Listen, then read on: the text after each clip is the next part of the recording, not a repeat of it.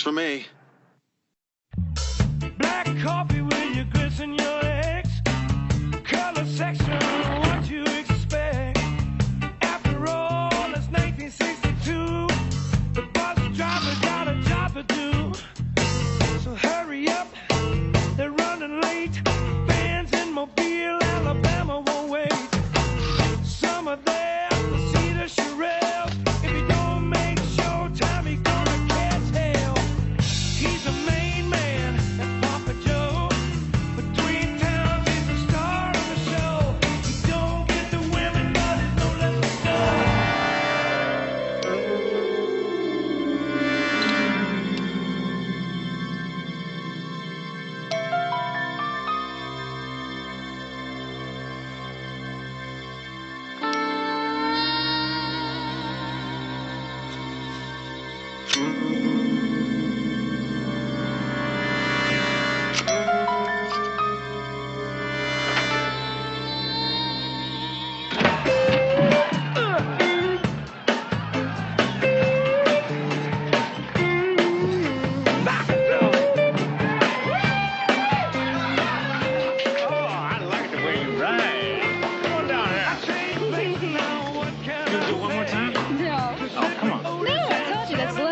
Jesse. For me. No. I gotta work tomorrow, remember?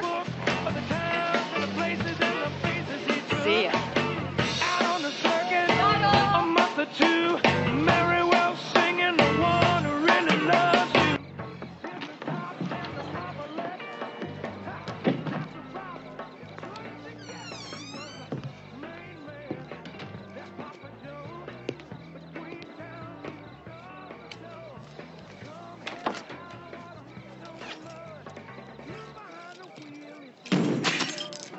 Gotta park so close.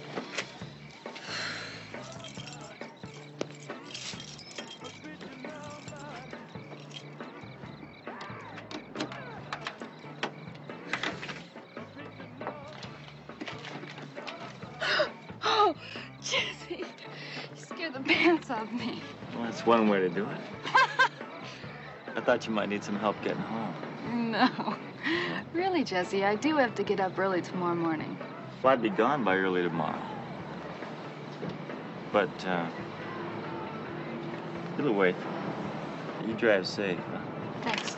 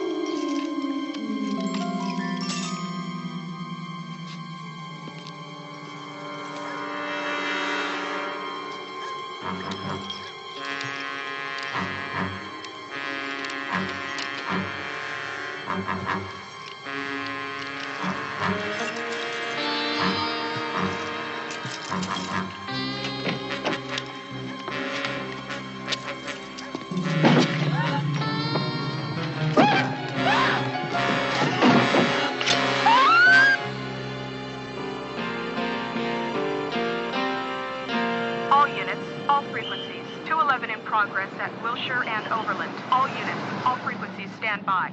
Unit 26, respond, code 3. This is L56. I'm 6 blocks north. We'll respond, code 2.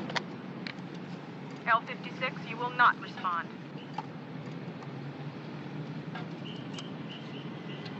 That's the second call you won't let me roll on. What am I doing out here, chasing gumball bandits? L56, meet me on TAC 2. Go have lunch, Hunter. Don't aggravate the situation. Captain Kane never liked you. Now that he's been demoted from the chief staff to division command, he's been chewing on everyone. Go meet Tony for lunch. I don't think this Ferrari Kane's got me driving's gonna make it. It's good enough to get you where you have to go. Only thing this thing is good for is a deep sea anchor. There's got to be 100 regulations against Kane doing this to me. You'll get a new car and a new partner as soon as the shooting review board comes back with the rating. For now, stay out of trouble. Don't crack up any more police vehicles. There's nothing left of this crate to crack up. L56 out.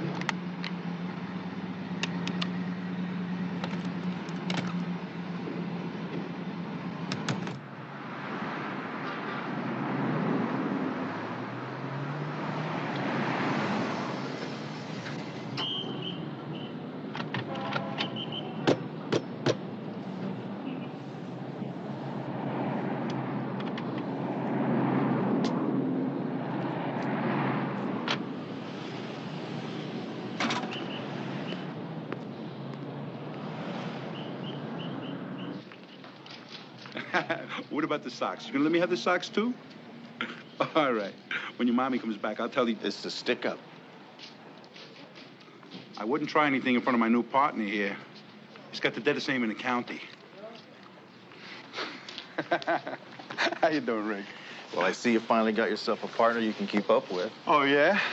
I tell you what, I could still run your butt ragged around any course you want to name. Oh, yeah? Hey, your cousin Jilly sends his regards. Tony, what are you trying to do to me? Don't tell me you're placing bets with cousin Jilly. He's the only honest bookie in town. Hey, be proud of him. I'll tell you what, as soon as I stop by to pick up my win, I'm buying lunch. Jilly got raided last night at 11:30. Story of my life. Oh, Tony, thank you so much for keeping an eye on Dominic. No problem, Mrs. Castellano. He's a great kid.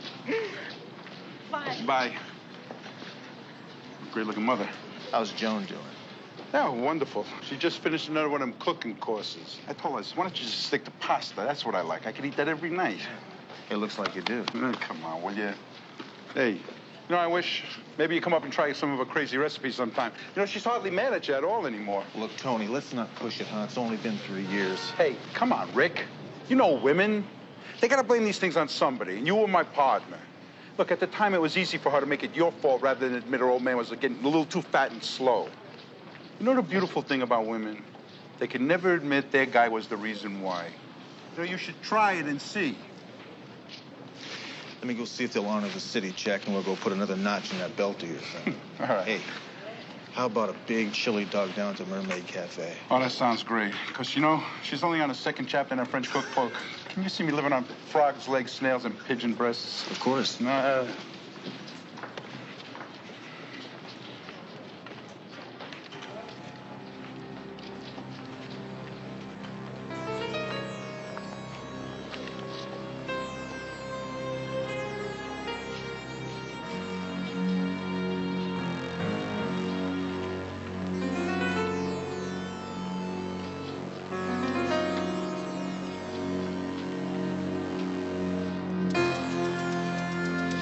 Excuse me.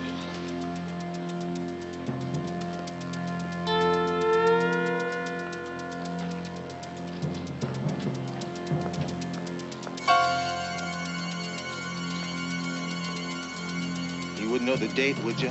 What? It's the 12th. Wrong.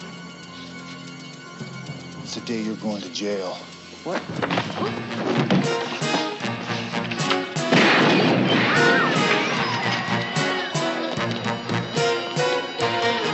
Take this guy. I'm getting the other one. Get out of here, man! Joey and Cookie hate it!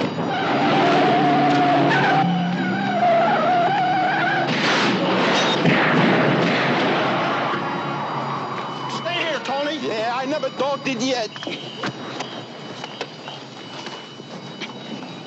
What the hell are you doing? You're driving. I can't, my leg.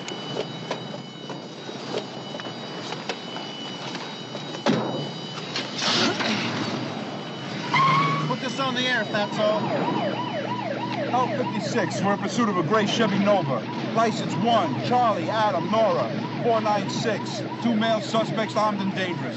We're code 3, southbound on. And what do we do now, Avid?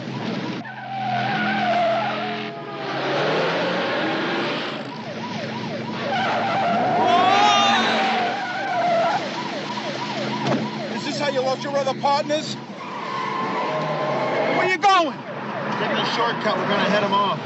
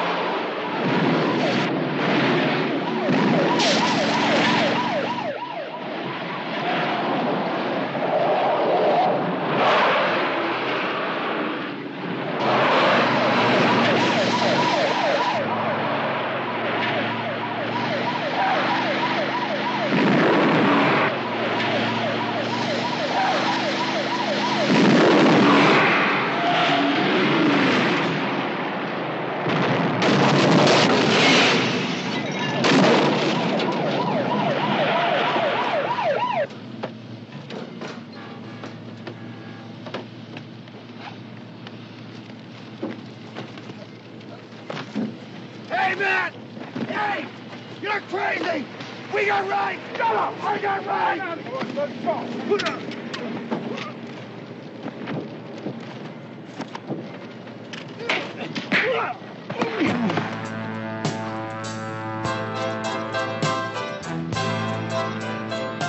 You have the right to remain silent.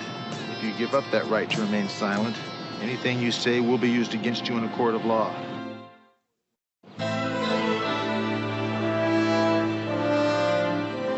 Those days are over. Now that I have taken over for Captain Riker, this division is going to see some changes in attitude. Driving the criminal from our city at all costs, stomping out the lowlifes, the muggers, the thieves, the pimps, the pushers. Those are the attitudes we no longer want around here, right, Sergeant? No, sir, we wouldn't want to stomp out anyone like that. The streets of our city are not a war zone. We're not trying to tame the uncivilized world. I've had all my policy changes written up in a clear, concise manner. You should have no trouble understanding them. Take one and pass the rest back. They're not listed in any particular order. They're all equally important. Warning shots haven't been required by police departments anywhere in the country for 10 years. They're required by me, Levine. I'm sure you'll find these rules are for the better. If not, I could care less. Captain, do you realize how many officers have been killed because they were too busy firing warning shots?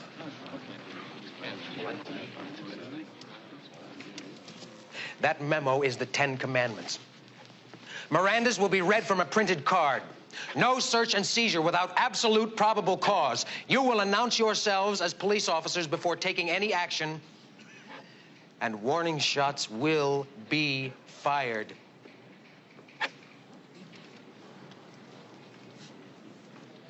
Another important item that I shall be instituting is full psychiatric profiles of all officers to be updated on a biannual basis. That's enough of that. And to help us with this particular matter, we have been lucky enough, or should I use the word blessed, to have one of the foremost men in his field donate his time to us, Dr. Terrence Bolin. I'm sure many of you recognize Dr. Bolin from when he was state wrestling champion at San Diego University. Yes. Dr. Bolin.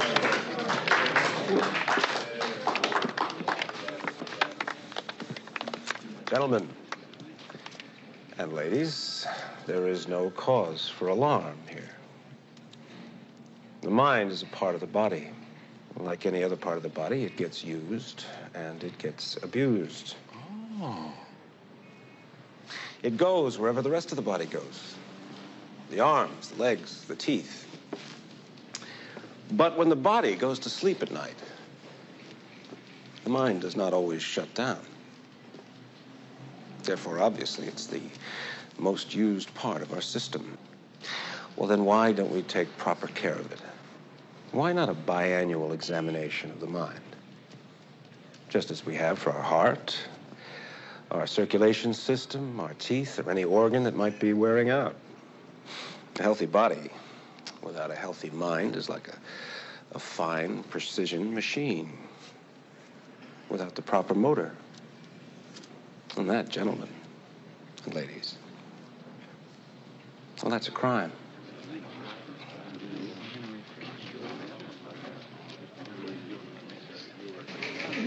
Hey, Rick, thanks for sticking up for us. Hey, nice going, Rick. Thanks, Hunter. I'm sorry I had to bust your cousin, but, you know, there was nothing I could do about it. Eli, you did the right thing. You did what you had to do. Bookmaking is bookmaking. Jilly knew what he was in for. No, not Jilly. I busted your cousin, Crazy Tommy T. Tommy T? Yeah. I haven't seen him in years. Yeah, he mentioned that at the arraignment. Oh, and he sends his regards. Yeah, well, regards back, huh? You got it. Hunter? Kane. A word with you, Sergeant. So long.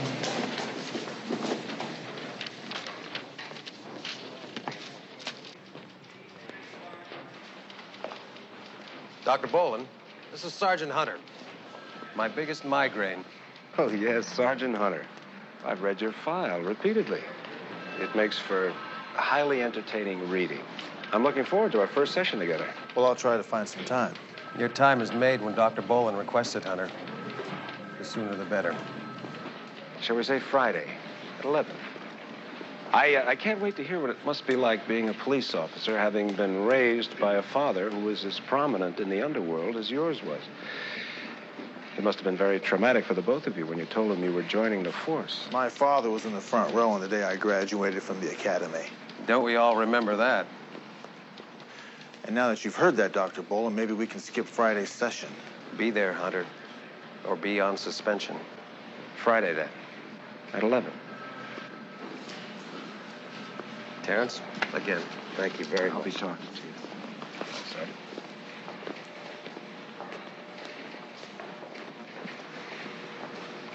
Captain, it's obvious you and I don't like each other very much, so why don't we just try to stay out of each other's target range? Your not liking me isn't much of a problem as far as I'm concerned. My not liking you is. Well, I don't see much chance of changing that, Captain, as long as you're with this precinct. Or as long as you are. The review board barely has time to call your last escapade a good shooting. And you're out there again making like Wild Bill Hickok. And since your most recent partner has just been hospitalized and I haven't had a chance to issue you a new one, you go out and rope in an old retired partner, drag him along and try to get him shot. Well, I'll go check with the watch commander and see about my new partner. I've already issued you a new partner. Someone who might have better luck keeping you in line. And who might that be? Detective Terwilliger. Bernie Terwilliger. Look, Captain, the department gives me a say-so in who I'm partnered with. If the other person agrees. But you and I both know there's not one officer on watch who'd team up with you. They may as well drive themselves down to County General, check themselves into intensive care. Captain Kane. How you doing, Bernie? Just fine now. I wanted to tell you, sir, it's about time. It is definitely about time. Thank you, Detective Terwilliger. Yes, sir, you've really got us on the right track now, eh? Well, you don't think that track could be leading us all to the morgue, do you, Bernie? Hunter? Hunter? Don't challenge me. You'll lose.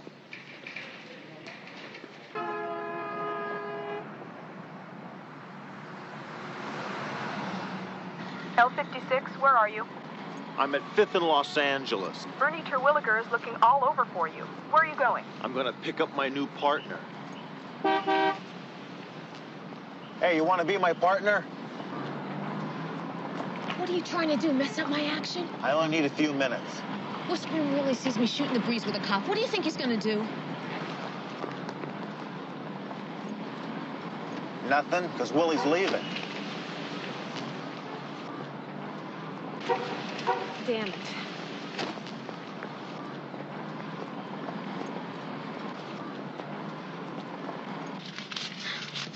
Look, Willie, don't do this to me. That's all of it, I swear. Shut up! She's telling you the truth, man. She gave it all to you, Willie. I saw her. Do me a favor, babes, and count your own money.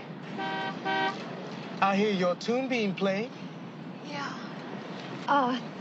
Listen, Willie, remember I talked to you about my sister? You said you'd check with King Hayes. Yeah. Now I'm saying to you is I see 60% of some action, which I'm already putting on your tab.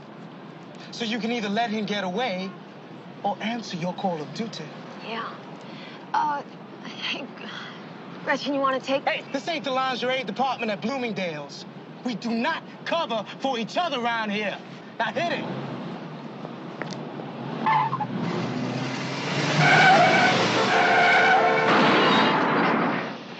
You stupid idiot! Willie! Hunter!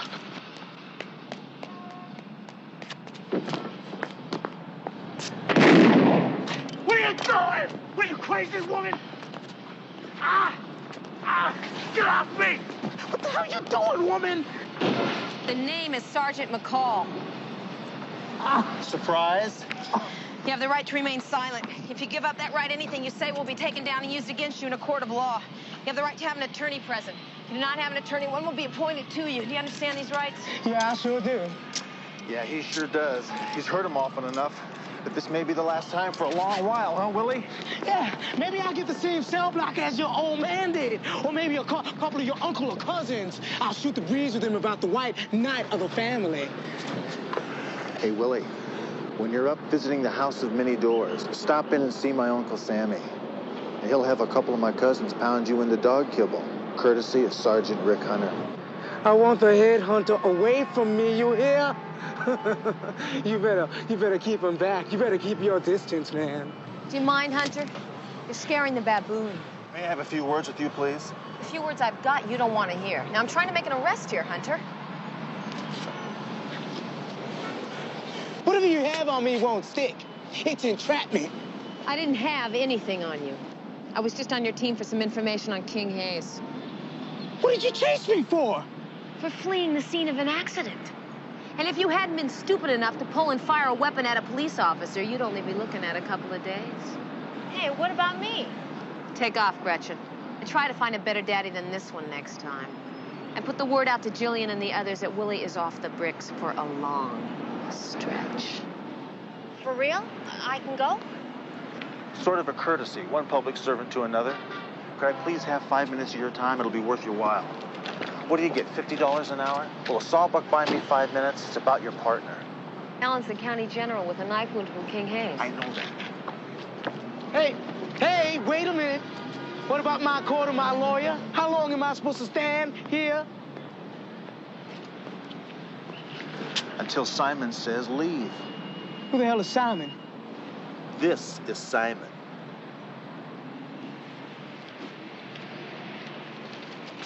You be my new partner? Had better offer standing on a corner on Sunset Boulevard. Yeah, well, Kane's not in love with you any more than he is with me. And if you're not careful, he's gonna have you chalking tires with Molly the meter maid. Thanks, Rick. Don't be a stranger. Look, no matter what partners they give us, you and I could get killed trying to keep some greenhorn alive. Yeah, but you and me? It's a marriage made in Disneyland. Not if we check in and check off a watch together. We do roll call, hit the streets, and go our separate ways. We regroup for EOW to sign each other's reports. After watch, we're on our own again. Beats getting a couple of partners we're going to have to visit in intensive care. Yeah, my floors bills are starting to look like the national debt. Well, you've got a real strange sense of humor. Comes with the territory. You need it to make it out there. And you also need it to dress like that. I'll dress any way I have to take down a toilet like King Hayes. A lot of people tried to nail him, and no one's even come close. He's got a sixth sense about it. He can smell undercover cops. Yeah. And there's only one person on this whole damn force who looks less like a cop than you.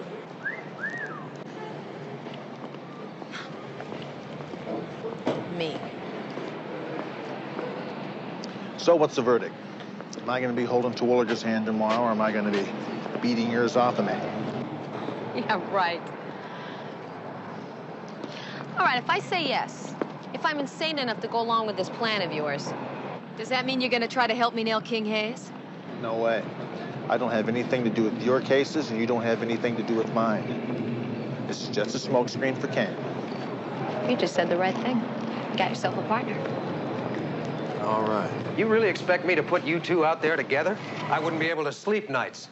When it gets right down to it, Captain, you really don't have much choice. We're both unassigned, and Sergeant McCall has long admired my arrest record and my style. She's been hounding me for months. And he loves the way I dress. You two really want to work together? Oh, yeah. Definitely. And, according to police regs, that seals it, right, Cap? McCall, where were you this morning? I had specifically requested all detectives in this division be at that roll call with Dr. Boland. You didn't get my memo? I was out getting a line on King Hayes. When I request your presence, you be there. Now, you get in touch with Dr. Boland's office and make an appointment. Between the two of you, he ought to be able to write a thesis that'll knock the socks right off the American Medical Association. Now, as far as you two teaming up, I know you've got some shenanigans up your sleeves. Whatever they are, I'll find out, and I'll put an end to them. That's all. Hunter.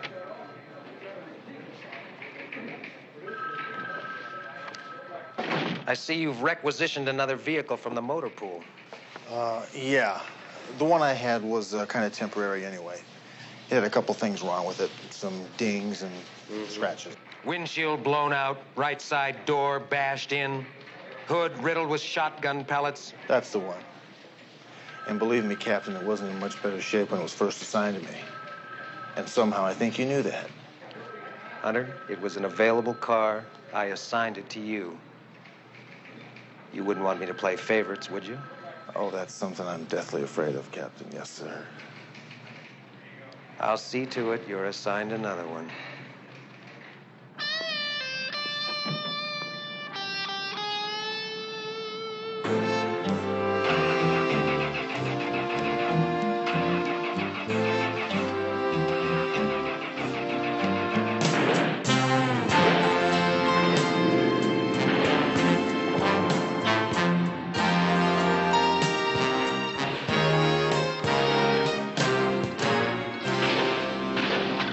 Smells like a kennel in here. This car was assigned to Vice. Canine Patrol. Who'd they cart around in here? The hounds of the Baskervilles? That was Goliath. He was a dope sniffer. Unfortunately, he found a bag of stash and ate it before his handlers could stop him. Goliath went bonkers. Wouldn't let anybody in and wouldn't let Officer Culligan out for 10 hours. Hope he's all right. Goliath pulled through and returned to active duty. Culligan's on extended medical leave. What'd you do to Kane? I was born. That would do it. Do you mind? What are you doing? Don't you carry any backups? Huh. You know, I didn't need you to nail Whispering Willie. Oh, you're very welcome. I'm not saying I didn't want him. All I'm saying is our deal was no jumping the double yellow line here. Well, let's just say that was a signing bonus. A one-time only special.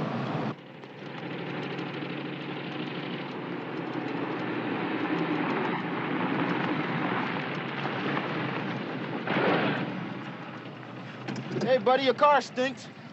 Why don't you just shoot this thing and put it out of its misery? Attention, any West Side unit. A possible 187 at 2100 block, Hancock and Lexington. See Adam 23 at location. This is L56. We'll respond. I am 3 blocks from Lexington and Hancock. You're 3 miles away. Well, that's a professional adjustment. I am rolling on 187 West Side. Out. L56, roger. What'd you do, break it? What, is this some kind of neat trick so your date doesn't cut out early? Okay.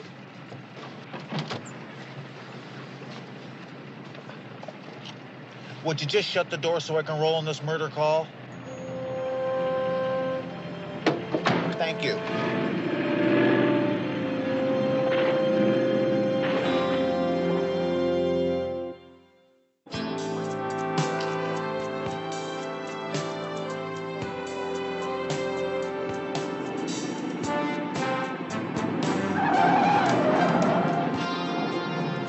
ain't sure pounding the sand into you, isn't he? Yeah, he's going for it. You want to sell it?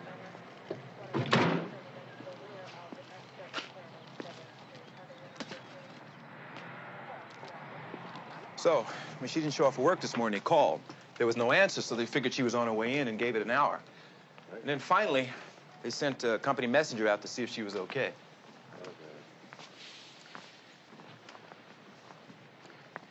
Now, he checked all the doors, and they were locked. Easy enough to lock on your way out without a key. Then he finally got a peek through those parted curtains over there, and that's when he saw the body. You want to talk to him?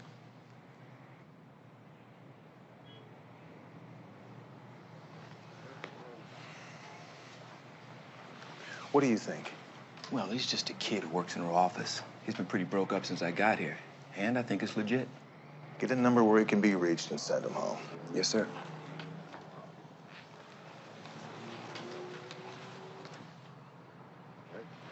Hey, Hunter. This your call? Sure is. Is it true? Word's out you're teamed up with the Brass Cupcake. Word's out, huh? Well, everyone's put in for flak vests.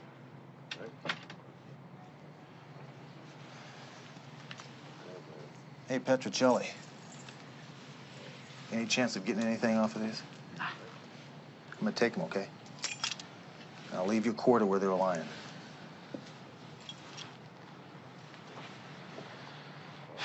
Headhunter and the Brass Cupcake together. Maron.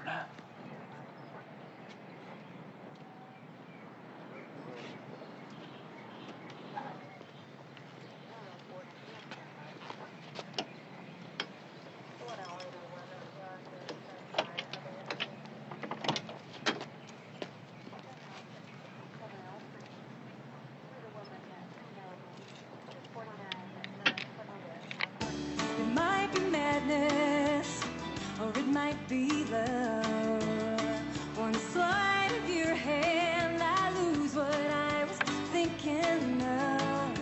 I think of oceans. I think you could find a better time to broaden your musical spectrum, Sergeant. What are you doing here, Captain? I heard you Roger the call on my way in, and I just had to stop by and watch Bonnie and Clyde in action. I was right. I couldn't sleep last night. Well, there are some things here to lose some sleep over, Captain.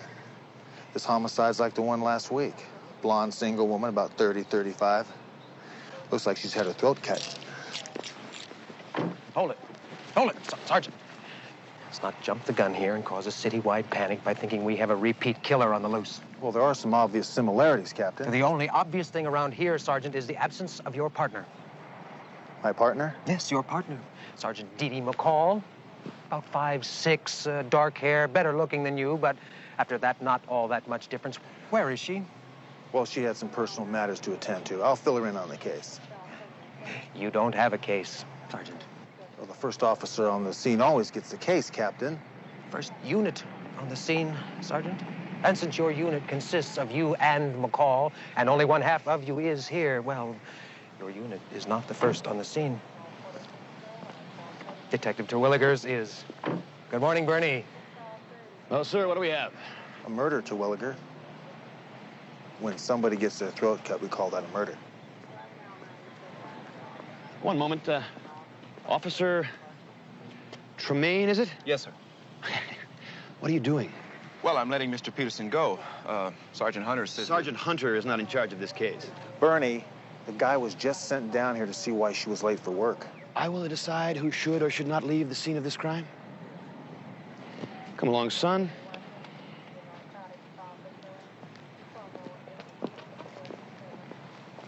I'm sure Detective Terwilliger will handle this case in his own manner. Look, Captain, you know as well as I do, a random killer is almost impossible to find. And we have no reason to believe there is one. Now let us discuss the issue at hand. You don't think you had me fooled for one moment when you and McCall came into my office with that pathetic story about having admired each other's technique for so long? You just had to be partners? Just how stupid do you think I am? Well, Captain, I really don't know. You two split up right after roll call, didn't you? Well, here's the scoop, Hunter. And you can run it down for your partner. The two of you will be together for From roll call to end of watch, every minute, every second. I mean in the car or in the can, I don't care. I will be running random radio checks throughout the course of the day if, at any time, for any reason, both of you don't roger the call or are not joined at the hip, you both will be talking to IA. Look, Captain. Look, this is kind of new to me, you know. A woman partner and all. Well, it's kind of embarrassing to talk about, but the reason she's not here is female problems. Female problems? Yeah.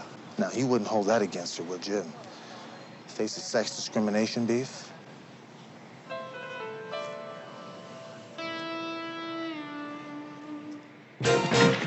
Look, King, I was just trying to say that you... Don't say nothing, woman. You don't twitch. You don't even take air up your nose unless the king says you can. You and me, woman? We gonna talk, huh? You ain't gonna like what I got to say. Please, King. I thought she was good merchandise. That's why I brought her to you. Hey, am I missing something here? You don't get paid to think. Since when is it your brains that you use, huh? Look, King, if we could just talk. You don't pay attention, do you, Mama?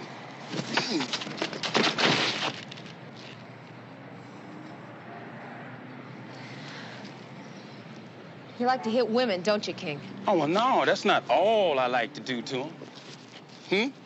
Is it, baby? Huh? Go ahead on. Tell this child what I do when I really get mad. Hope you can keep laughing, because you're going to need a good sense of humor to pull through. Drop the blade, Buster.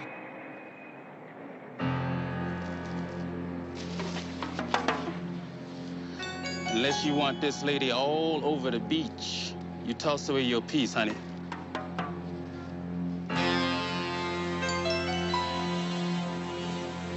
Guess I don't have much choice. Now, you don't.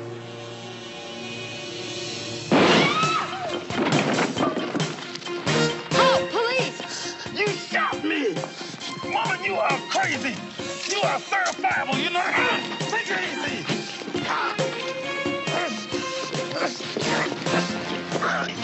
You okay, Gretchen?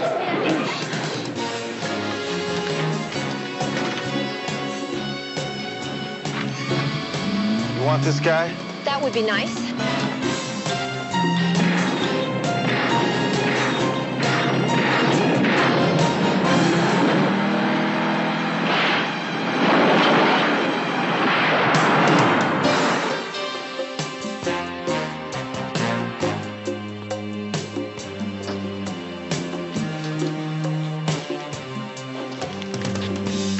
Stop or I'll shoot.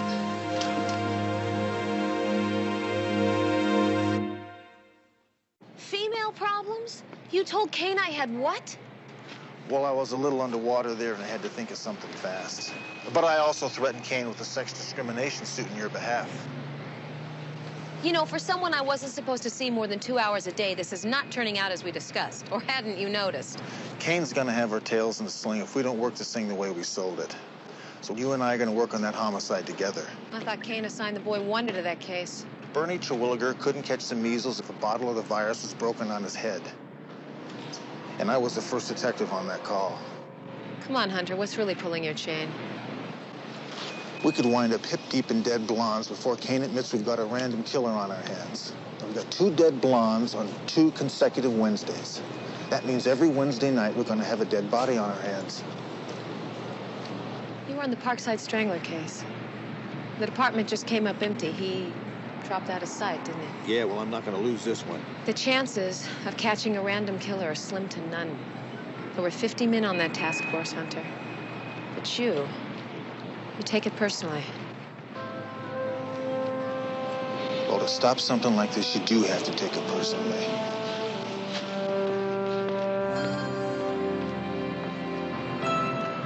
Glad King Hayes is out of the way. Gives me a chance to see what you look like when you're not all made up for trick. Or a treat. Are we playing the game now? I mean, do I fish for a compliment or something? Say, well, what do you think? Well, I hope not. Can I ask you a question? What's a trick like me doing in the cop business?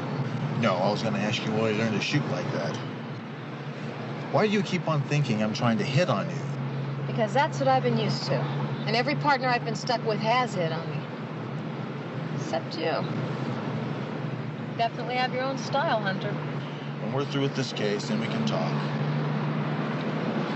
Just talk.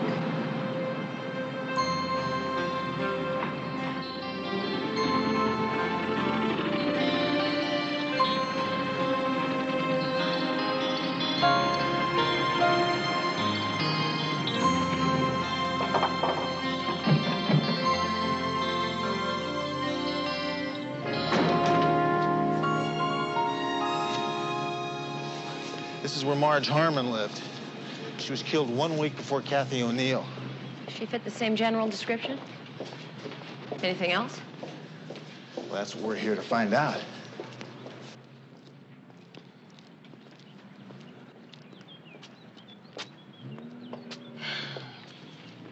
Well, that takes care of that. I don't think Kane is going to give us permission since he doesn't want us on this case in the first place. We don't need permission.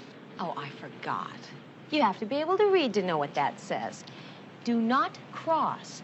Police investigation. And I'll be damned if that's not who we are. Hunter, you're going to get suspended. Us. We're partners, remember? Come on, open the door. What? Well, I heard you were good with locks. Come on, open the door. Oh, you did, huh? Well, some women get stories told about them. Come on, get your bobby pin out and open the door. Yeah, a bobby pin, right. Is that standard police issue?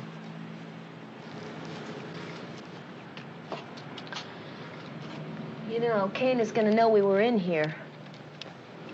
Not if we don't leave fingerprints, he won't.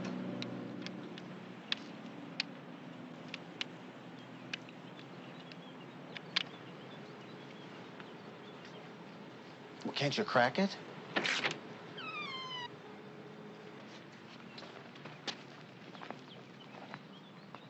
The autopsy confirmed both women were killed in the same manner? Throat slit from jugular to carotid. If not the same blade, then two very similar. On Wednesday. That's strange. Most of these nuts are out skunk hunting on Fridays or Saturdays. Skunk hunting? Yeah, you know, chasing skirts, trying to pick up women. Right. So why Wednesday? Who knows with nuts? Maybe it was his mother's birthday. Maybe it was the day he failed his 10th grade math exam. Wednesday. Not a single connection between the two girls? They don't frequent the same places, have any mutual acquaintances? Except one. They were killed by the same guy.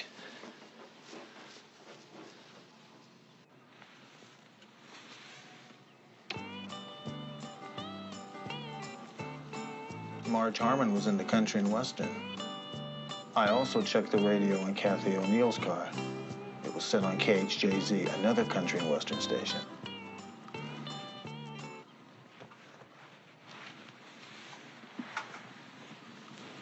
Looks like we got ourselves a real rodeo rider here.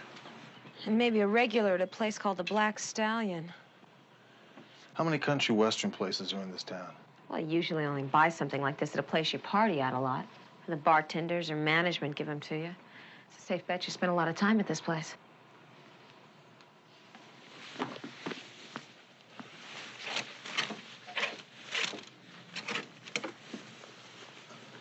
I think you can squeeze into this. You got a blonde wig in your hooker's kit? What? Well, you like to play decoy, don't you? I say we hang out at this place and see if we can't kick this hardballer over. You got anything? No, nothing. Nothing on Wednesday. Why Wednesday? What is that day? Except the day doctors play golf. Doctors? What time is it? It's almost 11. I got an appointment with Dr. Bolin, the head shrinker. Bolin? Yeah, and if I miss this, Kane will bounce me for sure. Yeah, I think you could do with having your head shrunk a little bit. I think you're going to need to come back here. At the very least, on a weekly basis, Sergeant Hunter. What? Well, it's obvious we have a great deal to talk about. We certainly can't hope to accomplish it all in one single session, huh? Well, I've already been in here an hour. Yes, well, that's not a great deal of time, considering the amount of work that we need to do. The work I need to do is out there on the street, Doctor. Now, I don't have enough time to come in here every week and answer your questions about whether I think my gun is a phallic symbol or a means of self-defense. Is that what you've been doing out there on those streets, Sergeant Hunter? Defending yourself? Do you believe that there are a lot of people out there that you need protection from? Well, now, just how would you know what it's like out there on the street, huh? How would you know what it's like to pull over a drunk driver and not know if you're going to get a face full of beer breath or a gut full of lead? To roll code 3 on some junkie with a gun and a bad need? Or a couple of pimps pounding their chicks for $50 and a giggle? Or maybe even a poor schnook with a hunting rifle who's decided to chuck it all and take half his neighborhood with him. So why don't we stop all this nonsense, Doctor? Let me get back to my job. Sergeant Hunter. You don't have a job unless I say you have a job. This examination is required by your department. You need to pass it in order to stay on active duty. Well, somehow I get the feeling I'm not gonna pass. Somehow I get the feeling that I failed before I even came in here. And you and I both know that Captain Kane put you up to this. That sounds like paranoid tendencies to me, Sergeant. Just perceptive ones. It's not going to be easy to run me off the force, Doctor. Yes, that's true. Unfortunately, I can't do it based on a single examination. The city requires me to review the patient on at least 3 separate occasions. But after that, with your case history? My case history is just fine. For a man who likes to use his weapon. The review board has never called one of my shootings bad yet. Tell me, Sergeant Hunter, do you enjoy playing judge, jury, and executioner? Do you?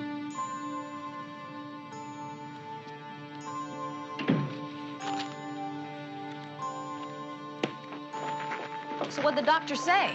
Can Ricky go out and play, or aren't all his groceries in the same bag? Apparently, I've got a terminal case. There's a news flash.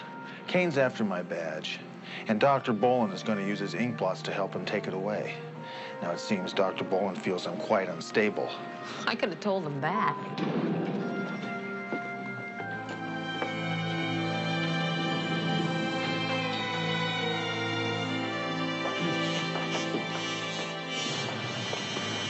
Bolin hit a raw nerve?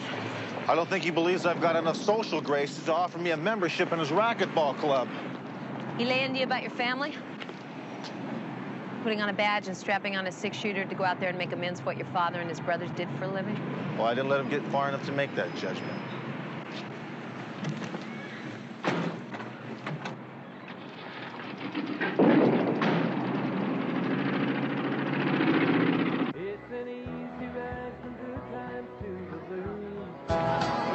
I've been driving that old highway, flashing signs to help me choose. Well, I know I've done you wrong. It didn't take me long.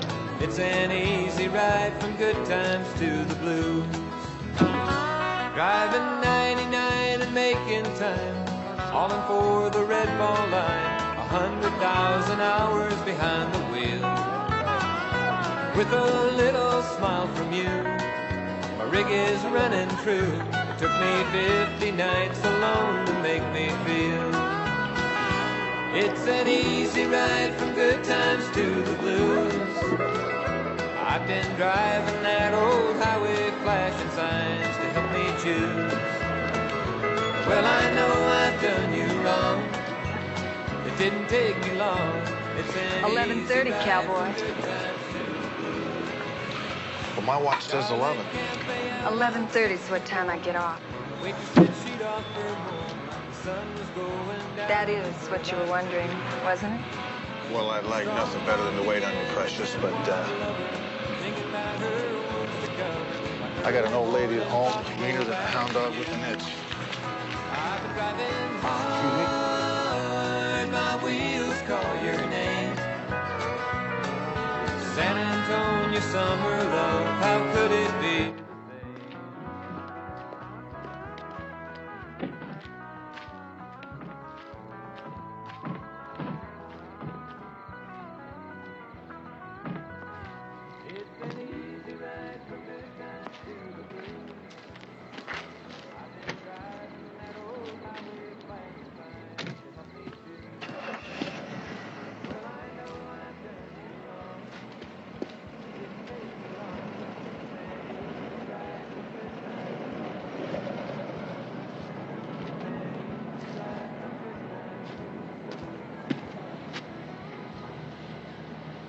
What can I do for you boys? You can tell us what you're doing creeping around out here, following my lady friend. Following? Well, maybe you didn't know, but we had a good little girl used to come around here. Got killed just the other day in her own home. Or maybe you followed her, too. Well, actually, I just misplaced my car. Any of you boys seen a purple customized Studebaker with big white walls and a gold grill?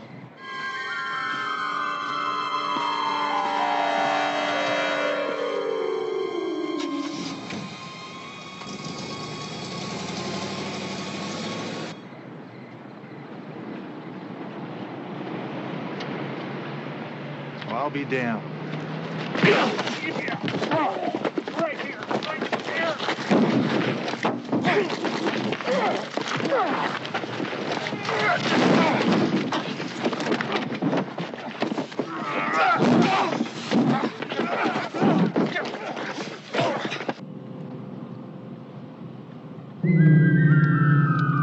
Someone hit our line, Hunter. Hunter, do you copy? Hunter, where are you? Well, look what we got here, Jesse. Are you fixing to do some damage to someone, Ace? See, we have to look after our own. Don't like outsiders coming around packing this kind of artillery. Just to have a few drinks in our friendly bar. My pocket. My wallet. Hey, we don't want some money, Ace. You just tell us what you was planning on doing to that little lady before we take you down to the river and teach you how to breathe underwater. I'm a cop. We're the sons of the pioneers. He is, Jesse. Look. He's a cop. Whoops. Sorry about that, officer. We really had no idea. We're just trying to keep our little gathering place here nice and peaceful. No hard feelings. Of course I got hard feelings. Give me my keys.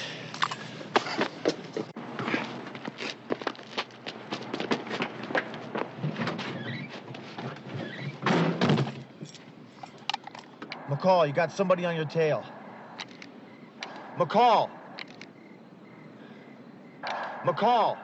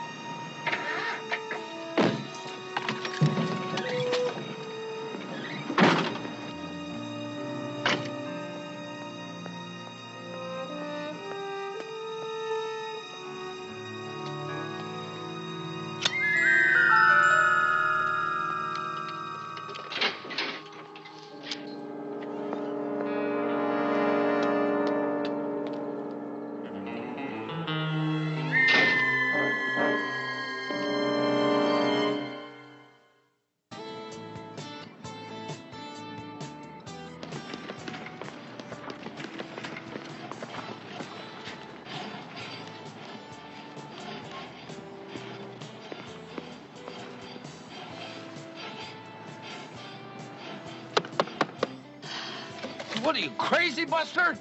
Open up, police. Police? Oh, I don't blame him. Quiet, Esther. Just give me my pants. Look, officer, we were just having some fun's all. I'm commandeering this vehicle. Sure, officer. You have to pump it first. Come on, Esther. The officer wants the truck.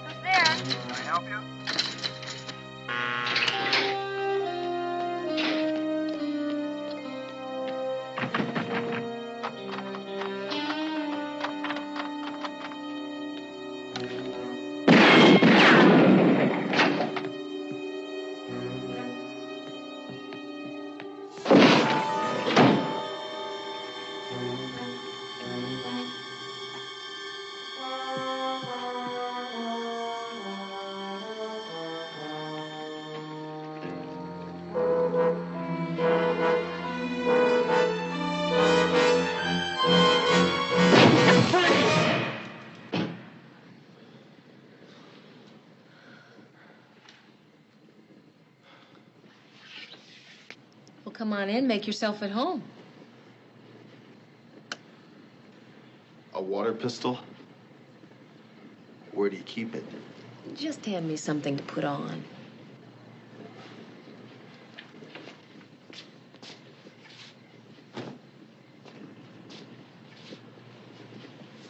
Thank you.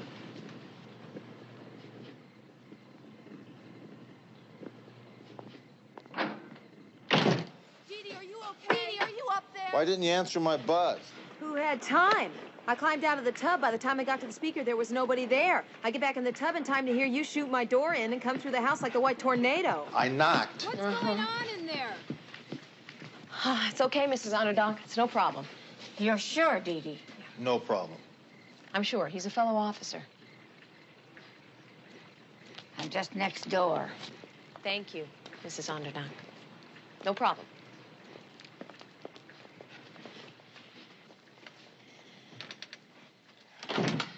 You were saying? I saw the Bronco follow you home. Oh, no shucks, Sherlock. The one time I really need backup and you make like Houdini and vanish. Well, I'm sorry, but I ran into a couple of your pals. Some good old boys who didn't want me messing with little old Pumpkin. Well, they intercepted me before I had a chance to follow the Bronco, which is gone. That could have just been some guy who was turned on enough to follow me home. Maybe try to get up the nerve to talk to me. Or it could have been our boy, following his usual M.O., hang out at a country western place, pick a target, follow her home, and wait for Wednesday night. The night when he gets his motor up to speed for some reason. So we managed to snag something in our net. That's good. Did you get a look at the guy behind the wheel? Couldn't. It was too dark. Yeah, well, I did. I recognized him, too. It was Dr. Bolin. Our Dr. Bolin? The department shrink? Yeah, it was him. It was Bolin. I'd swear it. In court? It was Bolin. Why? Because he's a nut. Look, if the guy killing these women was a cab driver or a plumber, we'd say he was doing it because he's a lunatic, right? Yeah. Well, just because our suspect's a shrink, we think he needs a better reason. Would you be willing to take this to Kane? I'd have a better chance convincing him of the Easter Bunny.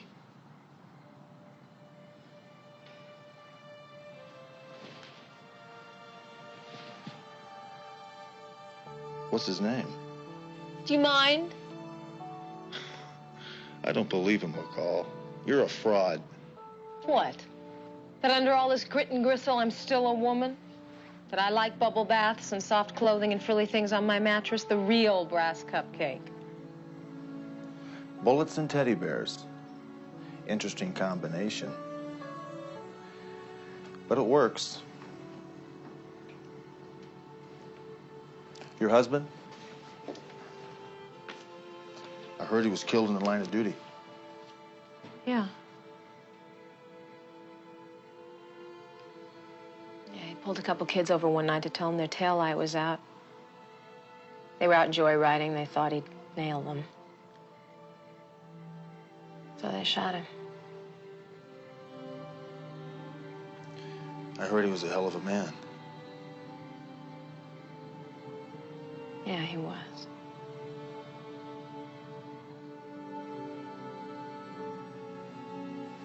So what about you, Hunter? Where's your other side? What is it you go home to when you hang up your gun at night? This is it. Bull.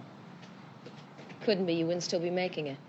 The only way to stay tough out there is to have some place where you can drop your guard, take the load off. Well, I've never had a chance to find that place.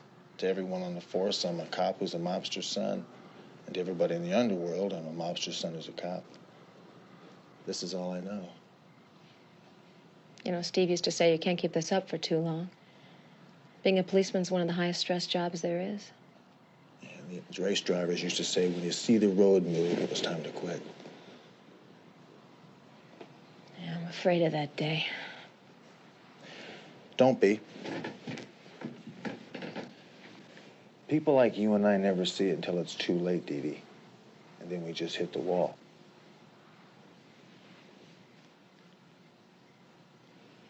Dooley. His name is Tom Dooley. Say hi to Hunter, Dooley. Hi, Hunter. How are you?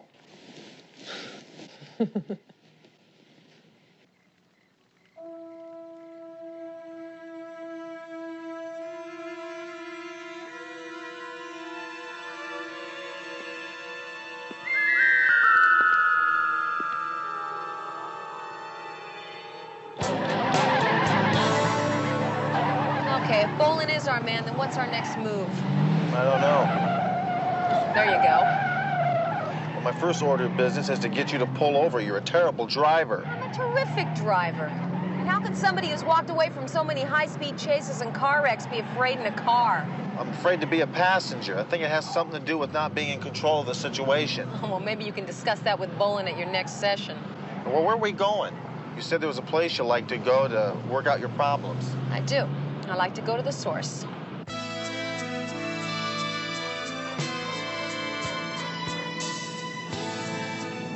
Voila, Dr. Bolin's residence.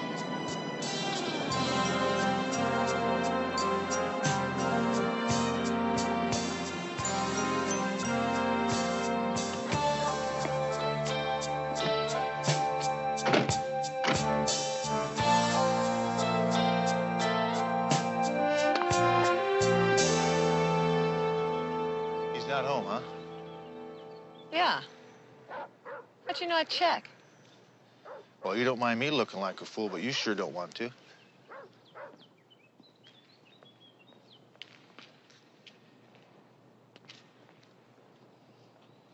What are you doing? Gonna find the vehicle that left that oil stain? Whoa, whoa, whoa. Hey, wait a minute. We don't have a warrant, Popeye. It's in violation of Safety Code 977B for a vehicle to leak flammable fluids. It's our duty to find that vehicle and issue a summons.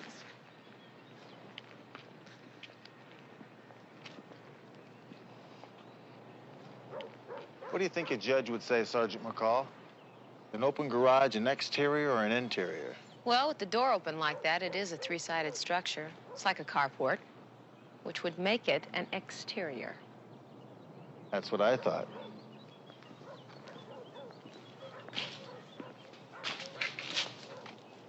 I thought you didn't get a look at the place. Couldn't, it was too dark. Maybe it was because it was covered up. And the plate light is missing, another infraction. Well, I suggest we ascertain if this vehicle is registered to anybody on the premises and point these violations out to them. Good suggestion.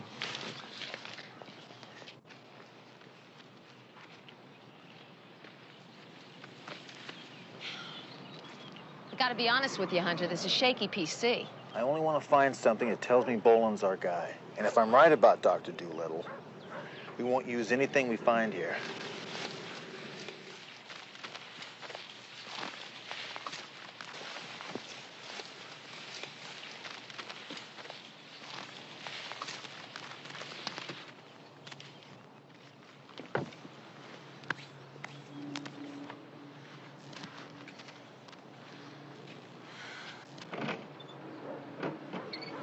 Do your tricks.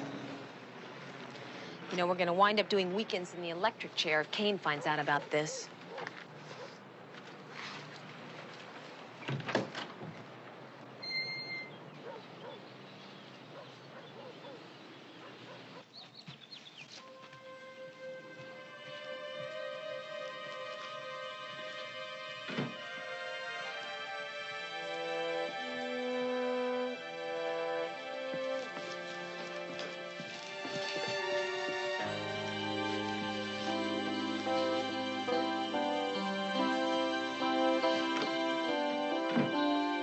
Check his drawers. I beg your pardon? Don't you want to ask me something? What? Why I'm doing this with you? Because no matter what kind of a clod you think I am, you know I don't make mistakes. Gotcha.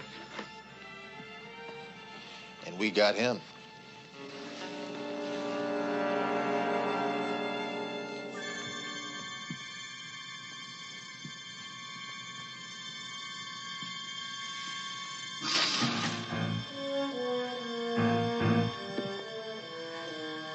Get him up, Scout.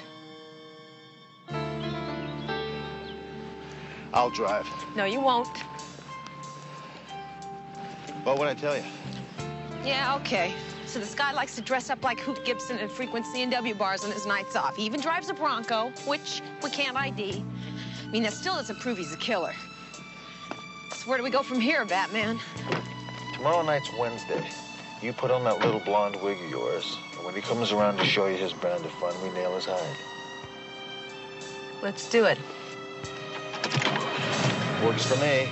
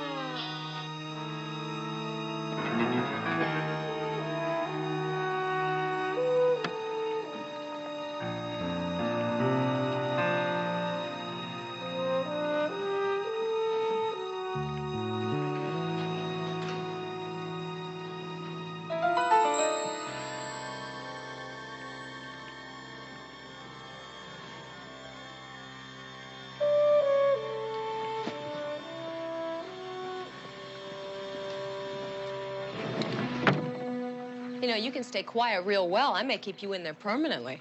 Oh, will you look at what you're doing to my red dress? And will you watch my shoes, please? Did you buy those, or did they jump out from an alley at you?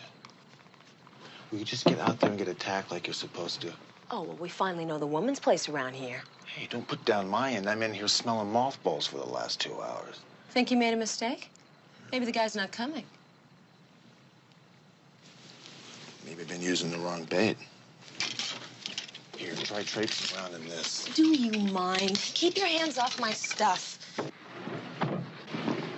And if you want to use a different bait next time, you'll get no argument from me. Oh, that'll be a first.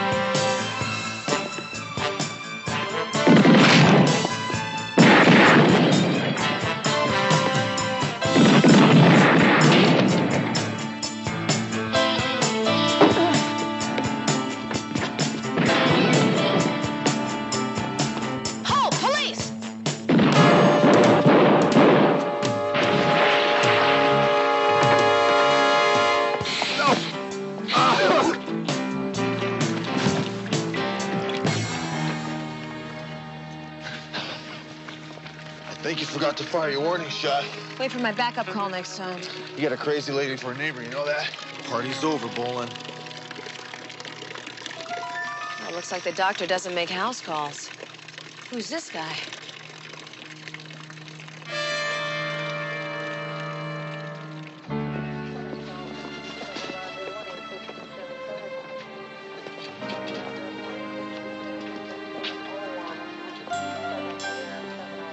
Let me know as soon as you get an ID. That may be sooner than we think. May have a record, I'm not sure. He looks familiar. I just can't place where I've seen him before. Oh, that's terrific, Sergeant. Less than 1 week together, you're beginning to sound just like your partner. You just shot a man, and you think you've seen him before. Well, you ought to get to know all of your attackers on a first-name basis. Don't get wise with me, Hunter. You're already working without a net. Now, what you two are doing, running decoy on the O'Neill and Harmon cases, is a matter we'll take up in my office tomorrow. Let's just hope you didn't kill some poor guy trying to deliver flowers or something to one of the tenants in there. He wasn't delivering flowers, Captain. Unless he was going to put them on McCall's grave.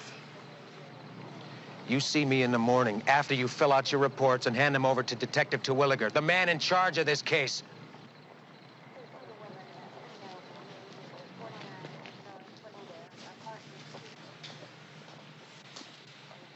Guess we were wrong about Bolin. Yeah, we weren't wrong.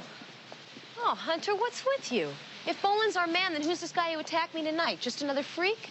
It's too big a coincidence. Yeah, well, so is the fact that Bolin was at their club the other night and followed you home. Maybe Kane had him follow us to find out what we were doing on our own time.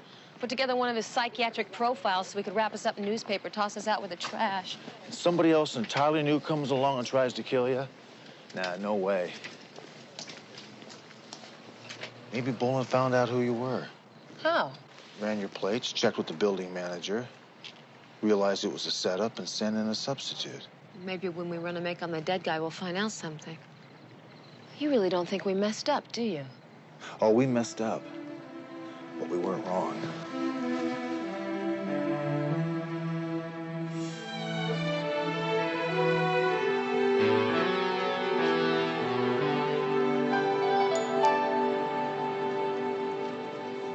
You know, we were right about our guy, Justin Taylor. He wouldn't know the inside of a room unless it was padded.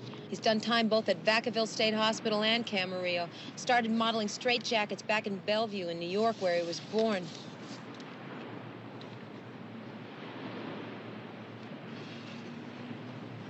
What is that? That is a chili dog with the works.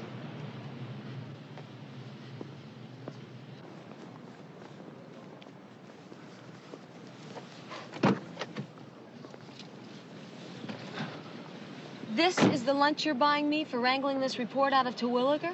Well, I used to bring all my ex-partners here. And all this time I thought they wound up at County General because they got wounded in shootouts. Give me that. It seems Justin Taylor was into every and all kinds of therapy. And guess who was working in a volunteer capacity at Vacaville during the time of his incarceration there? In fact, Bolin was on the review board that kicked Justin loose if he promised to continue psychiatric treatment on his own. Here, it says it right there, right under the chili smudge. And you remember I told you it was bugging me where I'd seen this guy before? Yeah? It was right in Bolin's office. The day you had your appointment, we were going out as he was coming in. Well, if Bolin's been treating this guy for the last 3 years, he probably knows how to push all of his buttons. What if Bolin figured out our trap? What do you think he'd do? Send in a ringer to throw us off. Works for me. Bolin's going to be on alert now. He's insane. He's the one that should be seeing a head shrink. He probably is. Most psychiatrists have analysts of their own. You know, one of the requirements to become an analyst is to see one. Well, let's go find his. You want me to drive while you eat that? Is that what you do with that?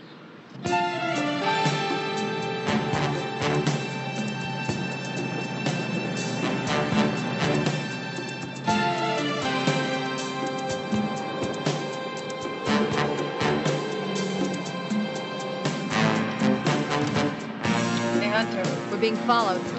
What? Hold on.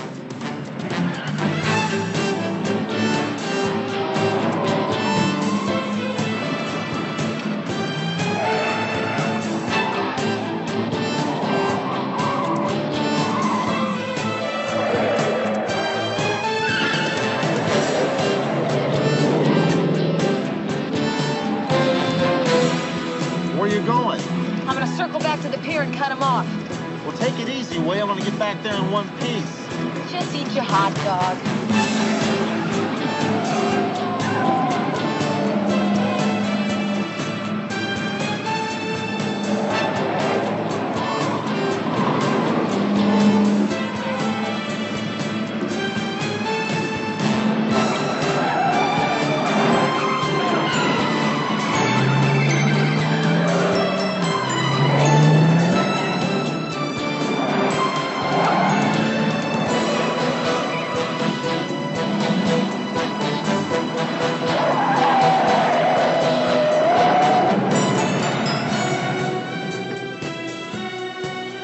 Police, get out of the car, now.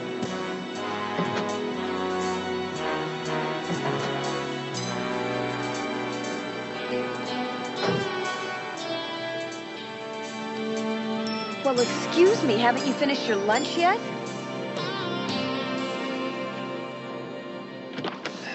Uncle Don, what the hell are you doing? Don't they have phones in Bel Air? You gonna chase me? Ricky. How you doing, Jackie? This could be worse. Jackie Valentine, pleased to meet you. Hi. You know, I don't get to see you much, huh? Well, I've been real busy. Yeah, I know. It's gonna be a small dinner this Sunday. Well, Jilly and Tommy, they'll make bail. Good. What about you? What's your problem? I have no problems. Your Aunt Sophie's slaving in the kitchen every Sunday, just in case you decide to grace us with your presence. Show up, will you? So we can have something different next time. I've really been busy, Uncle. Hey. Sure Aunt Sophie too busy to go down to Shatsky's and get you that Louisville slugger you wanted? Was she too busy when you had to have your cuffs lowered so you could go to that dance at your college? It was junior high. Yeah, whatever, you be that this Sunday. Don't disappoint your Aunt Sophie again, huh? I'll be there. I know you will. And bring your lady friend.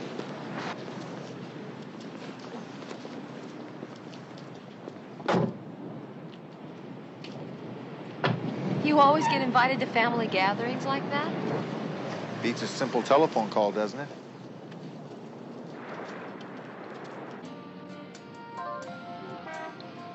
Would you please tell Dr. Kettering that Sergeants McCall and Hunter are here? We phoned a short while ago.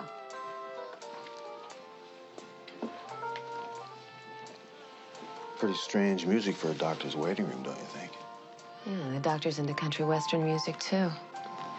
I'd sure like to know what the connection is between country western music and 30-year-old blue-eyed blondes. Hello, I'm Dr. Kettering. How may I help you?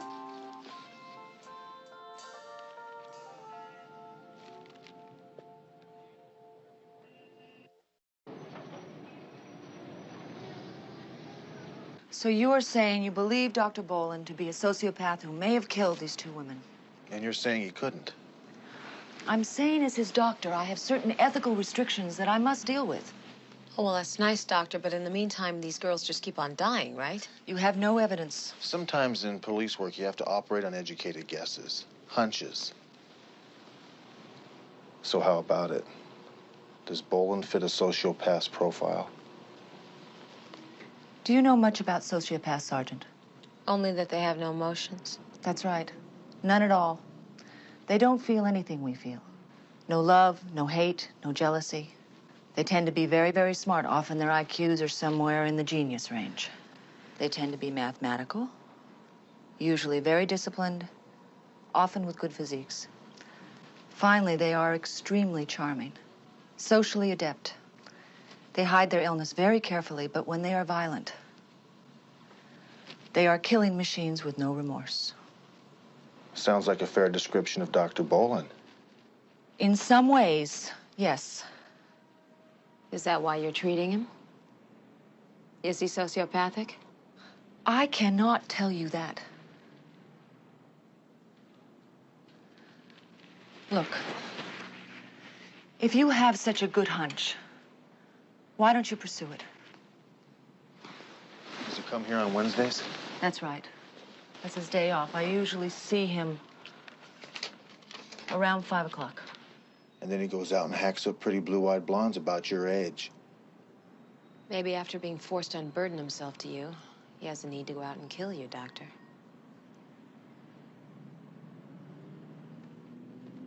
You people are practicing psychiatry without a license. It could work that way, couldn't it? It would be very unusual. But yes, given the right circumstances, in textbook situations, it could happen. Look, this is not a textbook situation. And I may not have a license to practice, but I think you're in real danger. Thank you for coming, Sergeant. I will review Dr. Boland's tapes. Well, thank you for seeing us. Be careful.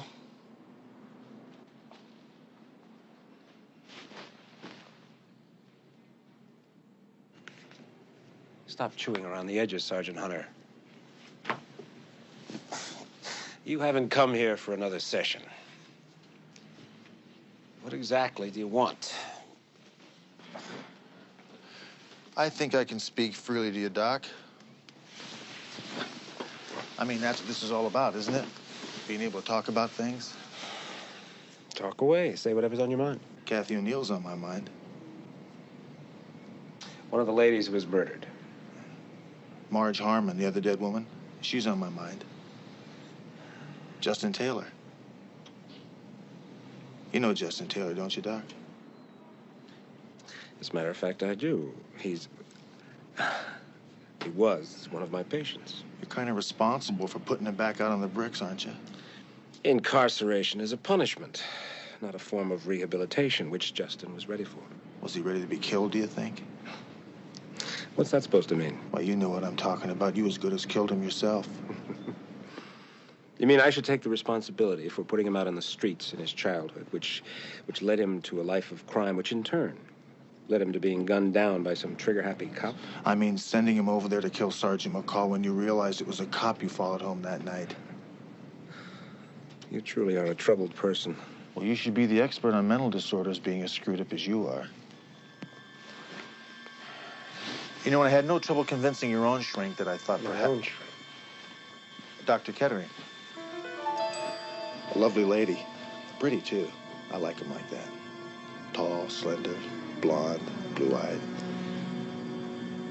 Sound like anybody you've come across in your travels, Terry? If I find out you've been harassing Dr. Kettering or any of my friends, I will personally call Captain Kane. And get me suspended for being unfit for active duty. Go ahead, that'll work for me just fine. You know, as an on-duty officer, I have 2 hours a day to work on your case. But once I'm on suspension, I'll have all the time I need to bust your butt. I'll be your worst nightmare. When you wake up in the morning, I'll be sitting on your front steps. And when you're driving into work, I'll be up there in your rearview mirror. And I'll be reading magazines out there in your waiting room and in the stall next to you when you go to the John. And on Wednesday nights when you're done with Dr. Kettering and you get that urge, the one you can't resist, to go out there and find your next innocent victim and purge yourself. When you really need it, when your every fiber is screaming out for it, but you know you can't. Because I'm gonna be right there. Shut up, shut up. Shut up. Shut up! Shut up! Shut up!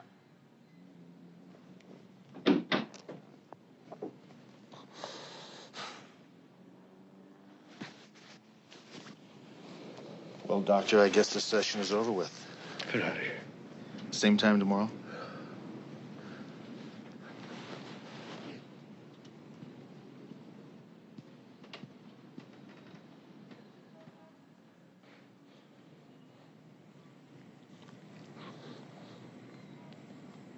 Get out of here.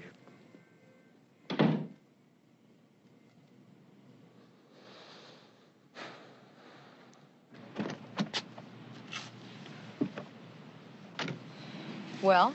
You know, I think there's something to this therapy business. After seeing Dr. Boland just now, I feel a whole lot better. Drilled him, did you? He's seeing daylight through a new hole, all right. Well, all we do is wait till Wednesday.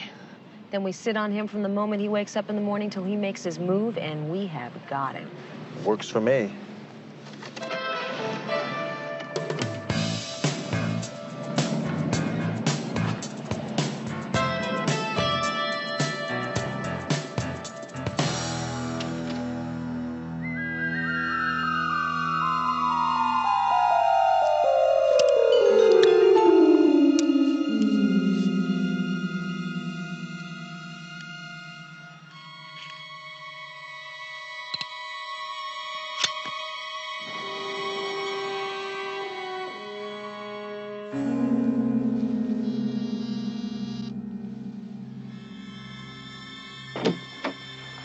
Terry. I wasn't expecting you until tomorrow. It's only Tuesday. I was going to call you. I just happened to be in the neighborhood. I thought I'd drop in. Do you have any time? I am going out. Anything special? No. No, I'm just meeting friends. I was just locking up. I'll walk you down to your car. Good. I'll only be a few minutes, Terry. I understand there were some people here asking questions about me. Police officers. A man and a woman. surely you must remember a couple of police officers asking questions about a colleague and a patient. Yes. But they were only here for a few minutes. Would you care for a drink? No. What do they want? Well, I don't know, really. I just told them that I couldn't divulge anything that we've ever discussed, and that our dealings were strictly confidential. So you did tell them I was a patient? They already knew that, and you are. Yes. Sure you wouldn't like that drink now? I'm positive. Well, then, I'm going to have one.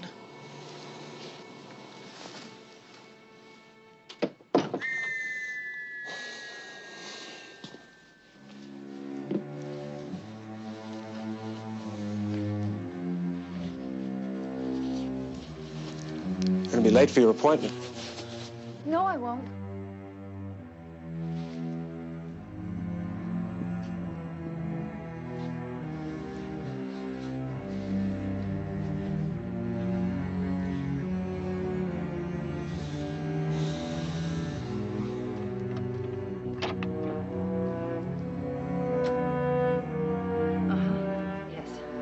He's here right now.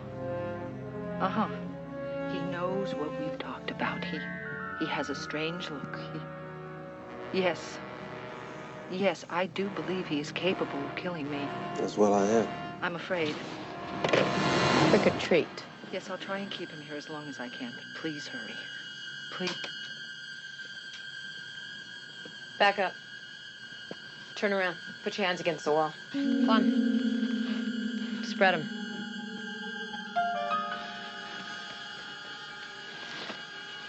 All right, where's the blade, Doctor? Hunter! Please, Bowen. Are you hurt? Stupid question. Call an ambulance. I'm going after him. You gonna be okay? Do it.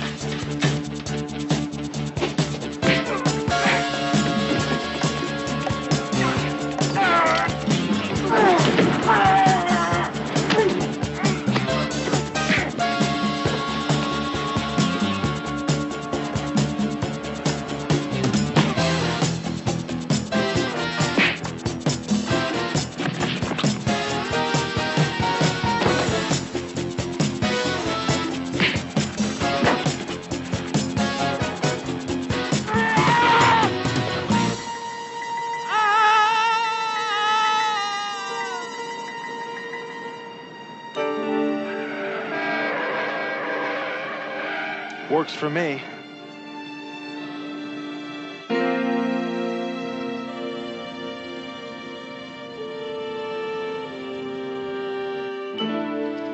Yay. About time. I got it.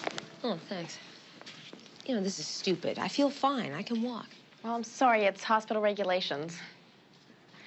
Oh, I'll be right back. You know, this wasn't a fair deal, Hunter. Least you could have done was get shot or something. Well, maybe your next partner will be more considerate. This union is officially terminated, then? Unless I do most of the driving. McCall? I wanted to stop by and see how you were doing. Well, it was good of you to show up on the day she's leaving, Captain. I'm fine. Shoulder's just a little stiff, but it'll get worked out. And you can take your time getting back. When you do, you can remain desk-bound as long as you'd like before we get you a new partner. Well, she already has a partner, Captain, remember? Surely you're joking. No, I'm not joking. And my name isn't Shirley. Well, then, let's get a few things straight here. Oh, could you hand me my teddy, Captain? Don't think everything you two pulled is going to get washed out with the tide on this. You disobeyed direct orders from me and violated any number of policies listed on my memo. And caught a psychopathic murderer and probably cost you your guest membership to his Beverly Hills Country Club. I don't find that funny, Hunter. I kind of do. Just kind of, though. I don't know how tough it's going to get on you.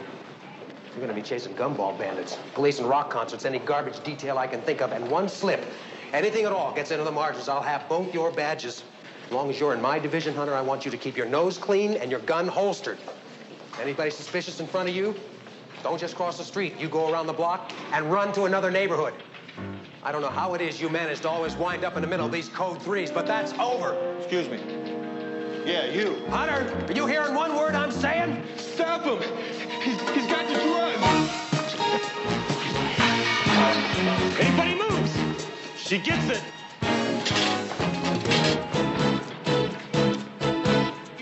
Well, punk, you gonna go for it?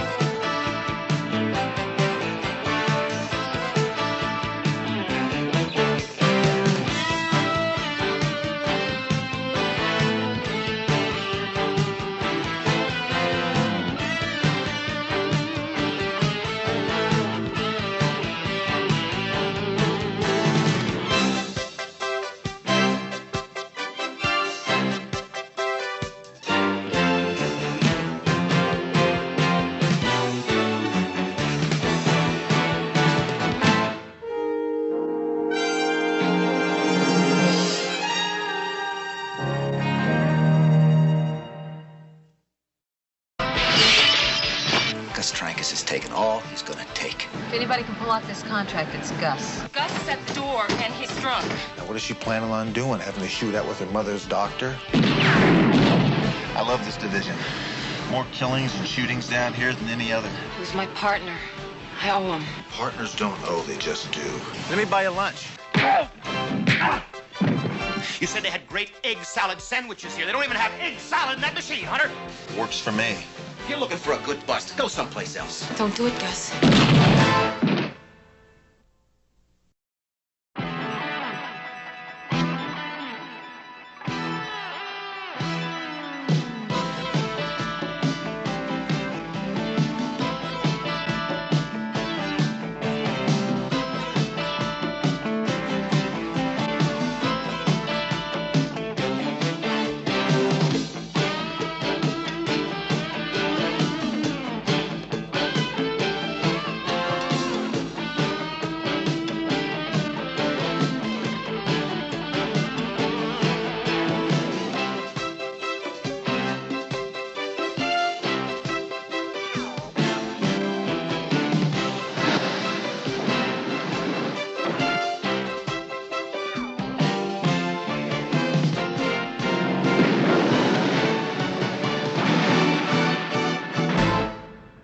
for me.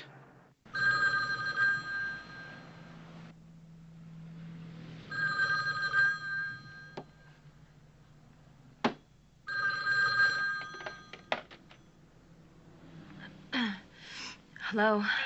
Open this door, Marilyn! Dee Dee, it's Marilyn. Gus is at the door, and he's drunk. What do you want me to do, Marilyn? It's not even 5:30 in the morning.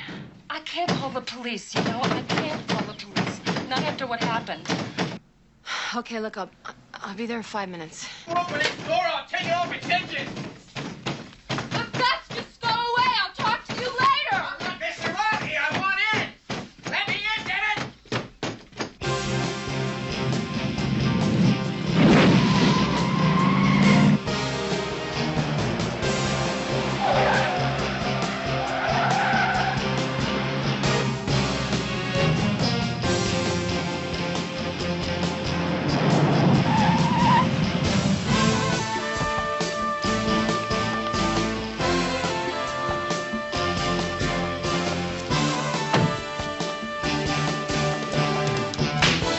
Open your mouth, Marilyn, and I'll fill it with dirt. I'm not kidding.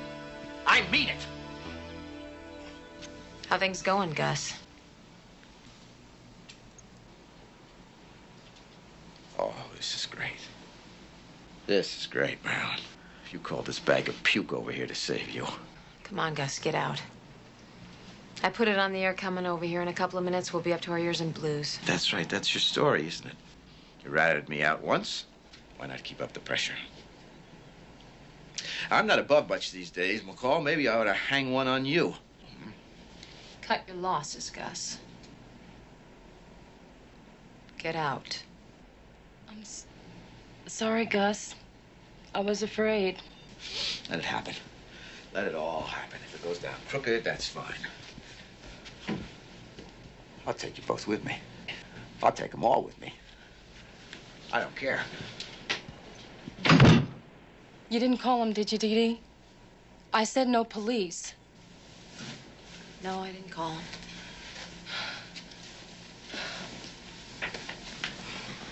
I don't know what to do. You know, I just can't take this. When I came in, I heard him say that if you told anybody what he told you, he'd kill you. Look, Marilyn, what's going on? I can't. I just want to get out of this. If you don't tell me, I can't help him or you. What did this to him, Dee Dee? What turned him into this?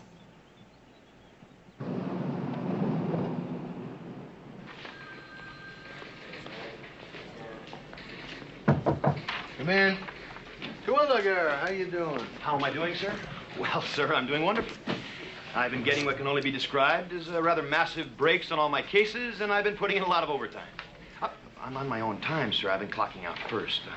I've been working on some special projects. I recently read the mayor's very moving speech on cleaning up the city. You know, graffiti, defacing, and so forth, and I've been trying to work up a program to deal with that. Once again, on my own time, Saturday work and so forth. Excuse me, Bernie. I'm fascinated, of course. I'm gonna have to reassign you this morning. Don't tell me, sir, that my transfer to public relations has come through. McCall called in this morning. She's gonna take a week's sick leave. I'm gonna sign you up with Hunter. With Hunter? Very well, sir. You know what this is, Bernie? That is a small spiral notebook. No, it was a small spiral notebook. What it is now is a deficient procedure and malperformance log on Sergeant Rick Hunter. I want every one of his departmental infractions in this book. If he goes to buy a candy bar without going code 7, I want it in the book. What you're holding, Terwilliger, is the most important exhibit in Hunter's dismissal board hearing. How you fill those pages will determine the success of that hearing. Okay, Bernie? Sir, I take this as a vote of confidence in my performance. Right now, Hunter's in the coffee room jamming jelly donuts in his face. Have fun. Yes, sir. Thank you, sir. Bring me back a flounder, Bernie. Yeah. I'm counting on you.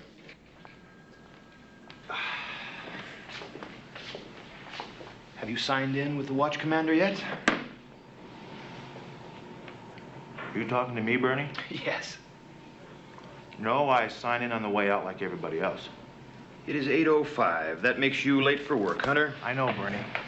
But I make up for it with my style, zest, nerve, and quality bus. 8:05 is 8:05. 8 sharp is 8 sharp. Am I missing something here, Bernie? Are you working on another brown bag special to help get yourself transferred to PR? That's very funny. Public relations serves as a necessary link between the practical business of the street and the public perception of police business. It's a real hellhole over there, Bernie. I hear they lost a guy just last week. Shot? Yeah, bad shrimp. We are going to be partnered for a while, so I think we can dispense with the ho-hum humor. It really doesn't amuse me at all. I'm partnered with McCall, Bernie. You signed in with the watch commander as is prescribed in departmental policy. You'd then be aware that Sergeant McCall is now on a week sick leave. Therefore, they have assigned you to me. Give me watch, Commander. Hi, Skipper. This is Hunter. What's this about McCall being on sick leave? Well, did you say what was wrong? Oh, well, I know that. Thanks. Since I am senior in days on the job, I will take the lead position in our little team of 2.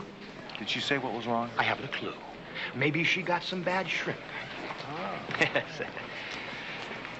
She's not answering her phone. You were trying to call Sergeant McCall? I was trying to, Bernie. Well, isn't that using a department phone for personal business? She's my partner. Correction. She is an officer who is unassigned and on sick leave. Therefore, she is not currently on active duty. You're trying to phone her as in violation of departmental phone regs. Is this what I'm in for today, Bernie? I've always thought that a rule-conscious officer makes fewer mistakes. I've tried to run my career along those lines. Got it. Just wait a minute. Clear us, will you, Sergeant? This is L56. Clear and rolling. Out. L56, roger. You are L56. This unit is my unit. I'm the senior officer here. I am L28. Clear L28, if you please.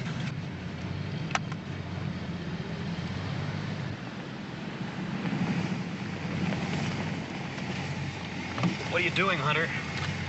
This is Dee Dee's house. She was filling out yesterday's reports. Now, you don't want us not to file our police reports, do you, Bernie? All right, but make it quick, will you?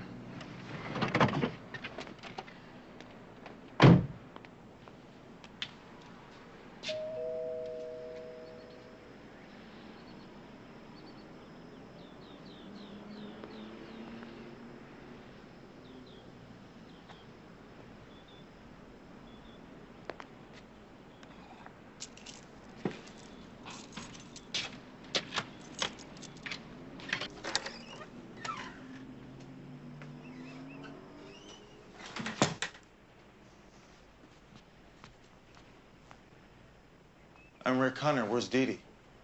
I'm sorry, I don't know. I'm her partner. Oh, well, she went to visit her mother in Portland. I thought she was sick. She took sick leave. Oh, well, her mother is sick. That's why she's in Portland. I've seen you someplace before. We've met, haven't we? I'm Marilyn Sangster. I'm an old friend of Dee Dee's. She's letting me stay here while she's out of town.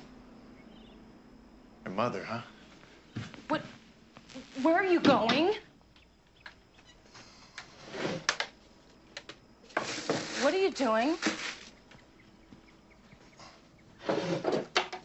Just get out of here. She took her police issue 38, as well as a belly gun 25. Now, what is she planning on doing? Having a shootout with her mother's doctor? I can't tell. I promised. If she calls in, tell her I was here. Have her call me. I have a new unit designation, L28. It's important, Marilyn.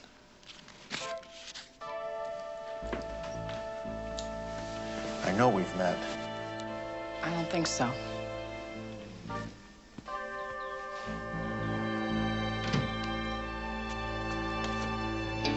Well, she wasn't home. I couldn't get the reports.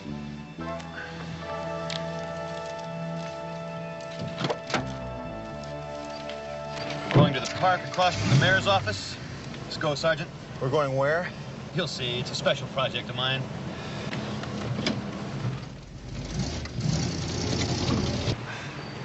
See the graffiti on that tree there? Over there on that monument and all the way across the park, all over the mayor's office? graffiti everywhere you look. Defaces everything. You know what we're going to do about it? We're gonna find out who's doing all this street art and start handing down citations, right, Bernie? Tell from the tone of your voice, you don't think this is very important, do you? Let me put it to you more plainly, Bernie. I think this is absurd. I'm a homicide detective. And what's with all the writing in the book? Why don't you take the right-hand side of the park? I'll take the left-hand side. Talk to the people. Get a description. We'll catch these punks. Crime doesn't pay. Not in my city. Let's move out, Sergeant. I don't believe I'm doing this.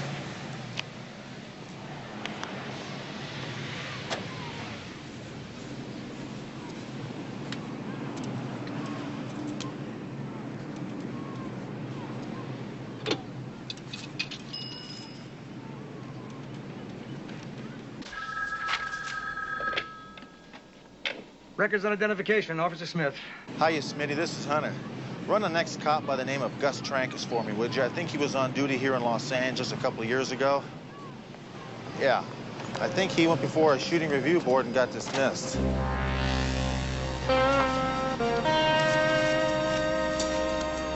want to hold? Or just take a minute to punch it up? Yeah, I got a couple of minutes coming.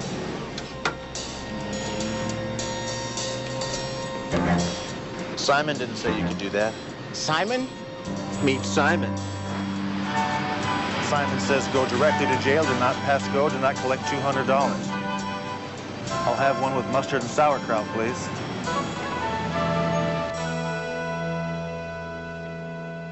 Okay, Hunter, I got him. Well, you're right. He got thrown off the force, killed a guy in an alley. Now, he claims self-defense, but they seem to think that he planted a gun on a guy after he shot him. Was his wife's maiden name Marilyn Sangster? Yeah, that's her. Wait a minute, here's something funny. You know who his first partner was? McCall? That's right, the old brass cupcake. Yeah, what else you got? He was a private dick for 6 months, and then he lost his license. Any known associates? Yeah, one. A guy named Brian Carmichael. Works as a bartender in a dive over in the 77th Division known as the Irish Rose. Trankus got involved in a fight in there not too long ago, broke the place up pretty good. This guy Carmichael, he refused to file charges. Okay, Smitty, thanks. Oh, send a black and white over to the park opposite the mayor's office for a little bit of cleanup, would you?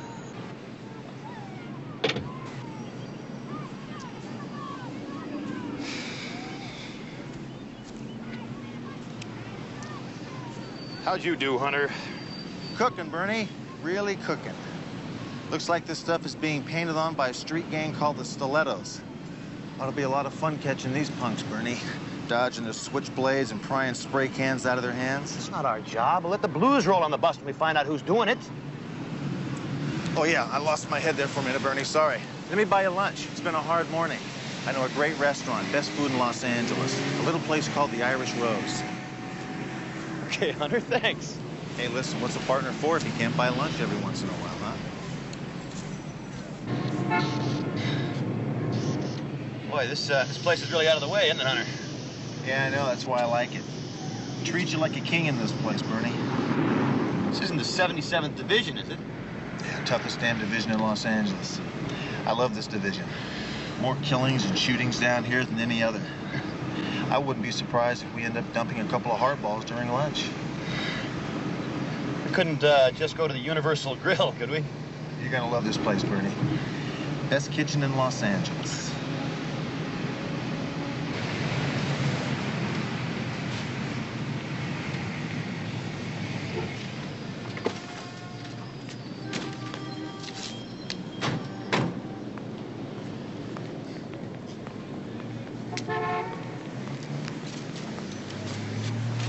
Hey, look here, Bernie.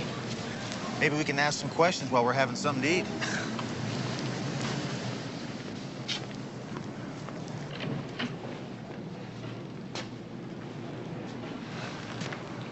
There's no kitchen here, Hunter. This is a bar. Oh, see this sandwich vending machine here, Bernie? The best egg salad sandwiches in Los Angeles come out of that machine. Hunter, what are you doing? Talk Talk about coincidences, Bernie. I think that's my sick partner, Dee Dee McCall, over there at the end of the bar. You should be in the valley working on my case. Instead, you bring me to this slum capital of Los Angeles to check on your crazy partner.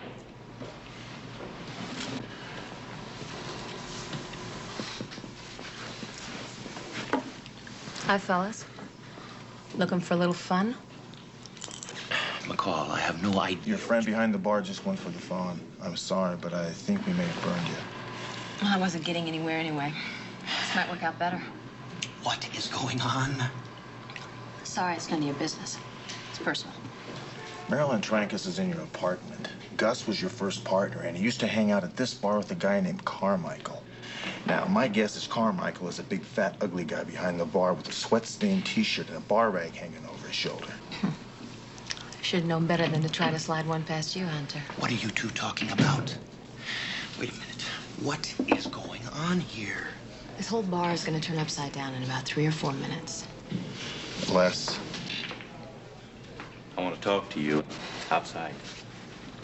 Maybe I don't want to go. Leave us alone. You're going, mister.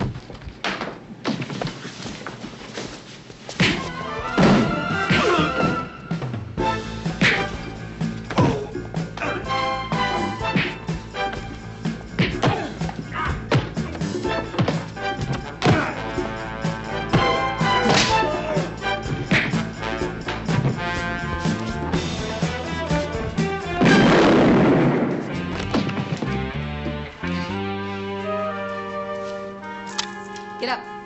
Come on. You two. Over the table. Come on. Spread them. Do me a favor, would you, Bernie? Read the stiff his rights before he comes to.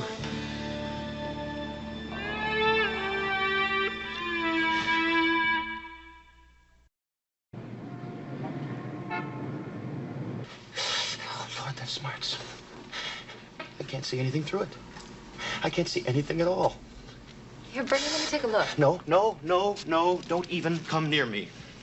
I was just trying to help. You've done quite enough already, and it'll all be in my report, all right?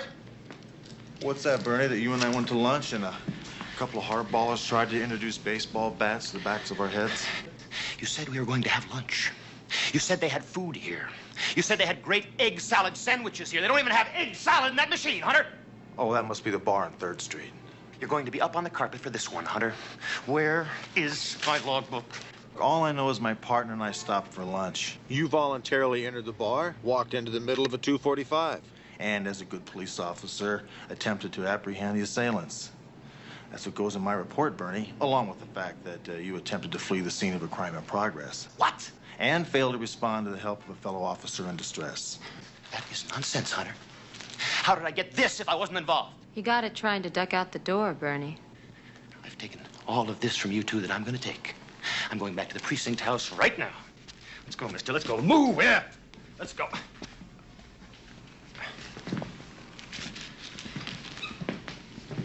Hunter. I'd have a talk with this guy at the bar before Bernie comes back.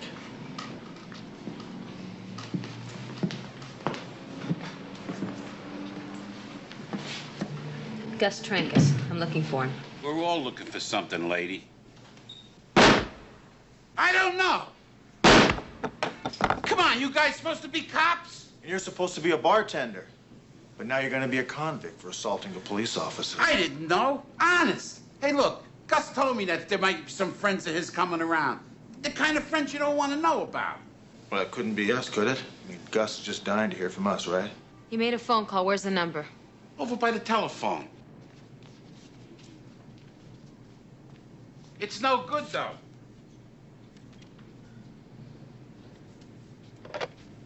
It was disconnected when I called. Hey, listen.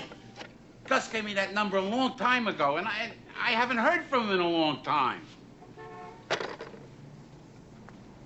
I'm playing aces up with you. Really, I am. You give me a call if Gus checks in. Sure, sure. No sweat, no sweat. Look, I had to do what I did. Gus is a buddy of mine. Hey, you'd do the same thing if you had a friend that was in trouble. Wouldn't you?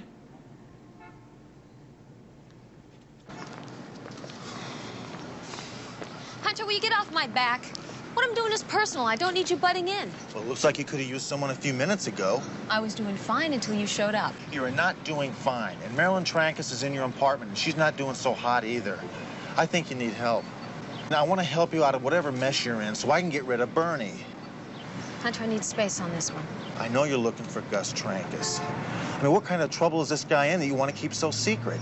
He told Marilyn he took a contract. A contract? At least that was the word he used. It couldn't mean anything, but after he told her, I practically beat her to death to keep her from repeating it to anybody. I gotta go. No, hold on. Go home and wait for me. I'll dump Bernie and I'll come back and pick you up. Hunter, I didn't ask for your help. Well, you just don't know how to ask for help. Look who's talking. Oh. Bernie! Oh. Bernie, you okay? Must have had friends hiding in the shadows. They jumped me all at once. Shadows? Bernie, it's broad daylight. Come on, Hunter. I'm wounded. Caught me where I was most vulnerable, on my blind side. Where have you been all this time? Leave me out here with two dangerous prisoners. Oh, yeah, you're right, Bernie. I guess I should have been out here. After all, they were only handcuffed, right?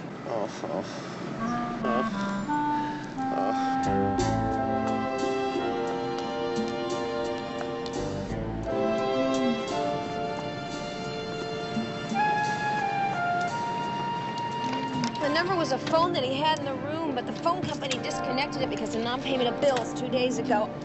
I am really not in the mood for this right now.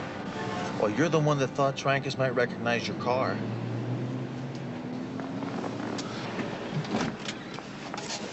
Where to now? I'm dry on this. I thought for sure I'd get a line on Gus out of the Irish Rose. You'll think of something. You spent a lot of time with this guy. After all, you were partners for years. We were more than partners. We were a real team, Hunter. I was fresh out of the academy. Gus taught me so much. He showed me the streets. We made a pact. We were going to do it together. Together, we were going to make a difference. Looking back, I guess we never really did think alike. After the shooting review board washed Gus out, I never wanted another partner. I never wanted to get that close to anybody I worked with again. He's capable, isn't he? I mean, he could take a hit contract, couldn't he? Yeah, I gotta get to him. I gotta help him, Hunter. There's got to be something you're not clicking on. You know, I mean, what about the cases you had together? Little things you pick up. Oh, damn it, Hunter. The Magistretti hit. Well, the bullet from Chicago took out Eastside Charlie? Whenever a button man comes to town or someone goes to ground, procedure is a search of all flop houses and apartments, right? Right. Well, the thing that impressed both me and Gus was that this guy who hit Eastside Charlie came to town and rented an office. I mean, you never think of offices for lease. How many of them are there that never get checked? You think? Works for me.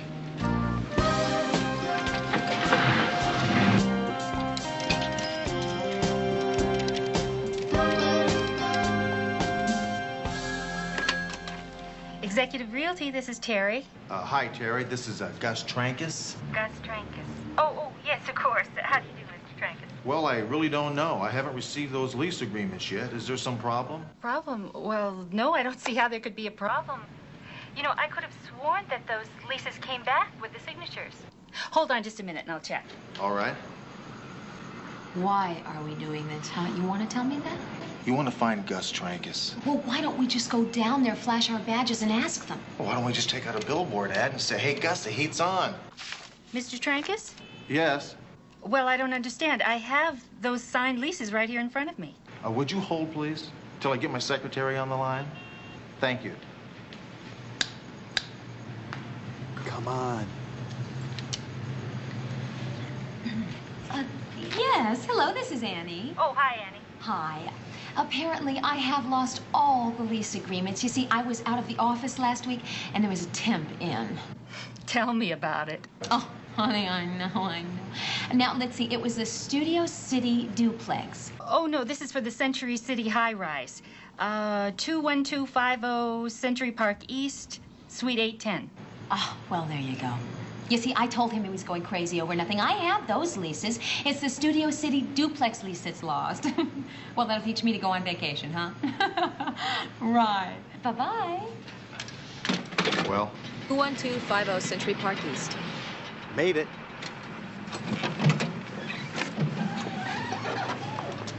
Don't slam it.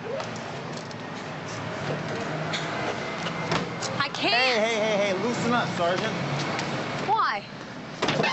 Well, you know why. This is no way to go in there and face this guy. What are you talking about? You know exactly what I'm talking about. Rein it in. Do the job. You lead with your emotions and you won't be in control.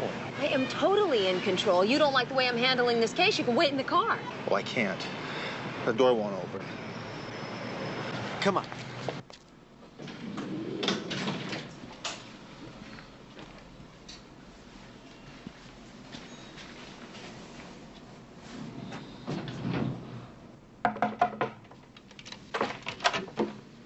I don't believe it.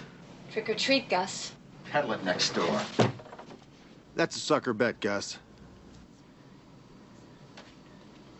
Well, you did it again, didn't you, honey? Went and brought in the heat. Hunter's just here as a friend. Hers, not yours, Meatball. Hunter, please. What the hell's going on, Gus? Huh? What are you doing? What the hell do you care? I do care. It cost me a lot to find you. I care a lot, and so does Marilyn. I got a lot of caring from the two of you. Up to here, I got your caring. If you're looking for a good bust, go someplace else. Don't do it, Gus. I don't know what you're talking about. And I don't need a license for this thing. What kind of hunt you planning to do with this, Gus? Take your friend and shove off. Let me help you, Gus. When I needed your help, you weren't there. When I needed you to stand up for me, you folded like a bad poker hand. I did what I had to do. I couldn't lie, and you wouldn't have wanted me to. Aren't you living in some fairy tale? I was one of the best damn cops on the force. I was first in my class out of the academy because I was doing my job, because I wasted some slob. I end up jockeying the unemployment line. Take this broad and get out of here. Gus, for God's sakes, you can't go through with this. I know you, and you can't. You never knew me. And I never knew you, honey.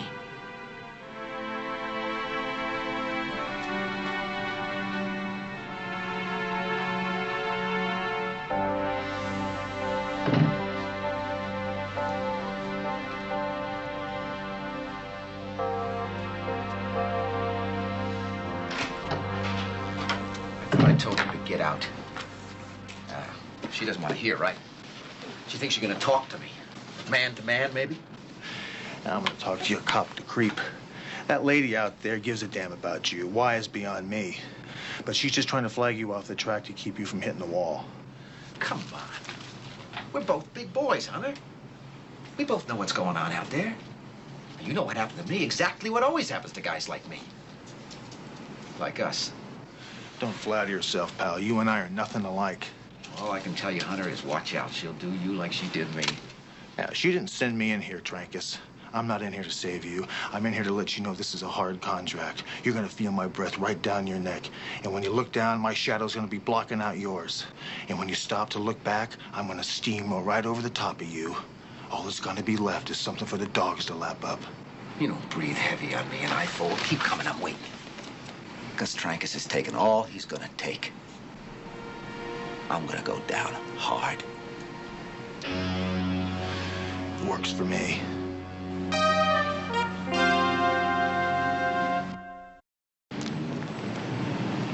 Want to know what you said to him, Hunter? I told you it was nothing. Just a hello and a goodbye. I forgot my cigarettes. You don't smoke, Hunter. Oh, yeah? You should have seen me a few minutes ago. Hey, he's going for it. Come here, come here.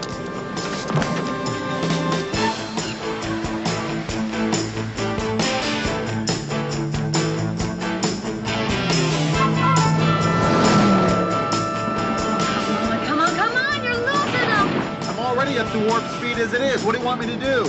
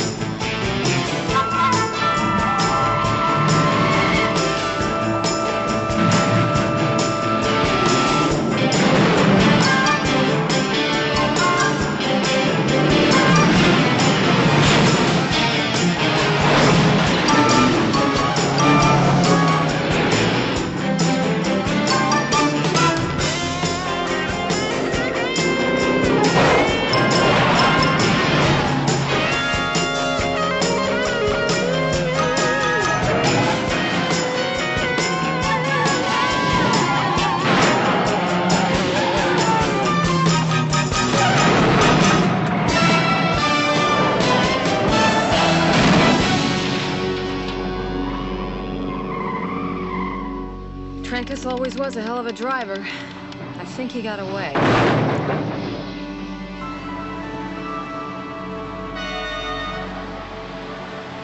There's nothing here to tell us anything. He's cleaned out, now he's gonna crawl into a hole and pull it in after him. We found him once, we'll find him again. There's more than one way back into this case. If we can't find the shooter, we'll work backwards. Find out who he's after, and then head him off. Gus wouldn't have had that phone put in if he didn't want to call somebody. I can't let him go down like this, Hunter.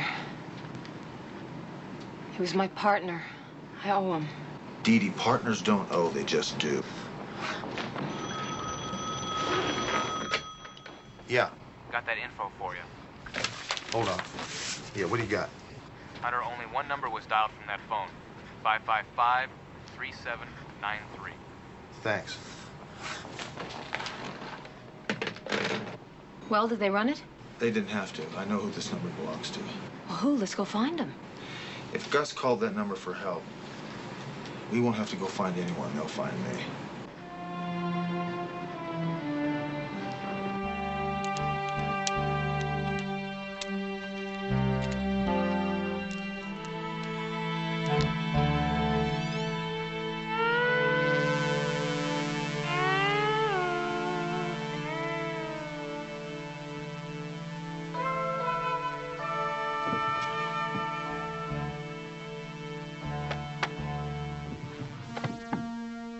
Wake up, Hunter. You got an appointment. It's about time. I fell asleep waiting for you guys.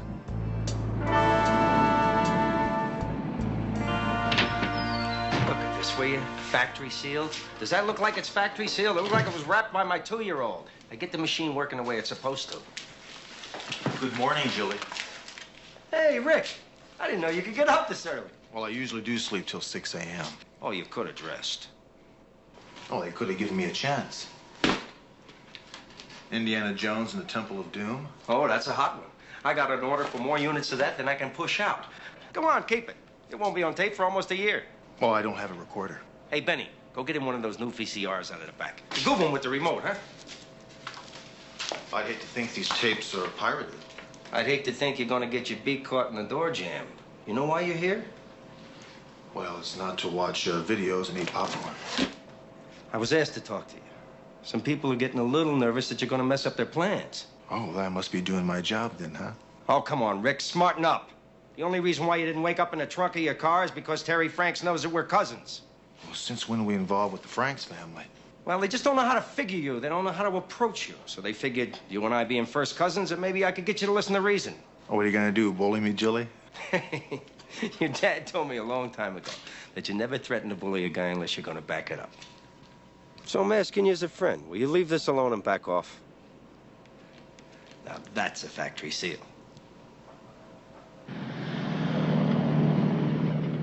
Dave Endicott's got to be the target. Patrolman Dave Endicott is going to testify against Terry Franks. It would all make sense. It would be natural to think that an ex-cop could pull a hit on another cop. And Gus knows procedure for protecting and moving a witness to the court. Yeah, maybe he knows his personal habits. Yeah. Hi, we need to see Hi. Captain Kane right away. Oh, he's not in. He'll probably be checking in with me later today. Oh, this can't wait till later today. Well, he's going to be at the courthouse sometime this afternoon. Courthouse? Does this have anything to do with Officer Endicott? Captain Kane and Bernie Terwilliger are in charge of security on that case. When are they scheduled to be there? They're probably at the courthouse already. Yeah, come on, let's go. Let's hope Gus hasn't made his move yet.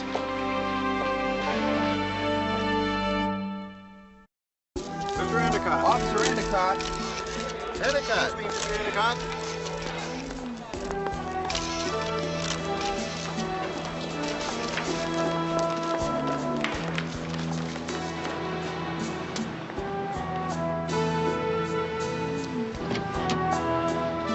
So? They didn't get to him. He's got to come back and testify tomorrow. Kane's got about 10 officers working security. 12. Look, thanks, Hunter. I know you've dodged a lot of departmental flack. Well, I've been on this rugged graffiti thing. It's been tough, but I'm hanging in there for you. Thanks. There he goes.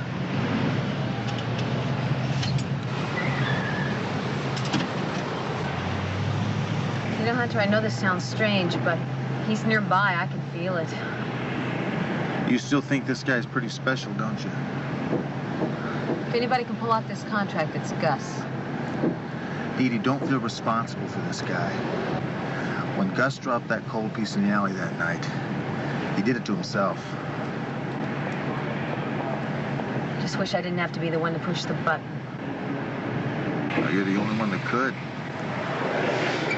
It was a hard contract.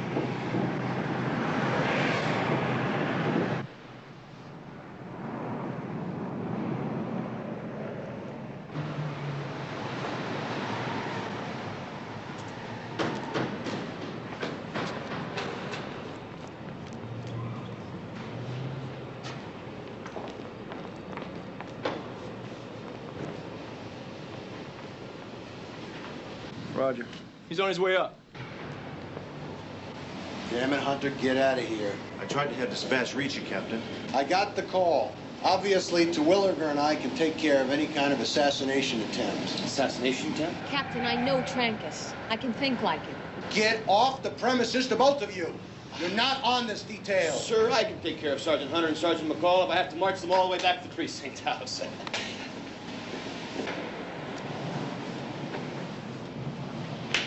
Well, I think you've really done it this time, Hunter. I'm kind of surprised to see you here, Bernie. You know there's not one piece of graffiti on this entire hotel? I'll ignore that flip remark. Where are they going? The floor that Endicott is being held on is blocked off by 10 security cops. I think they'll be safe for the night. We don't need you here. You can go home. Let me buy you dinner, Dee Dee. And I'll stay with you to make sure you stay in the restaurant and don't get in the way, Hunter.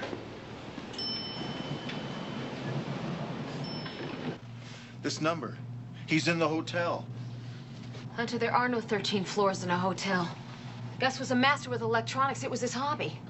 He rewired all the elevator panels. What are you two sniveling about? You add the 13th floor, it throws the floor count off by 1 floor. Bernie, what floor are they holding Endicott on? You got about as much chance of being voted Rose Queen as you do of getting that out of me, Hunter. Bernie! Oh, 15. Okay, this elevator's gonna stop on 16. All the security police are gathered on the floor below. They'll walk right into an ambush. Hunter, are you saying that... is there gonna be a shootout, Hunter? Stop the elevator. I got a better chance of beating this thing to the top if I run the stairs. Stay with McCall, Bernie, and get your piece out.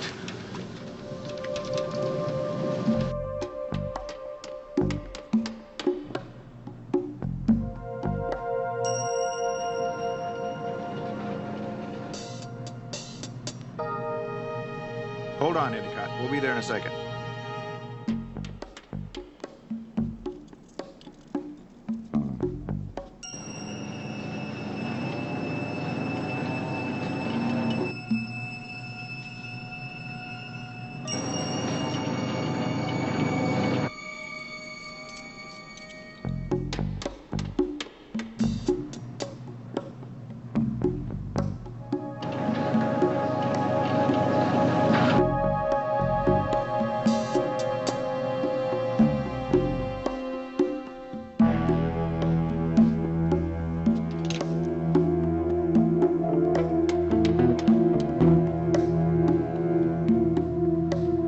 Been here by now.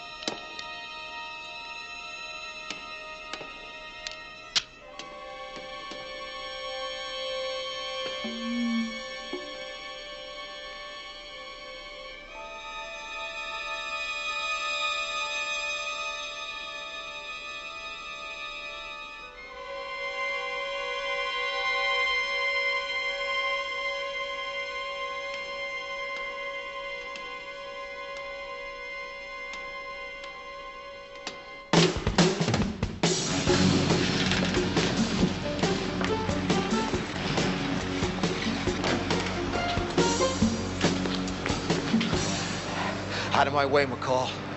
You're under arrest, Gus. Drop it. You can't do it, McCall. But I can.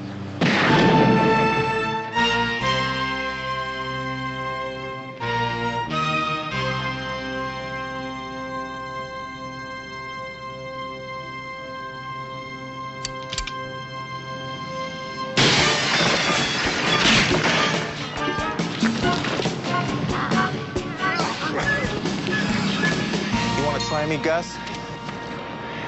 I'll blow your heart out. Are you okay, McCall?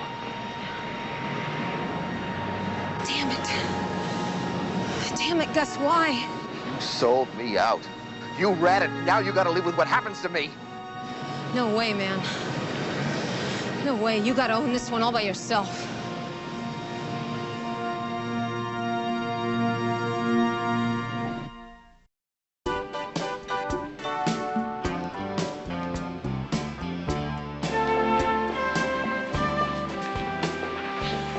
Kid. It's great. How about a game of one-legged football? Yeah, Al punt. I made it. I made it. Public Relations Division. I have just been reassigned. Well, congratulations, Bernie. I guess all those street artisans can breathe a sigh of relief knowing you're not going to be out there. Right after we talked to my cousin Jilly about pirated tapes, remind me to call my broker and let's order spray paint stock. It's very funny, Hunter, but I think the captain's report said it all. I was the one that stood up at that gunfight. Kane has put me up for 2. I repeat, 2 commendations. Bernie, you shot Captain Kane in the back. It has not been proved. And anyway, that's not what the official report says. So you're a real hero now, huh, Bernie? I am a hero on the way to public relations. Be careful. Don't choke on any martini olives. I'm going to be so glad to get out of this crazy shoot-'em-up division, even though I am one of the top shooters. I have spent enough time in the war zone. That'll be good for Bernie. Yeah. You know, I was just thinking about Gus. There was a time when I looked up to him. Hey, listen, Hunter. Want to make a hard contract? With you, anytime. You don't let me slide. I'll keep you straight if you do the same for me. You won't slide. You're too hard-headed. Well, it can happen. Slowly. Sometimes, maybe, don't even know what's happening. Or it can happen fast, like with Bernie. Suckfished a hero in one shining moment. All he had to do was trigger our captain. I really don't see why this should make any Excuse me. I have an announcement to make. I know that you're all concerned that a fine officer like Bernie Terwilliger is being reassigned. I don't blame you. We have first-hand proof that this officer reacts with courage under fire. Now, when this was brought to the attention of the deputy chief, he did the right thing. I have a memo sent from his office this morning. Sir, I don't see why... Due to the gallantry and heroism under fire, it is the view of this department that it would be pure folly to remove this courageous officer from his duties under fire. With this in mind, I have reconsidered his assignment in public relations and put him in the highest crime area of the city. I know all of us on the job can feel better knowing that Sergeant Terwilliger is out there standing shoulder to shoulder with the other fine officers of this division. Attaboy, Bernie. I would really much prefer that job in public relations. Listen, Bernie, congratulations. Well, it seems there is a subtle justice in life to play after all. God, Hunter, it hurts when I laugh.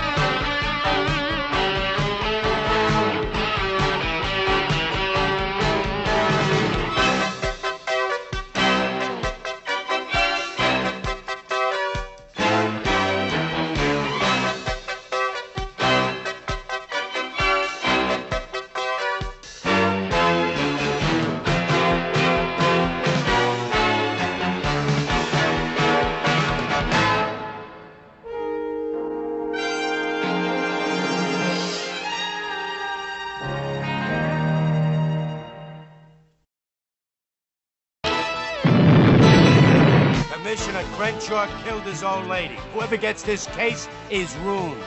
Good luck, good hunting, and goodbye. Well, look on the bright side, McCall. There is no bright side, Buster. What are you so afraid of, Commissioner? I've got people I can call. The two of you are up on a trial board. You're both suspended without pay. Well, let's do it anyway. I'll have to cuff you.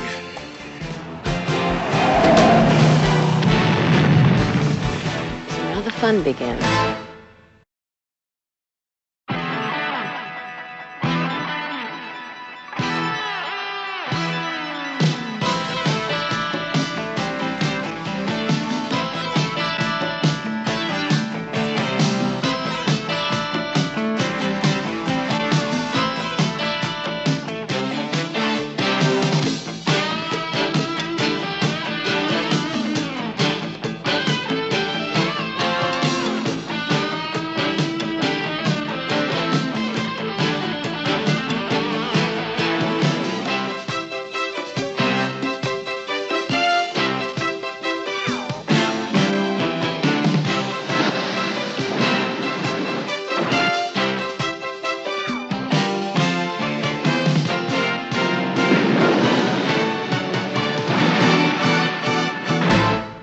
Works for me.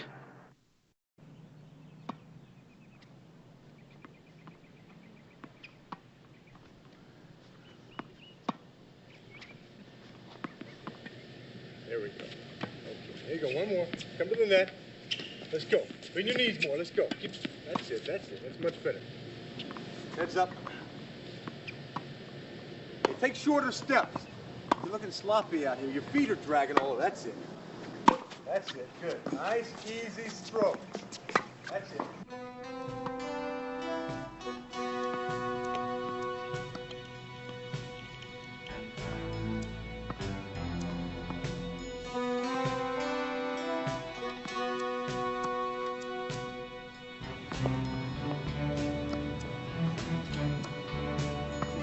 Larry, could you move your car, please? The keys are already in it, honey. Just pull it on over, will you?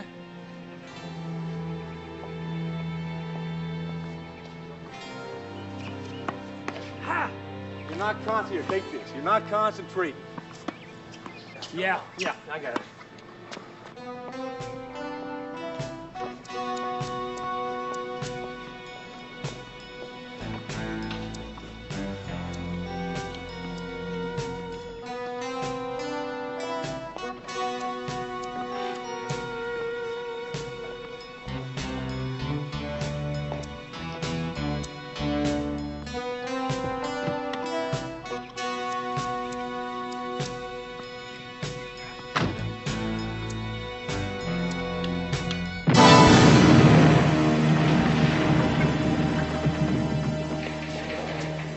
We got handed a red hot grounder, man. And the officer who gets this one is going to be drilled and grilled. Come on, Smitty, it can't be that bad.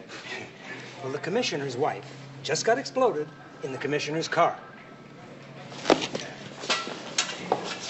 I won't make my pension. I got 3 official 608 complaints last year. You think maybe the commissioner did her in? Don't take this personally, sir, Mr. Commissioner, but where were you when your wife got gonzoed? Whoever gets this case is ruined. The fool did.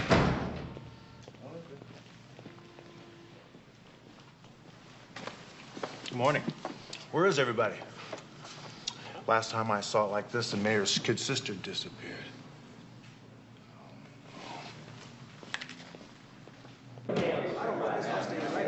We got a career breaker here?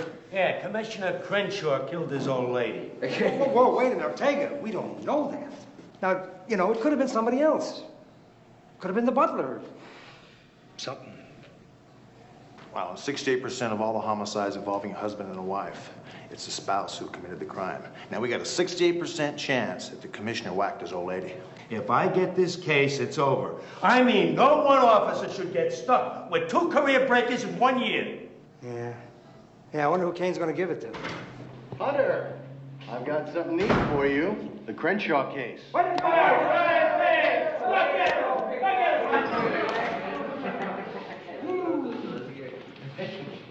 I know you and McCall will conduct an absolutely scrupulous investigation of this homicide. Good luck, Good hunting, and goodbye.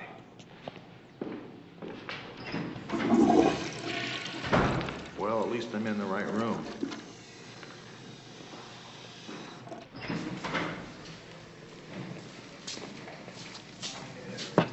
McCall, we got it.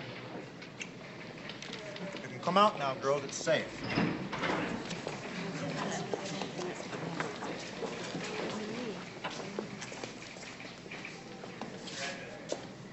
Why didn't you hide, Hunter? I was in the men's room. What'd you want me to do, climb up in a vent? Too big. Hey, Hunter, can I have your desk in your locker?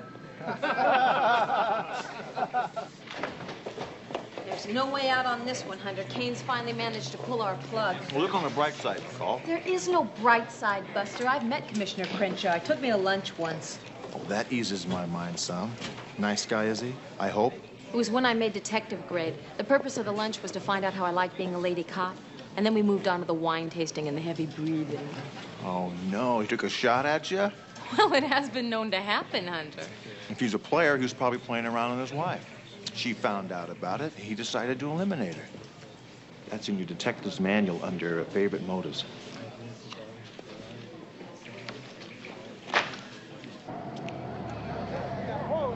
Hey, Chief, can you give us a statement? Not right now, please. I just got here. I'll have a statement for you later.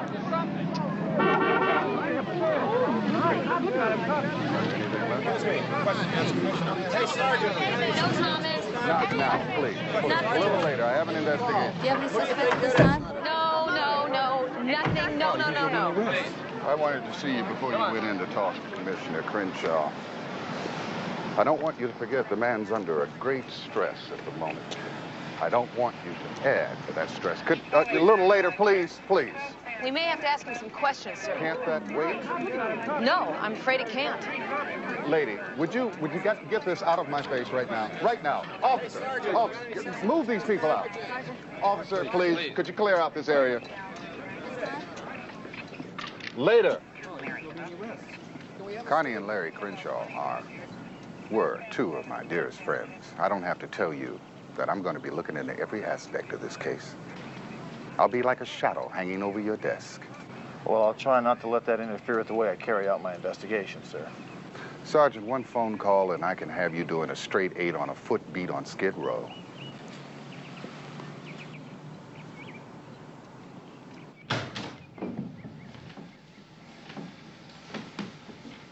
Larry, these officers have to ask you a few questions. I hope you don't mind. We'll go in the living room, make this as quick and as painless as possible. He's pretty upset. What happened to his hands? Well, he scorched him pretty bad trying to get the burning car door open.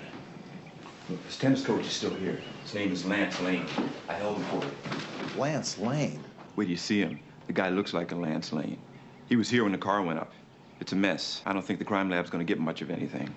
Did you see Commissioner Crenshaw's hands? Were they badly burned? No, he had them wrapped when I got here. It's too bad you guys got this grounder. No win, huh? I was getting tired of police work anyway. Gonna get a fishing boat and move to Florida. Pick up girls. Why was she driving his car? Well, he says she was just moving it out of the way so she could get her car out. He was down taking a tennis lesson from Cutie Pie.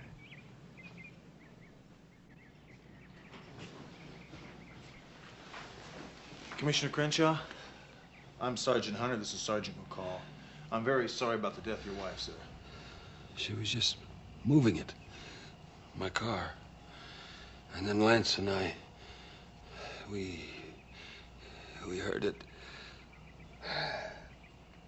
I mean, all the things you plan, as if nothing were ever going to happen. We were planning on having lunch this afternoon, then going to the mayor's party tonight, and this morning we were just sitting there talking about Jill's graduation from Vassar. And I'm sorry, I'm rambling. Well, Sergeant McCall is going to ask you some questions, sir.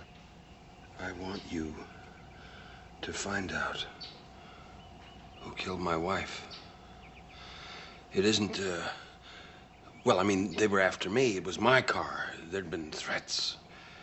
You had threats on your life? Yes. How many? How long ago? 2 on Tuesday. No, it was Wednesday night, about half an hour apart. Did you report these threats on your life to somebody?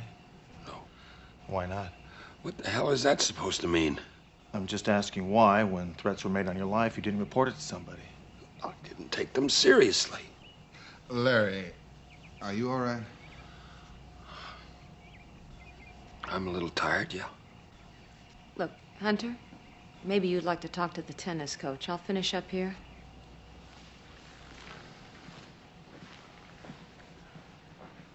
Commissioner, do you remember me? Sure. Well, I'm afraid I'm not sure. I meet so many police officers.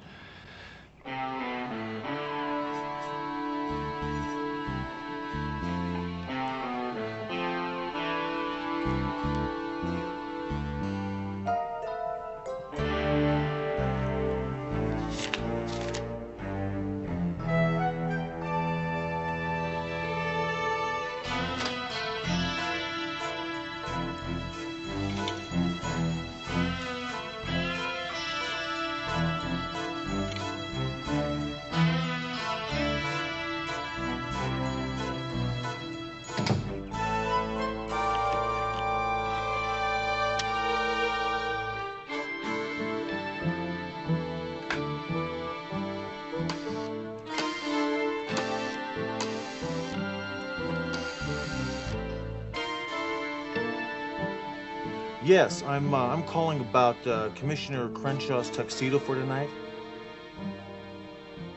Didn't he rent one? Yes. No, my mistake. Thanks.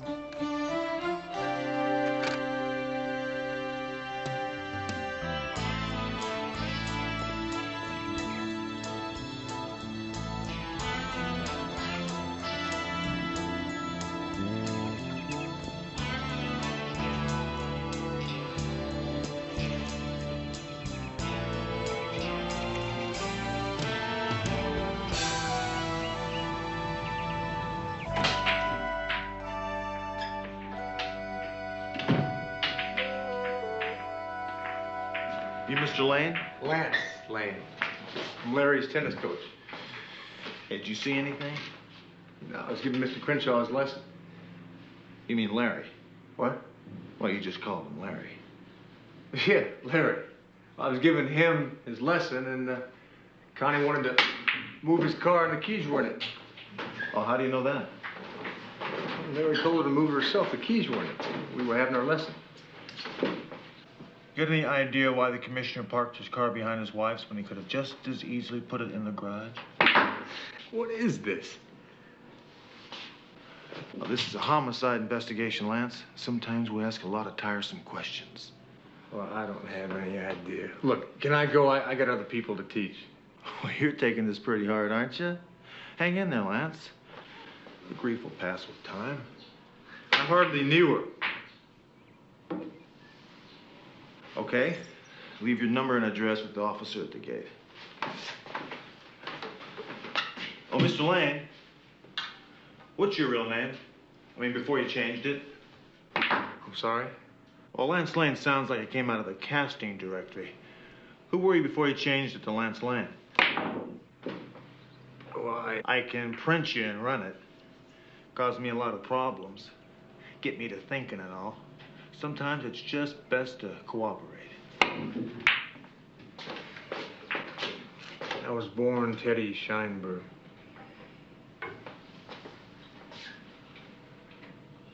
Okay. See you around. Oh, Teddy.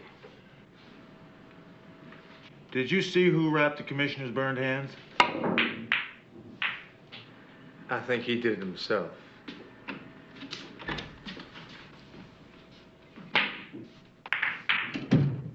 All right. Please, I would like to lie down. Sergeant McCall, that's enough for now. There's no reason this can't be postponed till later. Excuse me. I got some ointment from the doctor outside. Let me take a look at those hands, Commissioner. Kenny, can you please make this end? I'm feeling a little ill. Certainly.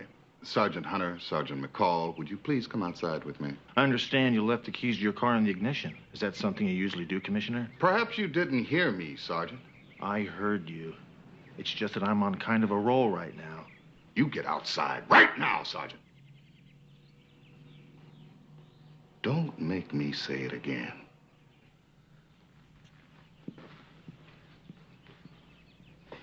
Kicked out of port. I got a chance to take his hand and squeeze it slightly. No flinch, so I don't think he was burned too badly. Want my cop's hunch? Think he did it? Why would a guy leave the keys in his car and the car parked where it would have to be moved, when it would be just as easy to put the car in the garage? I don't know, that's pretty thin. Well, I got another piece that's a little bit more solid. He had a black tie dinner to go to tonight. There was no tuxedo in his closet. So I called the tux shop that's listed in his telephone book. He didn't rent one. So he knew she was going to be dead. Why would he go to a party? Why would he bother to rent a tux? Bingo.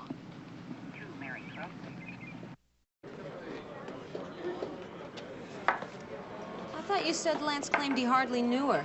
Right. Well, if you go back in her calendar, she was taking a tennis lesson from him every Friday. Looks like our friend Lance Lane made a little boo-boo. I guess the sexual revolution hasn't made it to that table over there Like your yet. purse, big fella. What do you got in that checkbook? Oh, mostly checks made out to cash, the market, stuff like that.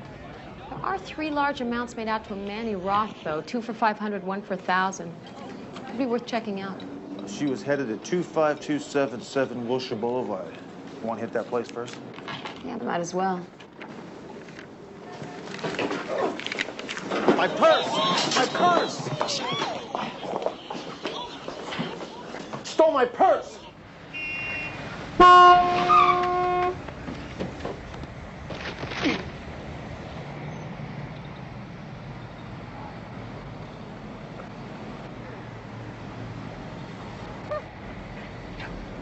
How do they expect me to pay for my lunch?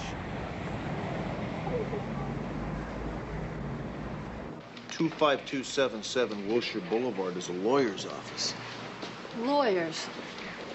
Maybe they were going to do her taxes. Or her divorce. We'll never get anything out of her attorney unless we get creative.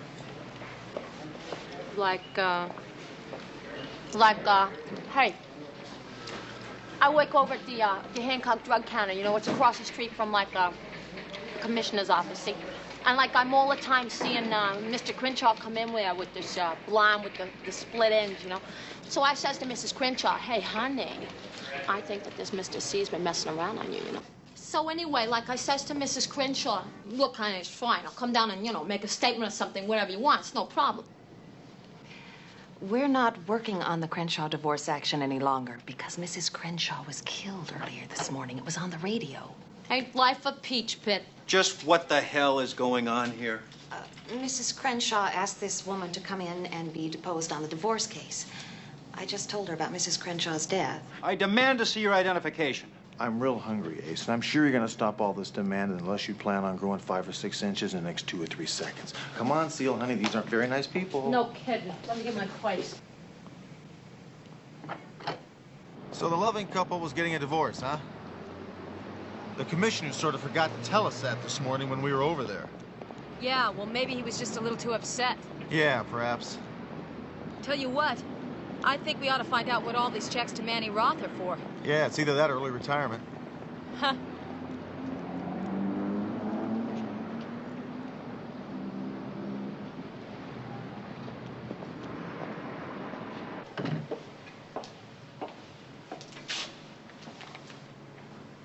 Manny Roth, I remember this guy. He was an accounts receivable specialist for Bad Bob Austin. The loan shark? Yeah, he used to be a cash register with a baseball bat.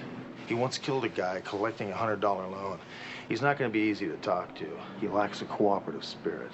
How about a little good cop, bad cop? I'll be the bad cop. I've had 5 partners, and every time we played good cop, bad cop, I was a bad cop. That's sort of my thing. I do a great bad cop. You mean you used to do a great bad cop? This time you're going to do the good cop. The hell I am. The hell you aren't.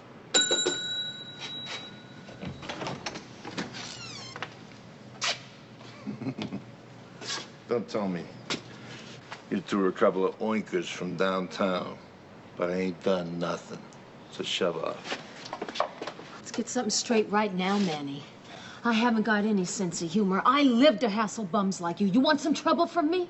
I'll park outside this little rat hole of yours and I'll start spending your cash. I will write you up on fire regs, access codes, you name it, I'm gonna find it. Calm down, McCall. Well, where does this bag of wind get off calling us oinkers, huh? I think we ought to cut this ball of slime down to size. You'll have to excuse my partner. She's had a tough week.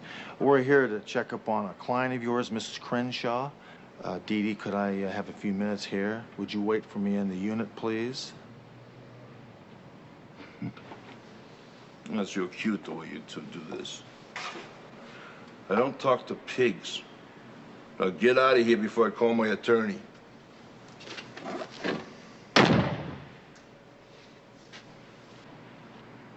I don't think you scared him. Want to trade? I'm not through yet. I told you to get out of here. I said get out of here! I'm the best friend you've got in this room, so maybe you better talk to me. Are you insane? That's a possibility. Now, Mrs. Crenshaw hired you to do something. Why don't you start from there?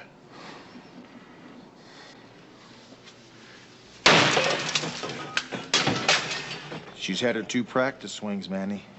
Now she's gonna try it out on you. That used to be your specialty, didn't Manny? Busting guys with that thing? Just let me go, will you? There you go. Now, Mrs. Crenshaw hired you to follow the commissioner, right? Because she thought he was having an affair? She didn't want her husband followed. She wanted me to follow his tennis coach. Why? She told me she was having an affair with him. Tennis coach was in love with her. She tried to break it out. The guy goes all nuts. Starts saying he's gonna kill her husband. Go on. I followed the guy for a few weeks. He seemed to calm down okay. So that was that. Mrs. Crenshaw was killed this morning, Manny. That makes this a homicide investigation. And as the 2 oinkers on this case, you try to leave town, and we're gonna do the ham hock polka on top of your head. It's the truth, I swear it. Manny, if you get that urge to leave town, fight it real hard, okay?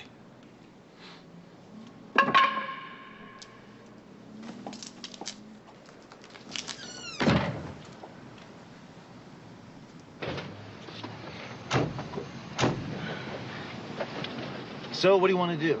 We got 2 choices. We can stake out our beloved commissioner, Bad career move, but maybe the right one. or we can sit on Lance Lane and see what he's doing when he's not serving up those furry little white balls to people in tailored shorts.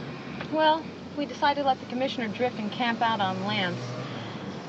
Would that make us chicken-hearted scaredy cats? Yeah, but let's do it anyway.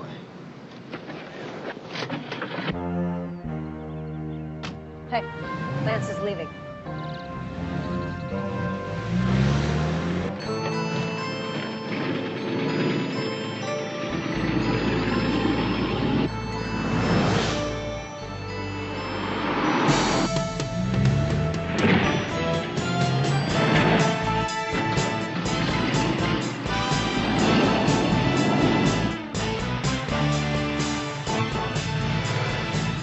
Well, here's a piece of luck, Hunter.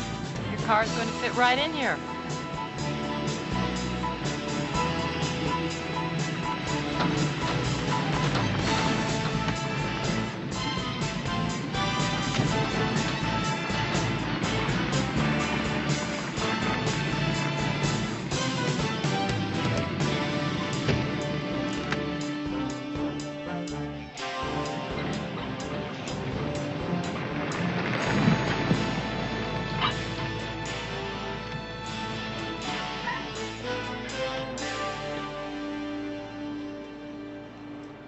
Yes, my boy. I do have something for you. Something for me.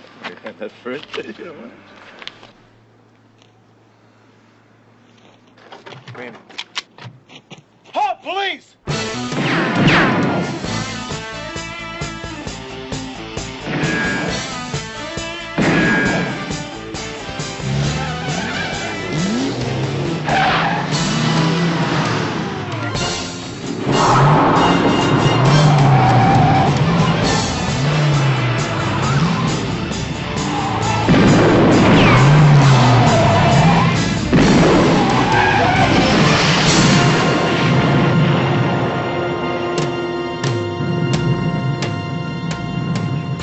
have my attorney now. Shut up. Do you know what's going on around here? I'm lost. I admit it.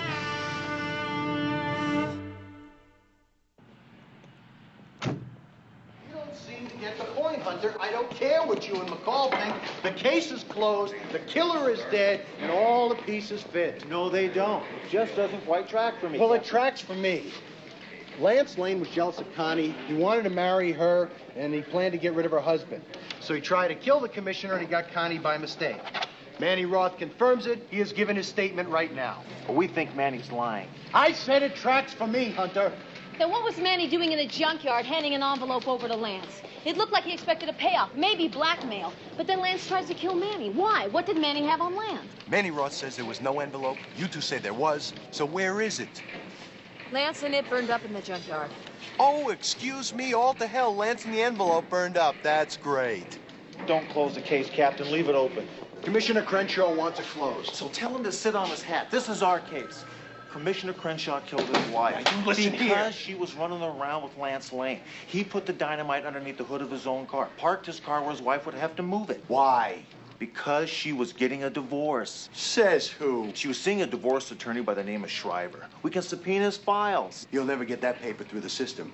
There is not a judge in this town that'll sign that subpoena. Attorney-client files are privileged information. It's a community property state. If she divorces him, she gets half his net worth. Now, I ran him through Dun and Bradstreet. He's worth $20 million. I think $10 million is a pretty good motive. Okay, so if Commissioner Crenshaw killed his wife like you two say he did, why was Manny Roth blackmailing Lance, who hasn't got $20 million? Seems to me Manny Roth would be blackmailing Commissioner Crenshaw. You got a way to explain that?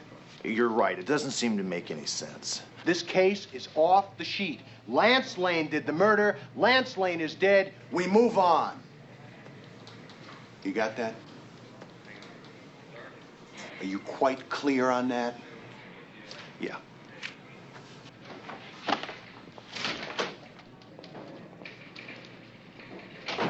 Well, I hear you two did some fine police work. I just can't believe that Lance tried to kill me. Neither can we. Well, excuse me. Excuse me. I thought that, I thought that, well, Lance did kill my wife. I thought the case was closed. That's just because you had the juice to get it close, Commissioner. We both know who killed your wife. Wasn't Lance. What exactly are you insinuating? We got questions, lots of them, like, why didn't you rent a tuxedo for the mayor's party? What? You had a black tie dinner to go to, and you didn't rent a tuxedo. And that's because you knew your wife was going to be dead. And a man doesn't go to a black tie dinner on the night his wife has been murdered. Are you out of your mind, Sergeant? I resent this entire conversation. What are you so afraid of, Commissioner? That is it. The two of you are up on a trial board. You're both suspended without pay. Leave your shields and your weapons with the watch commander. You know, Captain, you're always talking about the system, how impartial it is. Well, this scumball blew his wife halfway to Tarzana. And just because he's the mayor's tennis partner or some damn thing, we have to back off. Forget it, Hunter. You're wasting your breath. Oh, there's a piece of good news. Not burned at all. Nice working with you. Get back to work! Get back to work!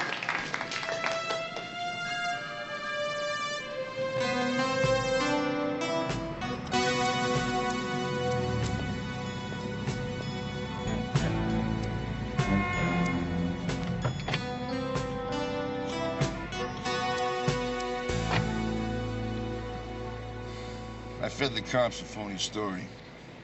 Told me your old lady hired me to follow Lance because she was afraid he was jealous and he might kill you. Kept the heat off of you, Mr. Big Shot. You had your boy try to kill me. Oh, I don't have to sit here and put up with all this. Hey, Magoo, this is a whole new game. It don't make no difference that Lance is dead. You and him killed your wife, and I've got the pictures that tell why. We set it up in payments. $100,000 a month. I'll call you. Let you know how and when. I'm not gonna let you pressure me forever. I want the negatives. See, blackmail's an art. It's an art, like Chinese water painting. It's true, you squeeze too hard, you kill the patient. But I'm very good. I squeeze just hard enough so you'd always rather pay than face the heat. I'll go to the police. I'll confess. Want to bet?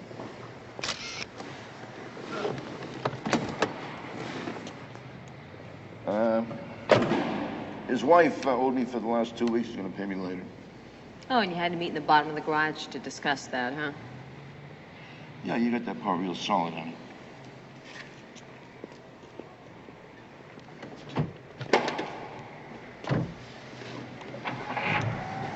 Get used to it. We're going wherever you go, taking pictures and writing it down. I'll send you copies if they come out. You two are suspended. Oh, I know. But we love this city and we hate injustice. So this was on the house.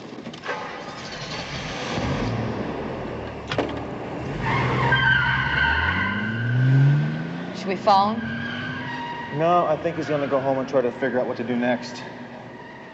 Lance's funeral is today. I think we should go. Why? Well, you're known by the company you keep. I think we can find out about Lance. Let's go. Isn't that Mark Leland?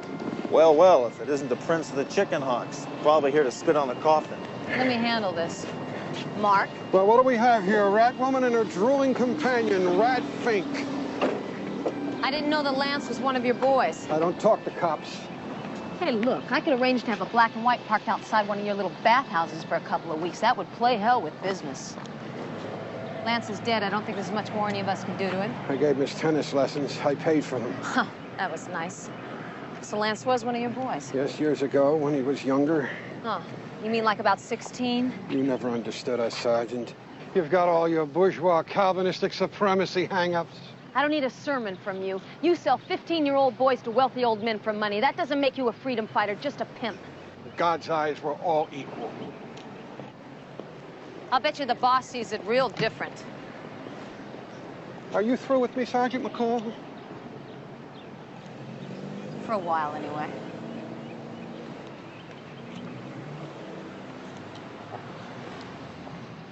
That's the missing piece, isn't it? Lance is gay. I bet you Commissioner Crenshaw is gay. He and Lance were having an affair. Mrs. Crenshaw hired Manny Roth to follow the commissioner, and he got some nice, juicy shots on him. Mrs. Crenshaw files for a divorce. She's going to name Lance co-respondent. The commissioner's life is financially and socially ruined, so he and Lance kill Mrs. Crenshaw. And Manny Roth, in pure Slime City fashion, makes an extra set of prints, and he's got a blackmail scheme. Yeah, it works for me, but it's only circumstantial. Boy, I'd sure like to have a set of those photographs. I tell you, I feel sorry for the guy. Yeah. Which one? Lance or the commissioner? Lance. They come to L.A. looking for glitter, and some slug like Mark Leland gets a hold of them. He corrupts them, and then it's just one slippery slide from here to there. Well, you can't change what's in people, Dee Dee. I just get tired of throwing garbage out into the wind and watching it blow back. I've got a theory about that. You see, there's this little hole up here. And if you shovel it just right, you get one or two pieces to drop down into it and stay down. And that's what we're trying to do, isn't it? Get those one or two pieces to stay down. I'd sure like to get Mark Leland. Yeah, he's pretty smart. Well, I'll tell you what. Let's throw this little spitball back at the commissioner and see what happens, huh? Works for me.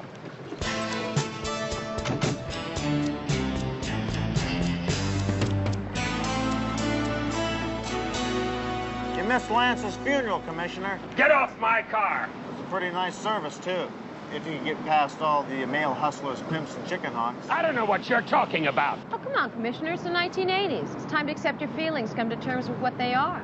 Mores are changing, and so is the law. There's nothing to be afraid of or ashamed of anymore. I think you should have faced it and dealt with it instead of killing your wife to hide it. Leave me alone! Just leave me the hell alone! I've got people I can call. You can't do this to me. You simply cannot. Sure we can. I think this guy's coming unwrapped. I'll watch him. You take Manny. You know, I kind of feel funny about this, but I still can't forget Connie Crenshaw. Yeah. She's in the ground, and all she tried to do was get out of a bad marriage. Yeah. I'll be on Channel 70.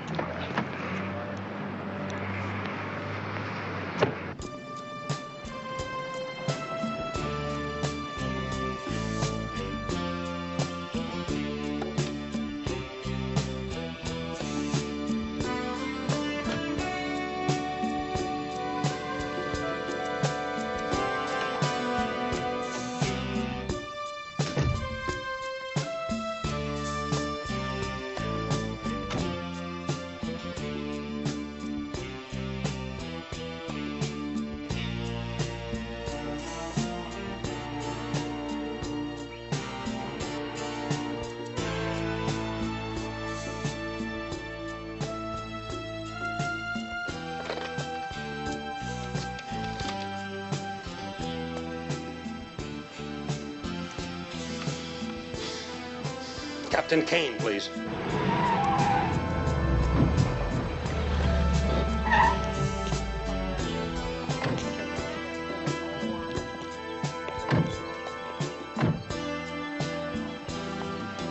How you boys? You're under arrest, Hunter. Obstruction of justice. Obstruction of justice? Kane says to charge you with it until he can come up with something better. You packing, Sergeant? Yeah. I'd like the gun, please. I'll have to cuff you. Well, I guess I underestimated him.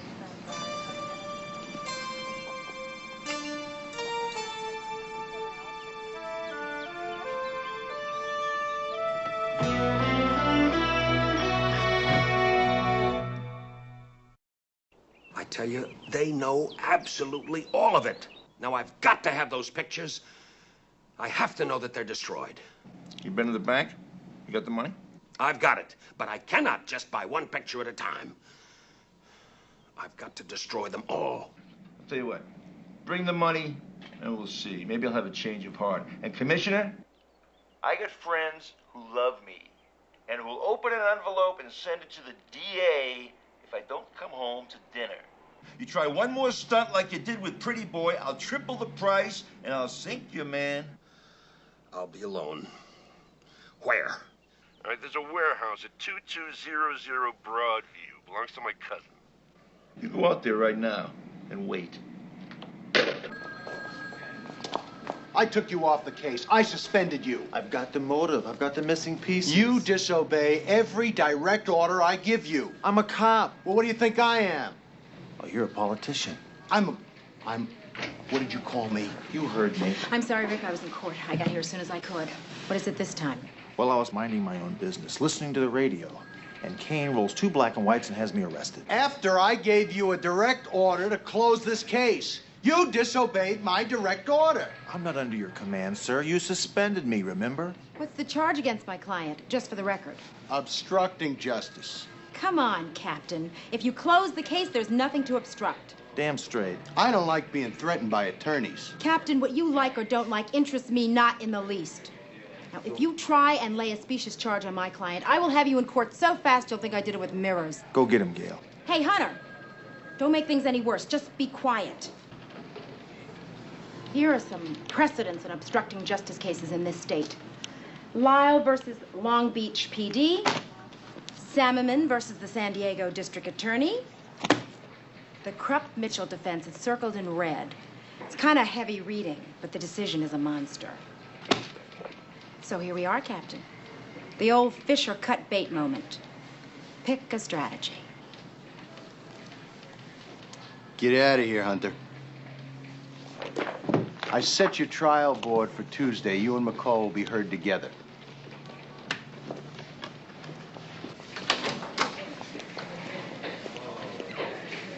Hunter, there's got to be an easier way. Yeah, thanks for blowing him back for me. God bless the good old Krupp-Mitchell decision. I never heard of it. I made it up. He looked like he was teetering. Krupp is my butcher. Mitchell runs the produce counter. You're my kind of lady lawyer.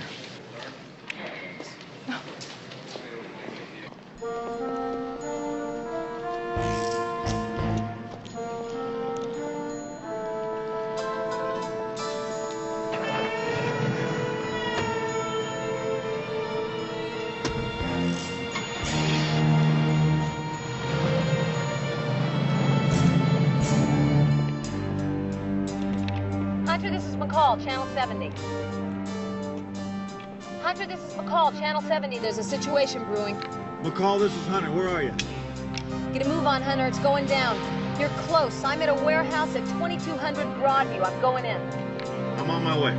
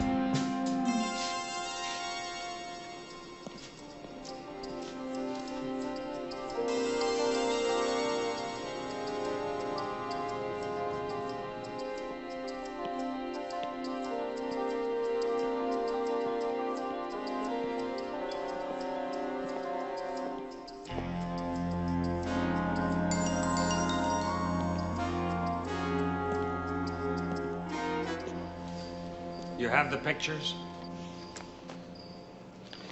You came prepared, I see.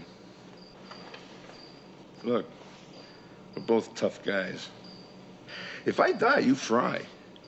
So don't get any ideas.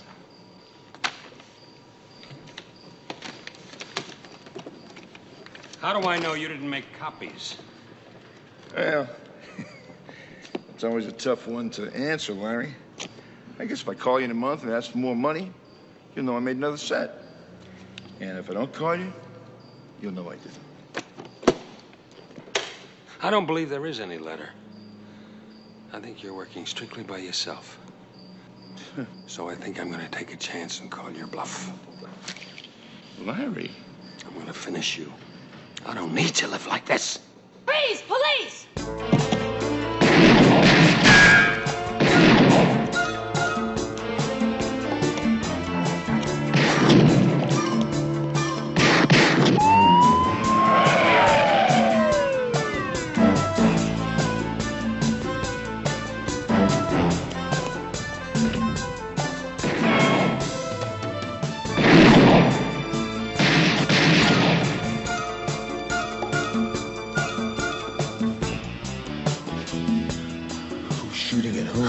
I think it's a free-for-all.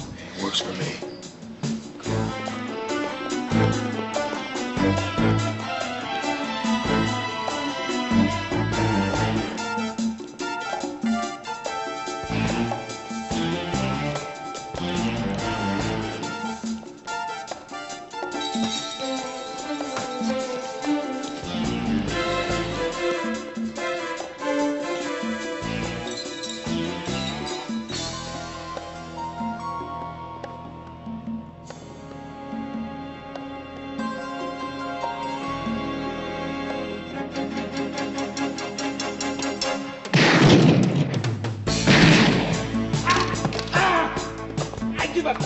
Don't shoot over there. Turn around.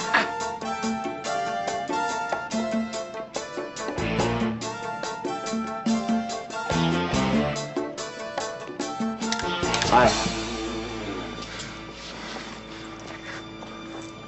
I can give you money. Lots of it.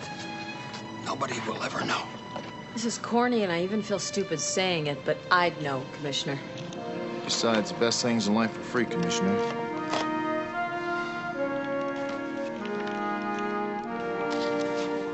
Or are they?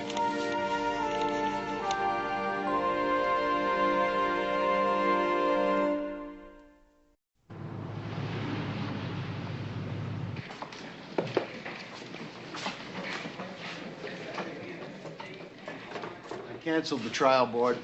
I've had you reinstated, including back pay. Thank you, Captain.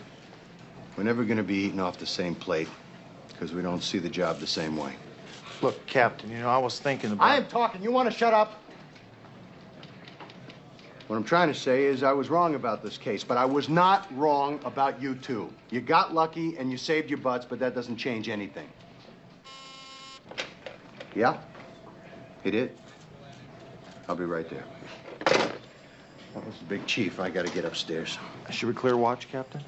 Yeah, fine. You got the call, you take it. I'm not going over there. That joint's a sewer, man. I didn't get the call, Ortega. You were sitting at Hunter's desk and it was transferred to you. Okay, then Hunter's got the call.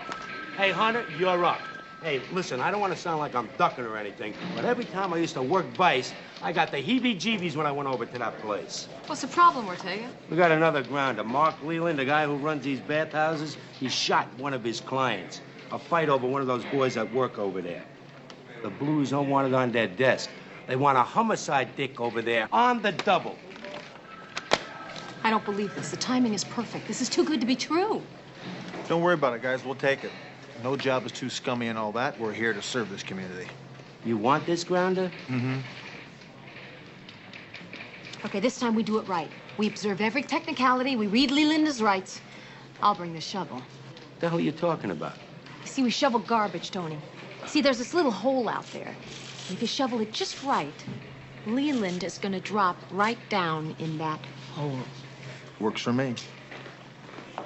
Those two guys are weird. No, that's just the headhunter and the brass cupcake.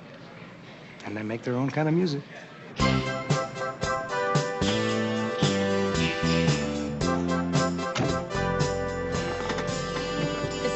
56, Hunter and McCall, mid-watch clear. 56, mid-watch clear.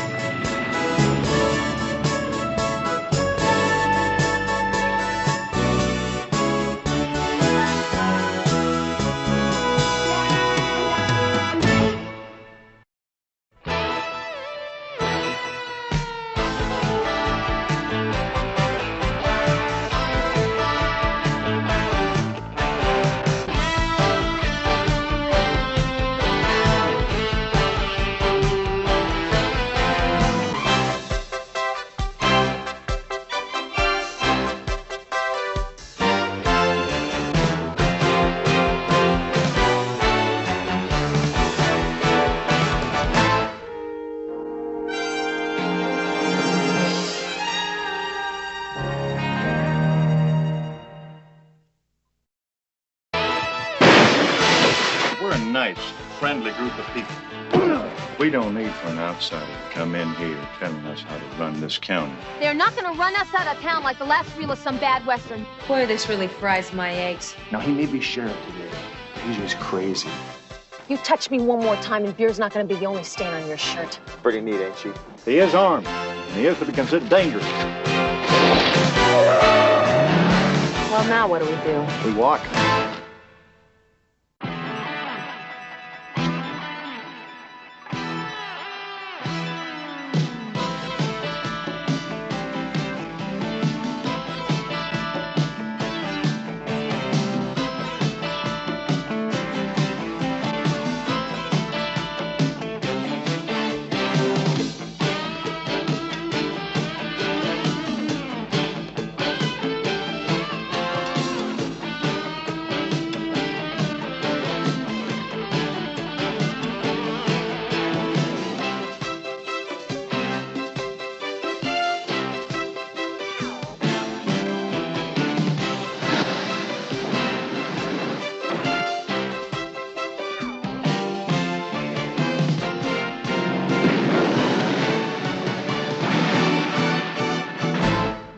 Works for me.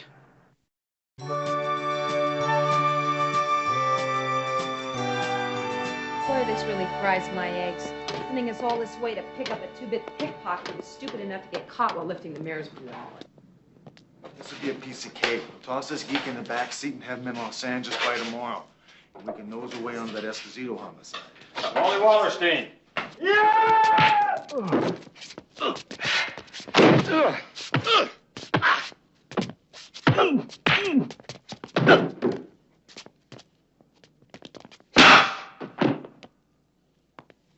Now, you can take this trip easy or you can take it hard. All you gotta do is keep your mouth shut, sit on your hands, and we'll have a nice ride back to Los Angeles where you'll be arraigned. Okay, Mr. Wallerstein? Whatever you say, sir. Are you Wally Wallerstein? Of course he is. I told you shouldn't try anything, Mr. Animal. Shall we go, Hunter? I have our prisoner.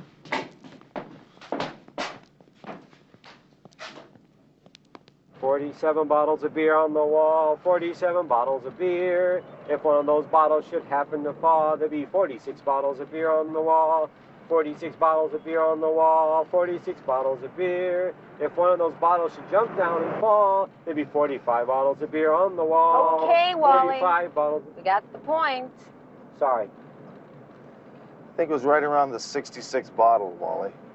Right around that 66 bottle, it started to drag a little bit. You guys know how to play geography? Unfortunately, we don't, Wally. How about 20 questions? Okay, I'll start. What do two cops and this prisoner do when they're stranded in the middle of some backcountry road without food or water? Don't tell me.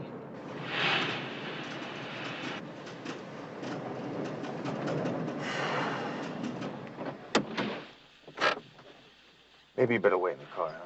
I don't want to wait in the car. You'll only get aggravated.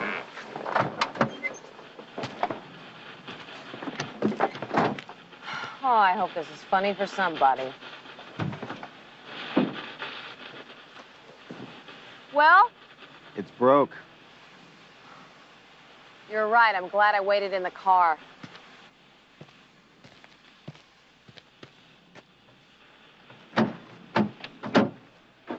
can get out now.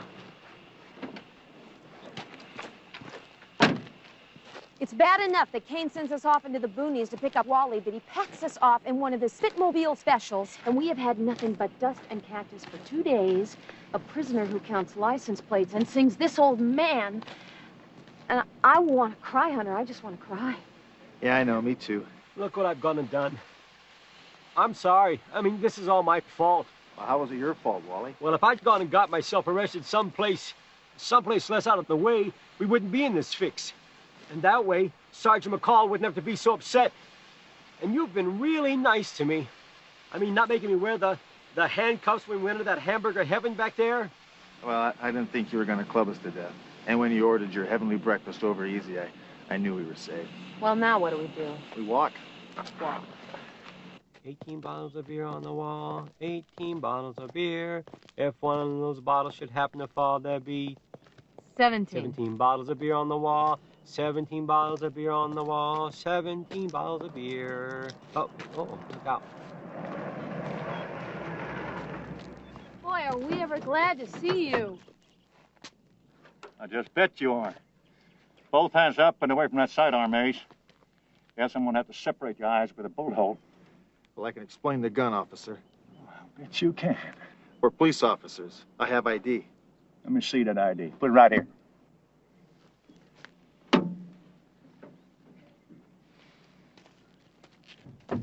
"15 bottles of beer on the wall, 15 bottles of beer. If one of those bottles should happen to fall, there'd be 14 bottles of beer on the wall, 14 bottles of beer on the wall, 14 bottles of beer. If one of those bottles should happen to fall, there'd be 13 bottles of beer on the wall."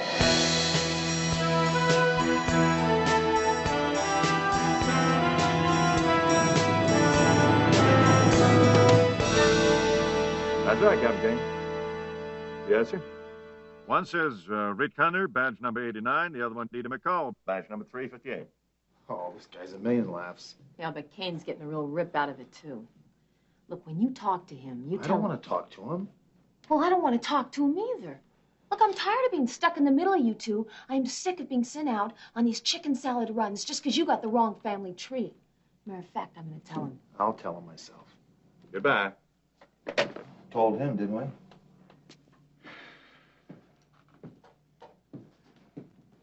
He didn't want to talk to either one of you.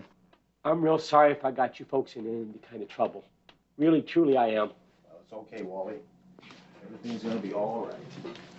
You know, I got the distinct feeling your Captain Kane isn't all too crazy about you two. He's just a little jealous of me is all. Well, since y'all checked out, I see no reason why you couldn't shove off as soon as Deacon got your car fixed, if you can call that thing of yours a car. He did say that he'd get that new radiator in from Gainesville tomorrow morning, so you might as well put up over at the Eastland Hotel for the night. It's right across the way, right over there. Where else would it be, right? Now, if y'all get hungry, you might as well stop over at the diner. That's right down the block from the hotel. I usually stop over there around 10-ish for some pie. If you can't sleep, I'll be right there. Excuse me, Sergeant. What's going to happen to me? Well, you're just going to have to stick it out here with Sheriff Cutter tonight, Wally. And no rabble-rousing or breaking up the furniture, okay? Well, I'll see if I can't manage to hang on to a dangerous fellow like yourself with these two big city police officers. See you in the morning, Sergeant McCall. Bright and early. Maybe see you later? In the morning, then, Sheriff. This old man, he played one. He played knick-knack on. You hungry? Yeah, let's go. Easterland Drugstore, Easterland Diner. He's Mr. Easterland's got it not. He worked for his company and he needed his diner. There's also Easterland Savings and Loan, Easterland General Store. Yeah, there's also an Easterland Realty office. Seems like half this town is owned by Easterland. Mr. Pops. I guess coffee. Yes, please. Actually, there wouldn't be a Coronado Springs without this Eastland. He opened that rock quarry, and he gave jobs to more than half the town. Now, anyone gets married, he's right there with a gift and a job. The man needs it. Surprised the town isn't called Easterland. But Mr. Easterland, he said it was Coronado Springs when he got here. And that's what it was going to be when he passed away. Yeah, he's a man with class. You'd be hard put to find someone who'd say otherwise. Well, I guess we'll have the Easterland special then. If I pay for it now, could I get some food and run over to somebody at the jail right around dinner time? You, got a friend in some kind of trouble with the law? Oh, we're police officers. We have a prisoner there overnight. Oh, Laney. Yeah, Pops. Laney, tonight you have to run some food over to the jail for one that takes prisoners, all right? Sure, Pop. Excuse me?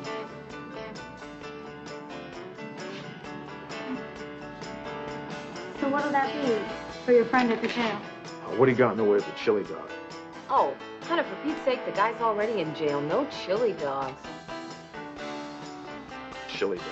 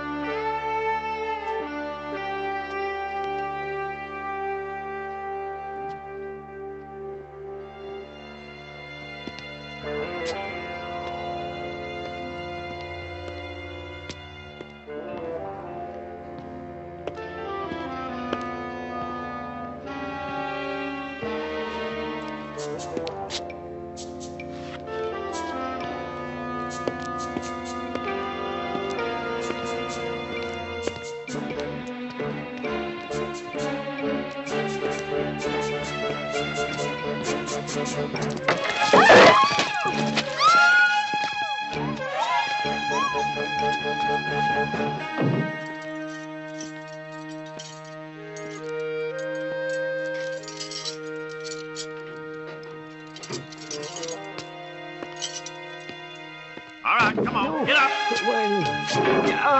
What is it? Breaking out of jail, buddy. Now move it. I said move it. You got 3 seconds to get out of that door. I'm gonna blow you out.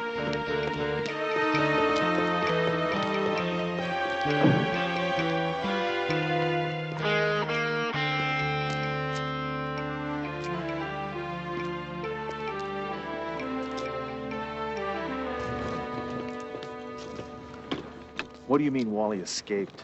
Just like I said, somehow he managed to get out of his cell last night. Took along one of my rifles and left this as a souvenir in the alley right next to the girl.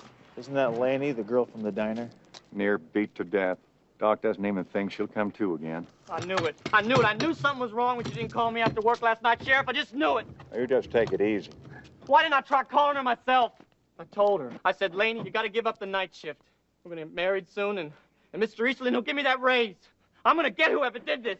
You're going to slow down there, partner, and you're going to let me handle this. You go off to that hospital, and don't you go crazy or do nothing. Because I'm going to find the boy who done this. You got that? This doesn't make any sense. When someone gets beat half to death, miss, it doesn't make any sense. Sheriff, I can assure you Wally wouldn't hurt a fly. All I know is I've got a prisoner gone, a rifle and ammo missing, and a beat-up girl. Now, maybe you could fill in them blanks. Sheriff, if he wanted to escape, he had plenty of opportunity to do so. Maybe sitting in that cell gave him a taste of what he thought was coming. I don't know. Maybe he figured like everyone else. It's easier to pull it over on a dumb hick cop who closes up shop around here after 11. He's about to learn different. On Wally's rap sheet, was he ever picked up with a weapon? Never. Harp, you head on up north and then circle back along Pointless Crit. Jesse, Nolan, south along the junction. And I'll cover South Bend. Now, stay in radio contact, and y'all remember, this boy already hurt one person. He is armed, and he is to be considered dangerous. Now, move out. You take care of this thing. Come on, let's get out.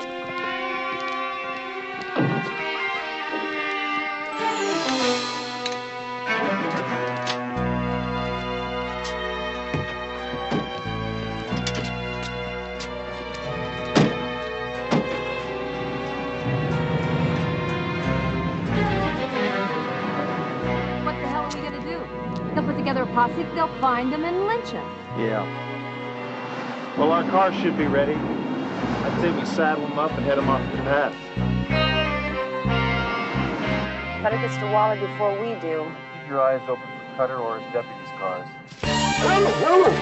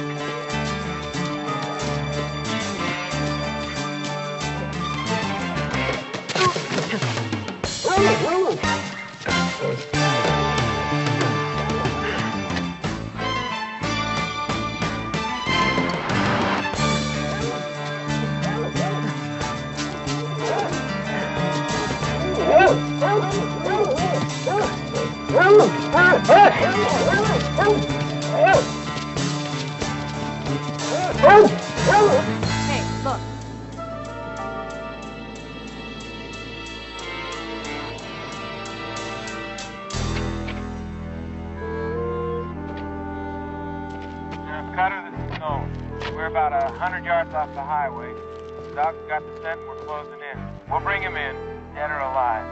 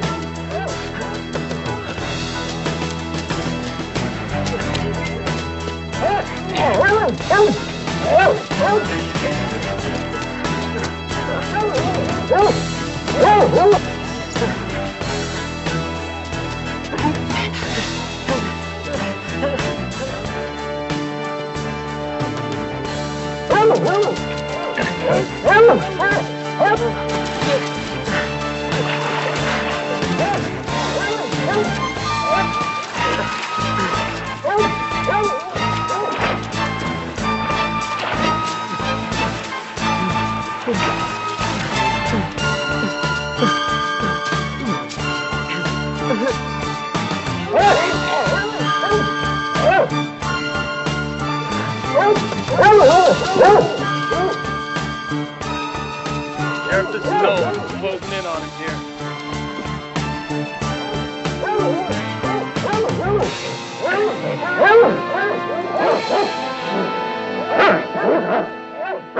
On out of there, mister.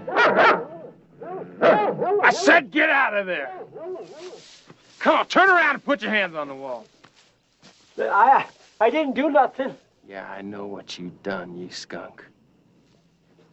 You know what I ought to do right here and now? Nothing. You're not going to do nothing. Police officers. Now, just like that, cool out and put your guns down. We's deputized to bring him in. We appreciate your concern in this matter, but we'll take over now. Just come on, Wally.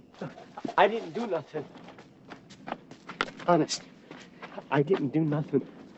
We're gonna have to radio Sheriff Cutter. But you do that, and you tell him we'll meet him back at his jailhouse. Dee Dee? I won't. Ciao.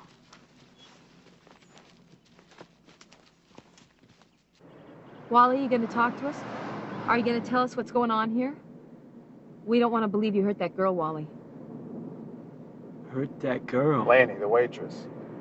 The one that brought you your food while you were in jail. How bad is she? She's bad, Wally. She's real bad. Where's your cap, Wally? Huh? Cap, where is it? Guess I must have lost it. What are you afraid of, Wally? I mean, what's going on here? I mean, I can't believe you're public enemy #1 in Coronado Springs. Do you have to take me back to that jail? I'm afraid I do, Wally. If you don't talk to us, we can't help you, Wally. Now, this takes precedence over the pickpocket thief in L.A., and you're gonna have to stay here with Sheriff Cutter. 5 bottles of beer on the wall. 45 bottles of beer. On those bottles.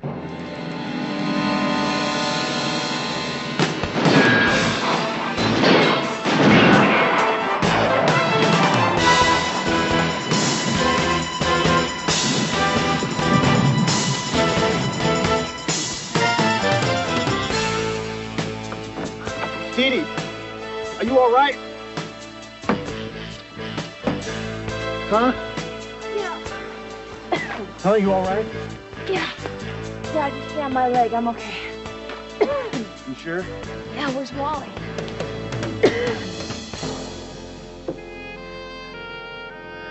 He's dead.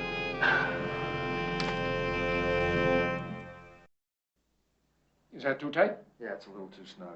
How's that? Yeah, it's fine right there, thanks. Now, just try not to move your arms too much. Your ribs were pretty badly bruised. Thanks. You holding up okay, Hunter?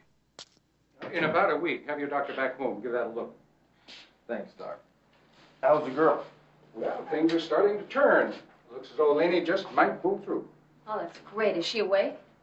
Well, she's still receiving sedatives, so she's in and out, but quite coherent when she does come to. And that's positive. Oh, great. I'd like to talk to her. I just did, so you need not bother. Sheriff, I lost a prisoner here today, and my partner and I damn near got killed.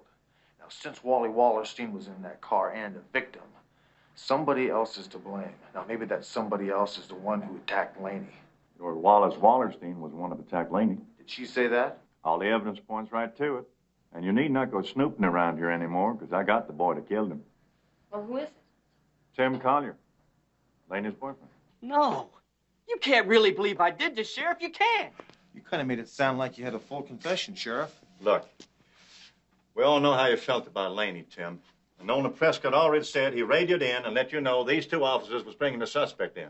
I gave you plenty of time to get up on the road to be waiting. And we all know you was a good shot. Didn't you win the turkey shoot here last November? Oh, well, that sure locks it up. I didn't do nothing, mister. I didn't hurt you or your friend. Oh, that guy hurt Laney.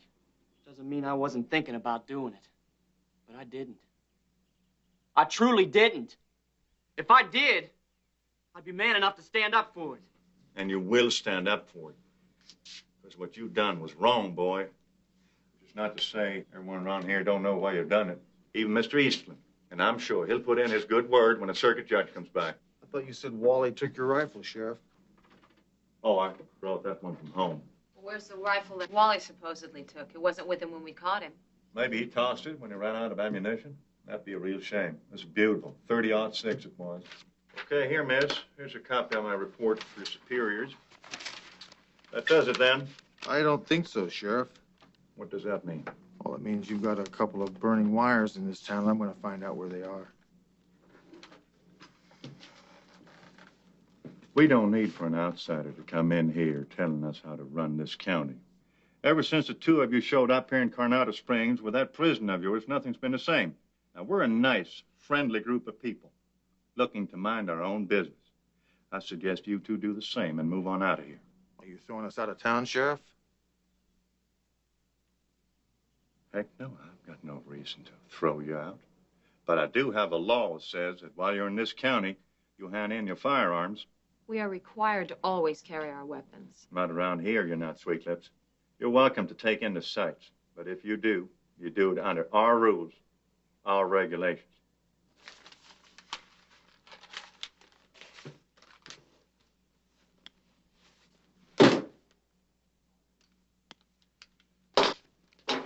The nurse who was patching me up was telling me how she's had her share of ladies come in for treatment sporting bruises from the king of the cowboys, Jake Cutter.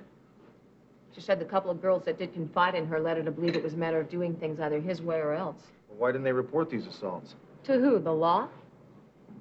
Anyway, one of the girls that Cutter used as a punching bag once. Guess who? Laney? Which all adds up to one big ball of slime wearing the badge in this town. He probably tried to put the make on Laney again, clocked her, maybe thought he killed her. So he needed a scapegoat, and there was one right in his own cooler.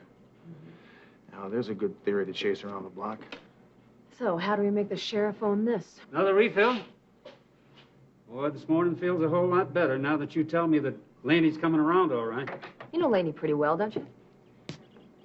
Did she ever have any problems with anybody in town? Sheriff Cutter, maybe? Lord, no. Laney's an honest girl, good girl. Well, I wouldn't have her working here if she wasn't honest. Well, I meant more like personal problems. Bob, how many times have I asked you to keep them trash can lids on tight? Trash cans? I just made a spot check out there in your alley. There's garbage strewn all over the place, Pops. Now, you know that brings them coyotes down from the hills. I'm sorry, Pops. I'm going to have to shut you down until I find out if there are any more violations around here. You can't be serious. Just because we're a nice, small, friendly little town here doesn't mean that I can walk around building out favors. I don't like this any more than you do, but I'm just going to have to make an example out of you.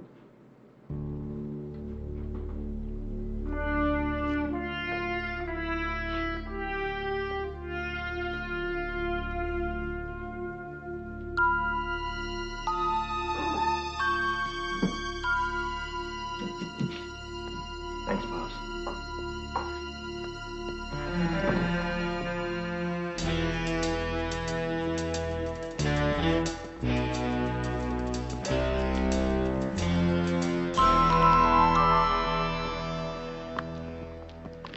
How do you like that? Must have an early checkout. Yeah, they're probably all booked up since we left this morning. This is the height of the season, you know.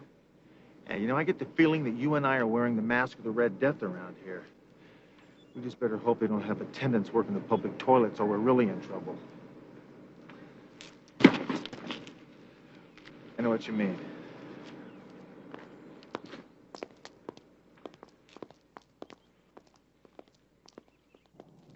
I don't know, Hunter. This is a little sideways, isn't it? Look, we're trying to take down this sheriff in this land, boss. And the fact that everybody's scared out of his gourd of this fruitcake kind of makes him the most powerful man in this town. So we go to the other most powerful man around and knock Humpty Dumpty off the wall. Dead on. You go right to the man at the top. Any suggestions? No, better suggestions. People looking for somebody? Yeah, we're looking for Mr. Chuck Easterland. Oh, no, you ain't. Oh, no, we ain't. What you're looking for, I do believe, way out of town. Ain't it, little Bob? Yeah, don't tell me. You two are going to show us the way, right? Look, we have personal business with Mr. Easterland. I'd like to get into some personal business with you. You touch me one more time and beer's not going to be the only stain on your shirt. Pretty neat, ain't she?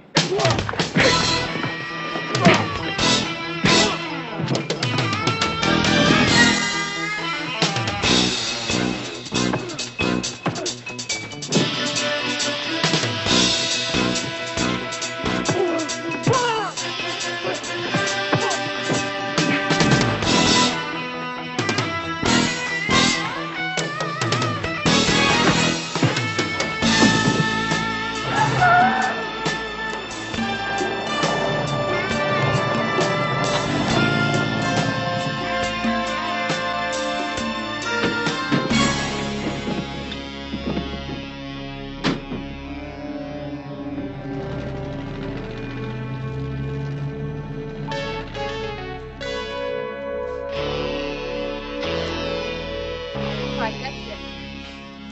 I am through taking the putt. I can't stand anymore. You got an extra can of spinach for me, Popeye? Look, they're not going to run us out of town like the last reel of some bad western. This time, we're going to start kicking butt and taking down some names. Well? Works for me.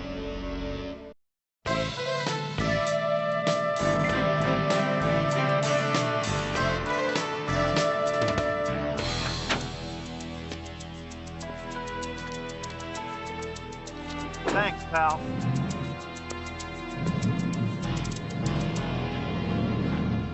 If this guy Easterland will believe us.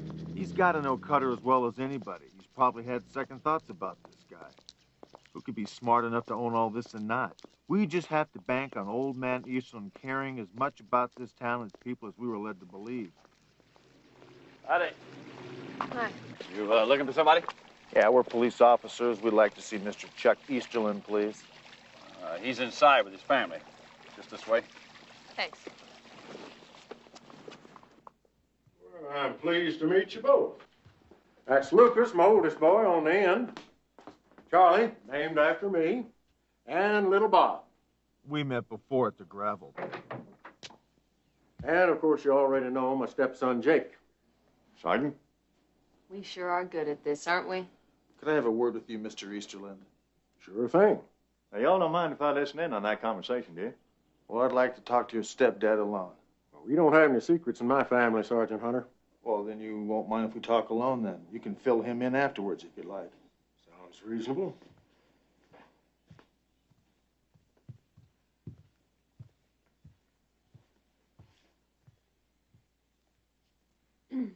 I'll just wait right here. And you expect me to believe that kind of bull? Well, somebody better. Your stepson's running loose and he needs a keeper. Now, he attacked that girl and he cut my prisoner loose because he needed a fall guy. And just who in the hell gave you that information? The prisoner who himself was accused of the crime? Now, do you expect me to take his word or the word of my own son? I knew Wally, Mr. Easterland. Well, you just got through telling me that you'd only known him a couple of days. In my line of work, you learn to pick up on people real quick. Just like I picked up on Jay Cutter. Now, he's running without a drive wheel. Unless you do something about it, this could be just the beginning of all your problems. What are you doing coming in here, dredging up all this kind of nonsense? Come on, Easterland, look around. You got a wild man swinging his power like an elephant gun. He's shutting down businesses because they pour coffee for the wrong people. And he's got your 3 sons to throw 2 California cops out of your town like a couple of sacks of fertilizer. My boys treat Jake just like he was one of them. That's just kinfolks taking up for one another. They weren't thinking about what they were doing. Well, Jake did. Now, I think he beat that girl up and killed my prisoner. If what you say is true, I'll find it out. And I'll do something about it. We take care of our own in Eastpark. Well, so do I, Mr. Easterland. Wally was in my custody. Like I say, I'll find it out.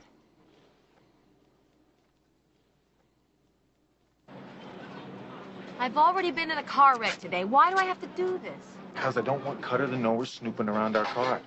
Now, if I find out what I'm looking for, I don't want him to know because he'll dispose of all the rest of the evidence. Besides, this thing costs $50, so hop on and go get hit by a car, will you?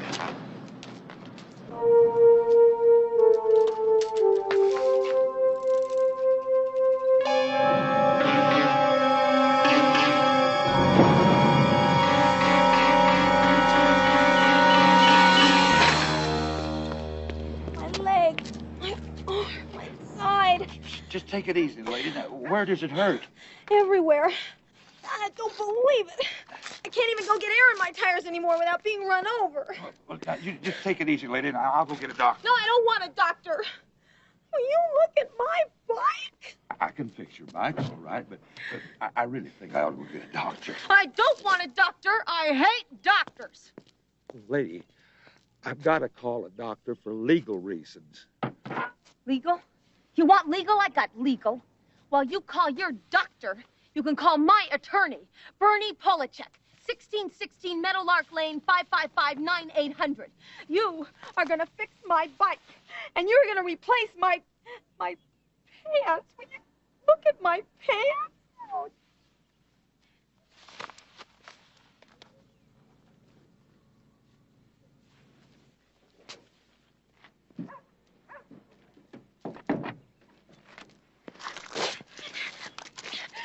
I'm going to be back in 1 hour. 1 hour.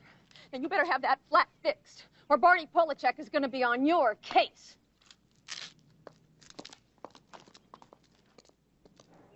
Tell you what, Hunter, after that little scenario, I feel like a prize jackass. Yeah, but you're my prize jackass. Now, where do you suppose we'll find the rifle that fired that?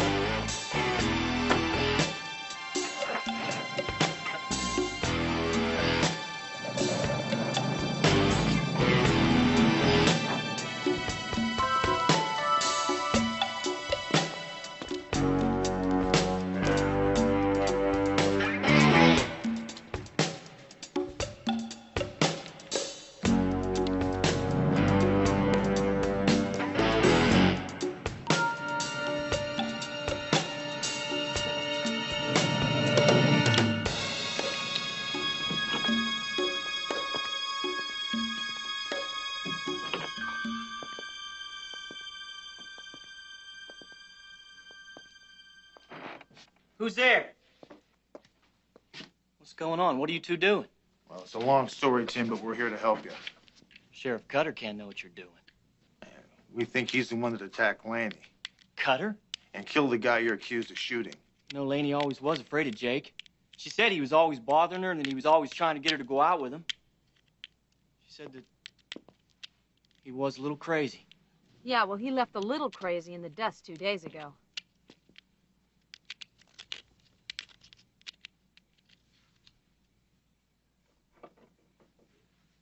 You were gonna get it open pretty soon, though, right?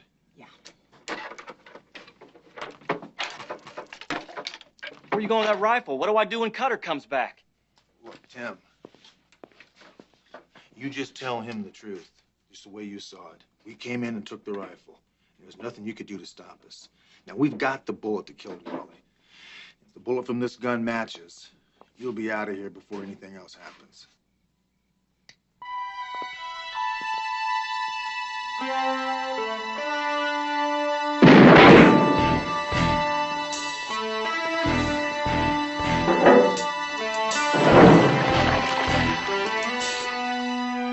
What'd I tell you? The weight of the water slows the bullet. Hunter, I saw a hospital down the street. I bet you they've got a microscope.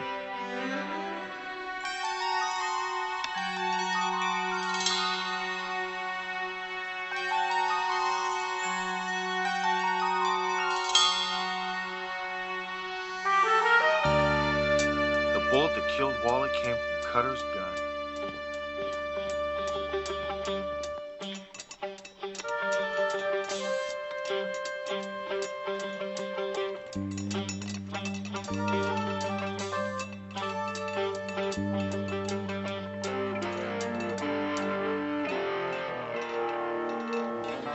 Hold it. Sorry, I didn't mean to wake you up. I wasn't sleeping. You expect me to believe that? Well, why don't you ask the nurse that was just in there? What do you mean, just? 10 or 15 minutes ago. Now, you are going to tell that to Dr. Jessup first thing that he gets here. First thing. I have told him that girl's been lazing off. Wait, I didn't want to get anyone in trouble. Oh, well, that's just too bad about you because that's what happens when you don't do your job.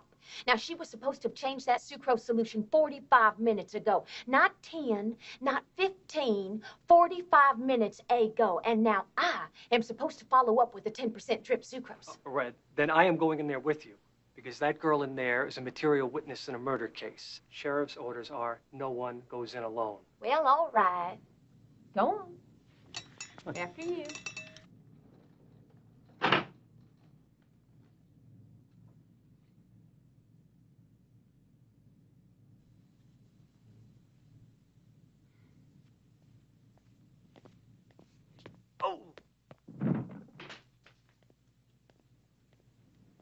How long will he be out? Long enough.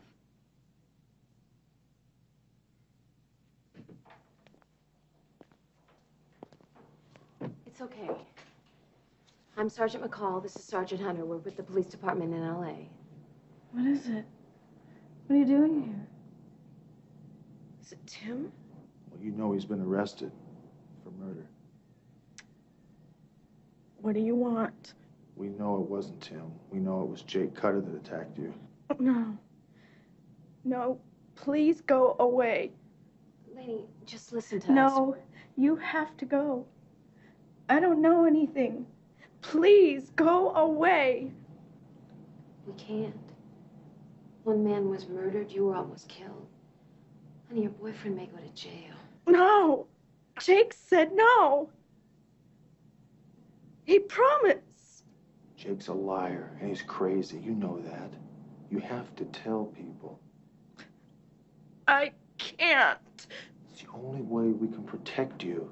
We have proof, definite proof, that it was Jake Cutter that killed that escaped prisoner, not Tim. But we also need you to tell people that it was Jake Cutter that attacked you that night. Lenny, we won't let anything happen to you. He said he'd kill me, and he will. He will. He'll go on hurting people unless we stop him. The three of us. How Tim helped us tonight. What do you say? Please, let me think. Can I just think about it? Just give me a few minutes to think about everything, okay? Just remember that Tim's life depends on your answer.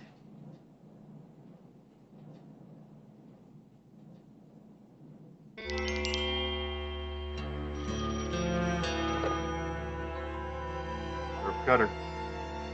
Jake, it's Lainey. What do you want? 2 people came to see me, Jake. The ones you told me not to talk to. They knew. What did you tell them? Nothing. Nothing. I swear I didn't tell them anything. They told me. They said that they knew you'd killed someone, that they had proof, and that they were going to come back and talk to me in an hour. I don't like this, Laney. I know. That's why I called. I knew you wanted me to. I did the right thing, didn't I, Jake? Didn't I? Yes, you Oh, I'm afraid they're going to force me to talk. did. Don't you worry. I'll take care of everything. I'll take care of everything.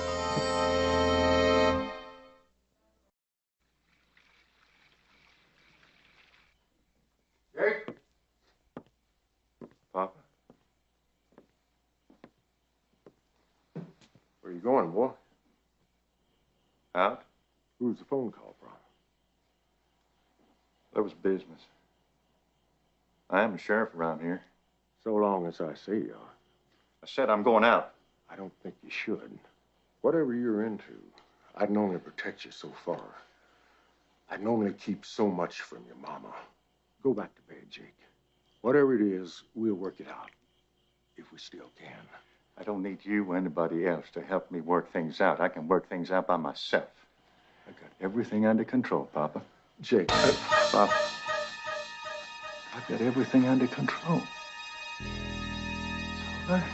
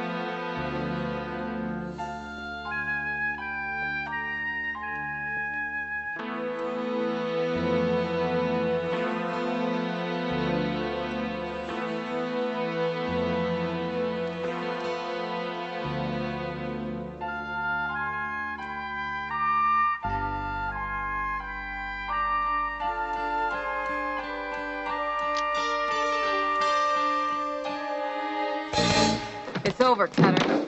Oh! Oh!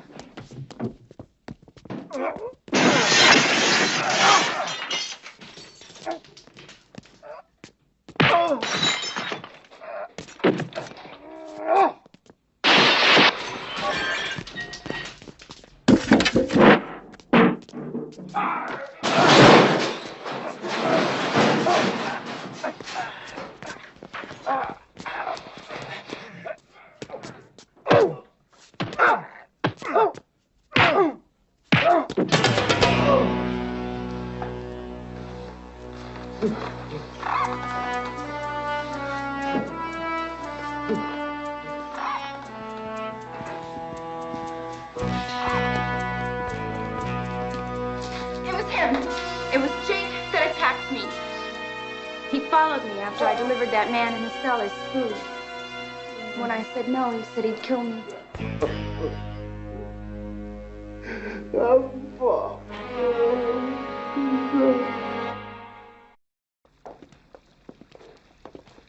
Well, Mr. Eastland, we sure appreciate the use of the vehicle to get back to Los Angeles. Well, I can't say that I appreciate what you both had to do, but a part of me thanks you anyway. Well, we understand, Mr. Easterman. I'm sure that Wally's sister will be grateful for what you've done.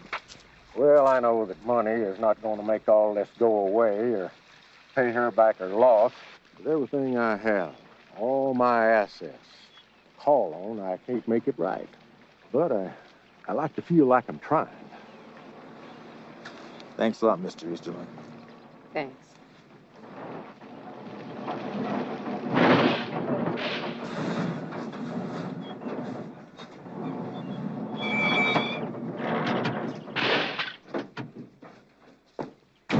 Don't look like much. She'll get you home. At least part way. Well, it's either this or horseback. No hard feelings? You have a terrible sense of humor.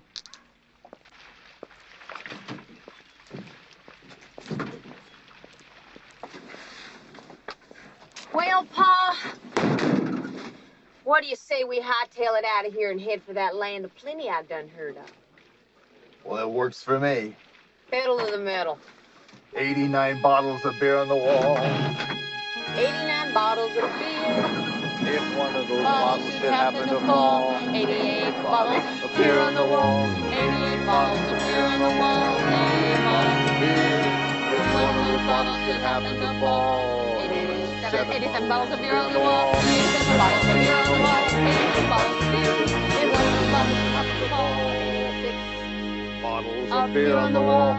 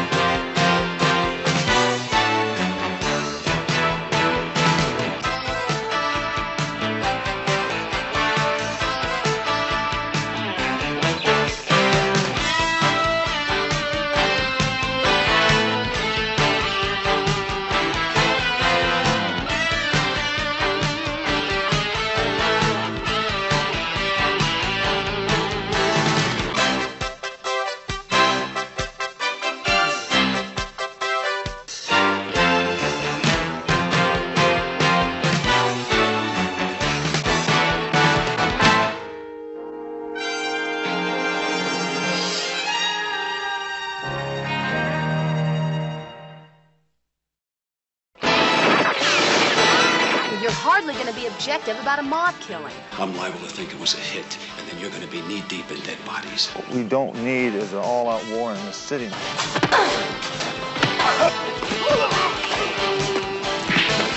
Don't ever do that again. Well, you're building up a regular Vietnam-type body count, aren't you, Hunter? You grabbed your gun and a silencer and you put 2 holes in it. I'm the one that has to bring him in. Who says you can't go home again?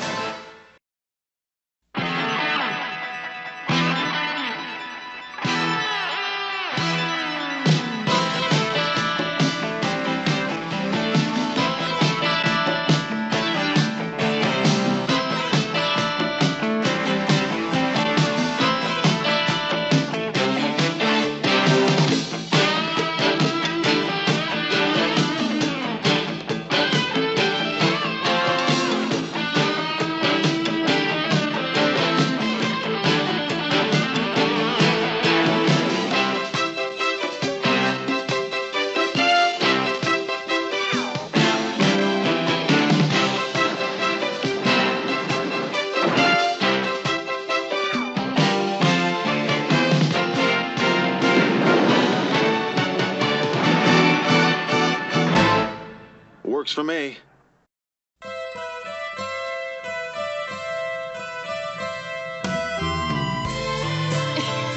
Michael, stop it! You're gonna make me wreck your car. I got lots of cars.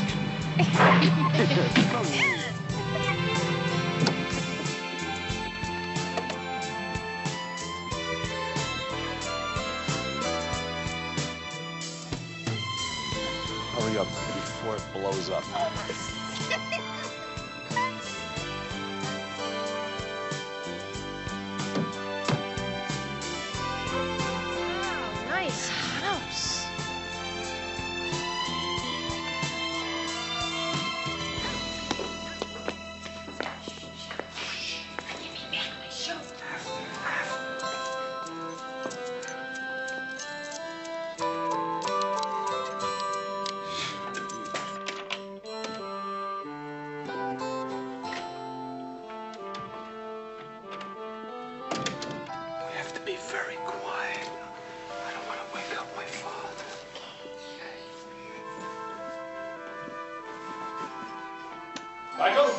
that you?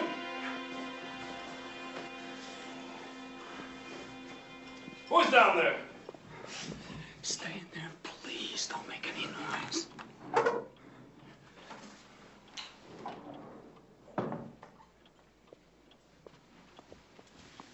Hey, Pop, how you the hell doing? did you answer when I call you? Oh, I'm sorry. I didn't hear you. Well, good night, Pop. Oh, like this drunk again? Disgracing yourself. Disgracing the family. No, I'm fine, Pop. I'm sure fine. you're fine. You're drunk. That's how fine you are. And when I die, you're going to be the head of this family? Damn right. When you talk to me, Michael, you talk with respect. What are you hitting me for?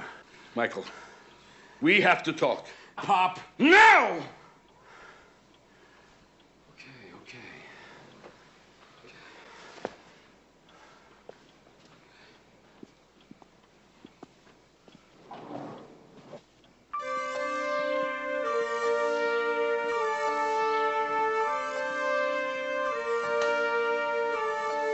I work hard all my life for my family. This is my reward. You live inside a bottle. Why can't you be like your younger brother, Billy? He wouldn't bring shame to his family. Stop it. I don't want to hear you talking about Billy. Billy will carry on the Vincent name. I wish you weren't my son. You're a bum.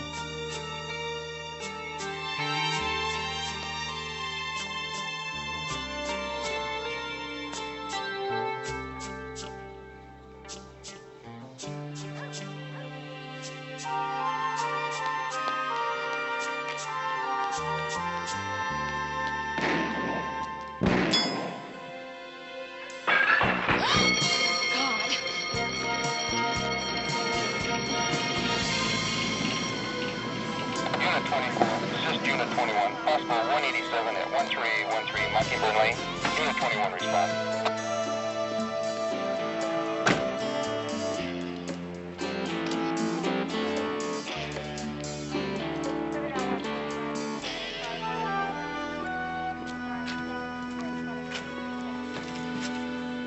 Are you coming, McCall? This is not our case, Hunter. It's Terwilliger's. But he always appreciates our help so much. We are going to stay out of this one, Hunter. You're hardly going to be objective about a mob killing. Have you been taking your captain pills again, McCall? Besides, I have the best insight on this thing. You are going to be stepping all over the wrong people to get this case solved. So, if we have to follow this through, I take the lead. Works for me. It does?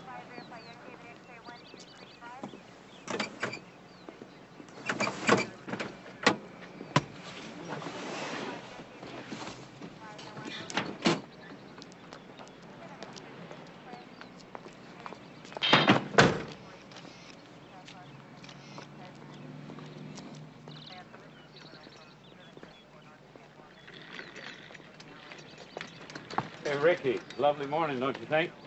Weather's been so rotten lately. Of course, he won't know the difference. There he is, John Vincent, the big mozzarella himself. Boy, it's gonna be a pleasure to open up a slime like this and see what makes him tick. When I was a kid, John Vincent used to put me on his knee and give me Christmas presents. While his boys were out slaughtering reindeer. Works for you, huh? We ought to keep a chain on this one, McCall. Contract hit? Too messy. One slug in the chest and the other one in his back after he fell. Whoever it was tripped the alarm. Thanks, Tibbet. Thanks, Tibbet. I told you you're going to be taking all this too personally, Hunter. Now I'm in charge. This is my case. I was here first, Hunter. Talk to McCall. She's quarterback in this one. Is that so? My father used to import these. Thank you not to disturb the evidence, Sergeant. If you're here to reminisce, perhaps you'll come back after I've completed my investigation. What year might that be, Bernie? I'll be finished by tonight, Hunter. To the trained eye, this scenario tells a very specific story. To the ear, it's been trained to hear such things. The dead do in fact talk. And just what are the dead saying these days, Bernie? Junkie burglar. Junkie burglar? Of course. He didn't steal anything. He didn't have a chance to. Before he could, he ran into old man Vincent. There was a fight. Kaboom, kaboom. End of story. I'm standing here worried that we're looking at the first move of a mob war, and you're foaming at the mouth about a junkie burglar. Don't burglars usually break in, Bernie, instead of out? Look, there's broken glass and splinters on the outside. Oh, there's a new one. Breaking and exiting. Get out of here, Hunter. I will solve this case in my own fashion. I have the murder weapon right here. It's print-free, but through the use of painstaking field work, I shall track it down to the owner. We shall have our man. And case closed. Never point a loaded bag, Bernie. And I found it right there by the patio doors. It was 2 empty shell casings on the carpet, 2 slugs in the body. How many bullets in the clip? 4. Clip for that gun holds 8. Well, he was too drugged out to completely fill the clip. So now will the 2 of you please take the proverbial hike? You think like a captain, Bernie. You really think so, Hunter? Oh.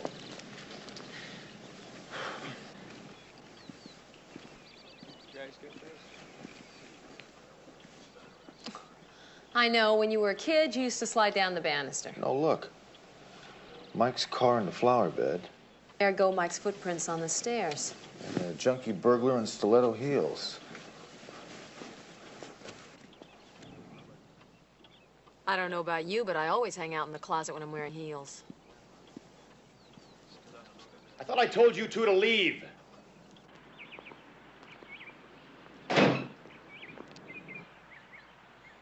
Michael, you're upset. We understand. My poor father. Russ, Georgie, you should have protected him. For 20 years, we've been protecting him. Who could have thought it would turn out like this? A damn junk. I can't believe it. What the hell are you doing? Rick, we're having a family discussion here. Well, it wasn't so long ago I'd have been a part of it, huh, Billy? Yeah, well, you're not anymore, so why don't you go bust the bingo game or something? Who says you can't go home again, huh? Look, Billy, Mike, my condolences. I really liked your old man. Then you better find the animal who did this to him, because if you don't, I'm liable to think it was a hit, and then you're going to be knee-deep in dead bodies. Slow down, Mike. You've only been head of the family for a few hours. And if you want to help us get to the bottom of what happened to your old man, you'll cooperate with us. With the cop? Never. Pop would roll over in his grave, right, Billy? Look, Rick, is there anything special you had in mind? Yeah. Maybe a list of who has keys to the place, who visited recently, including Mike's dates. I'd never bring women here. You were out last night, weren't you? Yeah, and I got so drunk. Yeah, I saw the lovely job of parking you did in the flower bed. That's like I said, I was blitzed, that I was alone. For God's sake. I'm calling the captain, Hunter. We're leaving, Bernie. Rick, it's good to see you again. You too, Billy.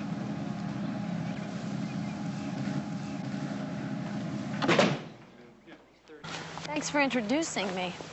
I don't like what's going on here, McCall. Neither do I. I think I'll press my black suit and go to old man Vincent's funeral. And you want me to try to find the girl that was hiding out in Mike's closet? Have you been reading my mail? Well, you want to give me a list of all of Mike's hangouts, or should I just look in the yellow pages under bars? Parking lot to corner of Satakoy and Reseda. Why don't you try the bars near there? There can't be that many of them. I run a heck of an investigation, don't I?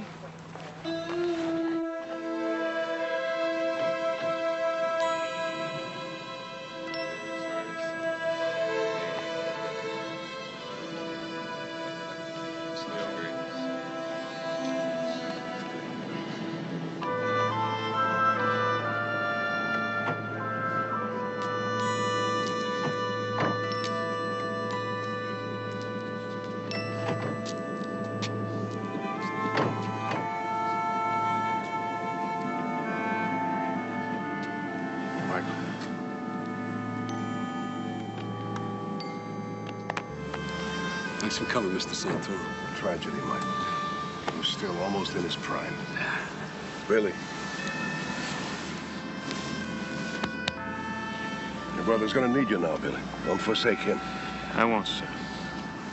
How's Carmine Santoro taking this uncle down? He and John Vincent were very close. Much as Carmine grieves for his friend, More than anything, I suspect he's angry that something's happened without his knowledge and permission. The score will have to be settled. A junkie? How could such a thing happen? Maybe it wasn't a junkie. Maybe it was someone who was even here at the funeral. Right here. Someone who calls himself a friend so he can get close to my father to pull the trigger. Michael. Be careful, Michael. Things said in temper, I'll remember. Long after the pleasantries are forgotten. What's done is done, as long as no one tries to move in on the Vincents. You understand? Michael, not here, not now. Listen to your brother. There's a time and a place. Excuse me.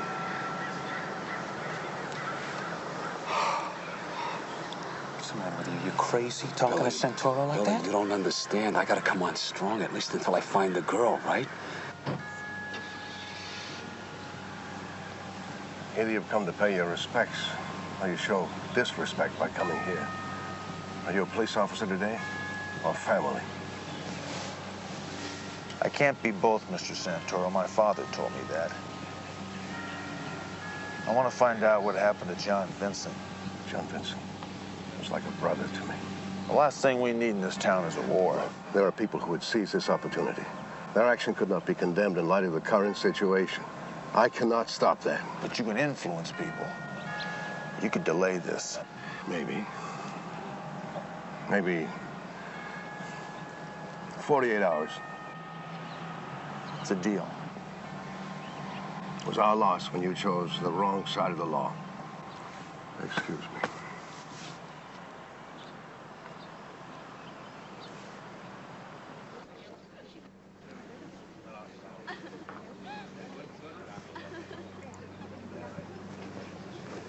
Well, what can I do for you, sweet lips? To think I just walked in and you already guessed my name. I guessed your name, and I already guessed your game, too. Oh, yeah? What's that? Well, a pretty young thing like yourself, dressed to kill in a place like this. I'd say you were looking for a man. Wrong. I'm looking for a woman. That bar's down the block. I am looking for the woman who was with Mike Vincent last night. He wanted me to give her this. He said to thank her for her time. You get the pun there? Wristwatch. Time. It's funny. I'll see if she gets it. He wants me to give it to her personally. Well, then I don't know her. I'm awfully sorry you had to waste your time. Get it? Yeah, I got it. Okay. But if she doesn't get this, you got Mike Vincent to answer to. Right. Right.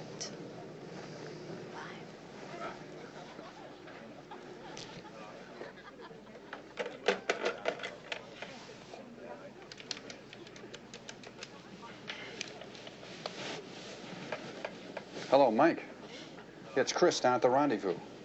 Yeah, listen, some broad was just in here and said you'd given her a watch to give to Sandy Newton. Is that right? I thought so. Yeah. No, I didn't tell her anything. Yeah, sure. You're welcome. Bye. I figured you were too smart to have somebody run the watch over to the girl so I could follow. You figured right. I don't give away my friends, particularly Mike Vincent.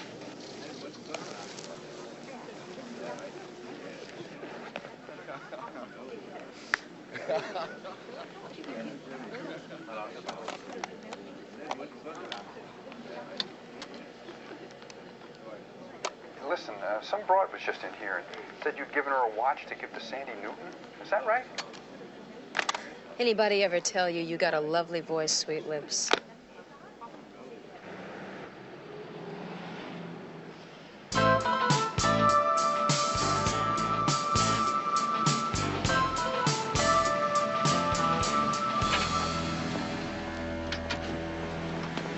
Good work, Paul. Sure. I have to come on to guys to get information. You throw them up against the wall and put guns to their heads. So, throw them up against the wall and put guns to their heads. Oh. Sandy Newton is in apartment 3G.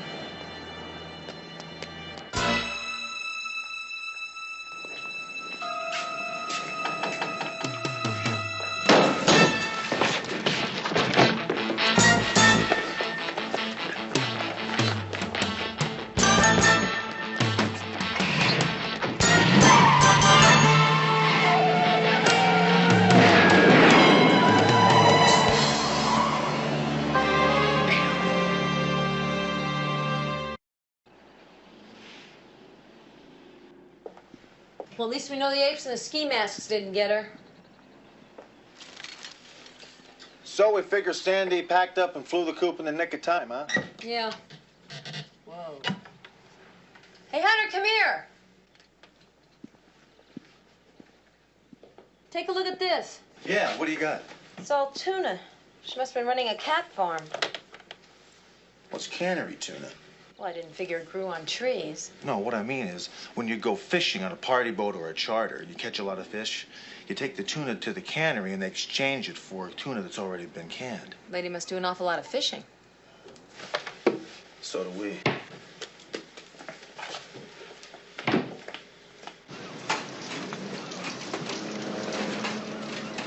Hunter? You let Hunter scare you off? Billy, you believe these guys? Did he ID you? Thank God Pop's not around to hear this. Hunter never saw us. We had the mask on the whole time. Look, it's gonna be all right, Mike. There was nothing in that girl's apartment. I'll get a lead. I got all our sources out there checking with their ears open. Okay, you tell them that whoever brings me what I need, that they have made a friend in Michael Vincent, and you tell them that, well, you know, just tell them that they'll be well taken care of. Okay, go ahead, go, get out.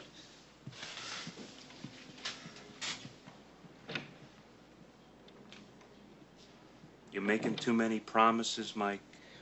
Pop never made promises. He never bought people. He knew you couldn't trust anyone who'd only be loyal to the highest bidder. Mike, I don't like what's happening to you. Billy, I'm sorry. I'm just trying to keep the family together. We don't find that little girlfriend of yours and convince her to keep quiet. There may not be any Vincent family.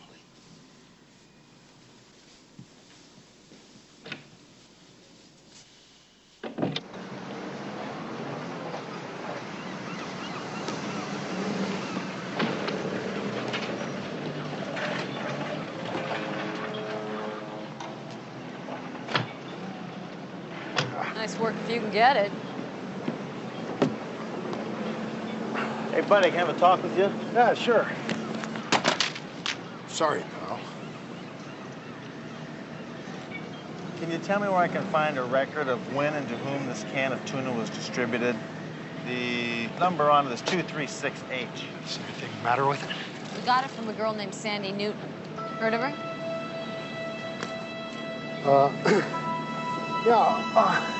They keep the records you want in the office over here. This way.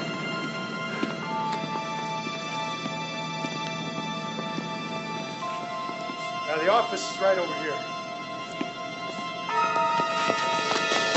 Not looking for Sandy Newton no more, you understand? As far as you're concerned, she dropped off the face of the earth. Look, ease up, guys. We're cops. Oh, sure you are, and I'm Pinocchio. You know, she said you might try and pretend to be cops. All right, look, we'll get out of here. We're saying we never saw you. We heard Sandy's on her way to Alaska, okay?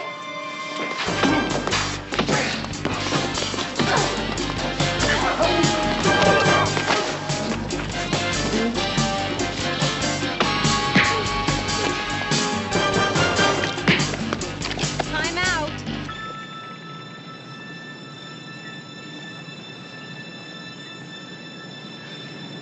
Don't ever do that again.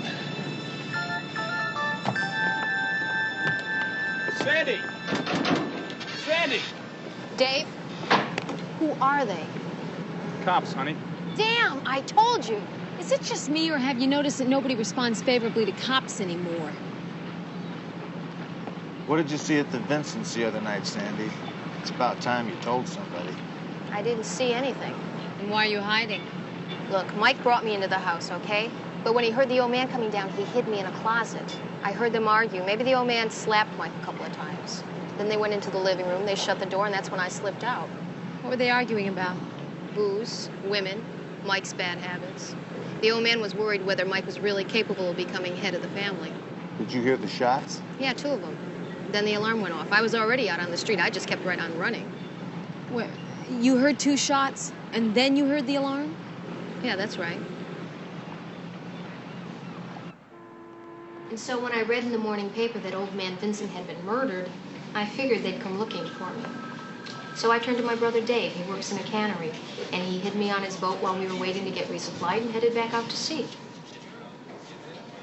McCall, Hunter, can I speak with you for a moment, please? Excuse me, sir.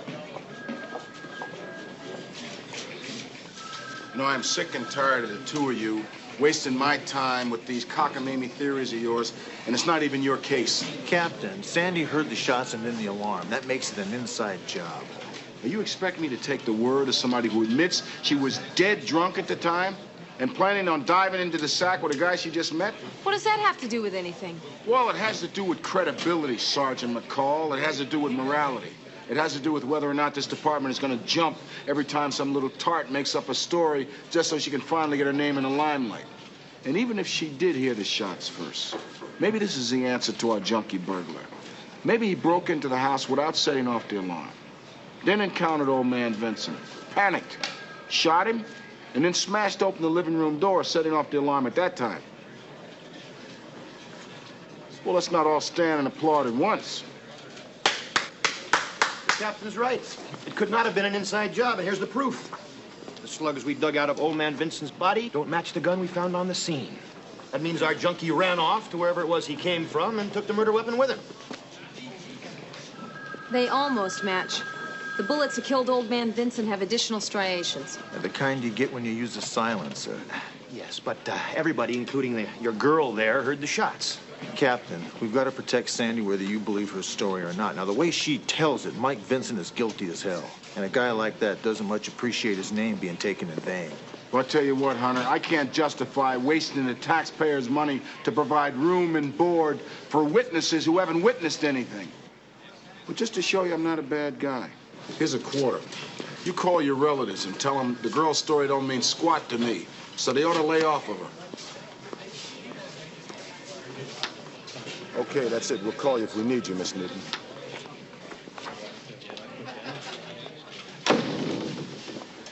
No luck. I heard. Hi, I'm Sergeant Terwilliger. Well, don't worry about it, kiddo. I know a place where you can be safe. We'll take care of you. Oh, well, then we're going to have to get my stuff off the boat. That's okay.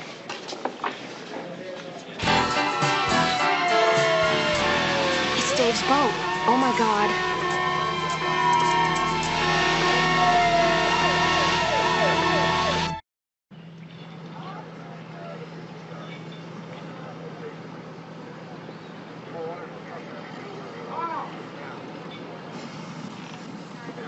I'll keep this one.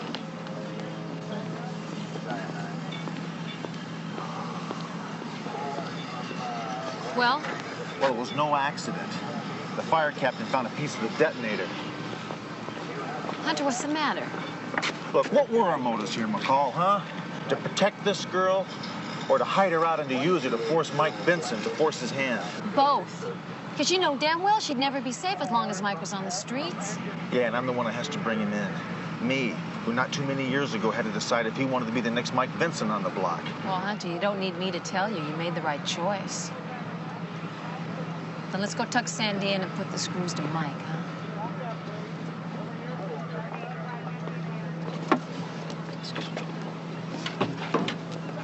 How's he doing? We're doing everything we can. Sandy, we have to let these guys get to the hospital. I'm going with them. Sandy, you can't. You'd be a sitting duck there. Dave, too. I can't let them go alone. You can't help him here, Sandy.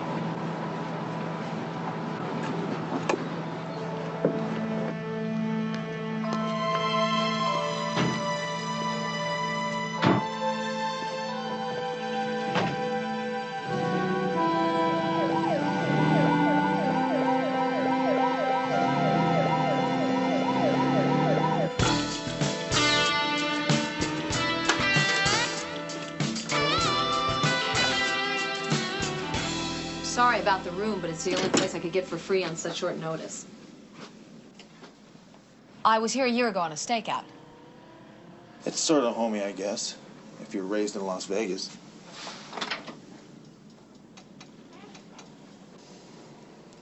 You know, I still can't believe this whole thing is happening just because I met that guy in the bar. You know, he was so funny, and he treated me so well. I really thought he was terrific. But if Mike Vincent was to walk in here right now, I'd kill him. Okay, now look. You gotta stay put. You gotta double lock the door, put out the do not disturb sign, don't open it for anybody but us. Guys aren't leaving me here all by myself. Well, Sergeant McCall will stay with you till I get back. Till you get back? You're not gonna go see Mike without me. Well, somebody has to stay here. It's correct police procedure. I'd feel a whole lot better if you stay with me, Sergeant McCall. If you find yourself nodding off, McCall, spend $1 on the magic finger bed, huh? I don't have any quarters, which is all it takes. A year ago on a stakeout, remember? Right.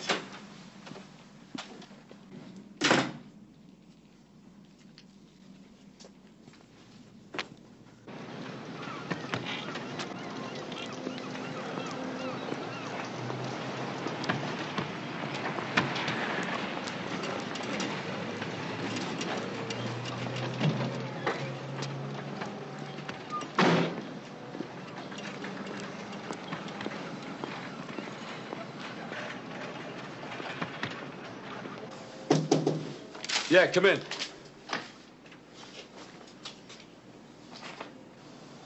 Yeah. Well, I see you settled right in, Mike. You carry your grief with you forever, Hunter.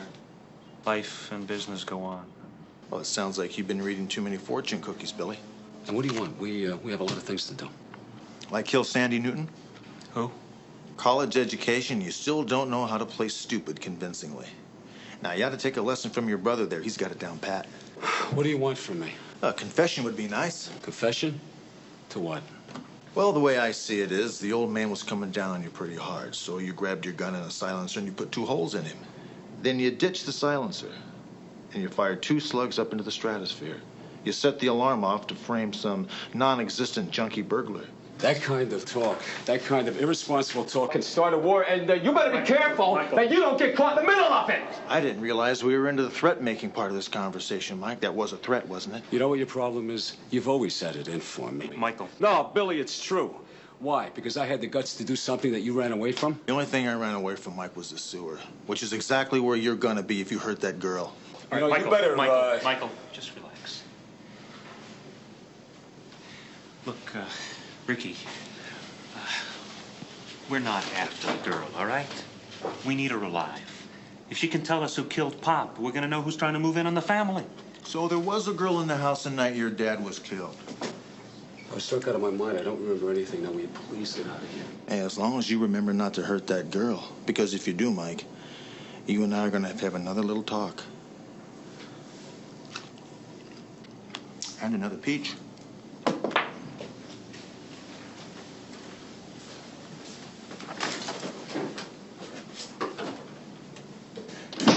What are you doing? You're making me out to be a liar. Wake up. No, he already knew about the girl. I was just trying to convince him that we're not worried about her. If you're innocent, she can't hurt you. What, if I'm innocent? What are you talking about? Michael, what about the silencer? What are you saying? You're saying that I planned to kill Pop? Michael, all I'm saying is, I found you passed out in the armchair. There was a gun in your lap. Pop was dead on the floor. Now, I don't know what went down, Michael. But I'm telling you something. It'd be better for both of us if I never know. Billy, you gotta help me.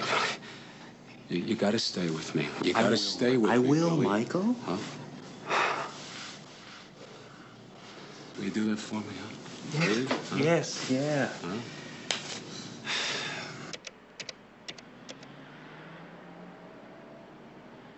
It all makes sense, but I'm tired. It's late. I want to go to sleep. Yeah, hello.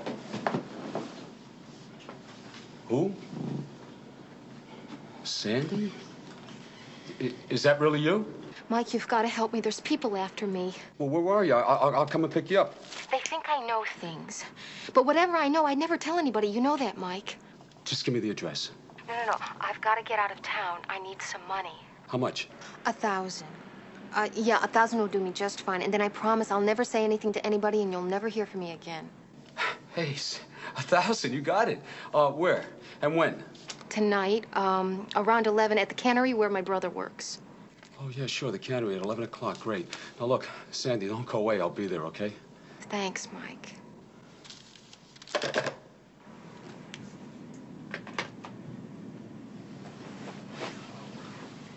Well? Good, at least you came to us instead of the cops. Georgie and Russ, I hope you don't have plans tonight. No, Mike. Mike, you're gonna have to go with him. She trusts you. Sees a couple of strangers coming, she's gonna think we double-crossed her. She will go straight to the cops. Oh, yeah, sure, but it's okay if they come with me, right? I mean, the head of the family shouldn't travel alone. It goes without saying.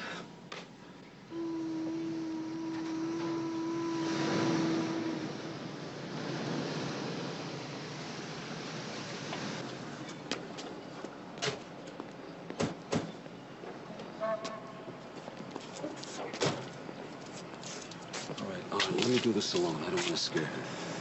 It's okay. I'm gonna be all right. Don't worry.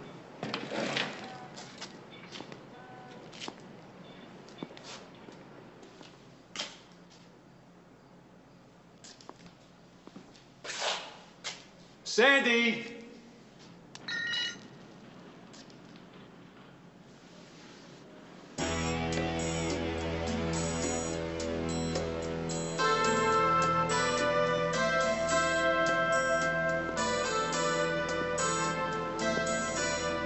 Sandy?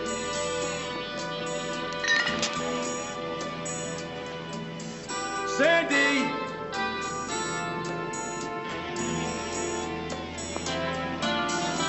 Sandy, it's Michael. Where are you? Sandy? Sandy, is that you?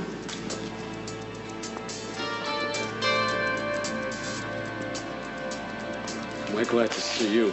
I gotta talk to you. You don't know.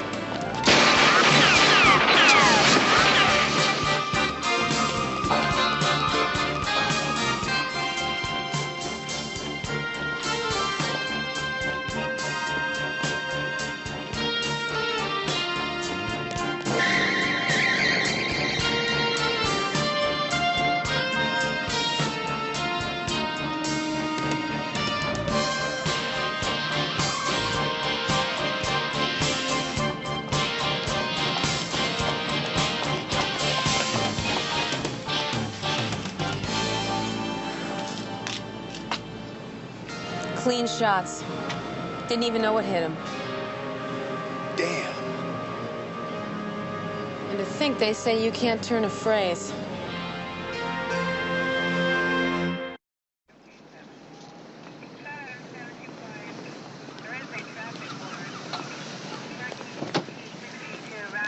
One good rubber dolly shot to shreds. How do I explain this to the hotel manager? Bullet holes, whip marks, what's the difference? He's used to this type of thing anyway. Well, that's 3, plus this one. Well, you're building up a regular Vietnam-type body count, aren't you, Hunter? Since when did it become our fault? Oh, no, not yours, McCall, just Hunter's. You should have known that the mob would use any excuse to start a war. This was not a mob hit, Captain. Oh, that's right, that's right. This is a junkie burglar type hit, right, Hunter? A junkie burglar who just happens to carry around an Uzi. Santoro gave me 2 days. He wouldn't go back on his word.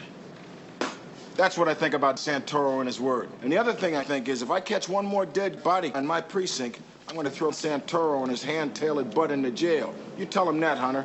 Oh, you better give me an extra quarter for the phone call, Captain. Hey, what do you make of this? I make that out to be money, Terwilliger. What do you make of it? What's with him?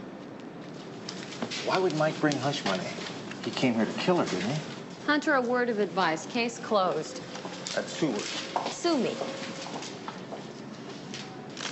None of this feels right.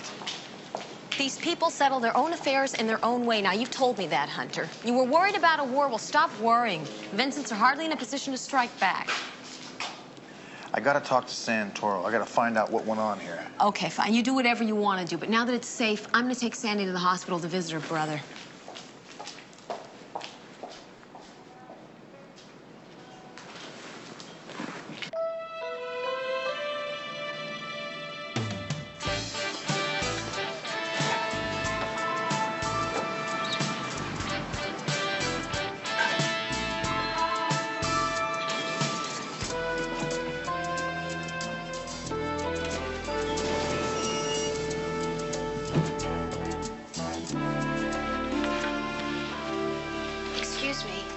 room is Dave Newton in, please? Immediate family only in ICU. Oh, well, I am his immediate family. I'm his sister. 3612. Oh, thank you.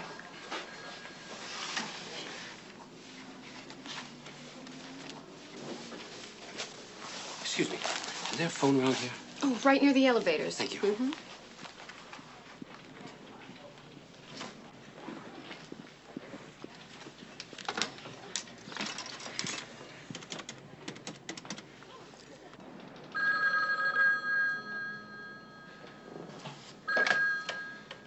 Yeah.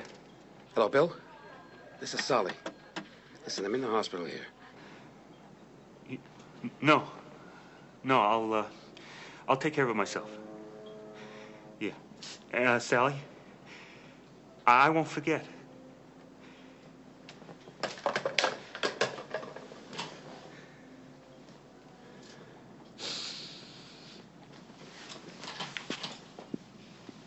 This is a better looking lobster. See, that's pretty good. A little stuffed lobster. See that? See how it's designed there? That's a little better lobster to eat. See? Good one. I like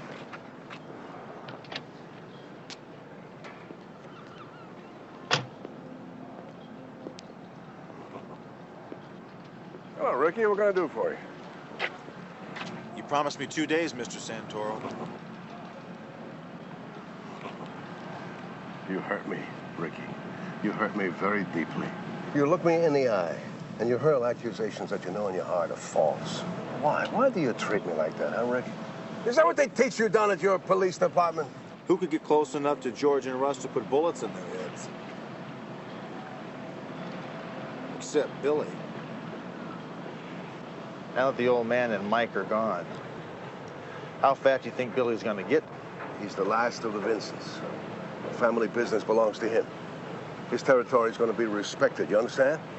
Any other solution would create an imbalance. I'm afraid we may have an imbalance after all.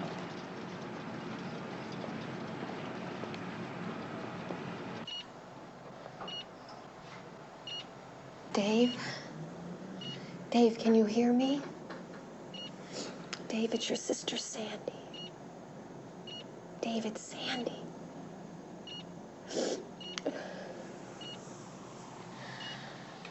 Even when someone's unconscious, there's still a part of them that can hear you. He just can't respond. But he knows I'm here.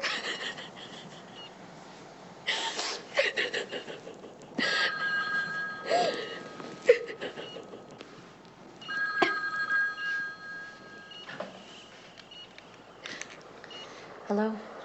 McCall, it's Billy. Isn't this Hunter? Yeah, I'm Hunter, but it was Billy who killed Mike, and probably the old man, too. Want to run that by me again? Just take my word for it. Santoro's boys had nothing to do with Mike's death, and the only one who had anything to gain by it was Billy. So grab Sandy and get the hell out of there. She's still a loose wire that Billy'd like to snip off. I'm on my way to Vincent's office to pick up Billy now. Gotcha. Nice to finally meet your acquaintance, Sandy. Hang it up. McCall? Now. I gotta go. Got company. Billy?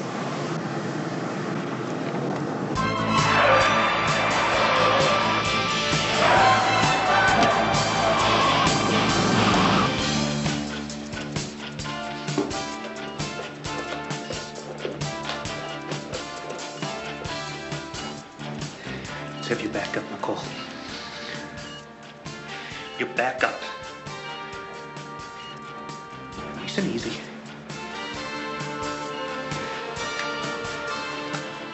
Sandy doesn't know anything, Billy.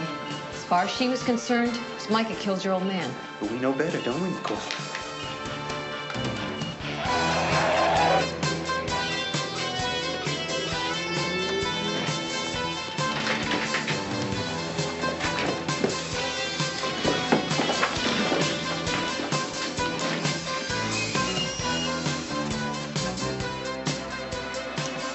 Dave Newton, what room's he in? 3612.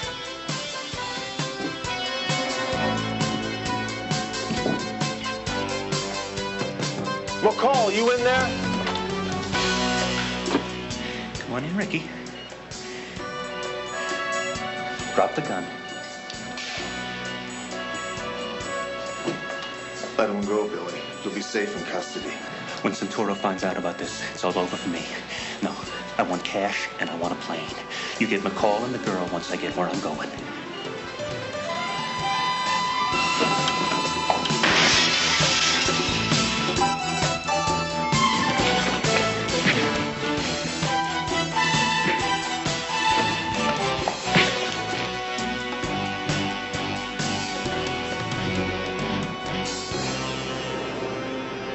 You have the right to remain silent.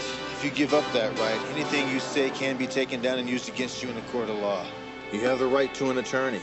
If you cannot afford one will be appointed to you without charge. Do you understand each of these rights that I've explained to you?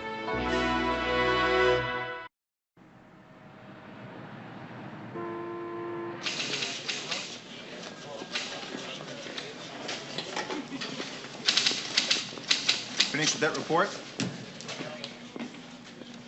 Look, I don't want to bug you, McCall, but I figured if you got finished there in time, you could go to dinner with me. My treat. Hunter, I will ruin my fingernails and my eyesight typing you a report, but I'm not going to destroy my stomach by eating your junk food, even if you do spring for it. I'm not talking junk food here, McCall. I'm talking Maine lobster dinner with all the trimmings. Green salad, French fries, a bottle of imported French wine. What do you say? What's the catch? Catch? There's no catch. I just thought we'd celebrate our success. But if that's how little you trust me, then forget it. Look, I'm sorry. You're right, I'm wrong, I'm sorry. Yeah, if you want to have dinner, fine. I would be happy to, I'd be honored to have dinner with you. Great. Carmine Santoro? What is in this basket, Hunter? None of your concern, Bernie. It is against regulations to accept gifts from known criminals, Hunter. I have to find out what's in this basket. Bernie, don't. You louse! Yeah, lobster dinner if I cook it. Works for me.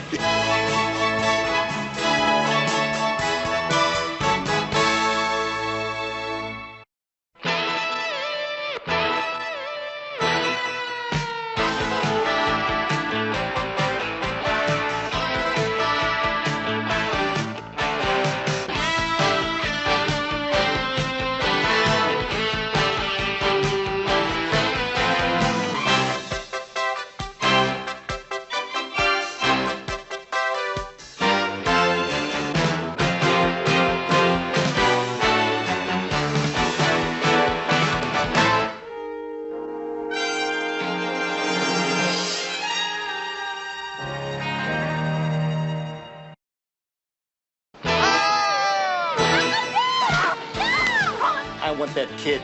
Forget it. I'm not going to start chasing pigeons around. I'll take the reins in this one, McCall. Ruffy's the only one who knows how to run the birds. Police! All right, where is she? This girl has been kidnapped due to your negligence. They got Ruffy. Hit it, man, cops! Looks like our little bird flew the coop.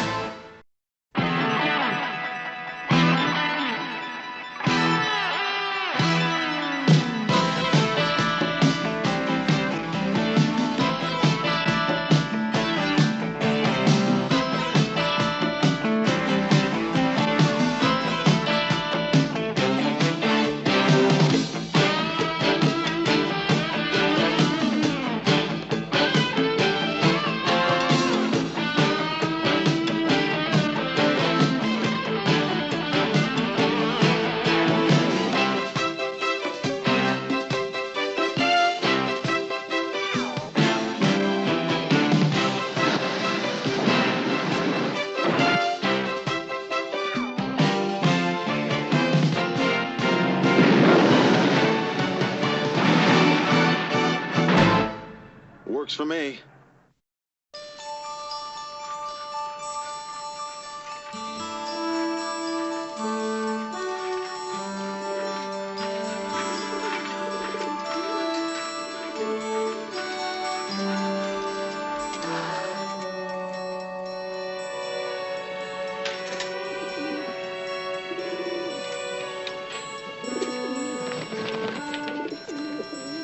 No cheating, Yank.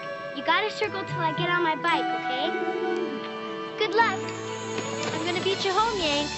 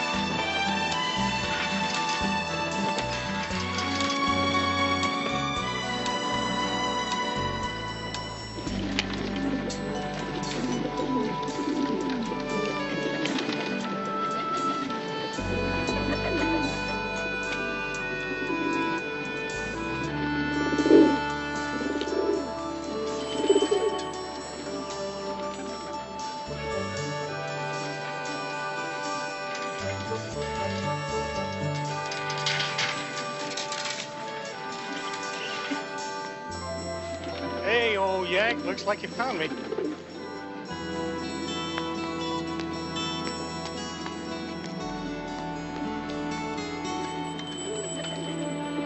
Hello, pal. Don't you know that a gentleman always lets his lady win?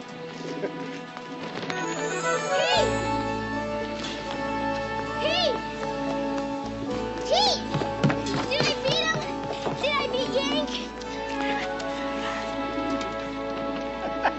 I knew I could beat you. Do you think you let me win, Uncle Pete? Gee, I figure a win is a win, Ruffy, no matter how you come by it. That's not why I always take your socks and gin rummy. Come on, we gotta feed the birds.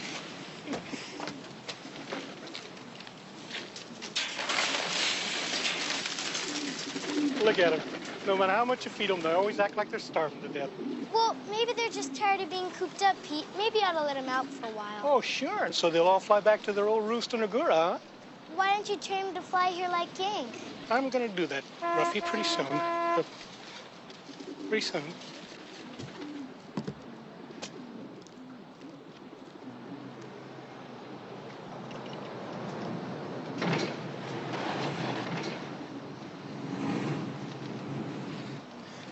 Ruffy, look, honey, why don't you go down to the market and get us a couple of big, thick, juicy steaks for dinner, huh?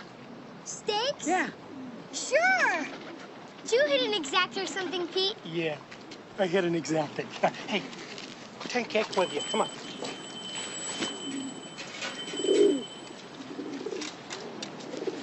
Take care of him now, okay? Okay. Here you go. Get going.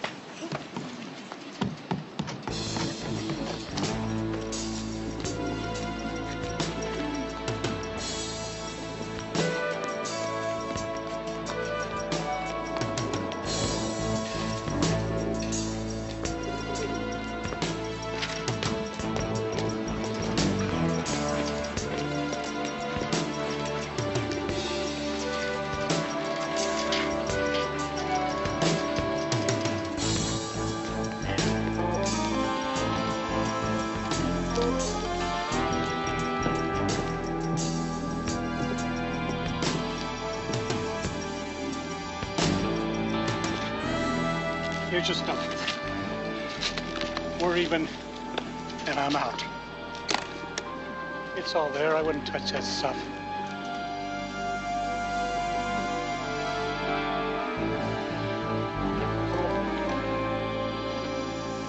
Look, I'd appreciate it if you were out of here by the time the kid shows up. You know what I'm thinking? I'm thinking what a shame it is you went to all this trouble to train these smart little birds to fly in our merchandise for us, and now you want to retire them. I'm done. Through. We're even. For how long? Till your next year thing breaks down in a stretch? Look, you know so much about running birds. Do it yourself. You know what I think, fellas? I think old Petey boy here is looking for a bigger piece of the action. Yeah, I think so. The last thing I want to hear is some horse playing rummy getting greedy. So from now on, you're gonna do what I say, and you're gonna do it for free. You can't do a thing without the birds. If I say no, it's no. You don't even know where they land. Grab them, grab them.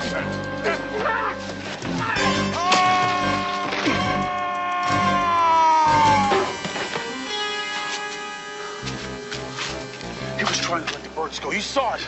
Grab those damn cages, load the birds up, and let's get the hell out of here. But we don't know how to run them. I think I know someone that's gonna help us.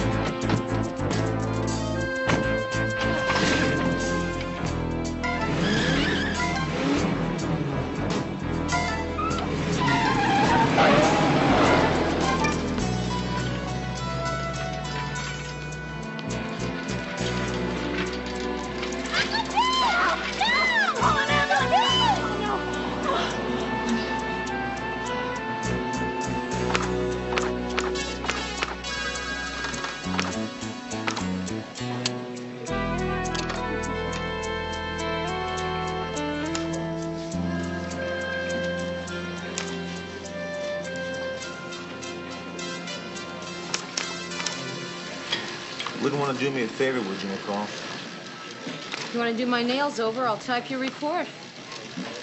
You're a police officer. You shouldn't have nails.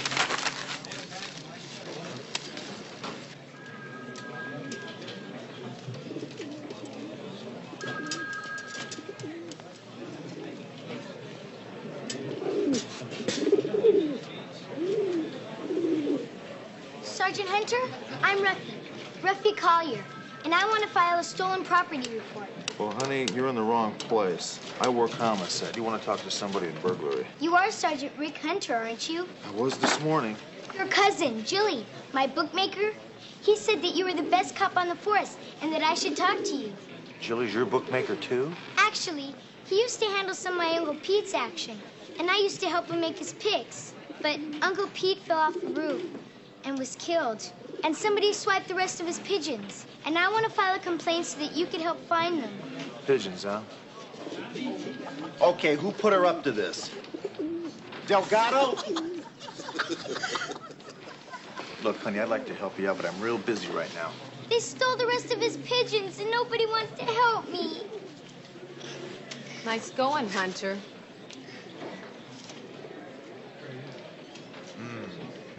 Your Uncle Pete gambled a lot? I guess. Benny called him a degenerate.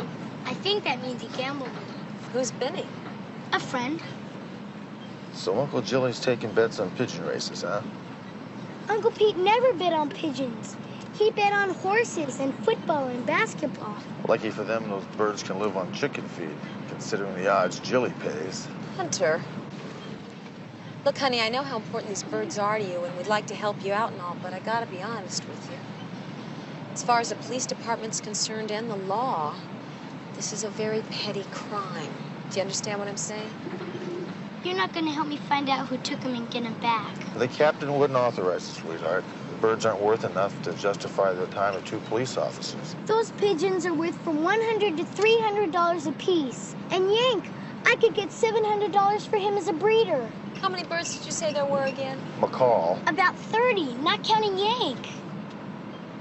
Well, I think we could go by the loft on our way home. Come on. Hunter. Forget it. I'm not going to start chasing pigeons around.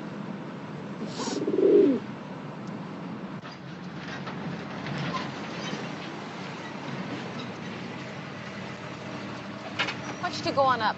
I'll check in.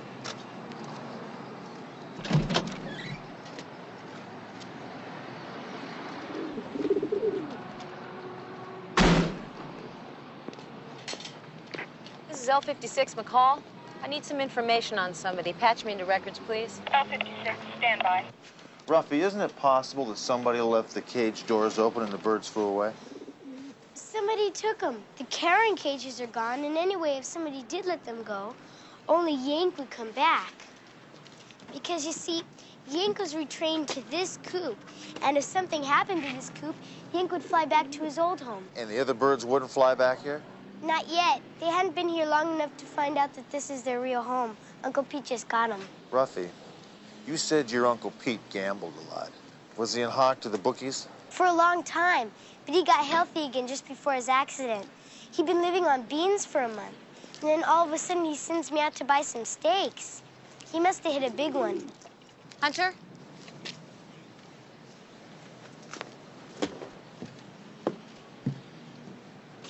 I ran a check on the girl's uncle, Pete Collier. The autopsy report showed that he died of a broken neck, probably the result of the fall. He had an open pint of bourbon in his pocket, but the blood test showed under .01. So he wasn't drunk. So we've got a degenerate gambler who, according to Ruffy, was tapped out. And he happens to own $9,000 worth of racing pigeons. Can you help me find my pigeons for me? Well, I think it's time we take you home now, Ruffy. Well, we can't run a police investigation with you tagging along, you know. Investigation? Come on, those birds are probably somewhere by now. Come on, let's go. Do we get to ride in the police car again? Can we run the siren this time? We'll be lucky if the lousy car starts this time. That's it.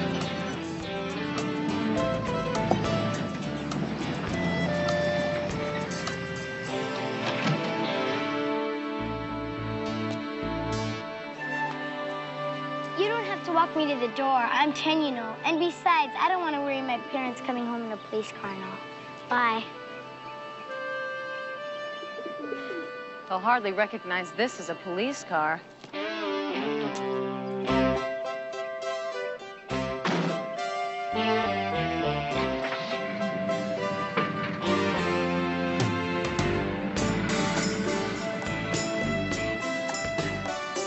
You think we're saps for running this down?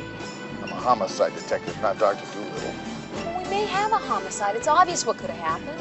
One of Pete's gambling debts caught up with him, and they grabbed his only assets. Ruffy said those birds were worth over $9,000. Yeah, well, I wouldn't believe everything she says. But she's not going home.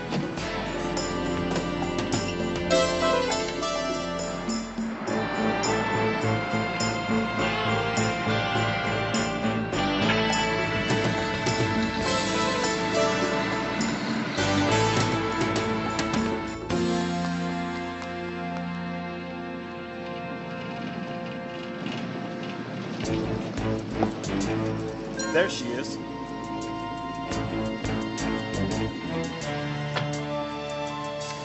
Hey, sweetie, should you be on your own like this? 4062 Tiverton Road. And you don't have to drop the meter if you don't want to. Yes, ma'am.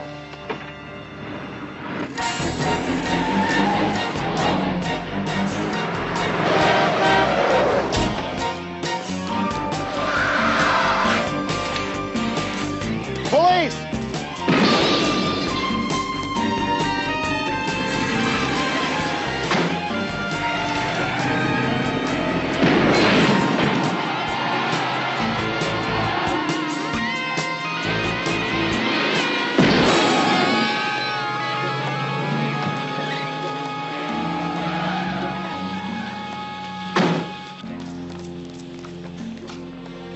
You okay? Yeah, what do they want with that kid? Good question. Real good question.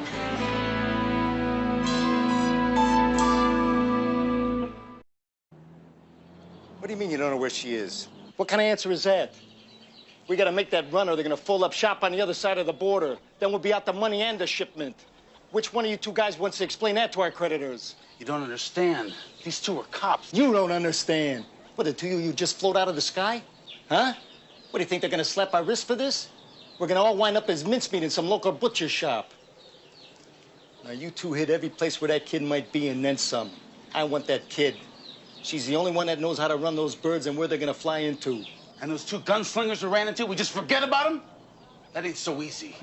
Listen, man, I've heard about Hunter. I don't care what you heard. You two guys find that kid.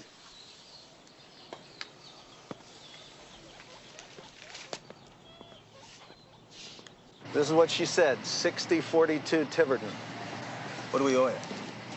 Always willing to help Phil out. Besides, the kid took care of it.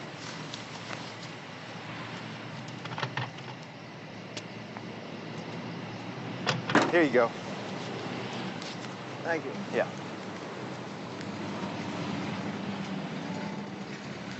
Okay, Wags. 10 across on Rubberneck in the 3rd. Can I help you? Yeah, is your name Benny? Yeah, what do you want? We're looking for a little girl named Ruffy Collier. So, am I supposed to... Okay, sport. I'm looking for that girl, and I better find her in primo condition real quick. Otherwise, I'm gonna be sorry all over you. No! Ruffy, no! Please don't hurt him! Leave him alone! Ruffy. Are you all right? Yeah, I'm all right, sweetheart. It's all right, baby. It's all right, baby. All right, sweetheart. After her parents died, it was foster homes and juvenile hall, the usual bit. Then Pete found her. Nobody from the social welfare never came looking for you? Sure they did, but Pete took care of him. Pete was a warm, decent, wonderful human being, a sweetheart. But he was a degenerate gambler. Who did Pete owe, do you know? Every book in town. About 3 months ago, he told me he was stuck over 30,000. He was in that deep and they still carried him? Nah, they sold off his mark as $0.25 to, would you believe this? Jake Henderson. Jake Henderson? He breaks kneecaps for a living. Since when has he been buying up markers? He bought up Pete's. And a funny thing happened. The two of them wound up partners in a scheme that Pete said would get him even. Like what? He didn't say. And me, I don't ask such questions. But it was plain that Pete didn't like it.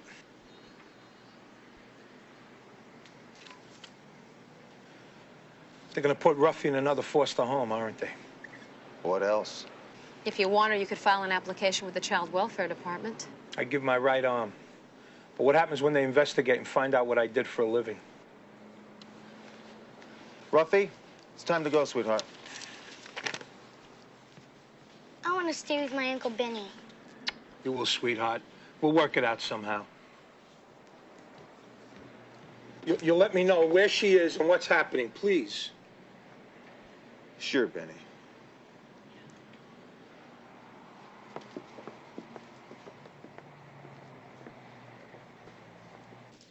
I'm going to turn on my answering machine, then I'll turn the volume up, and that way, if I call, you hear my voice, you'll be able to pick up the phone and talk to me, okay? You tired? Ready for a nap? I bet I have a lot of new stuff to dream about after what's happened today. I bet you do, too. Okay, come on. Shut up. Here. Let's take a nap with you. Sleep tight, kid.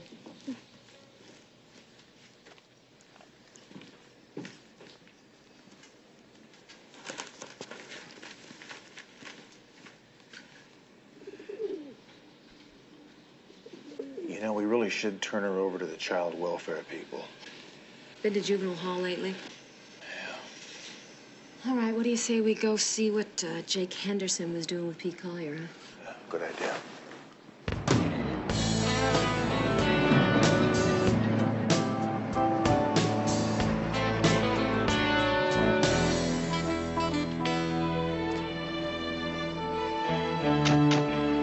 McCall. You know, maybe one of us better cover the back door in case Jake tries to boogie out of here. Okay. It's your idea, your job. I'll go in. Now, wait a minute. It's a pretty rough place in there. Okay, we'll flip a coin. All right, we'll use my coin. Heads. Heads. You cheat. Next time we'll use your coin, the one with two tails. Now, come on, let's go. Besides, you look like a cop. They'll never make me.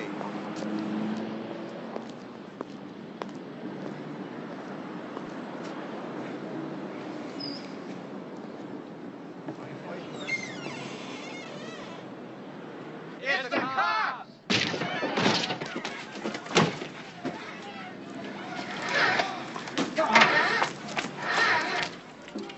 I don't think you're going to get very far without this, Jake.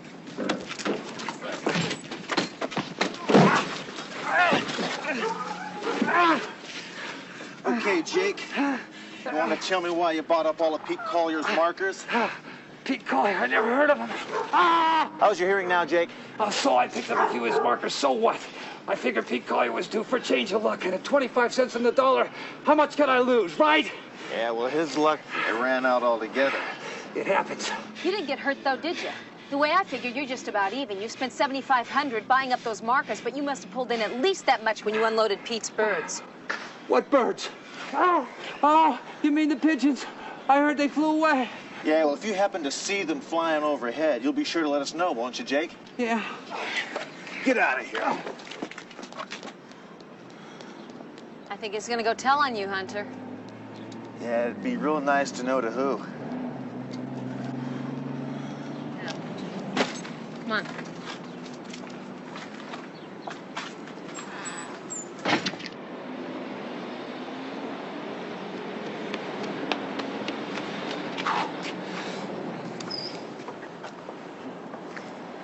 This is how we used to do it when we were busting bookies in Vice. Here we go. 555-7721. Deacon, Jake, hey, what the hell did you get me into? What are you talking about? I just got shoved around by a hard-nosed cop named Hunter. Now, I ain't standing still for this. Deacon, I'm telling you. Cool it, Jake. Just cool it. Did he bust you? No, but, Then what are you worried about? He's just blowing smoke. If he flashes his badge again, call me. You didn't tell him nothing, did you? Of course not. Hey, there's no connection to you at all. Okay, I'll talk to you later. Okay, that's Neighbors Feeding Grain off San Fernando Road, right? That's a Roger, L56. Thanks, Lucille. L56 out. Oh, whoa, no. Whoa. You are not getting into my car with that. It doesn't go with the upholstery. You're so picky. You know, this sauce is going to eat right through my paint. Why do you have all of that? I bought a couple extra chili dogs for Ruffy. She doesn't have it tough enough being a homeless orphan? All right, look, I ran that number down that Jake called. You ready for this? It belongs to a Neighbors Feeding Grain out in the Northwest Valley. It's owned and operated by a guy named Carl Deacon. You know what else?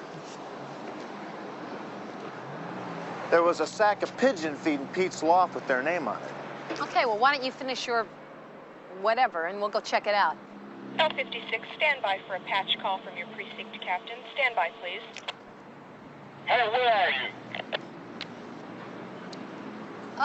Captain, this is McCall. Hunter is, out of the car right now. Can I help? Yeah, I got a real upset lady from child welfare on my phone wanting to know what you two have done with one of their charges. I suggest you explain it to her. Hold on while I patch her call into you. Great. Okay, now what do I tell her? Tell him you can't hear her because your radio doesn't work. Hunter, this is my car, not yours. In my car, everything works. Except the radio.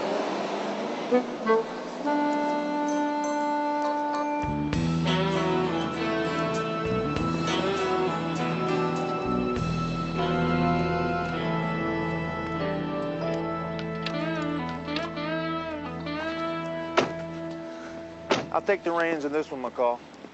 You didn't even want this case. Remember you said, I'm not going to go chase after a bunch of birds. You remember that? This case is obviously bigger than a bunch of missing birds. I think we should do it my way, McCall. Otherwise, somebody's going to find out you've been harboring a child that should be in the custody of the Child Welfare Department. You went along with it. You were an accomplice. But she's in your apartment. Would you like to come in and watch?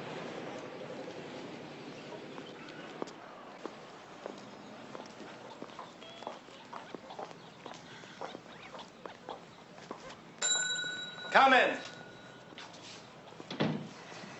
Carl Deacon? Yeah. What do you want? Yeah, a mutual friend sent me over to see you. Jake Henderson? About what? Well, he said you'd make me a heck of a deal on some pigeons. I don't sell pigeons. Only feed, a few quail, and some loft equipment. That's all. Oh, come on. I was standing right there when he made the phone call. You're a cop, right?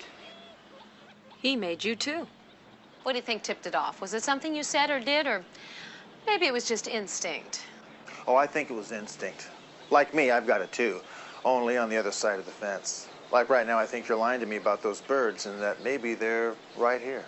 I don't have to dance around with you, cop, so get lost. We'd really like to see those birds, Deacon. They belong to a little girl. Now, you don't mind if we look around, do you? If you got a warrant, you can look till your eyes pop out. If not, there's the door. You want a paper? I'll get the judge to issue me a paper. But I gotta be honest with you, Deacon. The next time I leave here, this place isn't gonna be this neat.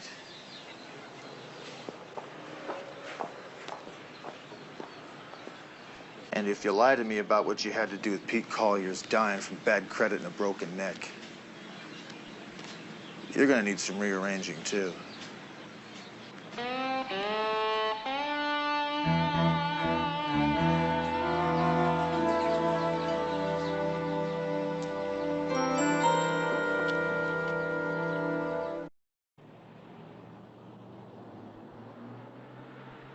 What'd you tell Miguel? Well, tell him we're gonna be down there tomorrow like we said. And he better have this stuff ready. Yeah, hasta la bye-bye to you, too. How are we gonna do that? Do what? Go down there tomorrow. We're gonna fly down there in the airplane. How else? You know what I'm saying. Without the kid? I mean, she's dropped into a black hole. She shouldn't be that hard to find. Where the hell could that kid be? At a friend of Pete's, right? And how many friends can a deadbeat like Pete have? I don't know, Deacon. Another country heard from. What's your problem? Look, she's just a little girl.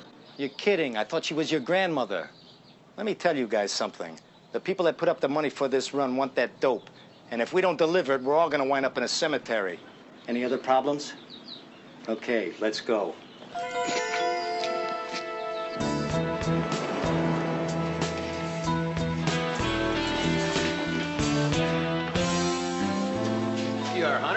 Captain's been looking all over for you two. Been running down those missing pigeons, have we been? Captain, huh? Uh-oh. Bogey's at 12 o'clock. Hunter, McCall. This is Miss Rankin. These are the two officers you want to talk to. Miss Rankin is with the Child Welfare Department. I'm looking for Teresa Collier. Have you tried missing persons? You two are not going to smoke this one past me. Now, everybody saw you leave here this morning with the girl. Oh, Ruffy. They mean Ruffy. Why didn't you say so? I have a court order to pick up that child. Do you have a foster home ready for her? My job is to pick up Teresa Collier and take her into custody. The girl is a truant and a runaway. Oh, that's a laugh. She's got nothing to run away from or to.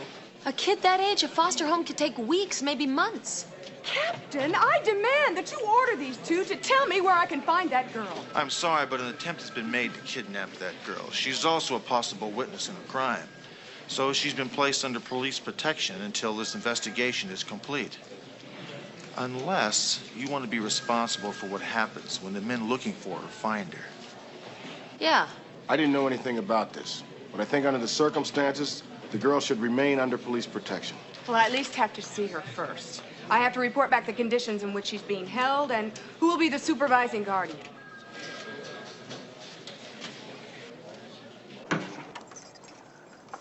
Ruffy? Ruffy? Teresa! Teresa, it's Miss Rankin from Child Welfare. Teresa!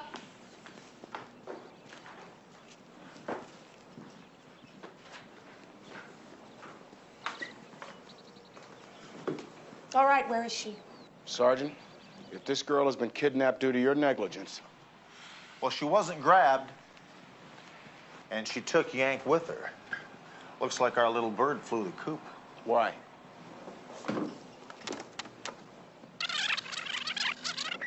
I've been trying to raise you and your partner all day. I still got that lady from the Child Welfare Department, and we know you have that girl. Now call me or get your butt in here. Hey, Dee Dee, I just wanted to give you a call and let you know that last night was... Well, anyway, at least we know she's all right. Yeah, but for how long? If she's in danger, the last place she needs to be is on the streets. A little girl with a birdcage shouldn't be too hard to find, now should she? Benny's.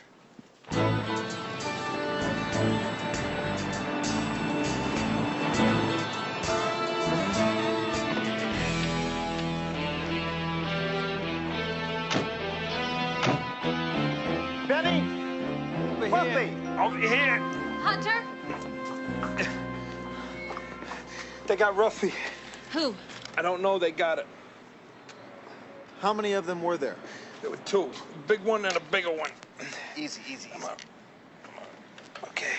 This is Sergeant McCall requesting an ambulance at 6042 Tiverton. Right. Ambulance is on its way. Go find her. Come on, get her back, please. I'll be okay. You sure? I'll be okay.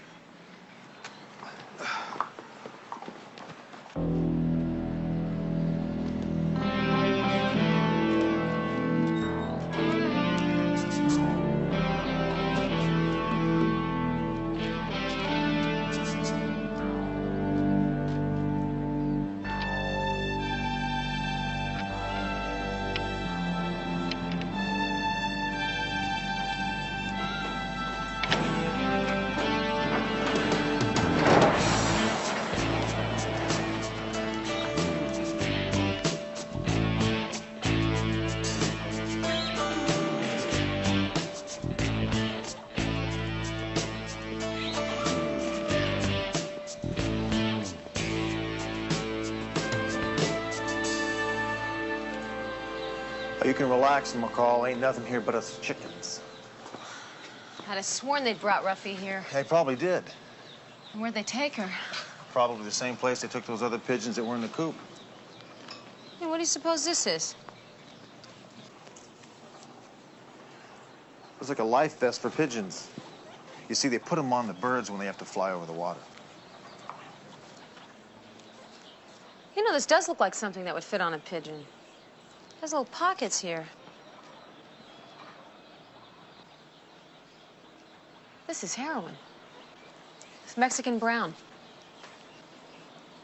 Hunter, that's what they're doing. They're using pigeons to transport heroin. I guess that would work. With Pete dead, Ruffy's the only one who knows how to run the birds. I'll bet you they're on the way to Mexico right now. Look, I'll get in touch with immigration. They can contact the border patrols at both Tijuana and Tecate. They won't have enough time to drive to Mexico and back.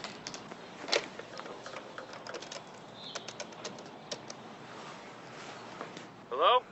Yeah, Chuck? Yeah, what can I do for you? Yeah, I'm calling about Mr. Deacon's airplane. What's the matter with you people? How many times I gotta tell you? It's all gassed and the pigeons are on board. It is? Great. Thanks a lot, Chuck. Just checking. Van Nuys Airport, quick.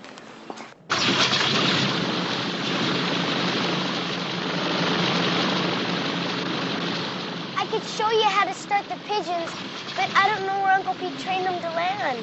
You see, sweetie, either you remember where Pete's place was in Agora, or we're gonna drop you out of the plane along with the pigeons.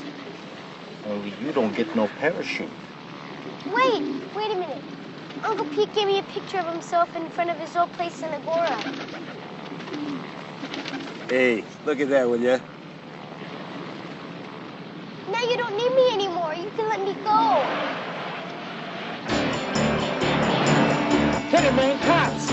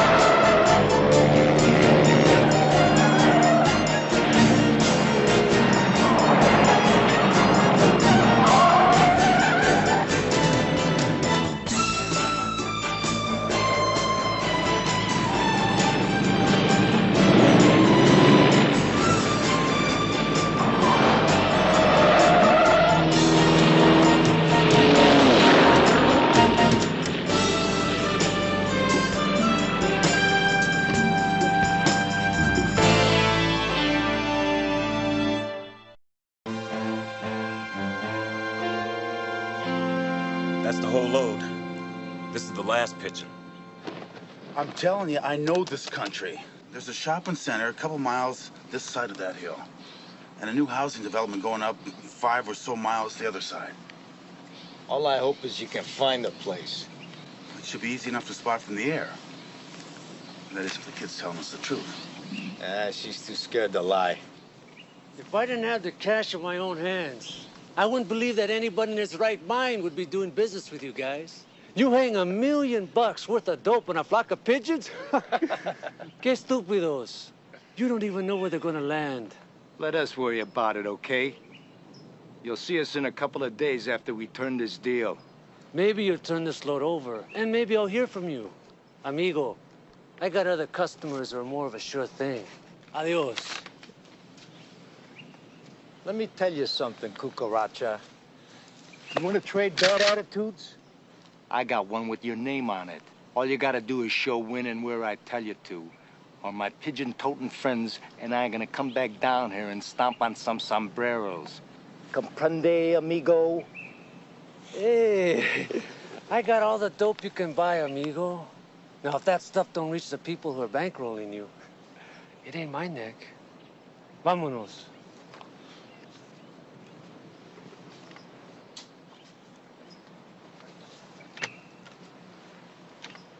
Let's finish up here and get out.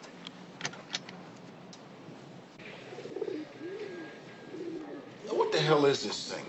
It's a vest they put on pigeons so they can carry things. You see, it's got these 2 little pockets here, Captain.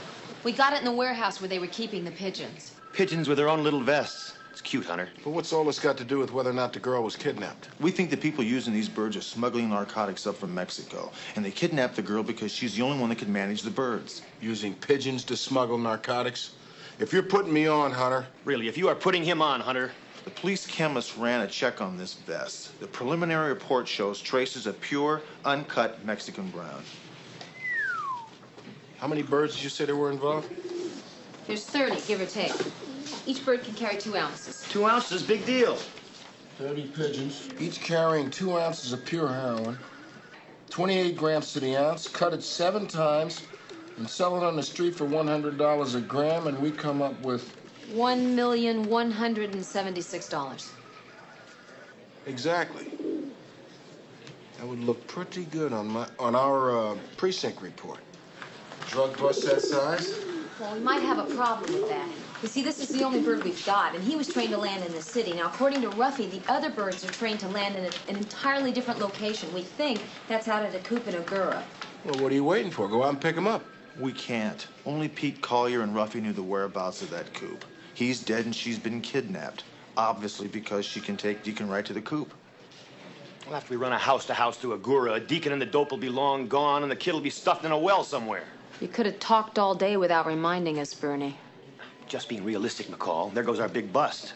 You know, Captain, I think Yank can help us. If he was half parrot and could talk. Captain, according to Ruffy, he was originally trained to the Agora coop.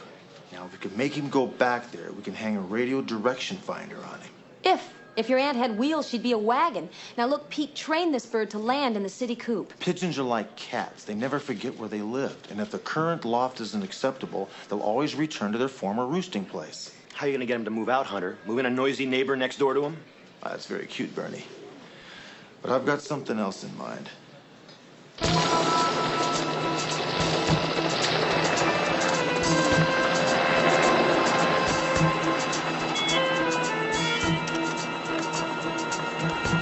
Let him fly. Turn him loose, Terwilliger. Stop!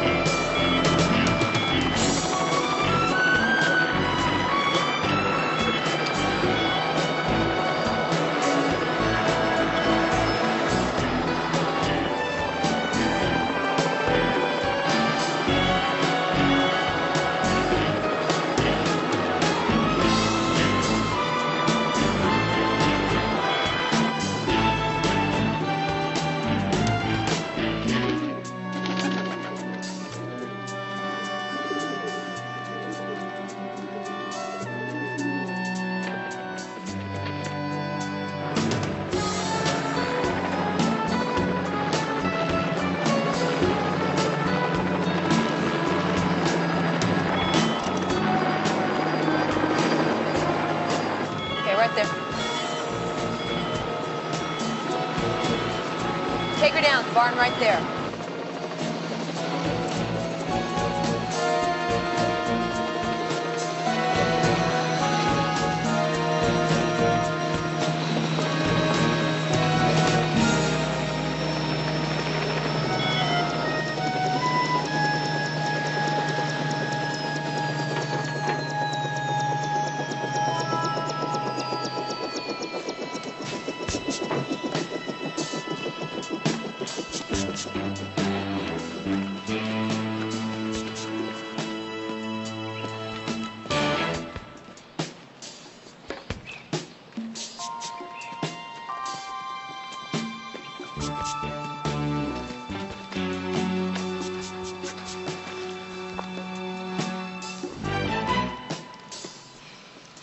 I'm gonna go around the back and create a diversion.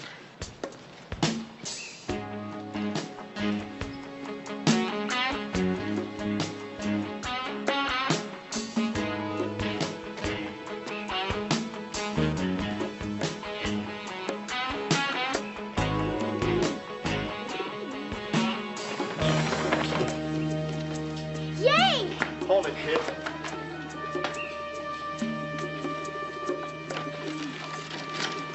What the hell is this?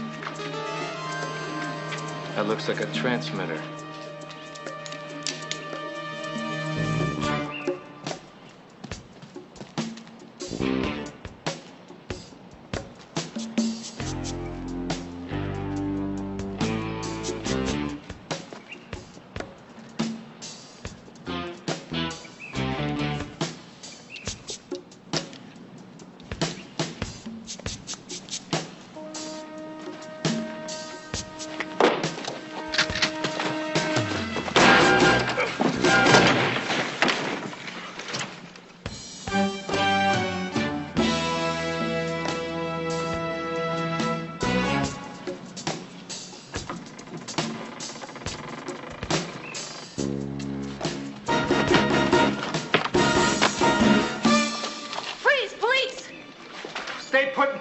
no.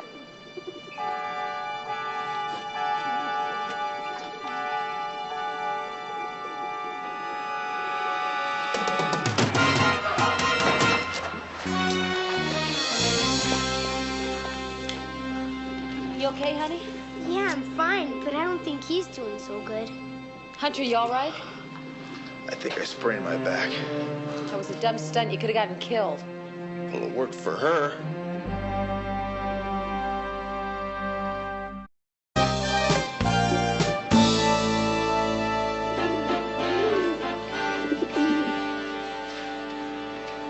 You guys will come see me, won't you? We sure will. You betcha, Ruffy. Just as soon as you get into your new foster home. And you'll be sure to tell him where, huh, Miss Rankin? Of course. It's time to go. Give me a hug. You take care, huh? You too. Bye. Bye. You're good.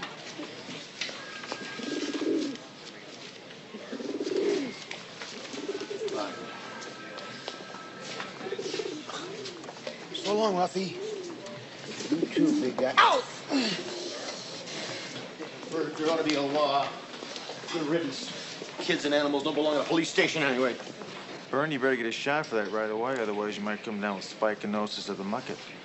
You must really think I'm stupid, don't you, Hunter? Well, when you've got me, Bernie.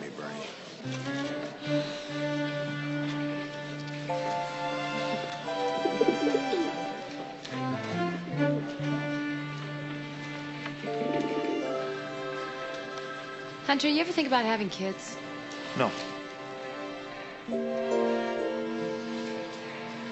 Me either.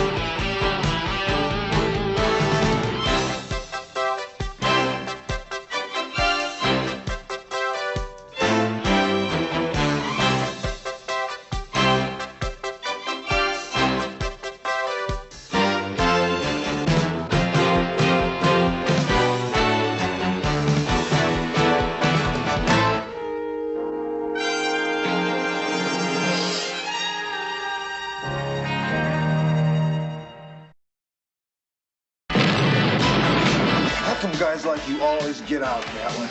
I just watched the kid turn to spit on the sidewalk. So long as the kid died, Gatlin goes free, huh? I didn't kill Gatlin. I knocked the guy into a plate of spaghetti. I have no choice but to remand you to the county lockup. Oh, I hear you're still looking for a new partner. Not anymore, Bernie. To the start of a wonderful relationship. So when are they springing me? When you leave here, it'll be in pieces. I'm buying. We'll go someplace real cheap and greasy. What's the matter? Not enough grease? I'm not depressed and angry. And all this red tape and antiquated systems are not going to sit well with me if Hunter winds up dead.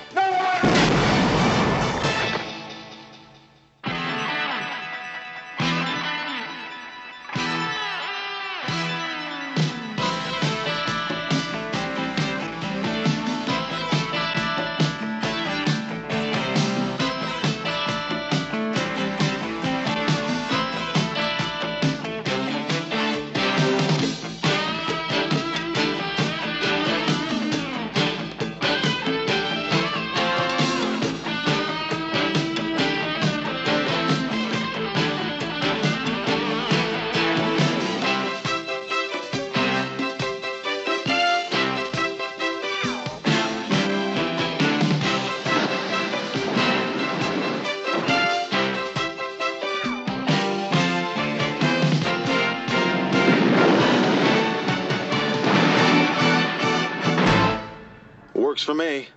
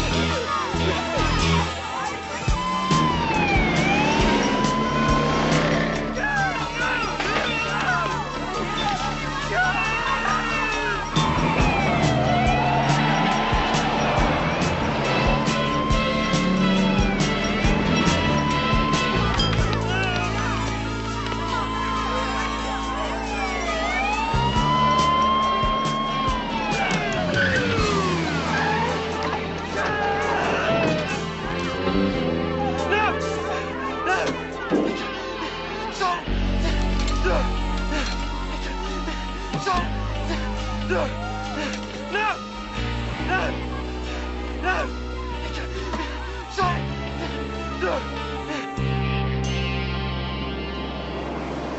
okay guy forewarned. Anyway, take care of yourself, Ricky. Visit your mother. All the best, Uncle Leo. Did I ever meet Uncle Leo? Isn't he that bookie? He's a flasher. What? A flasher. A trench coat artist. On the day he was arrested, he was outside a lingerie shop announcing bargains. With no pants on? Did a hell of a business that day, too. Yeah, I bet they did. What's over there?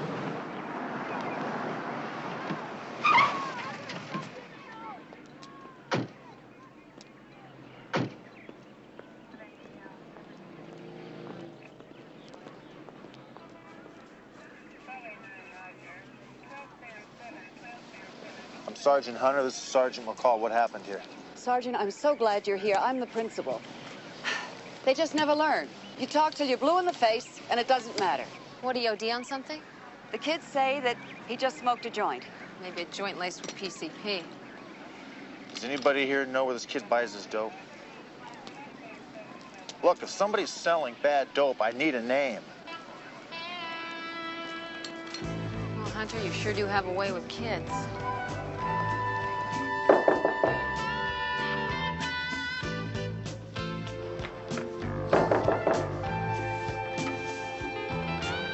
Look, I'm sorry, but my dad's at work and I can't let anyone in. Maddie, we're police officers. We want to talk to you about what happened to Billy. Here's our badges. You can call the precinct if you want.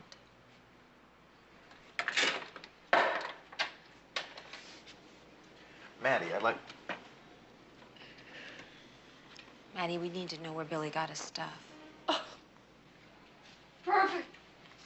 He's lying in a hospital bed dying, and all you care about is making a buzz. What we care about is the next person this happens to.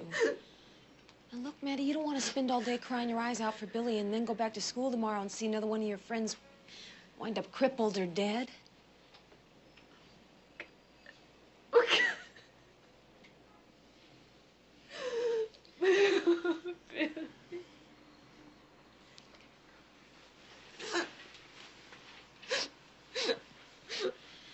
Maddie, you have to let us help you. To help Billy. We don't need your help. Well, you need somebody's. Hunter? Look, if I want this kind of talk, I think I'll just wait for my dad. Maybe I understand better than your dad. I don't think so. My dad understands it all. I had a brother who died from a drug overdose. Why did he do it? Why did he sell us that stuff? Who, Maddie? Look, if I can't keep you kids from using drugs, maybe at least I can keep you from dying from using it. Now, where did Billy get his dope? Roscoe Gatlin.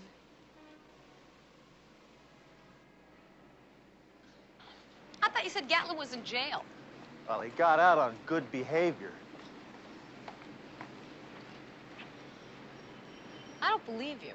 You looked that kid straight in the eye and you lied like a rug. You didn't have a brother, did you? Come on, get in. We gotta pay Roscoe Gatlin a visit.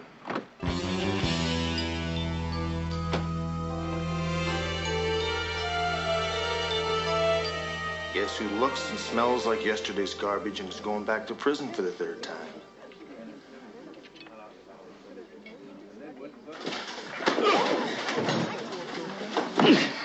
How come guys like you always get out, Gatlin? How come there's always a loophole with your name on it? You're the one that ought to be watched, Hunter. You and your justice on the street. I just watched a kid turn to spit on the sidewalk, and you know why? Come on, Hunter. Just arrest the guy and let's go. You can't arrest me. You ain't got zip on me. Yes, I do. I've got one of the kids you deal dope to, and as soon as they put his guts back inside of him, he's gonna put you away for 50 big ones. But I ain't afraid of no school kid. Well, you better be afraid of me, because if you or one of your flunkies even breathes next to that kid, I'm gonna personally rip your lungs out through your ears. Now finish your lunch and let's go.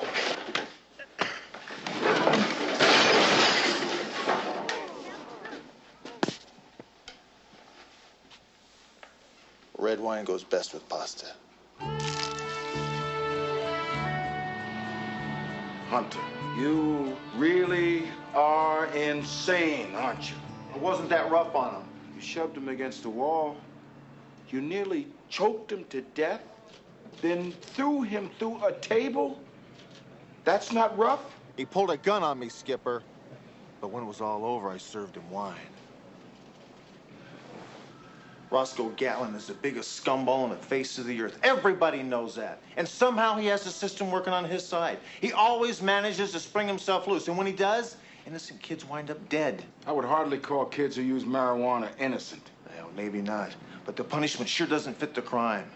You shouldn't have to die for smoking a joint. Well, let's just hope this boy survives so he can testify. Because otherwise, when Mr. Gatlin files for false arrest, you are on your own. Thanks for the support, Captain. Anytime.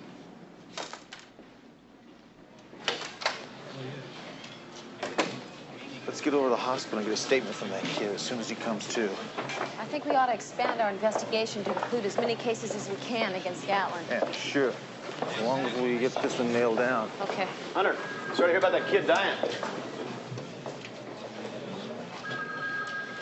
Unfortunately, Gatlin is already back out on the street. The DA refused to file as soon as they found out we lost our complainant. So long as the kid died, Gatlin goes free, huh? Hey, how about dinner, huh? I'm buying. We'll go someplace real cheap and greasy. No, thanks. I just want to go home. Do what? Just sit there and be depressed and angry? Come on, that's no good. I'm not depressed and angry. Sure.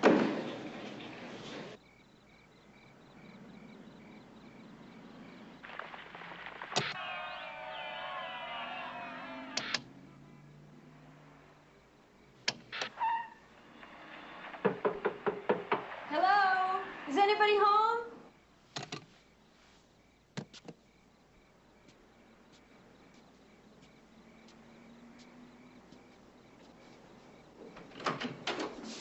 Hi. I'm really sorry to bother you like this, but my car just broke down right in front of your door. I was wondering, could I use your phone to call the auto club? Well, sure. Do you have any idea what happened? Yeah, the engine stopped. I don't know, the car won't budge. Yeah, well, luckily for you, I'm an expert on cars like that. Let me take a look at it first, okay? Oh, gee, thanks. I really appreciate this. You're welcome.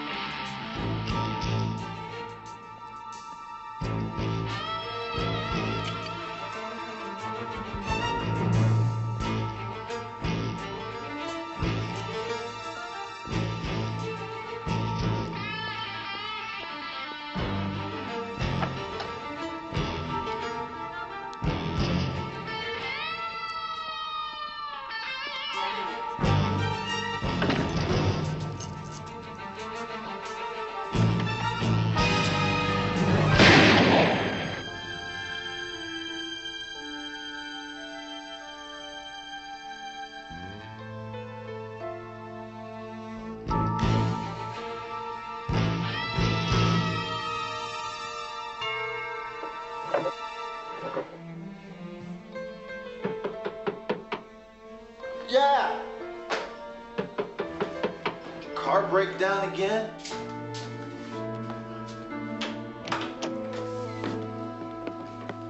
Good morning, Hunter. It's not morning, Bernie. It's the middle of the night. What are you doing here? Where's your piece, Hunter? It's in the holster on the chair in the bedroom, but what's going on? Where's your backup? It's in the sock drawer, top left hand of the bureau. What the hell is going on here? I always wanted to see how someone like you would choose to live. It's very impressive, Hunter. This is a search warrant, Bernie. That's right, Hunter. All signed, sealed, and delivered. Stupid, Hunter. Incredibly stupid. You killed Roscoe Gatlin with your own damn gun? I've heard you were crazy, Sergeant. I never realized you were so stupid. Is that a question? No, we're all through with questions. Oh, we're gonna turn your butt right over to the DA. Didn't you locate the girl? Who? Oh, this girl? Yeah. I'm afraid not, Hunter. It's awfully tough to locate somebody who doesn't exist. Susan Crenshaw was the name she used. Now, somebody must have seen us. I worked on her car for nearly an hour. That must have been pretty difficult, Sergeant, since you were downtown popping a hole in Roscoe Gatlin's forehead at the same time. Look, as soon as you guys are finished playing fun and games, let's get down to the truth. The truth is you're lying. You claim you were home at the time of the murder, but you didn't happen to see the person who you claim must have come into your place, stole your gun, killed Gatlin, and then returned the gun? I didn't kill Gatlin. I knocked the guy into a plate of spaghetti. I'll pick up his cleaning bill. Oh, I forgot. You're not the kind of guy that kills people. No, you knock them down and beat them up in front of a dozen witnesses. Witnesses who describe you as being totally out of control, Sergeant. I was upset. I was not out of control. Look, ask my partner. She was there. So Sergeant Hunter grabbed Mr. Gatlin, threw him into a table, and then poured white wine on his head, huh? Well, not all of that is true. But what are the inaccuracies? Well, I mean, most of that's true. It was red wine, not white. Now listen here, Sergeant. I have about had it with this. Hold it a minute. Sergeant McCall, when was the last time you spoke with your partner? Around 6:30 as we were leaving work. How would you describe his frame of mind? He was quiet. All he wanted to do was go home and watch television. All he wanted to do was go home and watch television as opposed to what? I had offered to take him to dinner, but he didn't want to go. Did you make any further attempts to contact your partner that evening? I called him. At what time? It was between 11 and 11:30. What did you talk about? Nothing. No one answered. So how'd it go? What'd they ask you? You'd think that after all these years of asking questions, I'd know how to answer them. Why? What'd you do? Hang me in there? No, I just told the truth. Unfortunately, in this case, the truth doesn't look very good. Oh, the truth is, I didn't kill Roscoe Gatlin. Of course you didn't. It's just a matter of time before they find out who did. You'll never make it to a preliminary hearing. People versus Hunter. Sergeant, you will return to this courtroom this Thursday, the 21st, when we will begin the preliminary hearing to see if you should be bound over for felony trial. In the meantime, I have no choice but to deny your request for bail and remand you to the county lockup.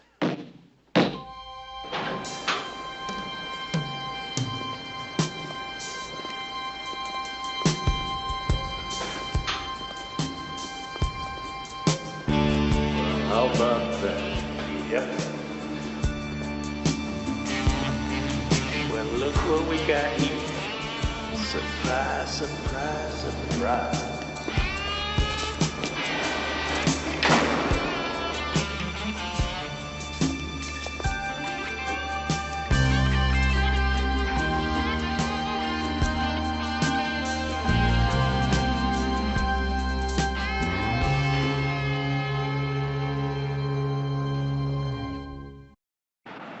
At first, after everyone heard Gatlin was dead, nobody could believe it. He was a mean one. You'd have to be a real fool or a dead shot to try to kill him. Gotta admit, the only one we could think of that could do it was Sergeant Hunter. He didn't do it, Sugar. Hunter doesn't kill in cold blood. Hey, Dee Dee, I got no gripes against the Sarge. He saved me from a couple of broken arms one night when I came in under quota. If I can help, that's okay with me. Word is, Gatlin had a pretty big supply he was about to unload the night he was killed.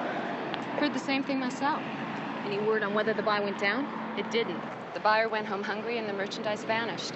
Heard they tore Gatlin's place apart looking for it. Now everybody's dummied up. That means the guy who killed Gatlin could have stolen the stash and is now looking for a buyer. Could be. All right, I really need you to keep your ears open on this one, Sugar. Hunter's gonna be in that jail for 72 hours, and every guy in there's gonna try for him. Hey there, sweet thing. Got a spare hour?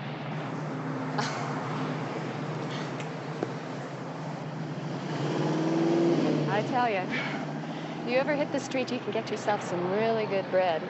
A lot of money in my business. Yeah, but you got a terrible health plan, honey. See you later. Goodbye.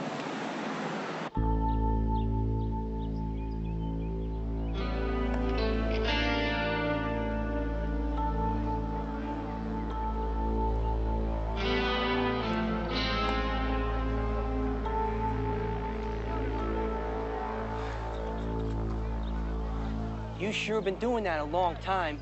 You trying to lose weight or something? Because if you are trying to lose weight, you don't need to bother exercising. You know what I mean once you eat that mess hall food. Gives a whole new meaning to the word black. So, you used to be a cop, huh? I guess I don't have to tell you not too many guys in this place are very fond of cops. I don't mind cops. I ain't ever had a bit of trouble with the law up until the day I killed my accountant. I didn't mean to kill him, but he was cheating me. I accidentally beat him to death with my 7-iron. Don't get much of a chance to play golf around here. I think of being in here as kind of a game.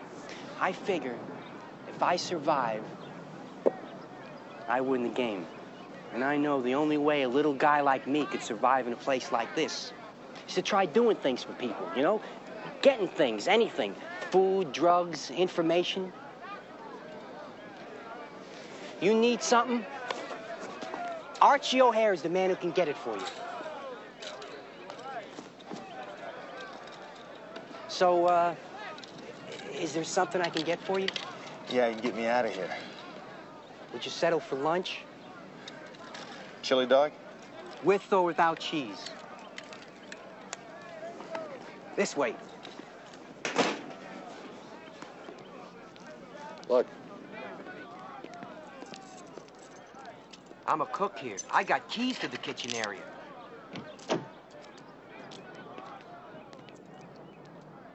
There goes Honey and Archie for a little snack. I think I'm kind of hungry, too. What about you guys?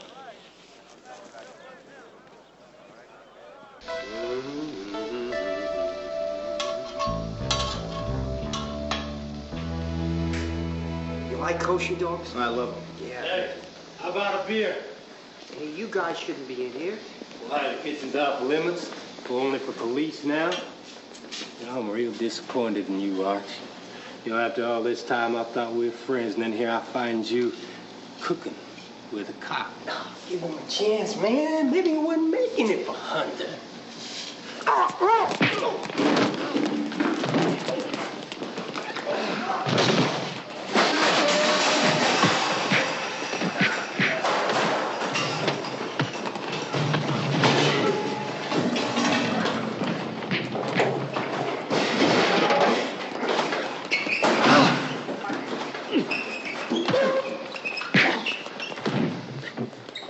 Come on. Hold.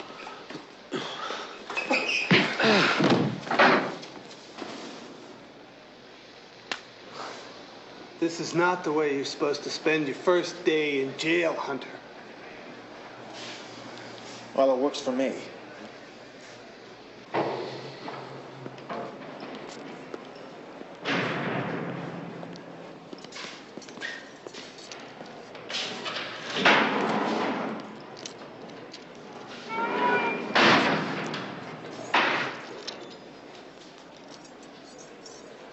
How nice of you to drop in, Hunter.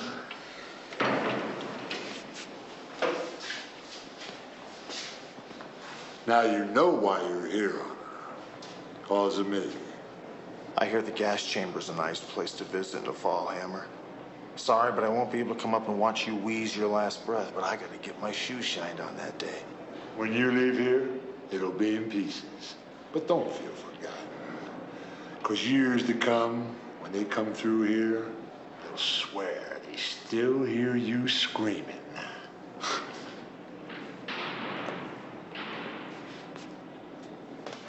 Hey, Dee Dee. Later, Glasgow. Still here, what? McCall, where the hell have you been? They tell me you disappeared after roll call. No check-in, no phone call, no nothing.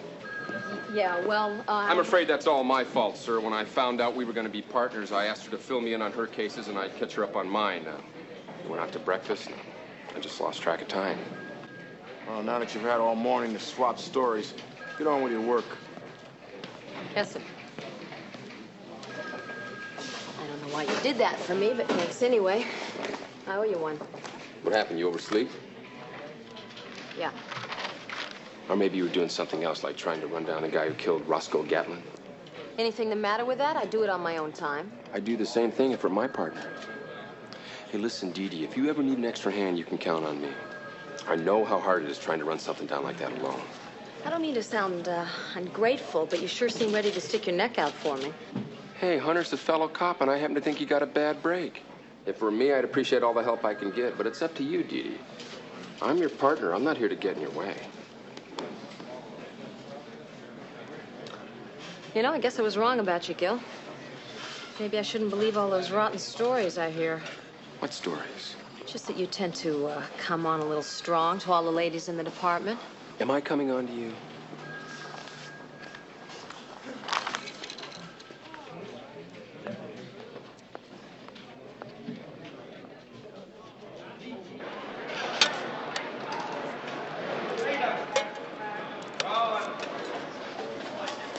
Hammer's got dibs on Hunter. We gotta steer clear. Hammer's in the hole. Last time a guy slugged me, he wound up like ground round. Move along.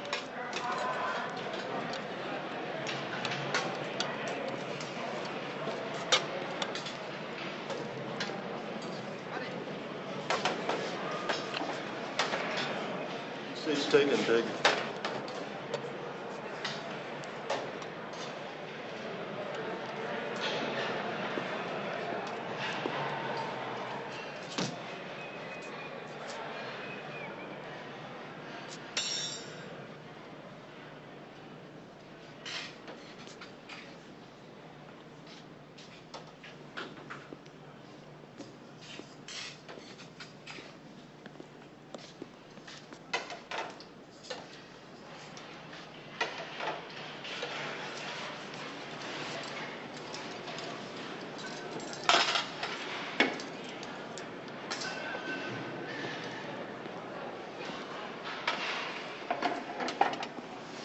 Go on, uncover it. Thank you, Archie. Hey, you saved me from a broken neck. It's the least I could do. So, what was it like in the Max? Terrific. I met an old friend, a guy by the name of Charles Terrell. A hammer?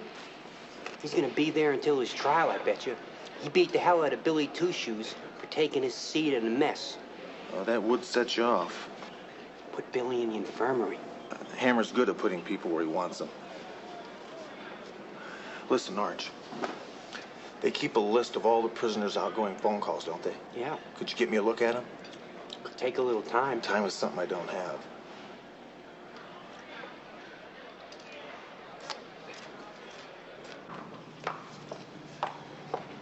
I'm doing okay.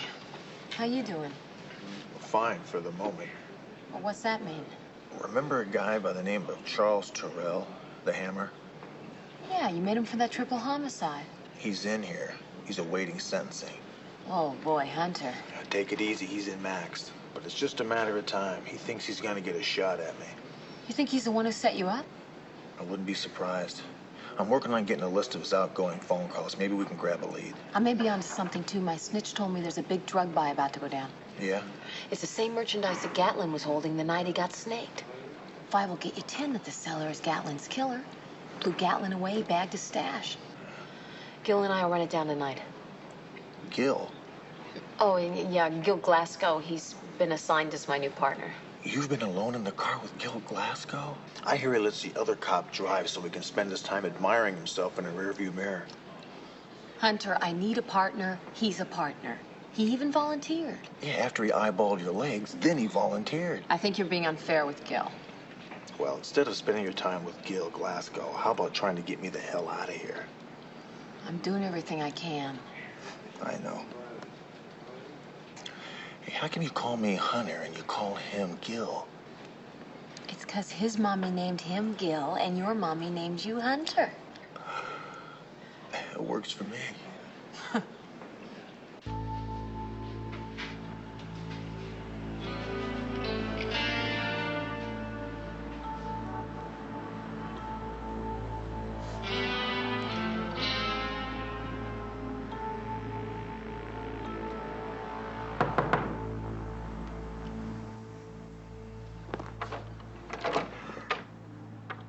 Take a hike. Hey, what is it with you? I need a fix. I heard Tommy Skaggs is a man. You know me? You gotta help me, man. Look, I paid Roscoe Gatlin every dime I had, and he stiffed me. He didn't show with the stuff. That's a con if he's dead. He ran into a cop.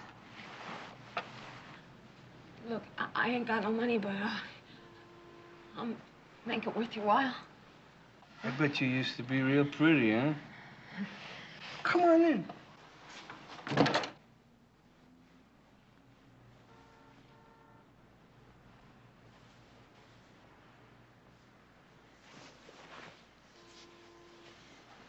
So what do you think? Is somebody gonna make good on what Gatlin owes me? Who's got a stash? Couldn't tell. But whoever it is unloading it on Larry Krell tomorrow. You need some help there? No, I'm fine.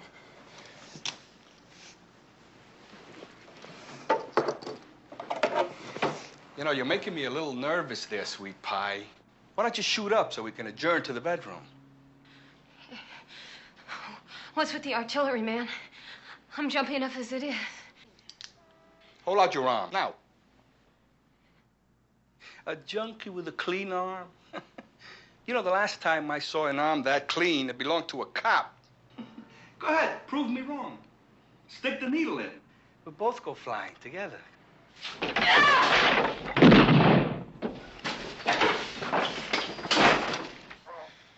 go! Come on, you're hurting me. That's a rough idea, man. Where do I find Larry Krell?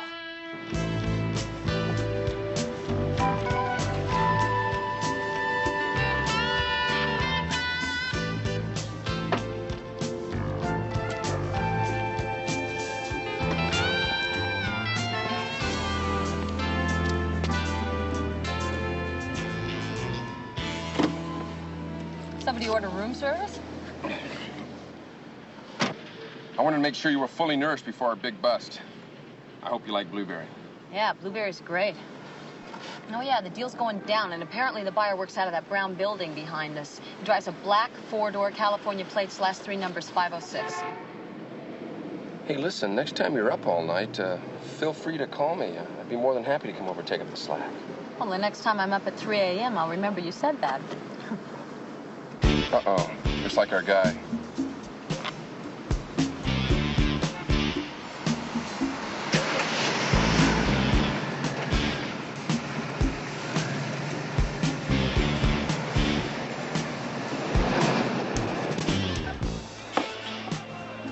Those two look awful. Shipper? Not for long. I got something explosive in mind.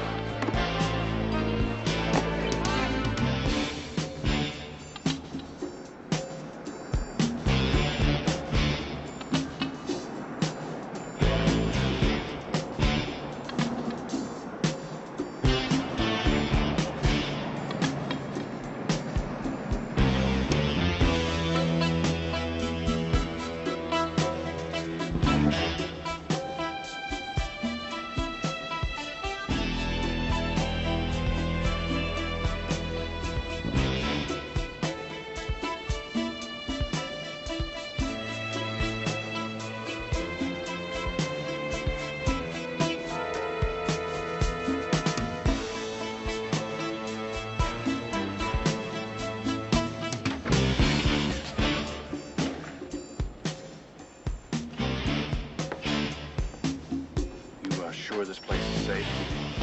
Hey, it's safe. Count on it. Let's see the stuff. Here it is. 10 keys as promised.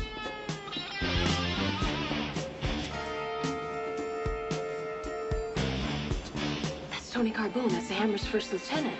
There must be 8 warrants out on that guy. I thought he was hiding in Mexico. Yeah, the Hammer must have brought him up to snuff Gatlin and try to set up Hunter. Boy, there's gonna be a citation, that's for sure. Maybe even a medal. Look, we gotta peg the backup man. Carbone wouldn't do this alone. Oh, Dee, there's no one else in there. Unless we're invisible, we gotta move on this now. With are concentrating on the merchandise.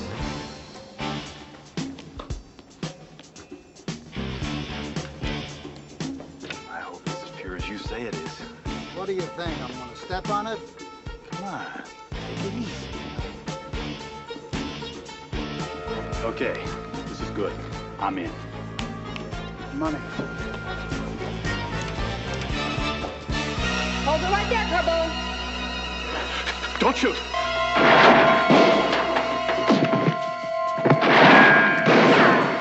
Come on, let's get to the car.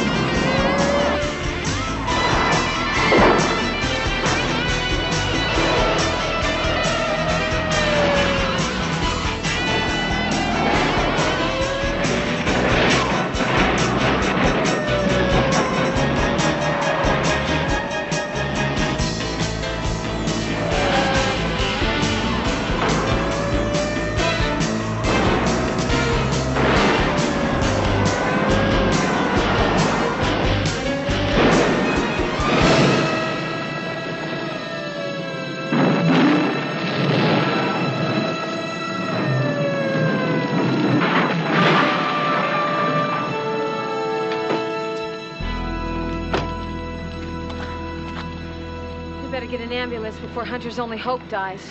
He was trying to get away, McCall.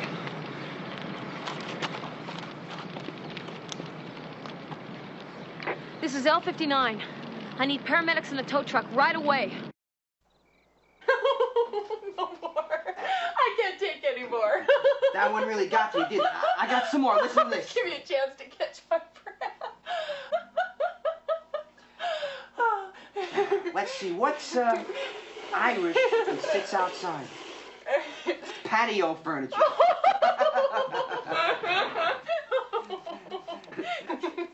A friend of mine went to see a psychiatrist. He said, Doc, I got a problem. Sometimes I feel like a teepee, and sometimes I feel like a wigwam. The shrink said, oh, that's easy. You're too tense. Get it? Too tense? Too tense? Hey, did you get the dust from between the cabinet back there? There was this guy. The most important thing was to begin to talk.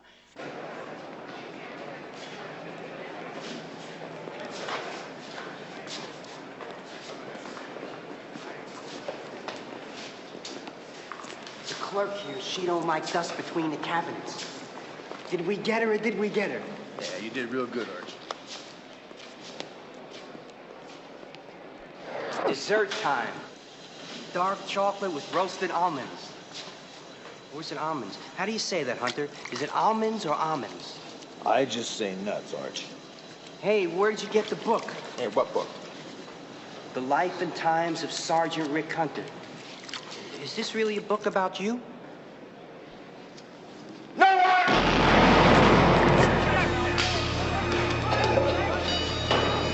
Arch? Archie? Arch? Get the medic and the stretcher. Come on. Come on, back in the car now. Move. Come on, move. Let's go. Get back in there. Come on, get in.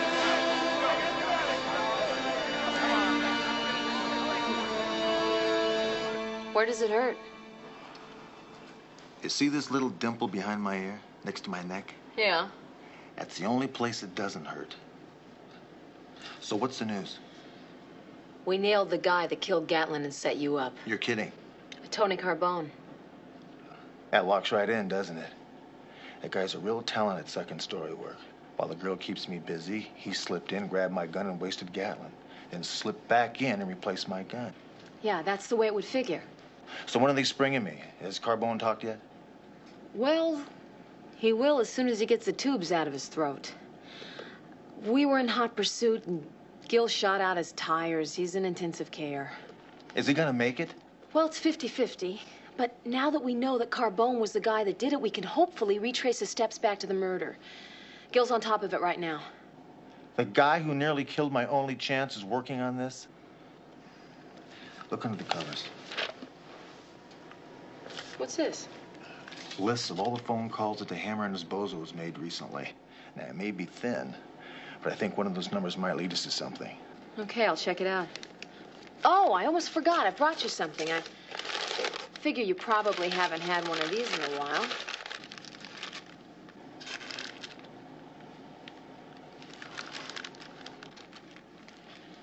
What's the matter? Not enough grease? Thanks. Look, just try to stay in this place for as long as you can. At least you know you're safe in here. Yeah. I'll see ya. See you later. Now, when you leave here, man, you're 150 pounds of dog food.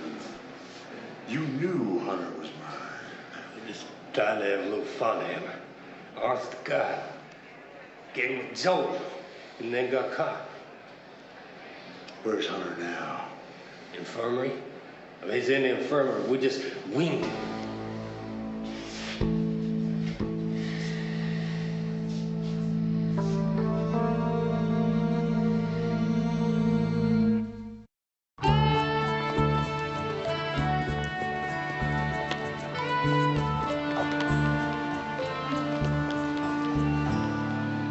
What's going on, Gil?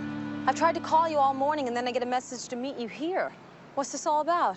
A little celebration I thought we both deserved. Celebration for what?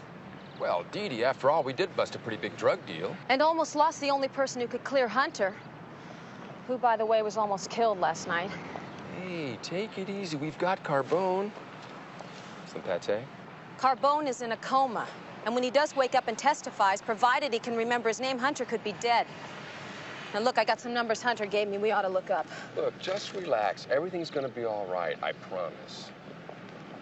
You promise? Yes. Just relax, enjoy the wine and food.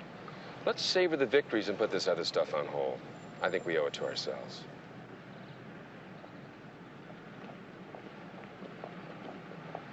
You know, you're absolutely right, Gil. The start of a wonderful relationship.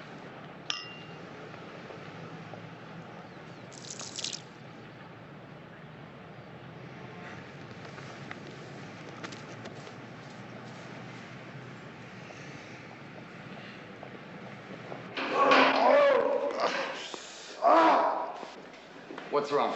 My stomach, man. I got cramps real bad. Wouldn't want that to happen, right, Hammer? You gotta live so we can execute you. Come on, man. He's hurting. Come on, he's driving me nuts. Get a stretcher.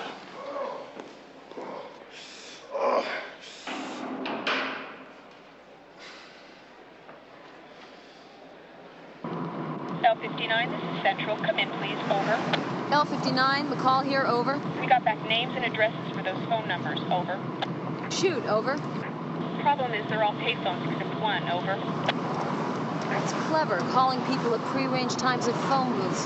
Okay, what about the other one, over? 25012 Alameda, the Rendezvous Bar. Over.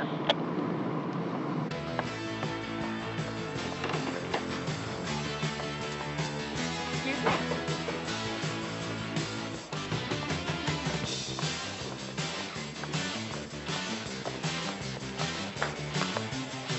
I'm Sergeant Dee Dee McCall. I'd like to ask you a few questions about who receives calls on your phone. My phone. Well, I guess we get calls from customers sometimes, and employees. Wrong numbers, of course. Well, who does the Hammer or Tony Carbone ask for when they call? Excuse me, miss? Halt, police!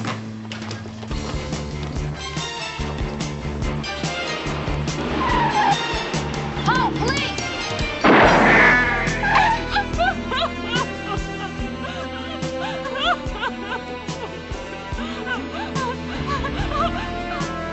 Let me guess.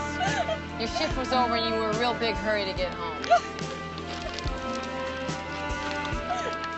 It's a pretty good match, wouldn't you say? I don't understand what the problem is. I have the woman. She's given me a sworn statement that she was involved in the conspiracy to convict Hunter. Let's get him out of there. You know what your problem is, McCall? You've been partnering with that rodeo rider for too long. Now, you don't seem to recall, but we've got a system. And I run that system. Now, sometimes it's slow, sometimes it gets bogged down in red tape, but it exists, and we have to work with it. Now, these things take time. How long? First, we have to locate a judge. He has to review the girl's confession. Then we have to get papers signed. Look, these chicken salad cases and busted cars are one thing, but we got a cop in the joint. And all this red tape and antiquated systems are not going to sit well with me if Hunter winds up dead. So why don't you pick up that phone, you dig up some judge who's the closest thing to a friend you can find, and kick this thing in motion.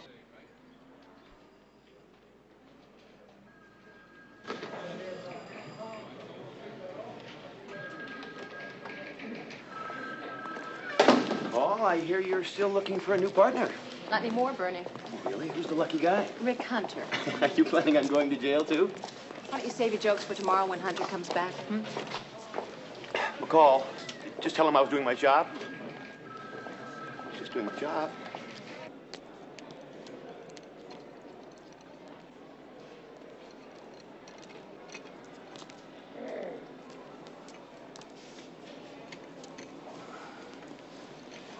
Start.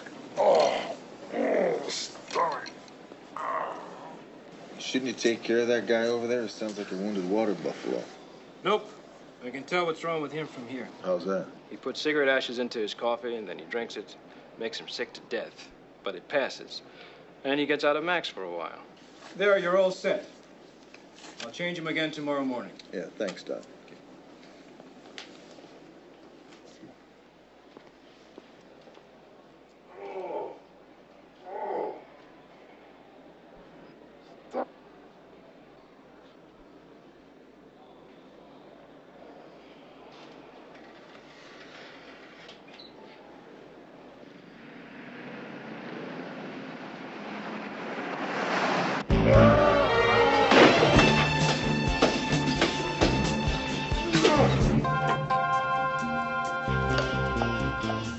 Sergeant Dee Dee McCall. I have an order from Judge William Prescott to release Rick Hunter.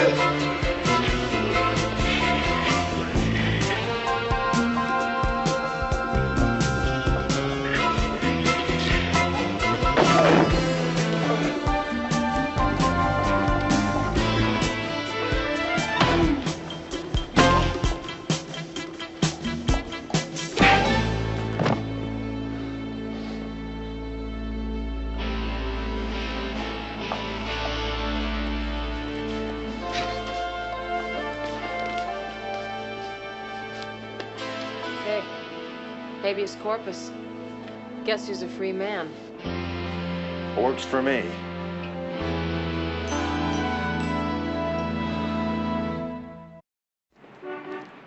I bet you thought you'd never see that again. Beginning to cross my mind, especially after you got teamed up with Don Warner. Well, fortunately, I managed to get rid of him in time. So where is he these days? Looking for new partners? Probably out getting his pants dry cleaned. What? Never mind. Okay, Hunter, so where's the new car? Captain said he was going to issue you one. It should be parked right in front of the motor pool.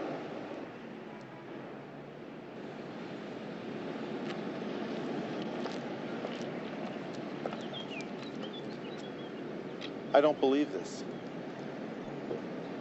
I mean, where do they get these? Looks like it went through a firebombing. I nearly get killed in prison. The guy doesn't have the decency to give me a car that runs. Well, no, I wouldn't say that. Just because it doesn't have a back end. That's it. What? I'm gonna go back up there and make this jackass give me a new car. Oh, come on, Hunter. Do it tomorrow. Let's go have dinner. I don't want to have dinner. Well, what do you want to do? Go home and sit by the TV and be depressed? Hi, I'm having some car trouble. Could you help me out or show me a phone so I could call the auto club? Oh, no. Come on, McCall, let's go get that dinner.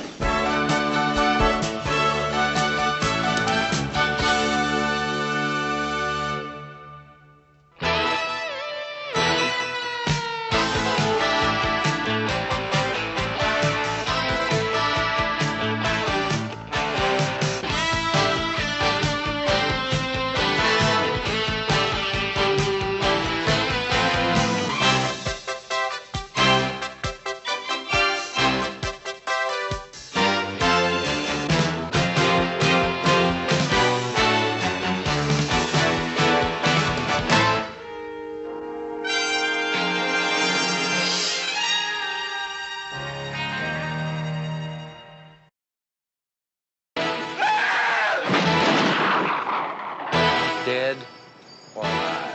In the last year, he's collected over 20 bounties, all dead. He doesn't give a damn about nothing and nobody. He's going to kill this guy, Panhandle Pete. Mr. Man in Black? You're not my type. Open the door! Police, we have a warrant! It'd take a whole hell of a lot more than you to clear me out. But I'm gonna leave a crater 6 miles long and 3 miles deep. I'm an excellent driver. It's not the fiddle, it's who's playing it. You crazy man, I'm a cop!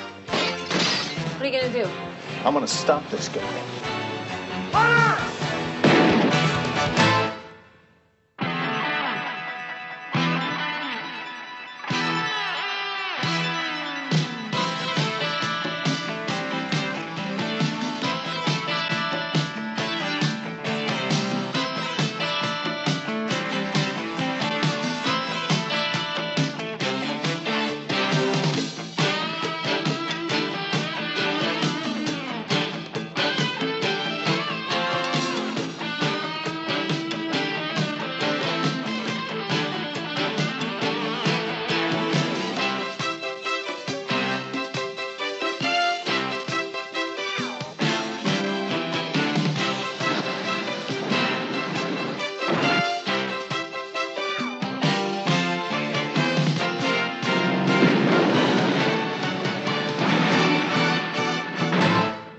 Works for me.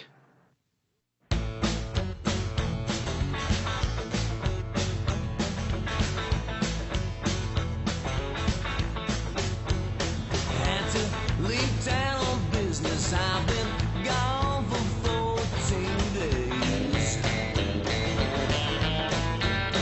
Must be my imagination, but my welcome home seems strange. Baby, did you miss me? Every day and all night long. Baby, did you miss me? Tell me what's been going on. I got this sneaky suspicion there's something wrong. You said you I'm looking for a man named David Blackfoot. Calls himself the chief. I was wondering which one of you boys is going to be neighborly enough to point me in the right direction where I might find him.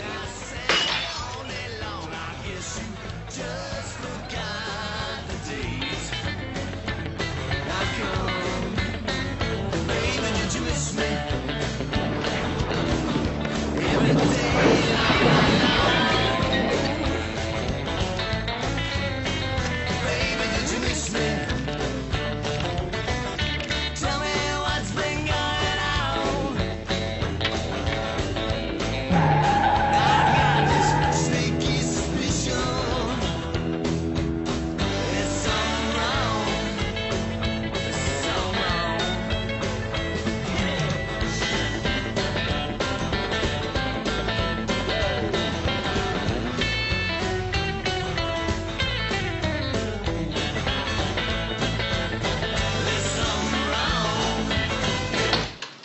Just what is this?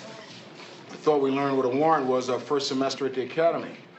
Seems you didn't do too well on your annual qualifications, Hunter. I got a 98 in the target shoot. But you didn't exactly get a perfect score on your defensive driving course. I hit one cone. What's that? Well, translate it into the real world. Maybe it's one parked car. Maybe it's one fire hydrant. Maybe it's one innocent bystander. And maybe you ought to let McCall do the driving from now on. I'm an excellent driver. And besides, when you're out in the field, your adrenaline gives you that extra edge. Can we talk about this? Why am I going to pick up the chief? Because he's the suspect in an armed robbery. Now, that's not a logic that should escape a homicide detective. Look, we know he's waiting for his partner. We also know he doesn't have the money. Now, McCall's got him staked out, so why don't we just wait? Because we've been sitting on this guy for a week. Now, I want him brought in now, before all we got left is the dust that he kicks up when he splits town. I'll radio McCall. No, you won't. You'll go down there now. That's crazy. No, it's crazy having you two for partners. Now, your butt's on the line if you don't round me up a steer on this one. And don't slam the door. Well, I wouldn't think of it, Captain. But sometimes it's just a reflex action.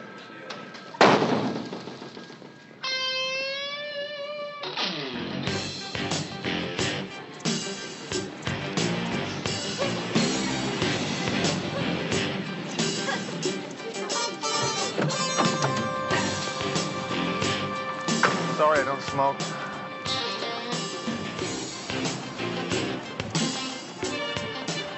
Let's shag it, McCall. Get lost! How'd you know it was me? I'm a trained detective. The chief is still sitting, huh? Hasn't left, no one's come in. What are you doing here anyway? I got this covered. What? Look, I've already gone over this with the captain. If we don't bring him in, he's gonna have Terwilliger do it. Great. All right, I'll take the front. Oh, yeah? Yeah, listen, if I go in there dressed like this, no one's gonna think twice. With you, they'll know it's aroused. Yeah, well, don't make any friends, okay?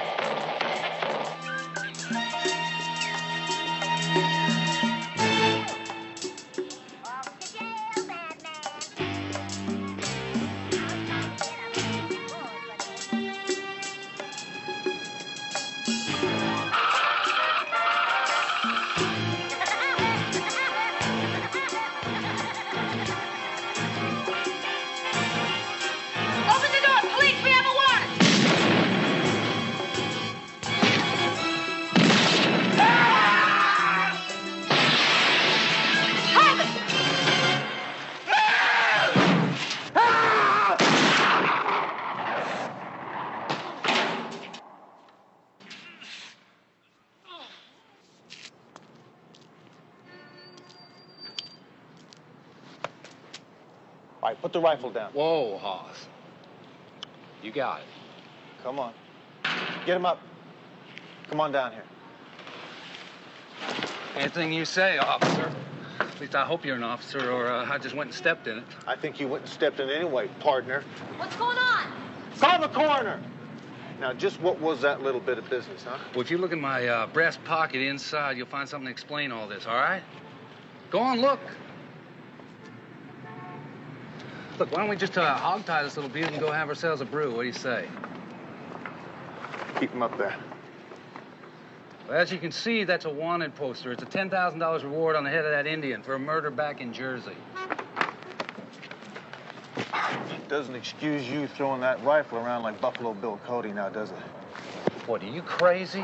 Guy had a bead on you. I saved your life. I helped you out. Oh, come off of it. You had to hear both shotgun blasts. He jumped out of the damn window. He didn't have enough time to reload. Both barrels were empty. Well, I guess I just don't have the ears and instincts that you do, Hoss, do I? Well, I guess you don't. And now you don't have anybody to return for this reward. You see, this is why it reads dead or alive.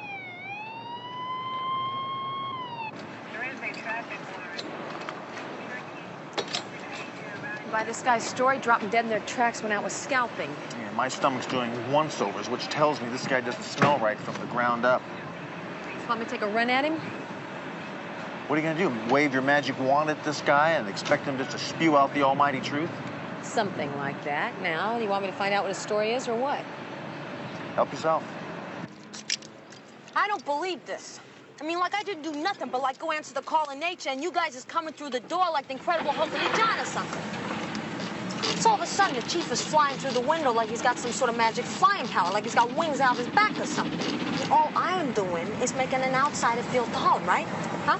You ever been away from home, huh? You know how it is. You away from home, huh? I can tell. Yeah, I can tell. I got a nose for that. You know anybody in this area? Well, you're a real talkative type, ain't you? Listen, if you don't mind me asking, you got some sort of a personal reason for wanting to kill the chief? Nothing personal at all, Sweet Pea. Just 10 G's. 10 G's? What, you kidding? He owed you 10 G's? He owed a lot of people a lot of things. Me, I'm just upholding the law. I mean, I go around cleaning up what the cops can't, finish my business, and I'm on my way. Well, if you got any business to finish with the chief, I think your business is just about as finished as it's gonna be, you know what I mean? Well, Mr. Man in Black,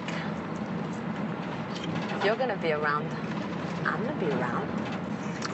Not unless you know somebody by the name of Panhandle Pete. Panhandle Pete, is he a party kind of guy or what? Not with you. I don't think you're his type. Of course, you're not my type either. Would you wake me when we land?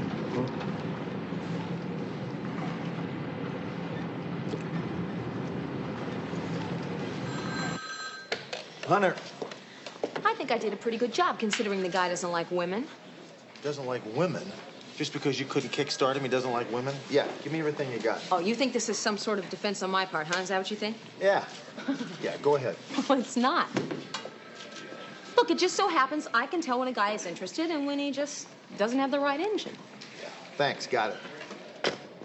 So, you guys gay now, huh? No, he's not gay. He's just... There's a piece missing, that's all. Sure. Look, you let me worry about how to handle men and you worry about your driving, okay? My driving? Is it all over the precinct? Yeah. I don't believe it. Anybody can knock over a couple of cones. Hey, it was not a couple of cones. It was one cone, and it was on a practice test course. Not out in the major highway. Forget it. Forgot. All right, what do you got on our Doc Holiday? Well, apparently, the guy's notorious in a couple of states. He's considered persona non grata in Texas and Idaho. Police departments never did like bounty hunters or scavengers. Yeah, listen to this. In the last year, he's collected over 20 bounties. All dead, shot in self-defense. And he's sticking around to waste another dude by the name of Panhandle Pete. You think? It's his M.O.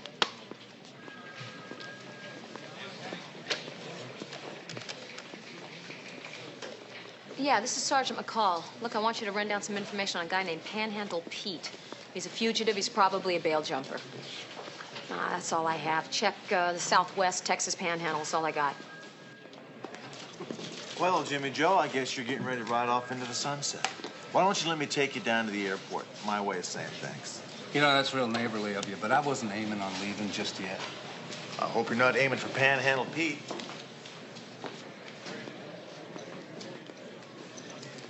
That little twist done me in, didn't she?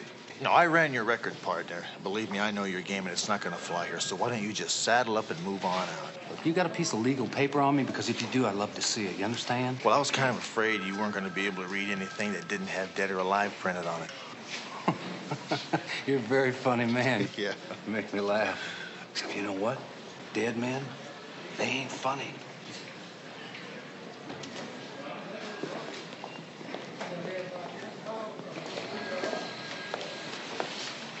Do you really think he's going for it, even though he knows we know? Yeah, somehow I think that makes it better for him. Although it's gonna be pretty hard for him with 2 cops hitched to his rear bumper. Yeah, well, with the chief dead, we don't have any leads to the second man in the robbery. The case is completely closed. So let's go for it. Yeah.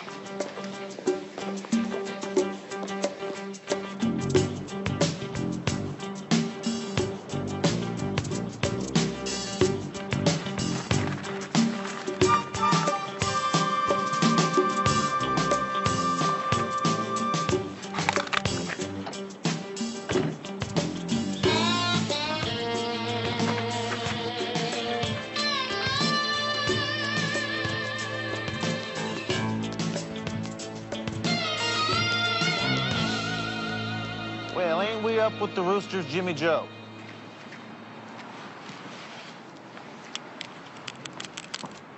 You got the grip of a bull terrier, Hoss. And you're cuter than a speckled pup underneath a covered wagon. So why don't we just drop it down home by Jiminy's and let me help you carry your bags to the city limits? You know, I do believe what you're doing is called harassment. And I do believe what you're planning on doing is committing first-degree murder. You know, if I was after somebody, it'd take a whole hell of a lot more than you to clear me out. You understand? Well, not only am I going to clear you out, I'm going to leave a crater 6 miles long and 3 miles deep. Back where I come from, we call that a threat. Works for me.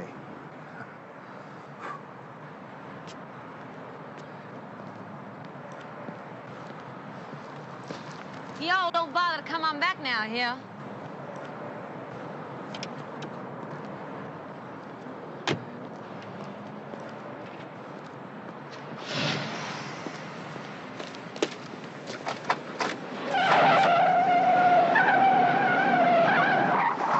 Come on, he's leaving.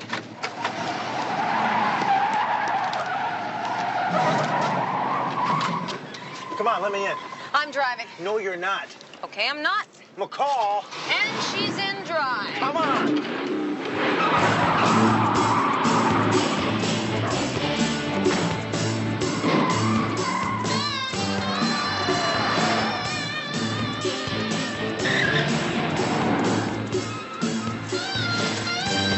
Come on, step on it. You want to compare driving records now? Cut him off, cut him off. I can't even go anywhere in this junker. Getting away.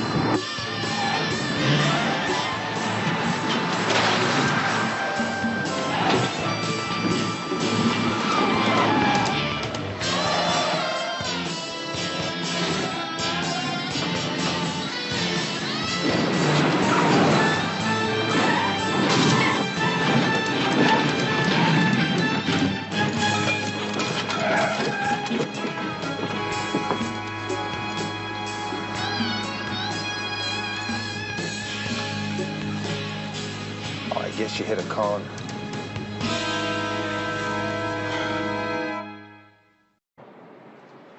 What are you trying to say? That it was my fault, huh? It was that pile of scrap metal you drive around in. It's not the fiddle, it's who's holding the bow. Confucius 101. Why don't you just come right out and say it? You think it's my fault he got away.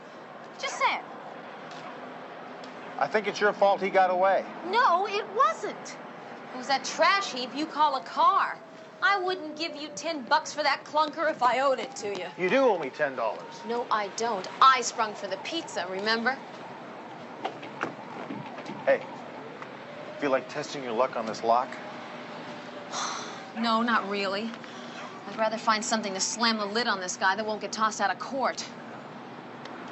Hey, what do you say we try something novel, like a legal way into this room? Fire regulations? Officers, I know nothing from any fire regulations. We are lucky the toilet's flush. This should have been caught a long time ago. Between the health department and the Better Business Bureau, this place sees more action than Beirut. Well, the point is, number 3 on the district superintendent's fire safety code is access to at least 1 fire extinguisher for every 12 occupants. Now, this is a definite infraction. As far as I'm concerned, they could shut the dump down. Get me some time off. I suggest you see the manager. Well, that'd be a real pain in the tush for all of us, but there you go. Why don't you come on downtown, you can give us your statement. Downtown? Are you kidding? Well, maybe they're next to the staircase. Or maybe a couple of them could be in the rooms. Why don't we have a random check? Like this room, for instance.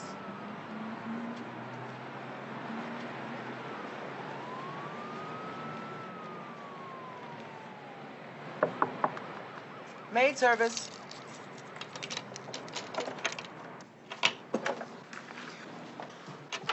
I'll check in the closet. Yeah.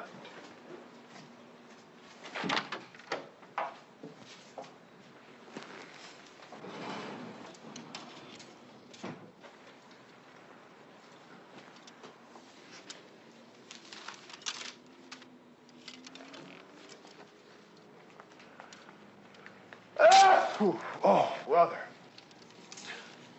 Hey, Fever. You know, for a guy who's not interested in women, he's circled 4 places here. All meat markets and hooker hangouts. I'll hit the street and see what I can turn. Yeah, I'll try to find out something on Panhandle Pete and see if I can get myself a new car. A new car, right.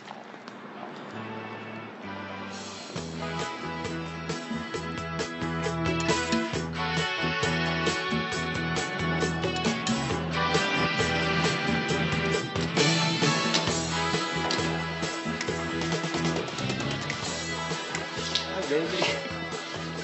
Sorry, Tex. I don't know any Panhandle Pete, and I don't deal in long redheads. You know what I mean? Doesn't suit the normal taste of my clientele. Dig?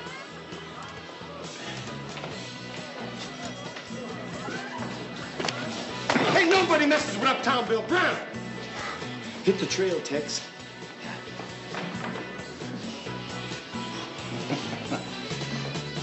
And don't come back, cowboy. You hear me?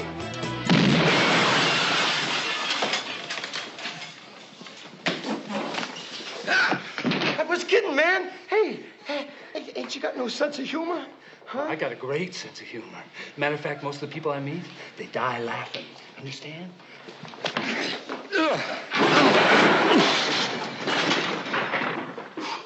Hey, wait a minute. Hey, I don't have any redheads, man, but I'm sure I know somebody who does. I do.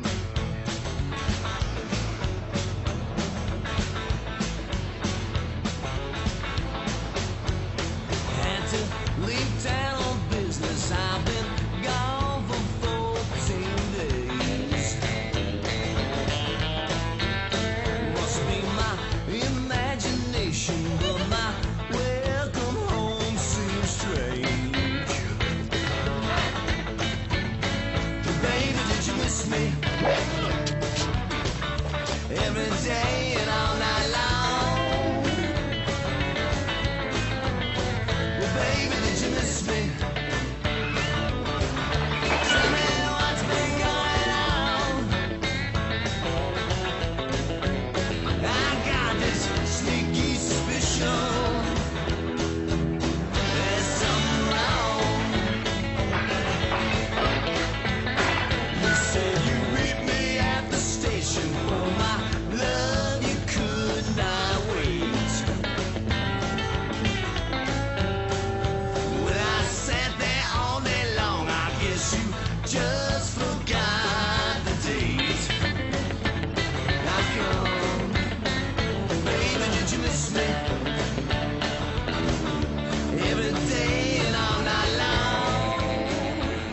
So you know this Jimmy Joe Walker personally, huh, Sheriff? Yeah, can you hold on just a second? Hunter. It's McCall. Yeah, hold on just a second, would you? Sheriff? No, it's McCall. No, hold on just a second. Sheriff? Yeah, hey, listen, thanks for holding. I appreciate the information. It helped a great deal. Yeah, thanks a lot. McCall?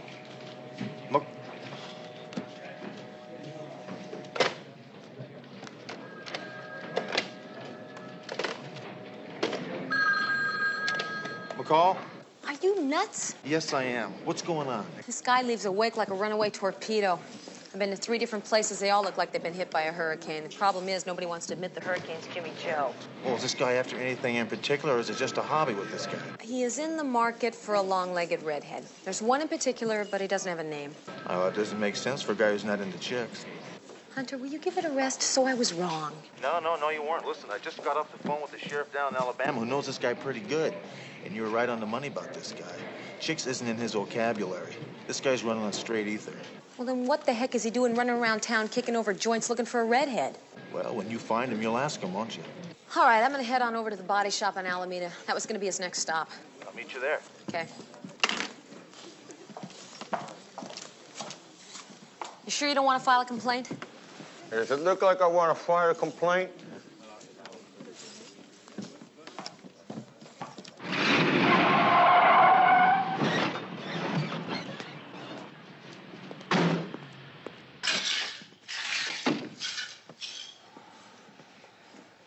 What, is this a joke? Nobody saw who did this?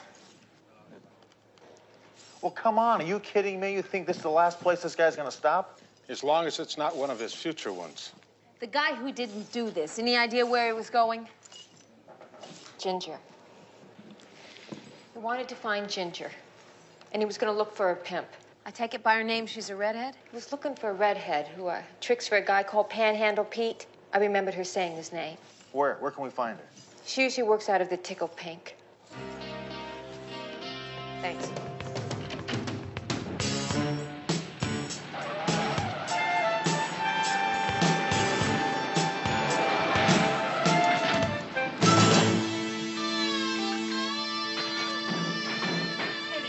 Like someone's killing it. No, I don't know who it is. Where are they? What room are they in? I'm trying to call the police. What room? 204 upstairs.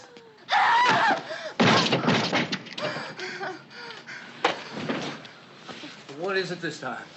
How about assault and battery and attempted murder, you pile of pig slop? You know, you're out of your holster a little too soon, Hoss. Are you all right, Ginger? Is anything broken? What, is this gratitude for you or what, huh? I mean, back where I come from, you usually get a big yahoo for coming to rescue a little thing like that. I mean, she almost got her butt kicked in. Well, that doesn't wash here, pal, so put it back in your saddlebag. Look, I'm being a good Samaritan, huh? Ain't nobody in this room gonna tell you different.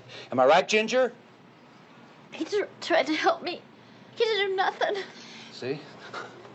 I didn't do nothing. I told you it wasn't him. It was a bad trick. I don't know his name. I never saw him before. He just ran out. I hope I never see him again. Look, you two better take care of the little lady. I gotta get going. Want to play good Samaritan to Panhandle Pete? Hey, honey. Listen, I'll come back and check up on you before I leave L.A. Make sure you come along, okay? All right.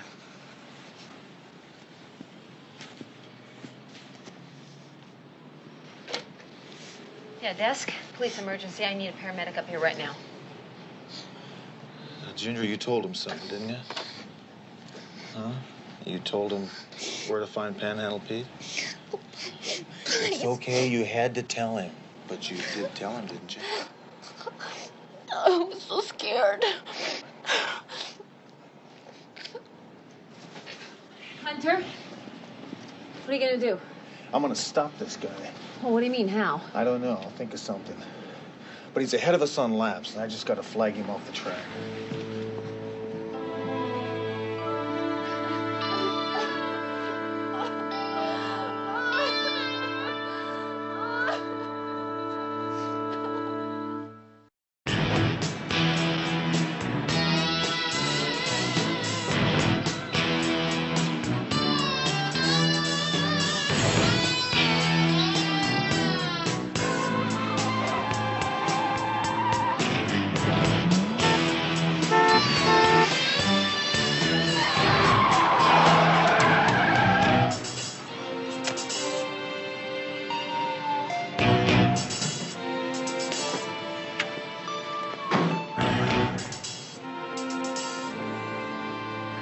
You know, I'd say you need driving lessons, Hoss. You know, everybody's been telling me that lately.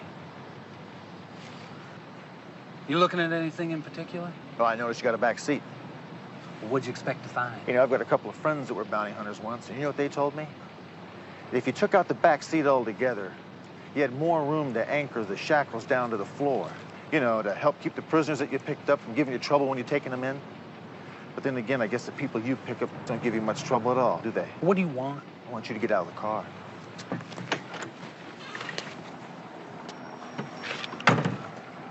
What'd you have in mind, Rick? You know, you've been leaving a trail from bar to bar all over the city, Jimmy Joe. Is that what people saying about me? Yep. You're a real fine, upstanding patron, you are. You come in, you order your drinks, and then you move on. I don't see nothing wrong with that. No, neither do I. As long as you're able to walk that one single white line right there. What, are you kidding? What line? Oh, now, see, that's bad. That's real bad.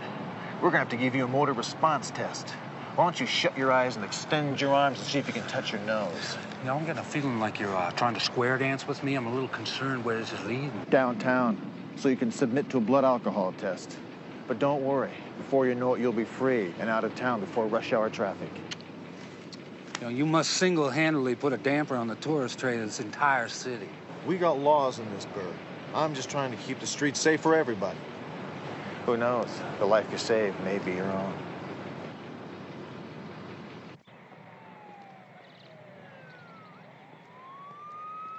It's my life. I'm worried about Sergeant McCall. I'm worried about you too, Ginger. I'm also worried about who this guy Walker is after. If you don't help me to nail Jimmy Joe, there's a real good chance he's gonna come back. To you or to the other people he's terrorized. The only way to stop this is for you to help me put him away. I can't.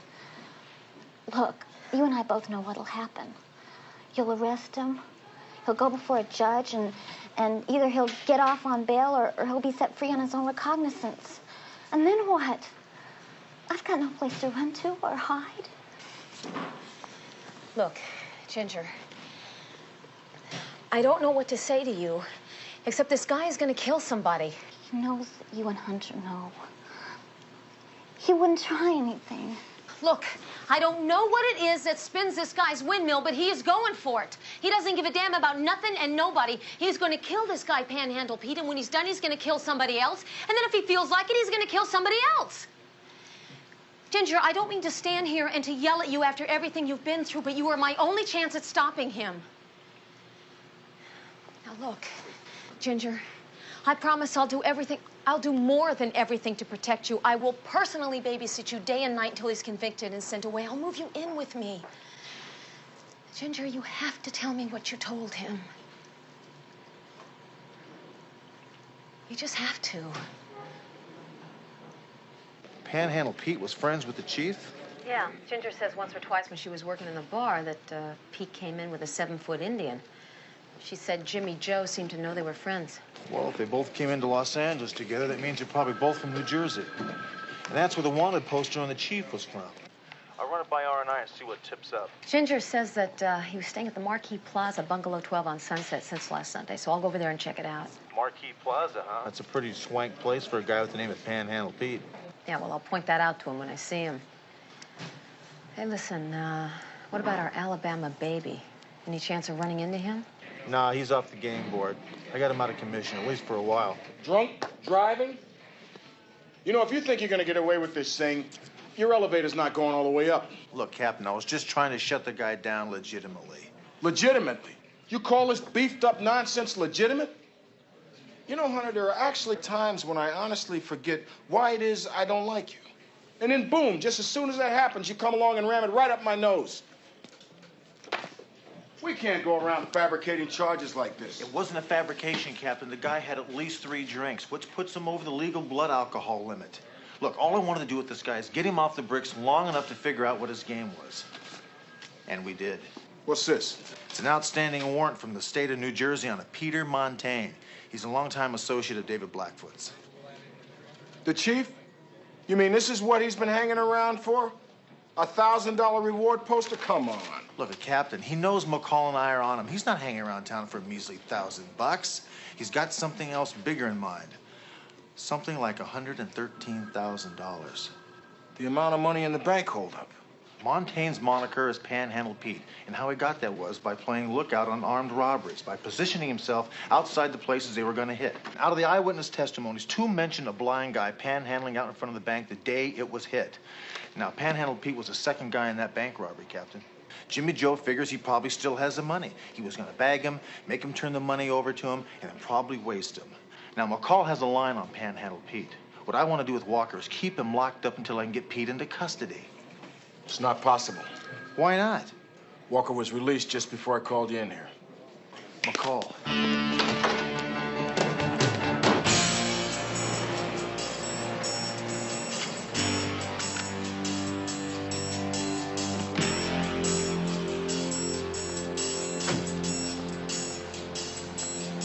McCall, this is Hunter. Do you copy? McCall.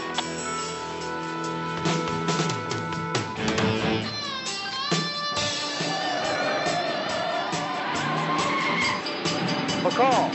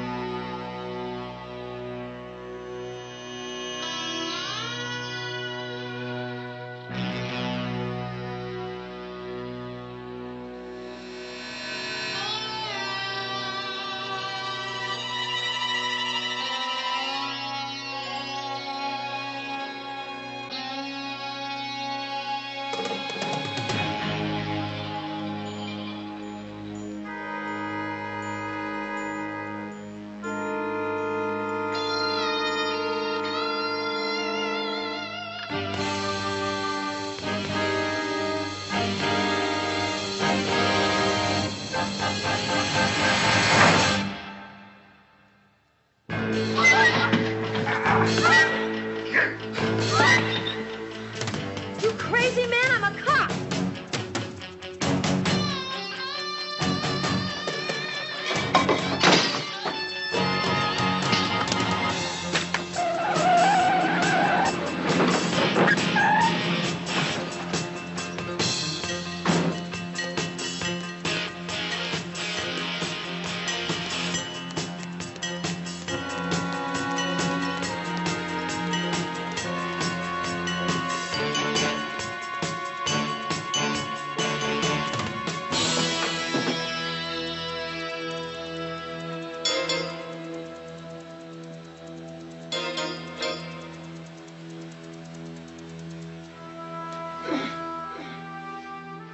God.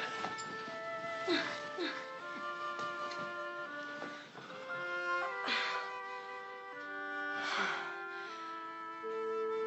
you all right?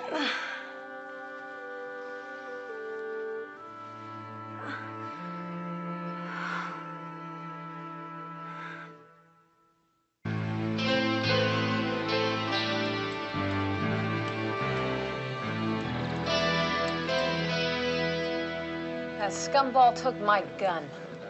Yeah, and as soon as he catches up with Panhandle Pete, he's gonna take the 110 grand, too. And since he took the time to pound on a cop, chances are he's gonna fill that baby blue drop top up and point it toward Mexico.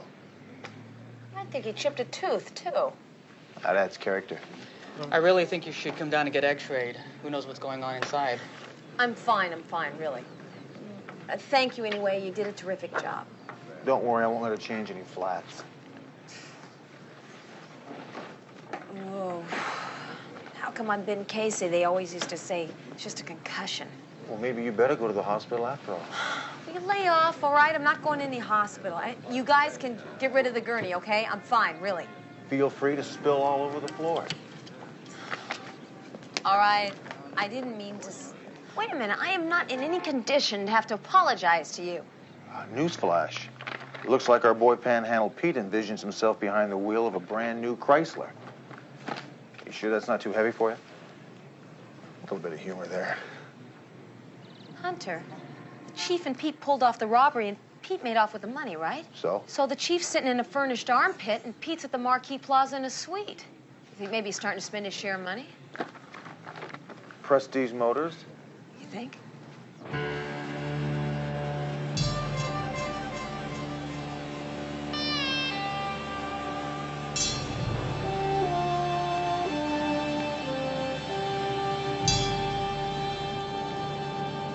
Is this lady bait or what? The double plush mats, like I promised. If I could afford a car like this, I'd be divorced in an instant. Hang tough, my man. Maybe you will someday. I wish. Let me get this out of your way and you're off. Rocco, don't miss those white walls.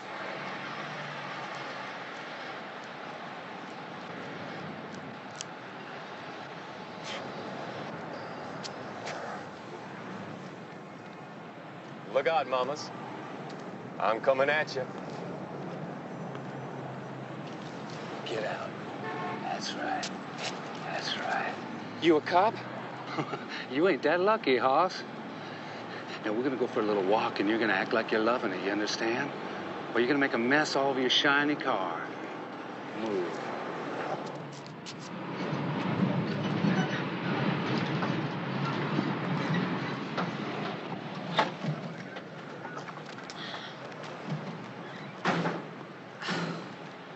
Don't bother to help me.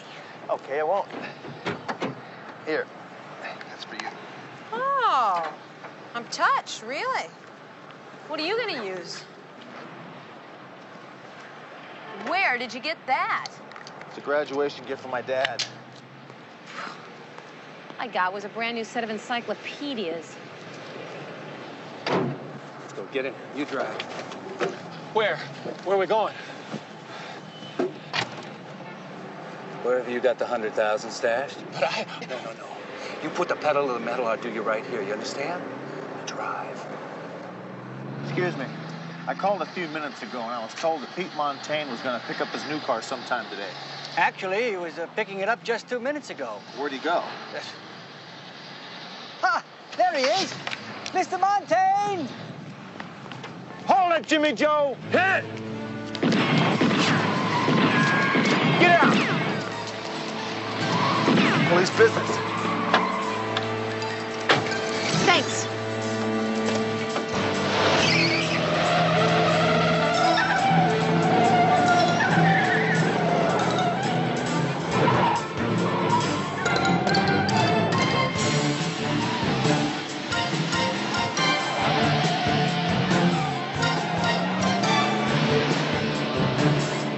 Come on, shake him!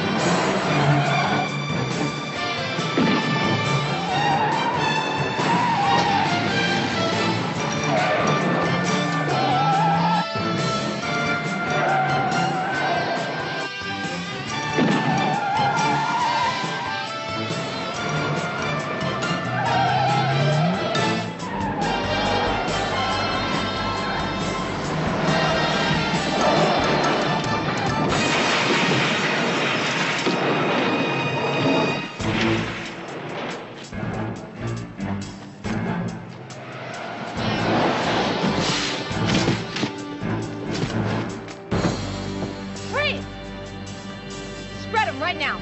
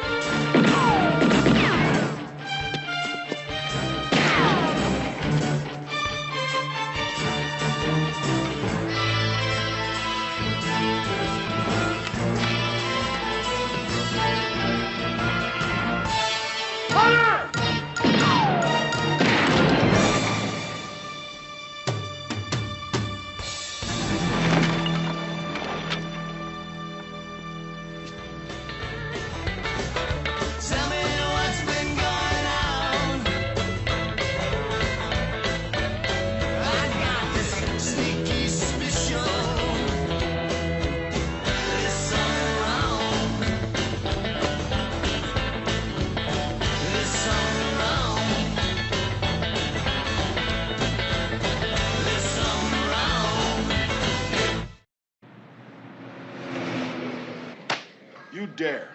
Actually dare to put in a request for another vehicle. After arranging it with that car company so that we have to reimburse them for damages done to count them, 2 luxury sedans. You got some sense of humor, Hunter. And he complimented us on the apprehension of Panhandle Pete in connection with the bank robbery and locating the missing $100,000. And get this, he was hoping that you would feel better and that your ribs would soon mend. You are a terrible liar. No, I'm not. I'm a great liar.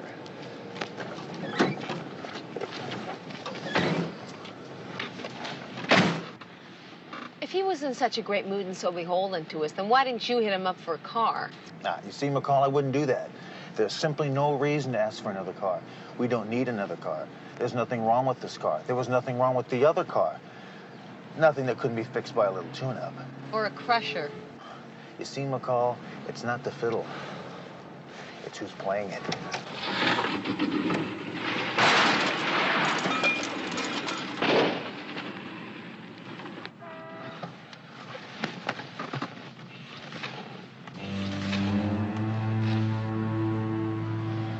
You think?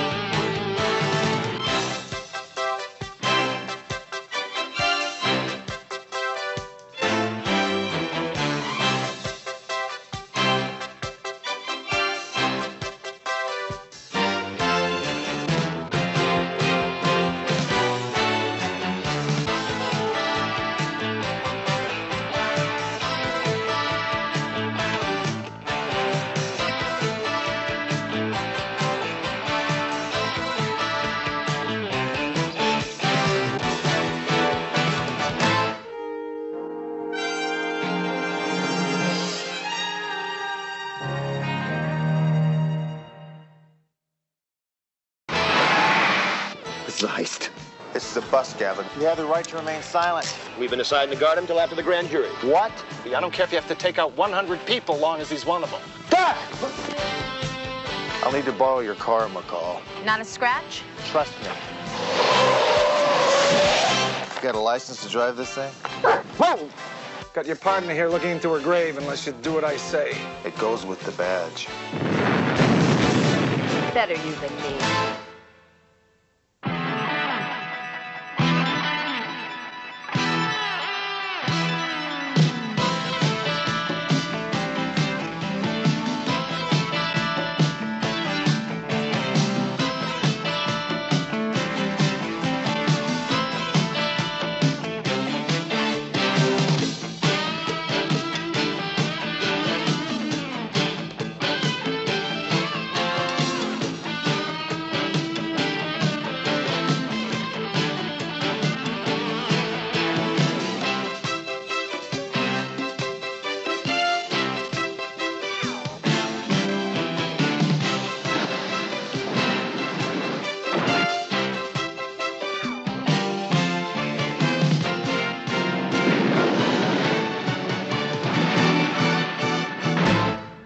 Works for me.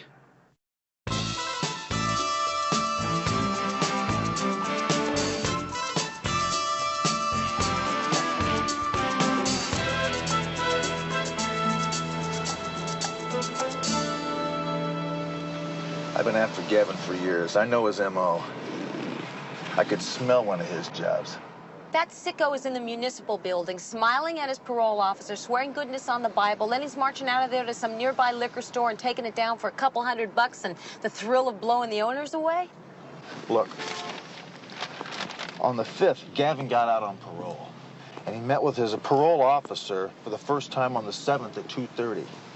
At 3:34 that same day, a liquor store 6 blocks away is robbed, and a 66-year-old man is pistol whipped, a Gavin trademark. Pistol whipping old shopkeepers is in public domain, Hunter. A week later, on the 14th at 2:30, Gavin meets his parole officer for the second time. And at 3:23, 7 blocks away, a mom-and-pop grocery store gets hit, and Pop winds up a vegetable from a fractured skull. And the 21st at 3:44, Gavin shows up. Okay, you made your point. There he is.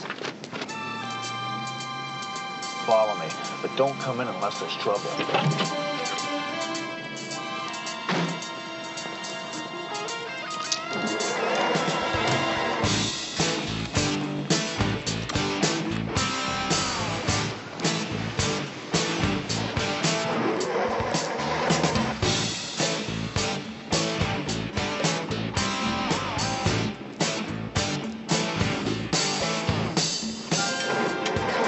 Come on!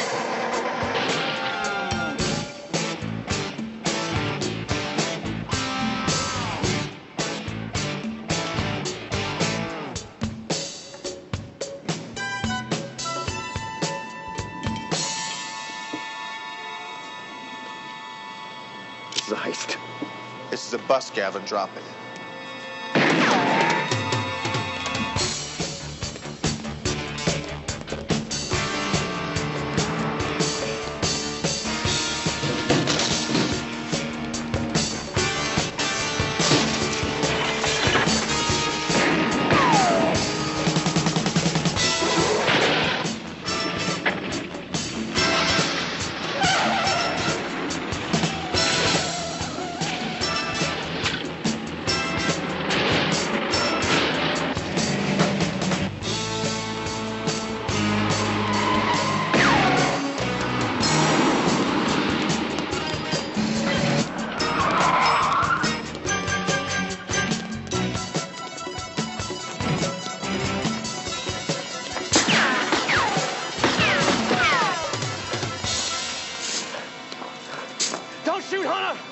Turn around. You have the right to remain silent. If you give up that Come right... on, Hunter. If I hear you got rights once more, I'm going to puke. Now, you're getting the full treatment, Scuzz. You're not going to get out of this in some technicality. Come on. Now, before you turned in your arrest report on Gavin, you made sure you double-checked it to see if you filled it out right? Yeah, I told you. And you also included the fact that I read him his Miranda rights before I cuffed him. Hunter, what is this? I filled out an arrest report before, you know. Look, I've arrested this guy twice, McCall.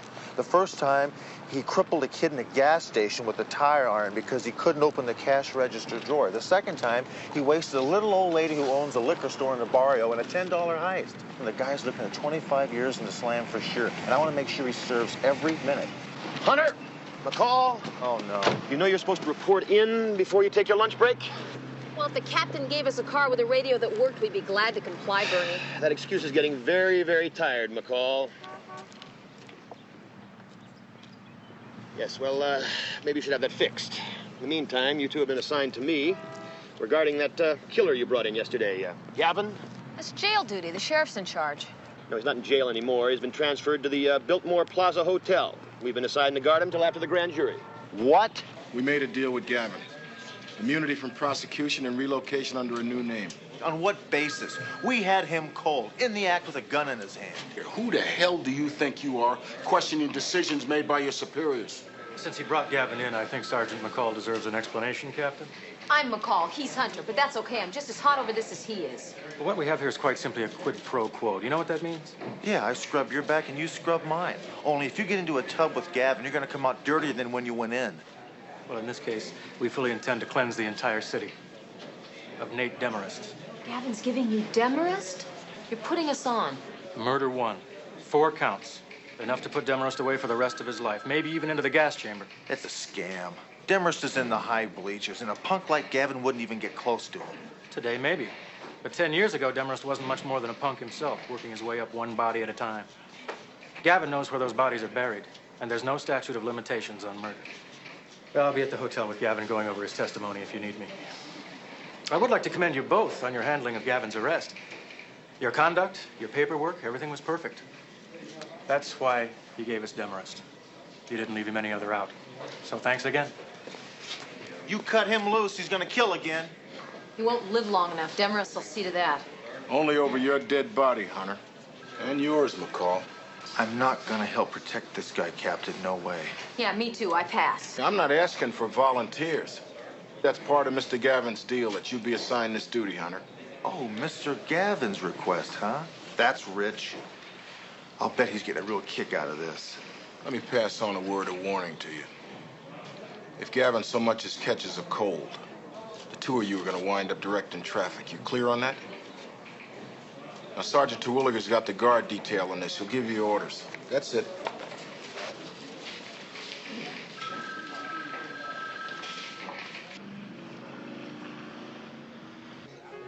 I really appreciate it. You're nice, fella. Good seeing you. I got to talk to you, Nate. Sure, excuse me. Sure. What's the problem? Gavin's made a deal with the DA. He's gonna rat on you to save his own skin. He's gonna rat on me? He goes in front of the grand jury next week. All right, call McKay. Tell him to get Gavin out on bail and bring him to me. I'm gonna do that fink myself. No, we can't do it that way, Nate. They moved him from jail to a hotel downtown. They're watching him 24 hours a day. Julie, I don't care who's watching while where. I need him dead.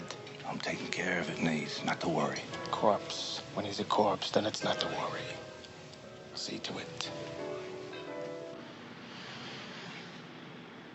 How's it going, Smitty? Well, compared to collecting garbage for a living, I give it about a 4. Terwilliger's idea.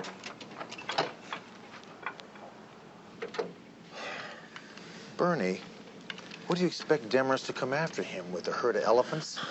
I was told to finish him right there in the car.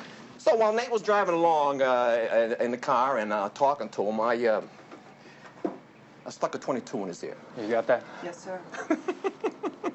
And that was all she wrote. The poor slob never knew what hit him. For the record, when you say Nate was driving, who are you referring to? Who the hell are we talking about? Nate Demarest. It was Nate Demarest, D-E-M-A-R-E-S-T. And he paid you to kill Mr. Caracas? 5 big ones. Hey, Hunter. How's it going, buddy boy? It's real good to see you. And the lady, too. Didn't catch your name, kid. Oh, excuse me, Sergeant McCall. This is Elton Gavin. I know who the creep is. Give it a chance, baby. To know me is to love me. Well, even your mother would give you an argument on that. Hunter, my man. You know, if any cop knows what the mob's up to, it's gotta be him. I mean, it's all in the familiar, right? Mr. Gavin, could we please get on with this? All right. I'll talk to you later, kid, huh? Hands off. Like I said, it's to know me is to love me. Doc!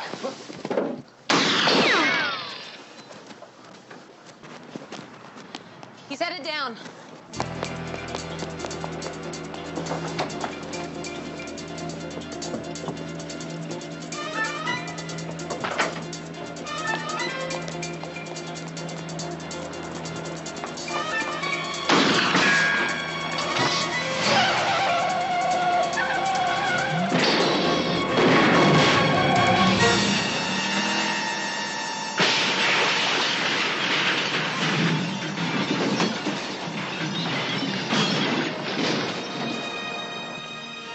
That's one down.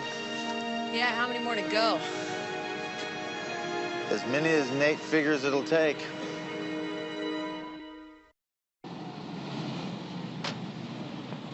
You could have half the police department in here with Gavin. That wouldn't stop Demarest. He needs him dead. And believe me, if he has to blow up this entire hotel to do it, he'll do it. He's right. We've got to move him. Do you have any suggestions, Captain? Not right off the top of my head, no. But I'm sure we can find some place to secure better than this. That won't cut it. Nate'll have this place cased and staked out before you can move Gavin in. What do you suggest? Well, I suggest you put him with 2 cops and let them decide where to put him. You mean only they'd know? Yeah, I like that.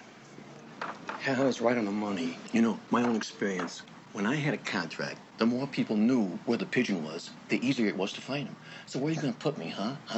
Not me, Scuzz. Yeah, you. Because with your family tree, Nate nails me. Your guys nail you for selling me out. Now, ain't that right, fellas?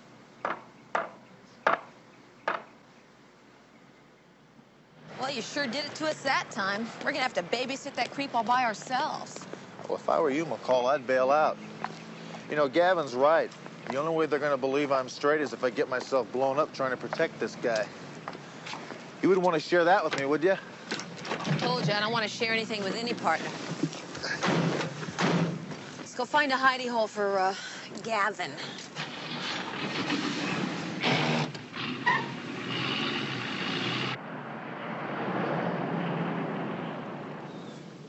He missed. Missed? Damn it, Julie, you said he was the best. What the hell happened? I don't know what happened. All I know is he missed.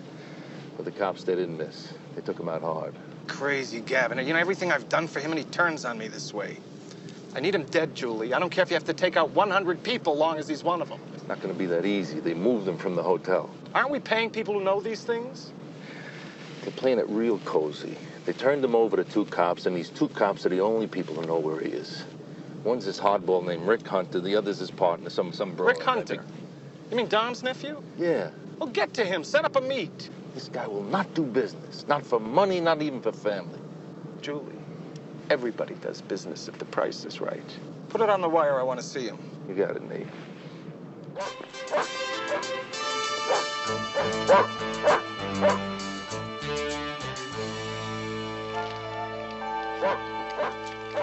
Hey, Hunter, I want lots of cream and sugar in my coffee when it's ready, okay? I said I want lots of cream and sugar in my coffee when it's ready. And McCall, are my eggs over easy? Bacon crisp, 2 pieces of toast. Damn dog. Leave it to you to put me next door to a mangy-mouthed mutt. How do you think he feels living next door to you? And make sure you don't burn the toast. Breakfast is served. I don't know why the hell I agreed to all this. I should have stayed in the hotel. Maybe it was because you were afraid your old buddy Nate might catch up with you there. Don't give me that old buddy Nate garbage. I gave Nate his first joint in Hollywood, and the hookers, and the franchise to peddle dope in that area that went with it. And you know what my old buddy Nate gave me for it? My own street corner. It's like I peddled nickel bags from. I feel sorry for you, Gavin. You've had a tough life. Hey, Hunter, you got a big mouth. You keep Gavin away from me, Hunter, or so help me. Just keep telling yourself that after trying for years, Gavin has finally given the DA a way to nail Demarest. Okay, all right, we hear you. You know what the real twist is here? Me and my old partner had him 7 years ago for murder. Really? Yeah, the feds slid a narc into one of Nate's places as a bartender. It was a guy named Lamasso. One day he showed up dead. The word was that Nate found out who he was and iced him personally. Well, didn't you go after him? Feds said that they'd made a thorough investigation and didn't come up with any evidence that would have proven that he didn't commit suicide. Mrs. Lamasso said that's because they didn't look hard enough. Well, do you think you could find her now? What's the point? They didn't listen to her then. They're not going to listen to her now. Look, if we can send those 2 guys away, Demarest and Gavin, we gotta go for it. All right. Okay, I'll take a run on down to records and see if I can get a line on where she is. Yeah.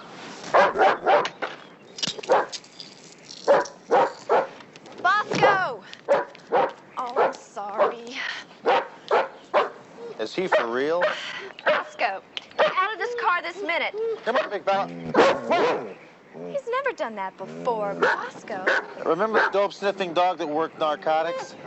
Well, the last time they used her in this car, she was in heat. Bosco's in love. I'll get him out. Come on, Bosco. Come on. I'll take my car. Bosco, what's come over you? Wherever the hell she's going, I hope she gets some beer on account of running out. You know, if you put on a cleaner T-shirt, you make a much better target standing there out in the open where everybody can see you.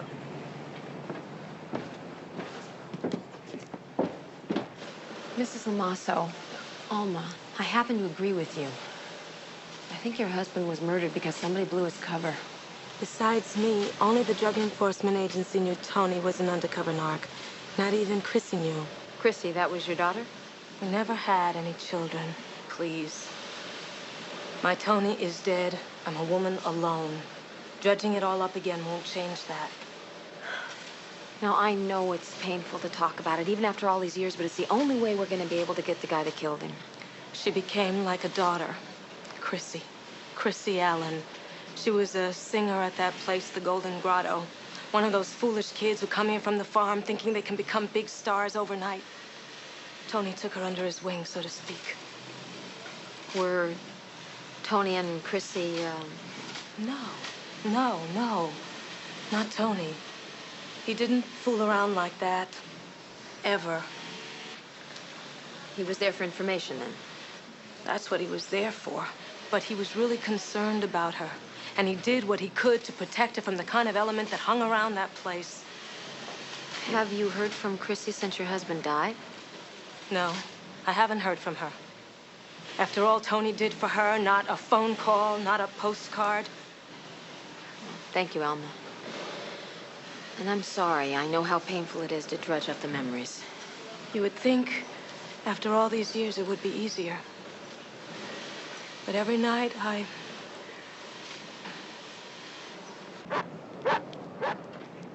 Take it easy, will you, Bosco? You were saying? It's Chrissy Allen. I don't think she'd just ignore the death of a guy that treated her like she was his own daughter. Not unless she had a good reason. I know this waitress at the Golden Grotto. She's been there for years. She owes me a couple of favors. You'll be okay here with Gavin? Hey, McCall. Did you get any beer? You know something? I forgot. Well, you better start remembering. Because when my throat gets dry, I can't talk. You know what I mean? Don't worry, Gavin. I'll pick it up. It's okay, big fella. Just stay right where you are. I'll need to borrow your car, McCall. Mine just got married. I'm warning you, Hunter. Trust me. Not a scratch? Not a scratch. I swear.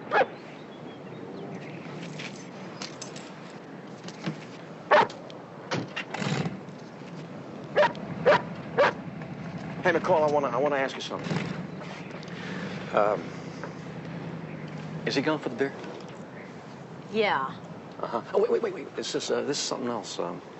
As long as we're stuck here together, why don't we make the best of it? I mean, like, I'll forget you're a cop and you treat me like I'm just another guy. What do you say?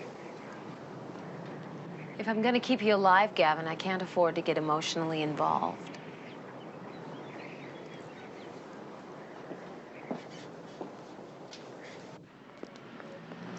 A singer named Chrissy Allen?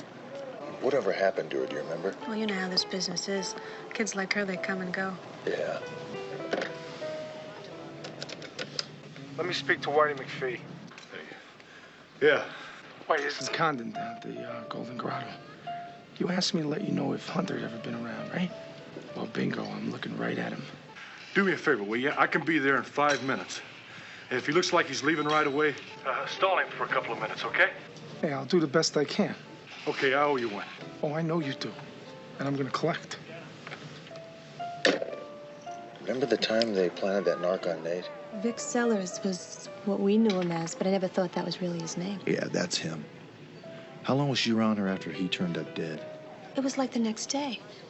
She never came around anymore. Oh, you think there's a connection?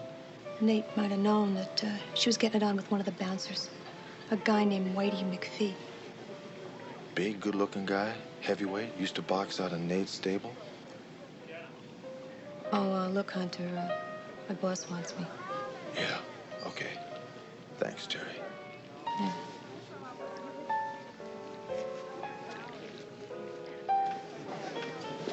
What is it, Eddie? Terry, can I talk to you for a second? Yeah.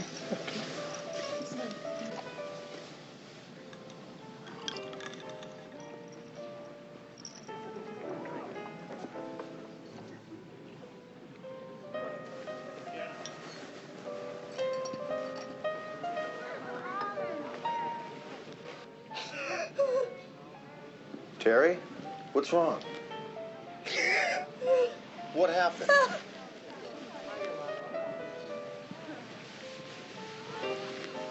Yeah, what do you want? Well, Terry wanted me to give you something. Oh, yeah?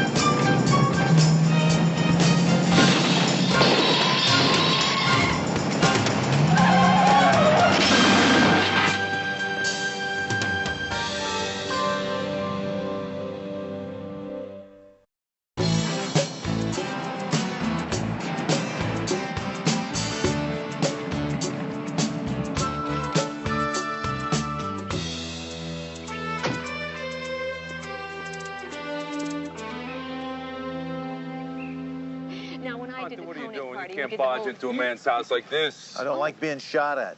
All right, let it go, let it go. I want to talk to Hunter. Alone. All right, everybody, get out of here. What the hell is this, Hunter? You going crazy? I told you I don't like being shot at. Somebody shot at you? You're saying it's me? Now I know you're crazy. Oh, not you, Nate. You don't do your killing anymore. You just put the word out and have it done. I put the word out I wanted to talk to you.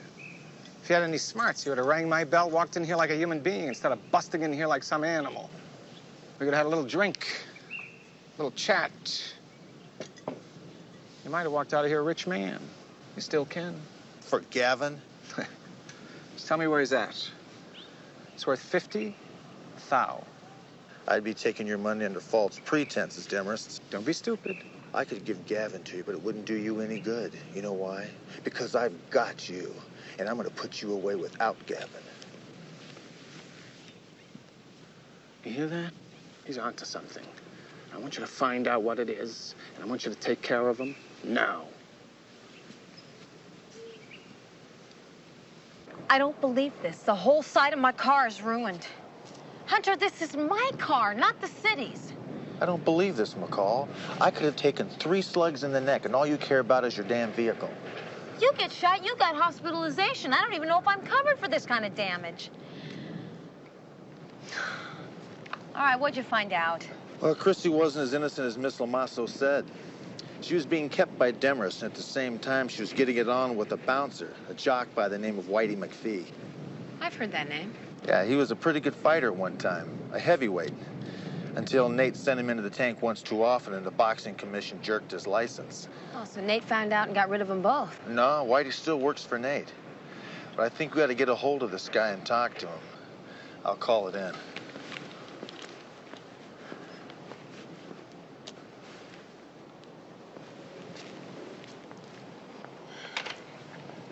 Must be Bosco's dinner time. You leave me alone with Gavin, and one of us isn't going to be here when you get back. You call in on Whitey, and I'll take care of Gavin. This is Sergeant McCall. Patch me into R&I. Okay, Gavin, you're on your own for a while. McCall and I gotta go someplace. No way. It doesn't make any difference if we're here or not.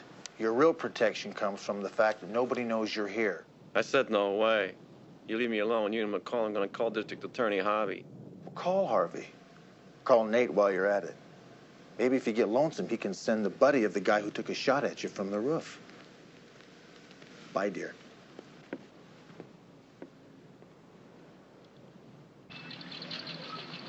You cover the back in case Nate's reached him. I told him not to cooperate. I think I'd have a better chance of getting him to talk. He wouldn't be expecting a woman. Look, trust me on this, okay? Better me than you.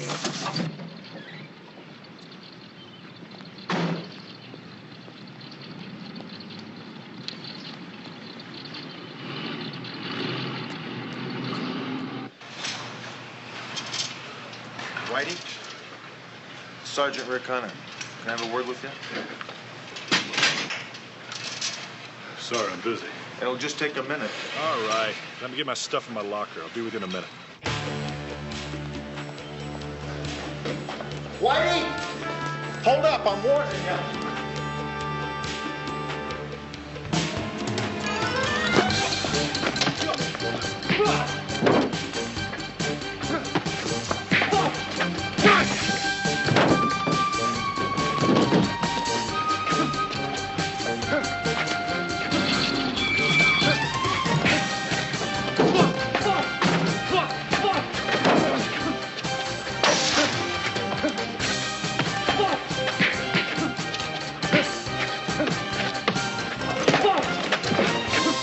Hold it right there, Whitey.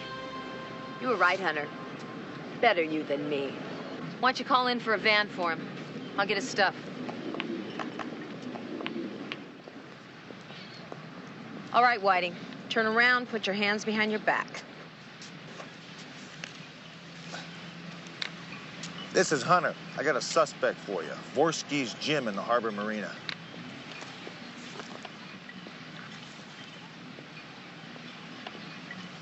Look familiar? Yeah, the guy who took a shot at me was wearing something just like this. How many shots did you say he fired? 3. Now, why in the hell would you want to take a shot at me? We haven't even said hello. What else you got? Nothing much, just junk. There's a wallet, though. Hey, come on, that's personal. You got no right to go through it. Settle down, big fella. You'll get this back when they kick you loose.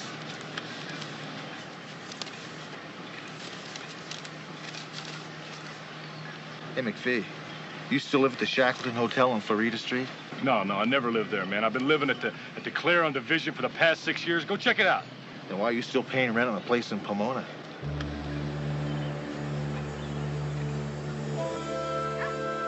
So what do you think? Same girl? Yeah, it looks like her. Only she doesn't seem to be Whitey's type. Let's go find out.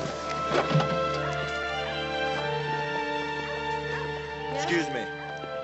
You Mrs. Ragaway? No, I'm not. You're Chrissy Allen, right?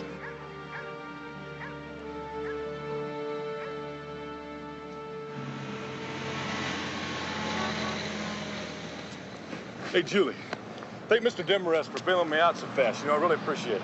Whitey, why don't you thank him yourself? Oh, come on. What's happening? Nothing's happening. Just get in the car. Let's go.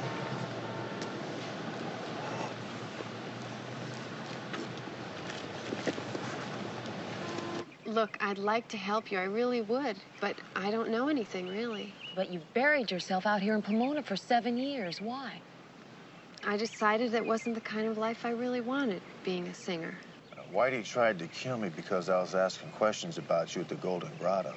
That's a pretty heavy rap, killing a cop. He didn't risk that because he thought you were disillusioned with the show business. You're hiding, Chrissy, because you're afraid of Nate Demarest. Now, you know something about the Lamasso killing, don't you? Nate Demarest has his back up against the wall. He will eliminate anybody he thinks can help put him away. We found you easy enough. Demarest has got a better set of wires than we do. Nate thinks I'm dead. Whitey told him he'd killed me. Whitey told him? Why? I saw it. Well, I mean, I didn't exactly see it happen. I mean, I was in the car in the parking lot waiting for Whitey to take me home that night.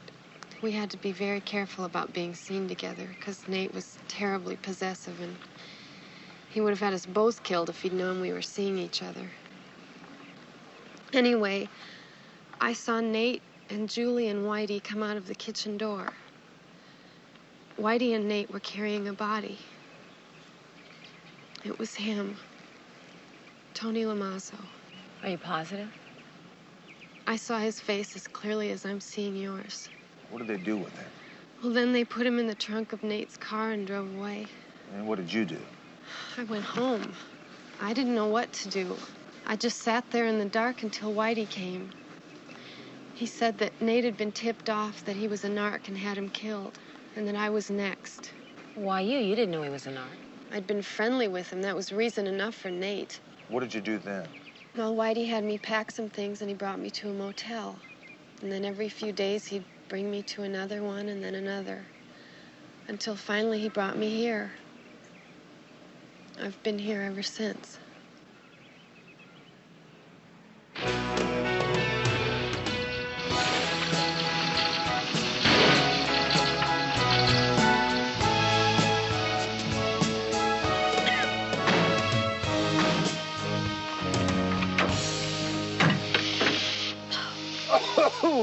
Well? I don't know. I think we'd have a better chance of getting into the precinct in my car. And when you get there, call in. Yeah.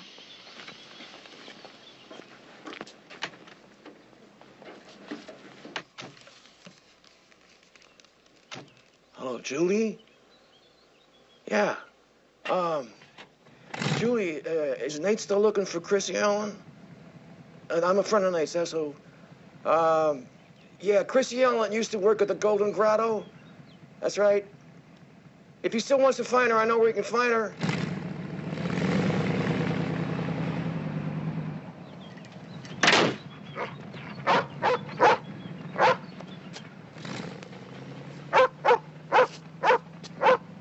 Welcome back, Bosco. Did you have a nice dinner? Got a license to drive this thing?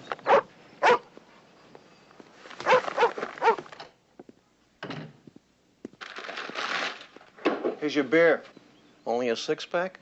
What, are you gonna move me someplace? Yeah, to a security cell in the county jail. McCall's down there right now setting it up for you.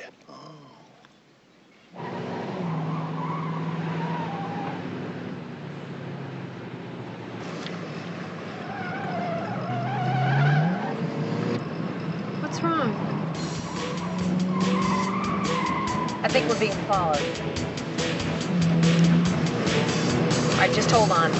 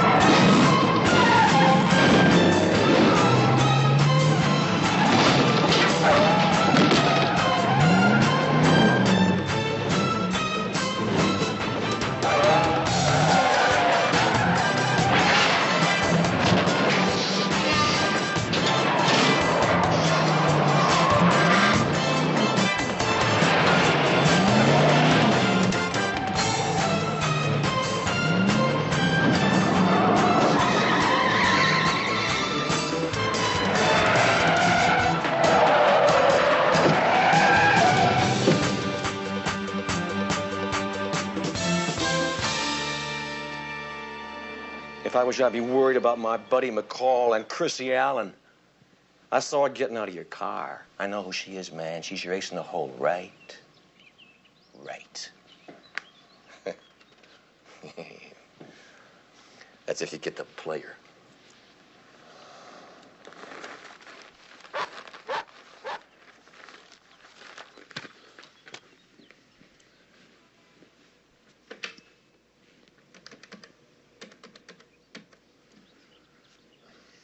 Yeah, this is Hunter. Patch me into McCall's frequency and hurry, would you please? L24, L56 calling. L24, Sergeant McCall, will you please respond? I'm sorry, Sergeant McCall is not responding. Look, Captain, all I can tell you is McCall was on her way back to the precinct with a very important witness against Nate Demarest when she disappeared. You've lost Gavin?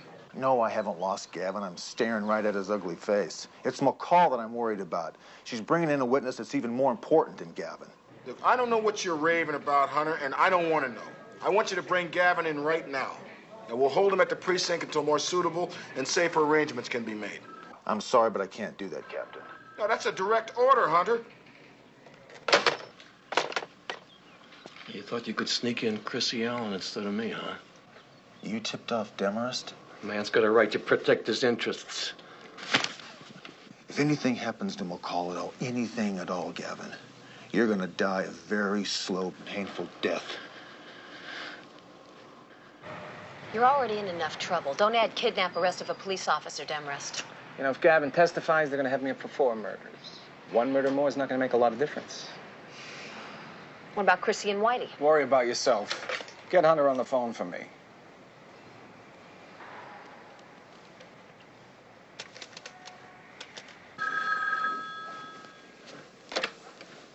Yeah. Hunter McCall.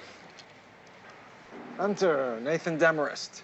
Got your partner here looking into her grave unless you do what I say. I want Gavin. Forget it. No way. I don't think you understand, pal. Unless you play ball with me, McCall's going mahula. You know what I mean? You're a cop, you take risks. It goes with the badge.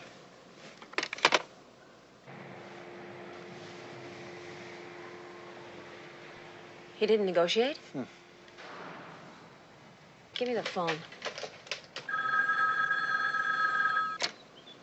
Yeah.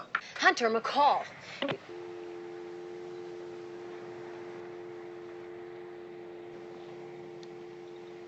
He hung up. All right. Then make sure you nail Gavin outside the courthouse. And what about them? You know what to do with him. Augie! Wait a minute, Nate. What? Wait a minute. You're a cop. You take risks. Yeah, well, not me. Not for slime like Gavin. You want him, you got him. Okay. Where? What about them? Well, we'll talk about them when you give me Gavin. Where's Hunter got him? I might be chicken, Nate, but I'm not stupid. I'll show you. No. Show them.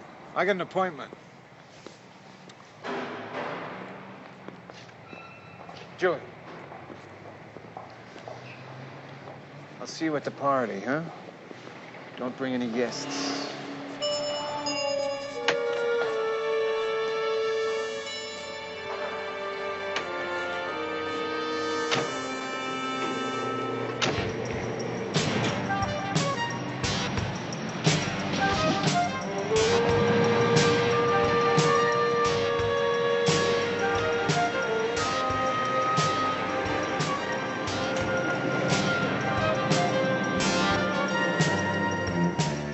What are you doing? What are you doing with the curtain? Hey, Stoneface, what are you doing with the curtain? Shut up. What's... What are you nuts or something? What are you doing with the curtain, man? Tell me what you're doing. That's it, the trailer at the end of the street. You don't need me anymore. You stay put till I tell you.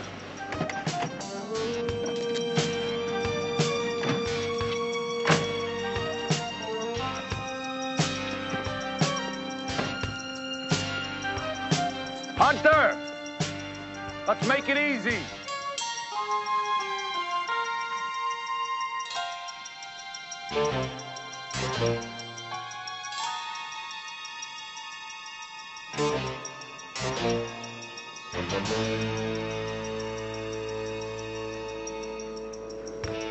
Hunter! You send Gavin out, you won't get hurt.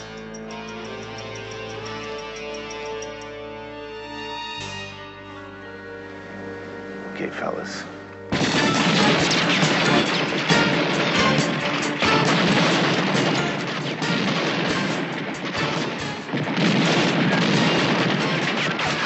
Hey, you really had me worried there for a second.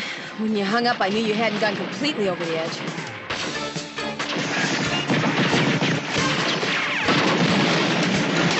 Here, you'll need that.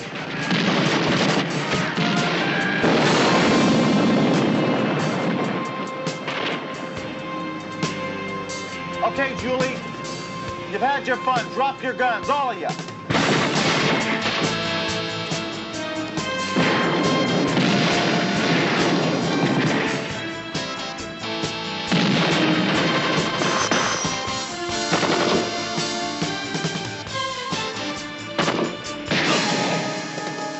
Hey, Hunter, get me out of here before I get killed!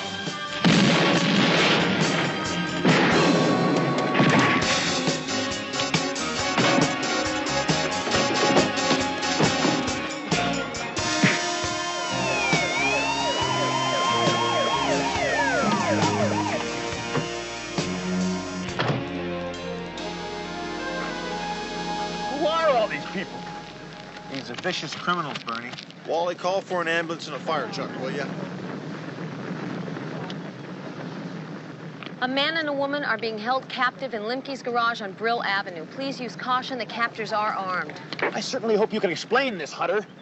It's pretty self-explanatory, Hey, Bernie. Hunter! Take these things off me. That's Gavin handcuffed over there. Do me a favor, will you, Bernie? Read him his rights and book him downtown under an open charge till we get back. Read him his rights. Hunter, that's Gavin. He's a protected witness. Not anymore, Bernie. I guess we're finished here. Yep. You have the right to remain silent, Gavin. Hey, wait a minute. What's this reading me my rights routine? I'm immune. Not according to Hunter.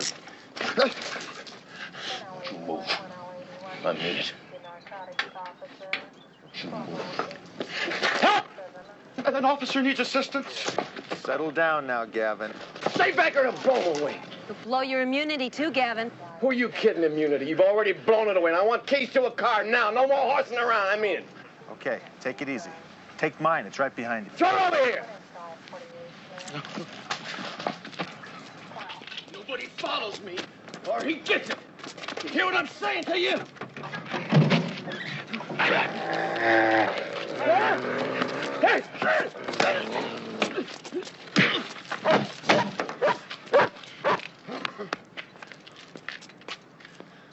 What's going on here, Hunter? It's a little complicated right now, Bernie, but we gotta go to a party.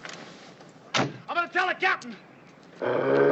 His generosity to our hospital fund, as well as his unselfish devotion to the welfare of all the people of this city, are too well known and too limitless to enumerate here.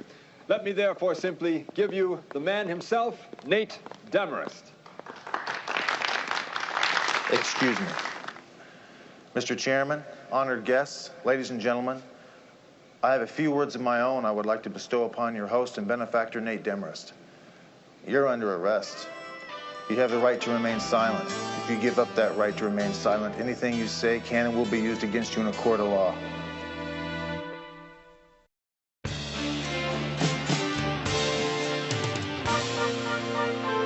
I'll tell you what. This time he's got us right where he wants us. He's gonna nail us, Hunter. You think so? Hunter, McCall. Well, let's go find out.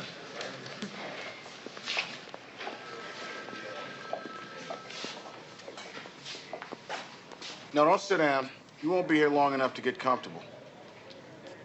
Mr. Harvey has presented a list of charges against you two and given them to the department, including willful and reckless disregard for the safety of a state's witness, obstruction of justice, dereliction of duty, etc., ad infinitum. The list goes on and on and on.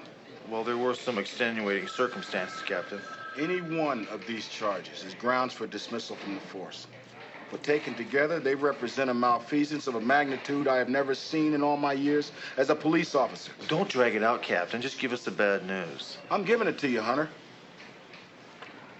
The DA has decided, since you two enabled the county to preempt the state's case against Demarest and invalidate the immunity it promised Gavin, they'll drop their charges in return for a reprimand. That's the bad news? Oh, it is for me. It means I have to continue to put up with the both of you. Hey, but I'm warning you. The slightest infraction, you guys bend the rules at all, and I swear I will come down on you so hard.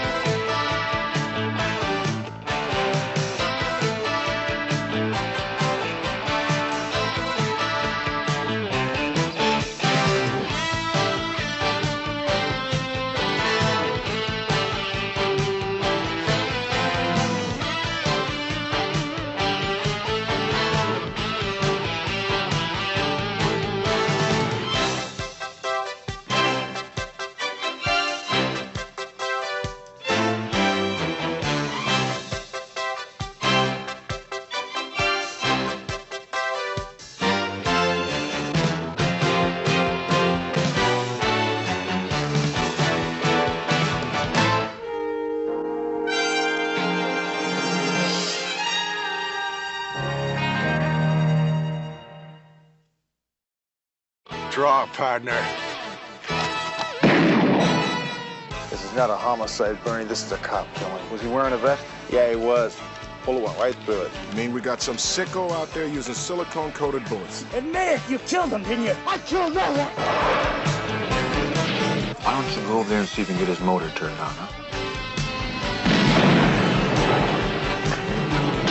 Captain, the killer is still out there.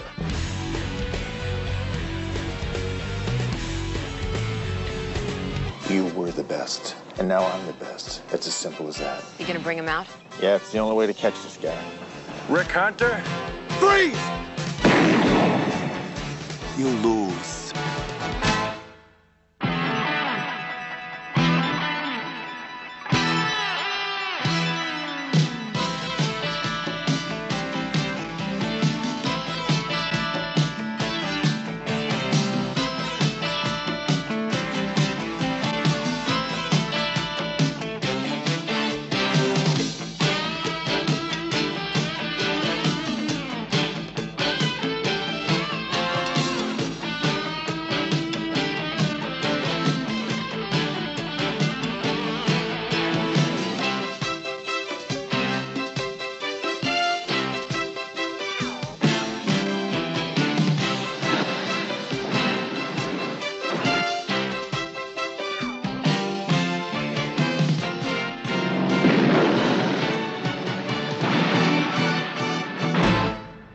Works for me.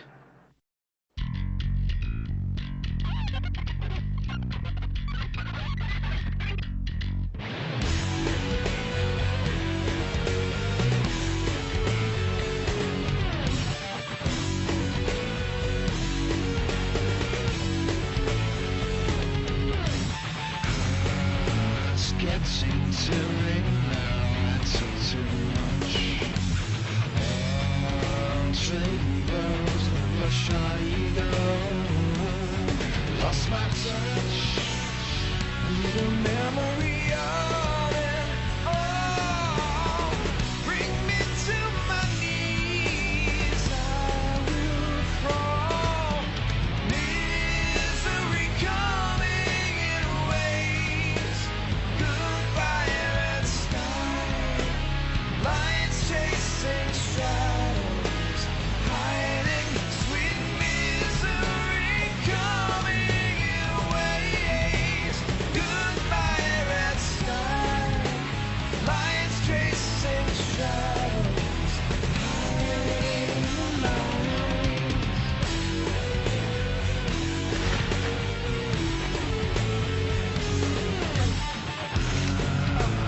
Give me something sweet, I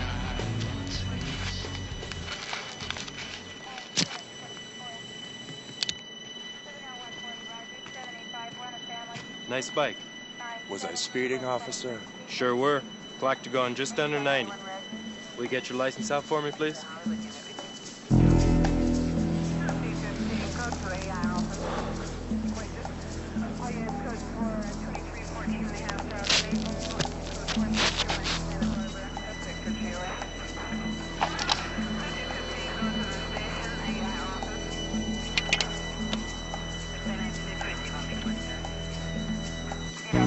Draw, partner.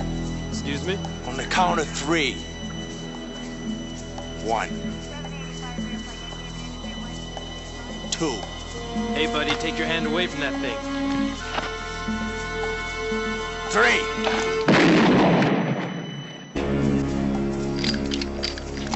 You lose, partner.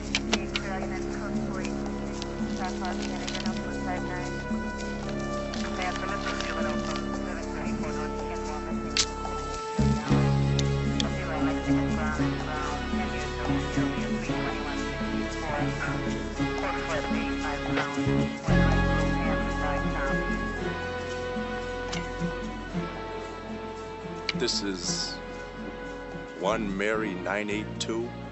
Cancel that code 6. I lost the guy. That's a 10-4. Call canceled. Out. 25 on text.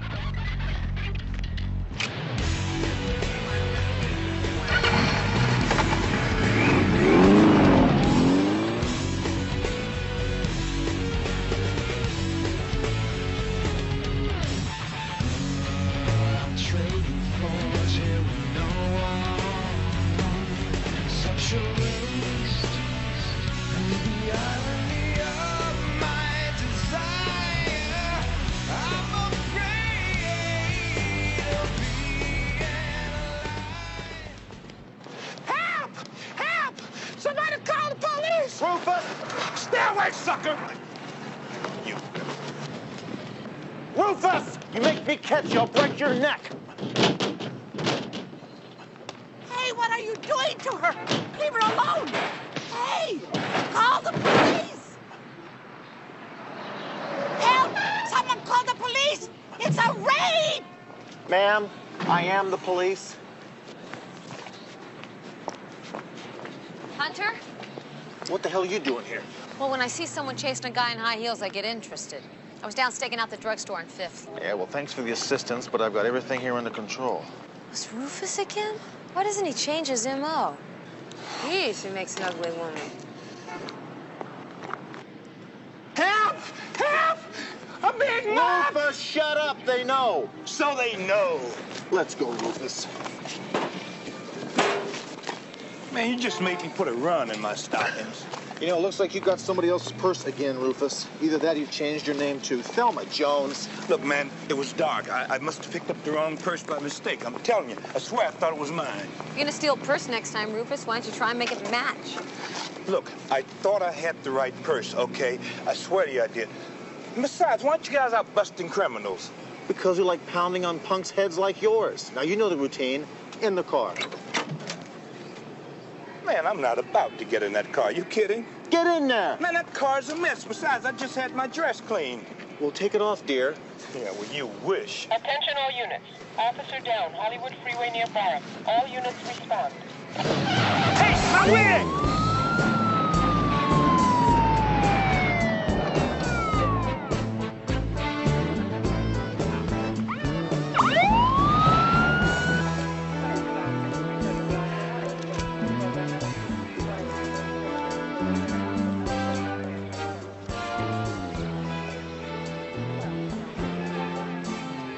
Officer never had a chance to get his gun out of the holster. Paramedics said the bullet went right through his heart. I have the complete report for you right here, sir. I have been taking notes since I arrived on the scene. I was the first officer on the case. I got here about 0600 hours.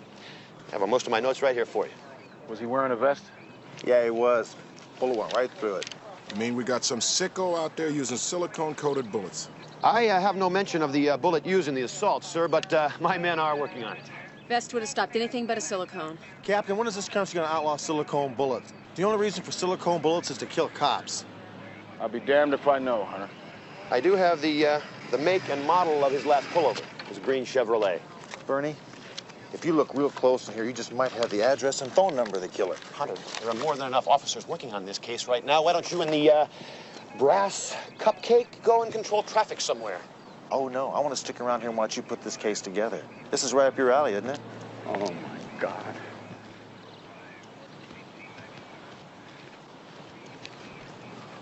How could this happen? I'm sorry about this, Doug. Does his family know? No, we haven't told anybody yet. I know his mother. Jimmy was the only son she has. This ain't gonna take it all.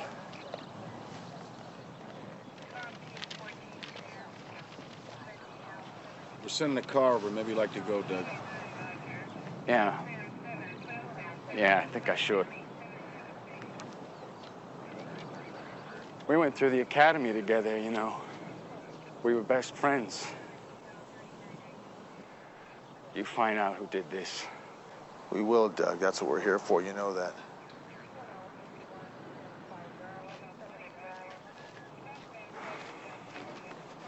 I'd like to remind you, Hunter, that I am the senior officer on this homicide. This is not a homicide, Bernie. This is a cop killing. We're all senior officers here.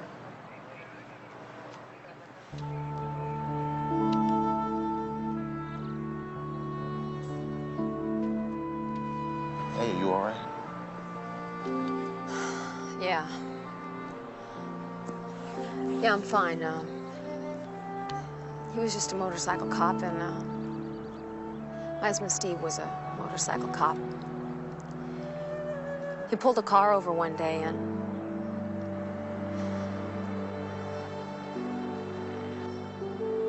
well, it never goes away, you know? No, it doesn't.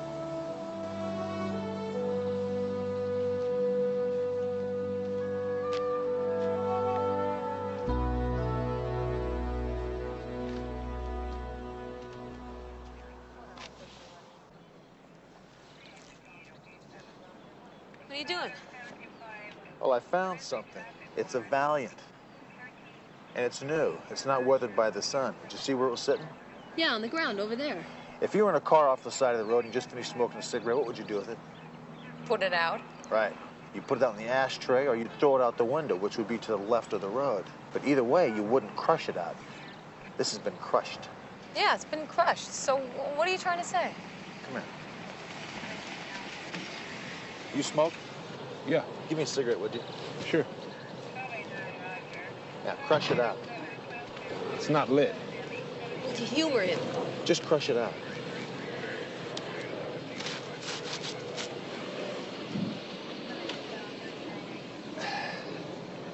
You see? We're either looking for someone on a motorcycle or somebody with a large hole in his floorboard. Bernie said the last call he put out was on a green Chevy. Yeah. We'll check with the night dispatch and see if we can get some other information other than what Bernie might have in his notebook. I really want this one, Hunter. Yeah, so do I.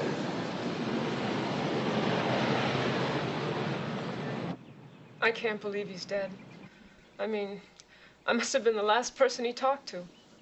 Yeah, we know. You were the dispatcher on duty last night. Did Jim say anything about seeing a motorcycle? Wait a minute. You know something? It wouldn't be on the sheets because he had it canceled. But he did call in something about a bike. It had no plates. It was a new Nighthawk. That's right, I remembered because he made a comment about it being the second one he saw this week. He was just crazy about bikes. But he canceled the call, right? Yeah, he called back and canceled it. We didn't run a trace. That's why it wouldn't be on the computer sheets. So there was a bike. Yeah, there sure was. So Officer Tanner Just hold on, has Leibowitz. seen the black bike twice. Yeah, with the killer using silicone-coated bullets, you know he's gunning for a cop. You'll get your rights. You can call your lawyer right after we talk to the captain. Captain, all of our black and whites picked up our man in the green Chevy, Seymour Leibowitz. They picked him up in Robinson's. Get this, shopping for bath towels. This man looks like an accountant. This man is an accountant. Hey, you put up much of a fight, Bernie? Oh, no, thank you not to harass the suspect. Captain, would you like me to proceed with the interrogation of the suspect? Oh, yeah, by all means. Let's move. I said let's move. Let's go talk to Doug before he checks off, huh? Yeah. Well, wait a minute, Hunter. You're not gonna go talk to him in there, are you? Yeah, I am. Well, I can't go in there. That's a men's locker room. Well, keep your clothes on. Hey, Doug, did Jim say anything to you about a motorcycle? Yeah. Yeah, he did mention that he was thinking about getting his own bike. He liked the Nighthawks. Why? What's that got to do with anything? Oh, I was just trying to put a couple things together is all, Doug. Wait a minute. Rick, we went to the Mustang bar a couple nights ago, just playing around. There was a bike in the parking lot. It was a Nighthawk, and Jimmy was admiring it.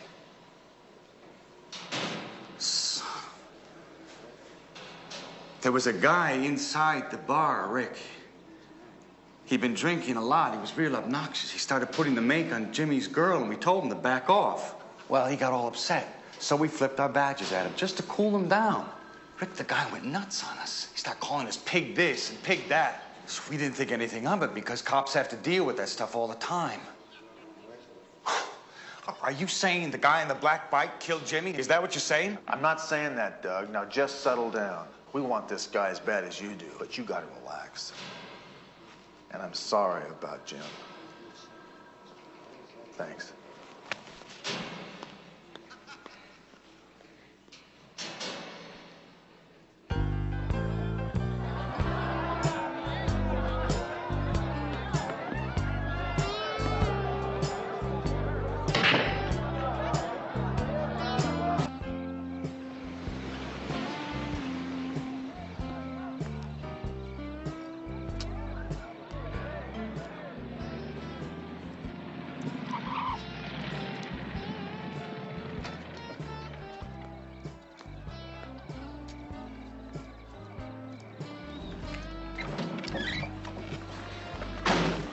What'd you get? Nothing but a bunch of propositions. Couldn't find who owned the bike.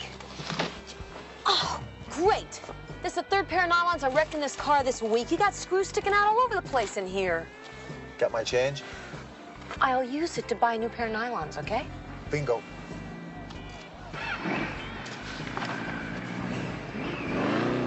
Yeah, he's on the move.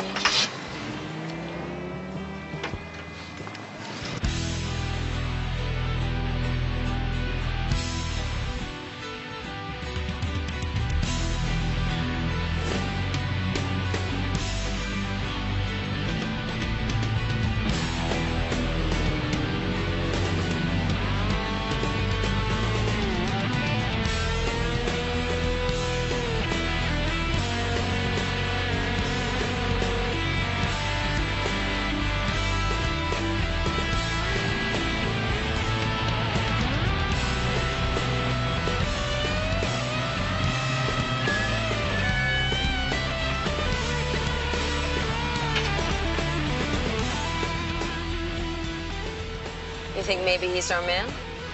Hey, we're gonna find out. Cover me, would you?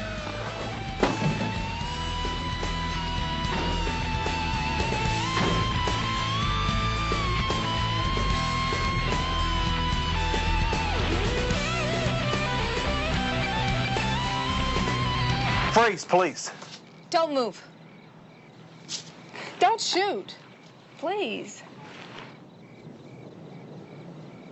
Well, I'm sorry about that. What is this? I think a mistake. Like, we thought you were a suspect in a killing. A killing? Yeah, a police officer was shot last night. He came from the same bar you came from. I work there. The cop was killed? Yeah, there were a couple cops there last night. Maybe you saw some sort of a disturbance, like an argument? Yeah, cops, I remember now. A couple of them came in the other night. They kind of got in a fight.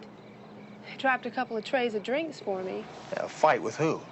Some guy, he's a real jerk. Stands around half the night playing video games. I don't know what it was about, but they took it outside. Probably some chick. Well, one of these cops was killed last night. Think this fella's capable of that? I tell you, he's a real freako, but killing a cop. Does he come there often? Yeah, every day about 5. He works nearby, gets off then. That bike you ride, is that yours? Yeah? Here's my card. We might want to talk to you later, so keep it in case you think of something. Yeah. Yeah, sorry once again, huh? Okay.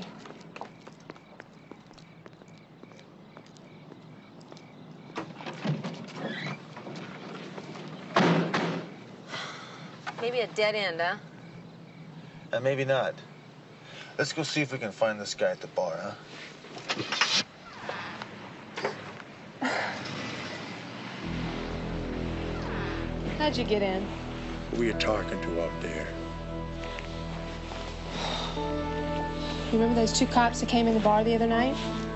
One of them was just killed last night. Guess it was just a couple of cops checking it out. Let's go to bed.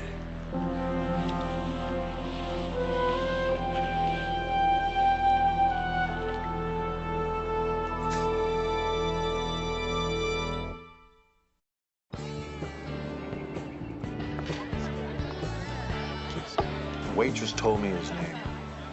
Stoner Jackson. Nice name. Yeah. Hey, look at that guy's been standing over there playing that machine for about an hour now. Okay, partner, get your gun ready. Doesn't look like our boy's gonna make his move tonight. Why don't you go over there and see if you can get his motor turned on, huh? Yeah. Oh, wait a minute.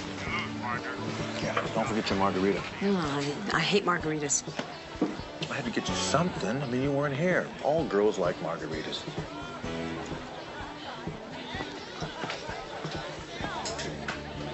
It's great. Excuse me. Be right with you, honey. The guy at the video game, what's his drink? Stoner? Beer. I'd like to buy him a beer, please. You can take it to him. He's a lousy tipper. Okay, partner, get your gun ready. How about I buy me and you a drink? Well, thanks, pal, but maybe another time. On the count of 3. 1, 2, 3. Here's your beer. You lose, partner. Next cowpoke, put your money in.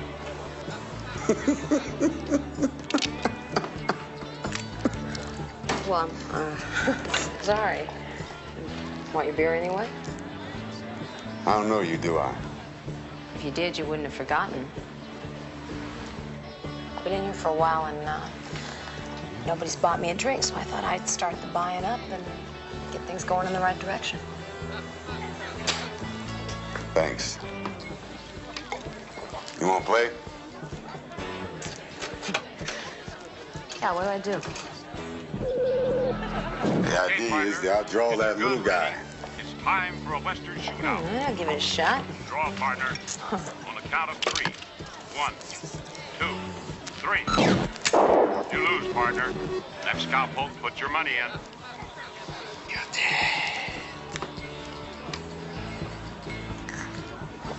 Let me try it again. Let's try again. I'll take this practice. You stick around, okay, baby?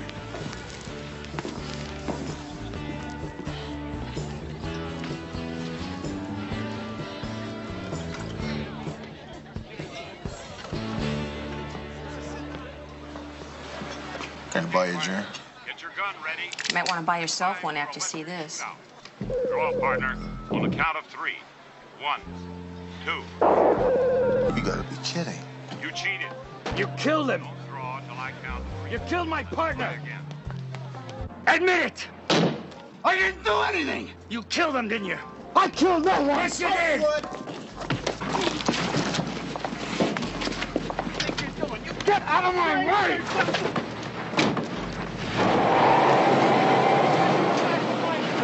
And I burned down my crop.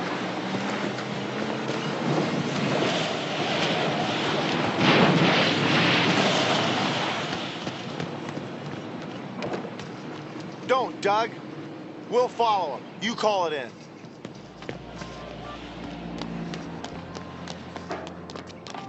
Attention all units. Unit 21 is in pursuit of a possible 187.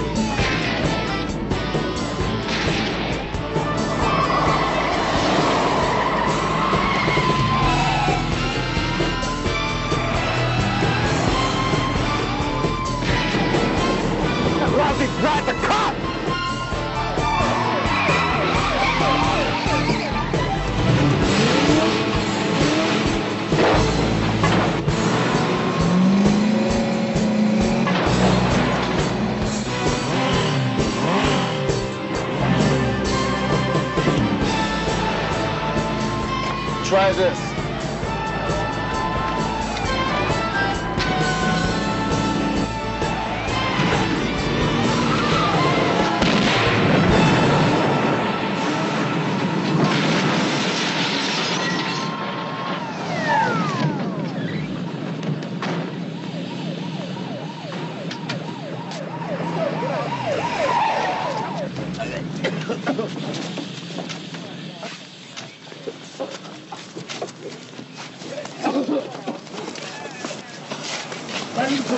This guy's a cop killer. Get back, Doug! Get him out of here. Let's go.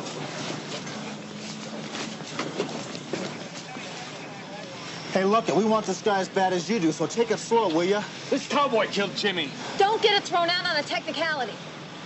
Look it. I think you should just get back on your bike and get back to the precinct. Go ahead, get out of here.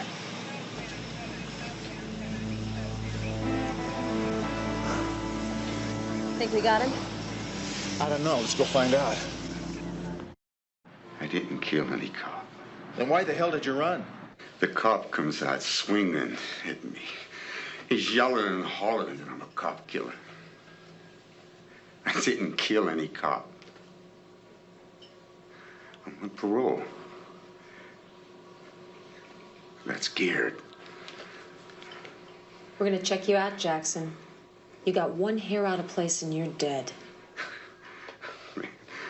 I'm a thief. I steal. I'm not a cop killer. You don't have one friend in this room, you know that? Let me just tell you something. If you're lying to me, I'm gonna snap your head off and stuff it in a plastic sack. You got that? You know what silicone bullets are, Jackson, huh? You know what they're used for? They're used for killing cops. Look, I told you, I'm not a cop killer. I didn't kill anybody. You're pretty good at that game, aren't you? You know, the one in the bar, the one where you shoot the bad guy? Maybe you think cops are bad guys. What about the game, Jackson? Just how good are you? I play for kicks. I mean, there's a lot of people better than me. The cops beat me. Big Broder, he's the best at it. Yeah, the cops. You got in a fight with the cops, didn't you? Maybe you wanted to get even. It was nothing. I mean, just words. I told you, I am not a cop killer. I didn't kill anybody. You got that?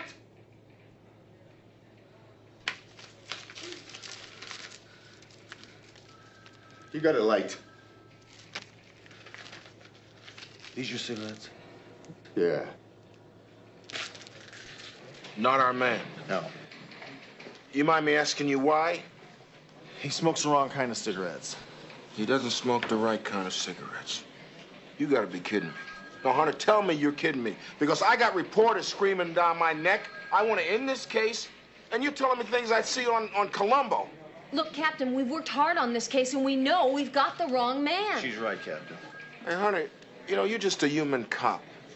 You're just like every other cop in the department. You don't have any special psychic abilities. You're not Superman.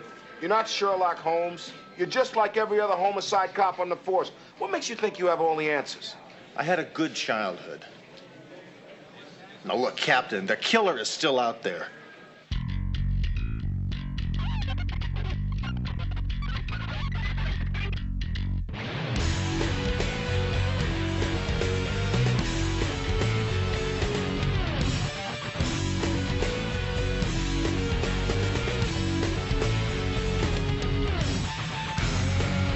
It's getting to ring now, it's too much.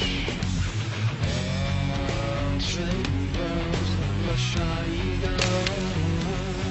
Lost my touch, with a memory of it.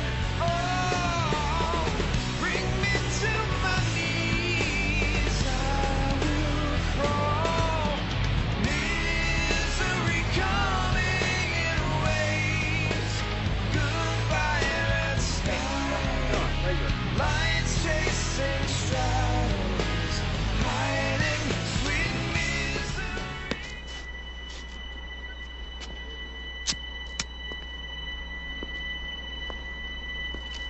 Thanks, buddy.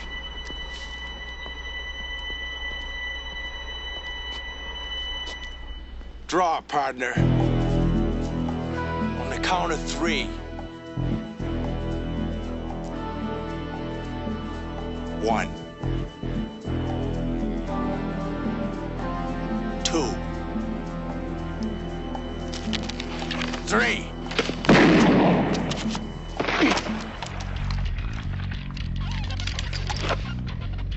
You lose, partner.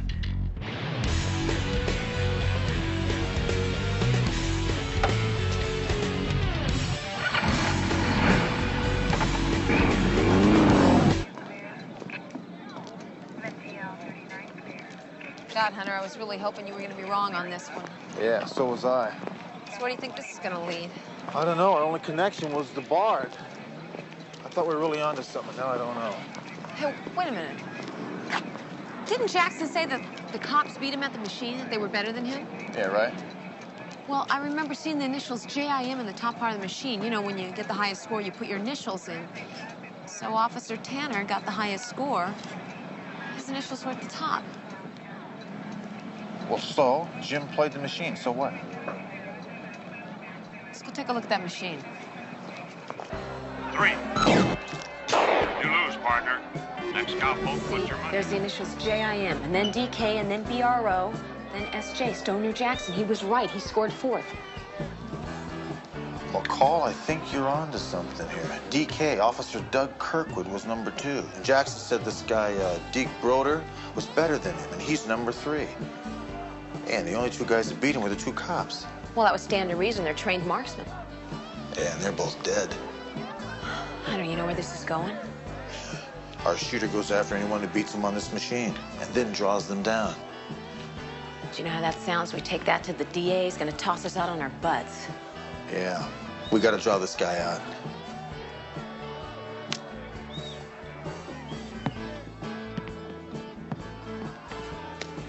Are you playing? No, go ahead. Want to get me a drink, honey?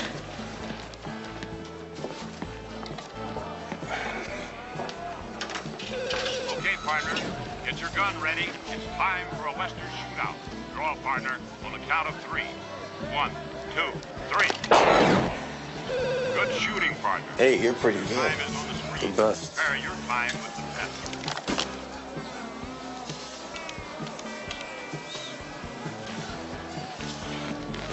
Oh, you mind if I play a game? I usually play alone. Oh, there's not much of a challenge in that.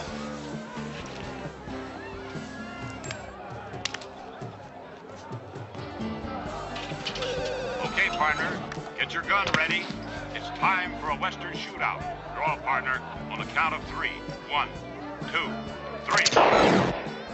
Good shooting, partner. Your time is on the screen. That's not bad. Well, where'd you learn to shoot like that?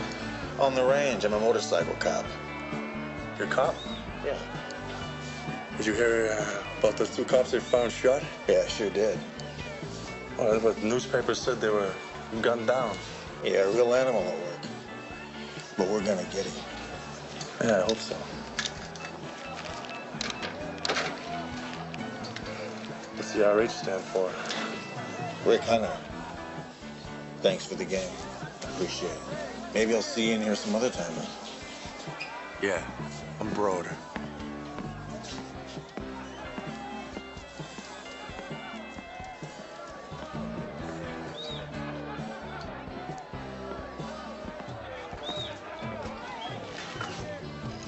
What'd you find out?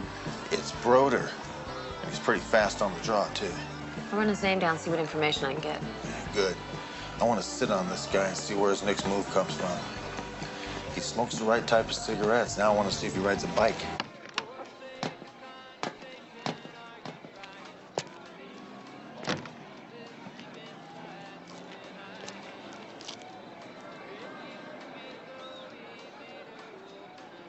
Not even close. He's got to be waiting for something.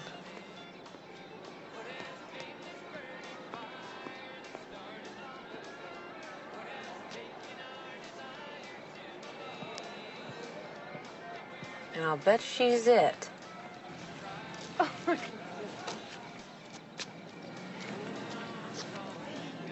I think we just made the connection with the bike.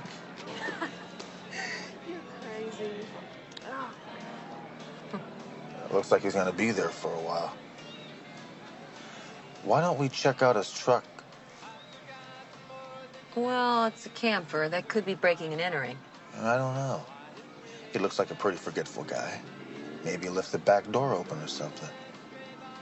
You know, you'd be shirking your responsibilities as a police officer if you didn't investigate to make sure there was no burglars back there.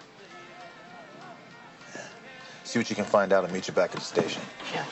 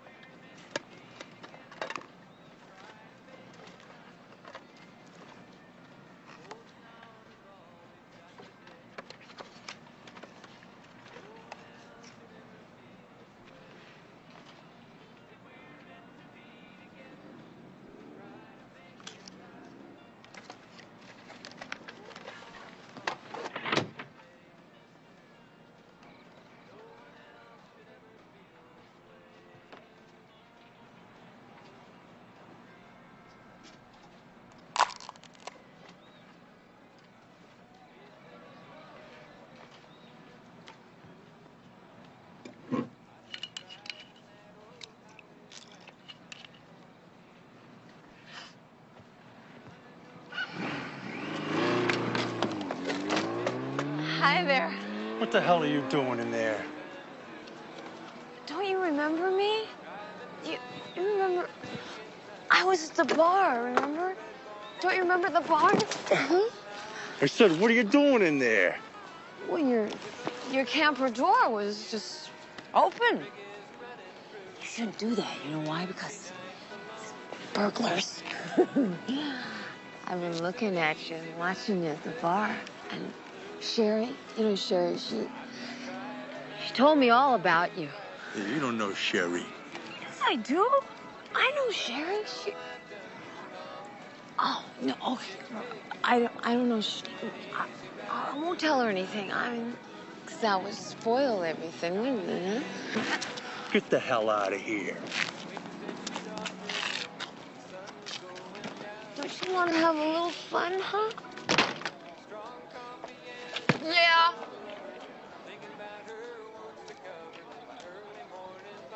Huh.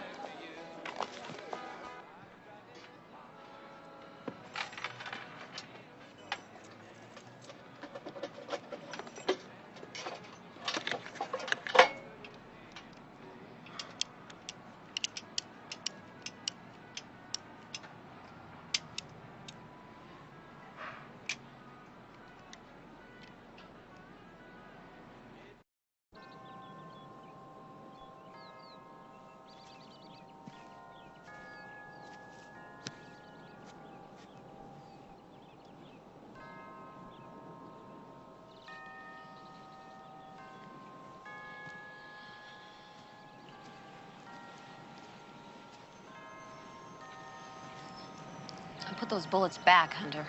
My own husband gets shot when he pulls over a car, and I put the bullets back. Oh, there's nothing you can do. You go in there without a search warrant and you get this whole thing thrown out. We got to catch this animal. You know, they won't put a law on the books against using silicone bullets, but we make one tiny mistake stopping a guy from using them, and we get tossed in jail. And it's all how you look at it. You know, we hang out and try to keep the animals from coming over the wall. When they do, we just kick them back over. We keep kicking them back over and pray to God that the wall doesn't fall. Well, what happens when there's an animal on that side of the wall that you really want to get? You go after him. You gonna bring him out? Yeah, it's the only way to catch this guy.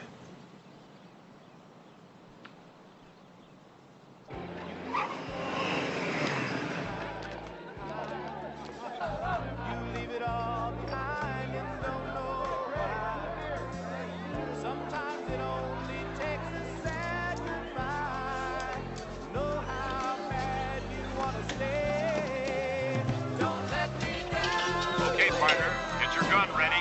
It's time for a Western shootout. Draw, partner, on the count of 3. 1, 2, 3. Good shooting, partner.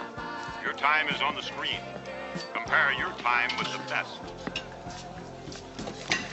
Hey, looks like I beat you. Well, you think you're pretty good, don't you? Oh, the best. I mean, look at my score. It's right on top there. Well, why don't we just play one more, then we'll see who's the best. Oh, I can't. I go on duty later on tonight. Well, maybe we should just play another game then, just to make it fair.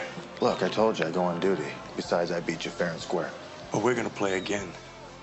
I'm the best. And I'm gonna get another shot at you one way or another. No. You were the best. And now I'm the best. And that's simply the way it is, pal.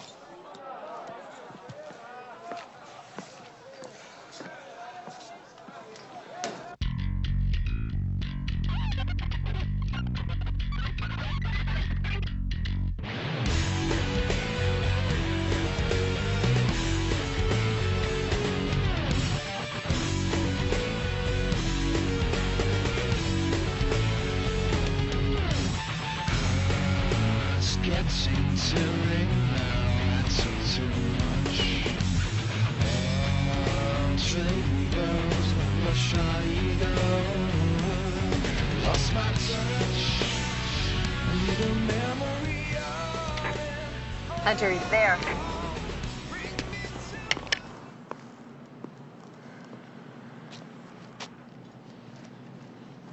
Rick Hunter.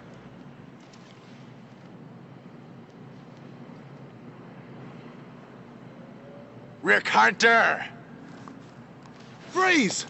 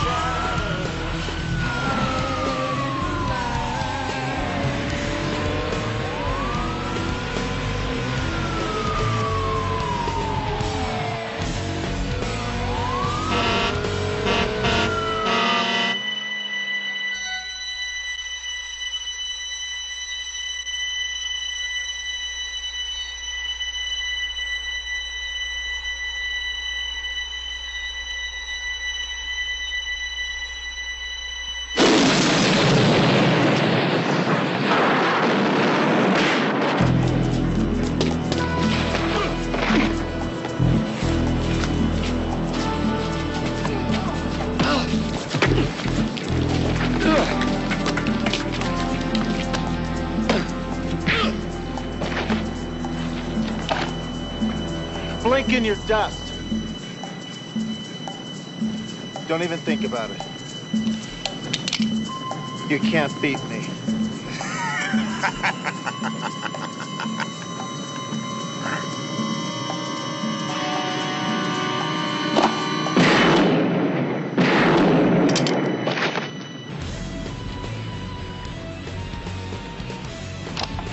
You lose, partner.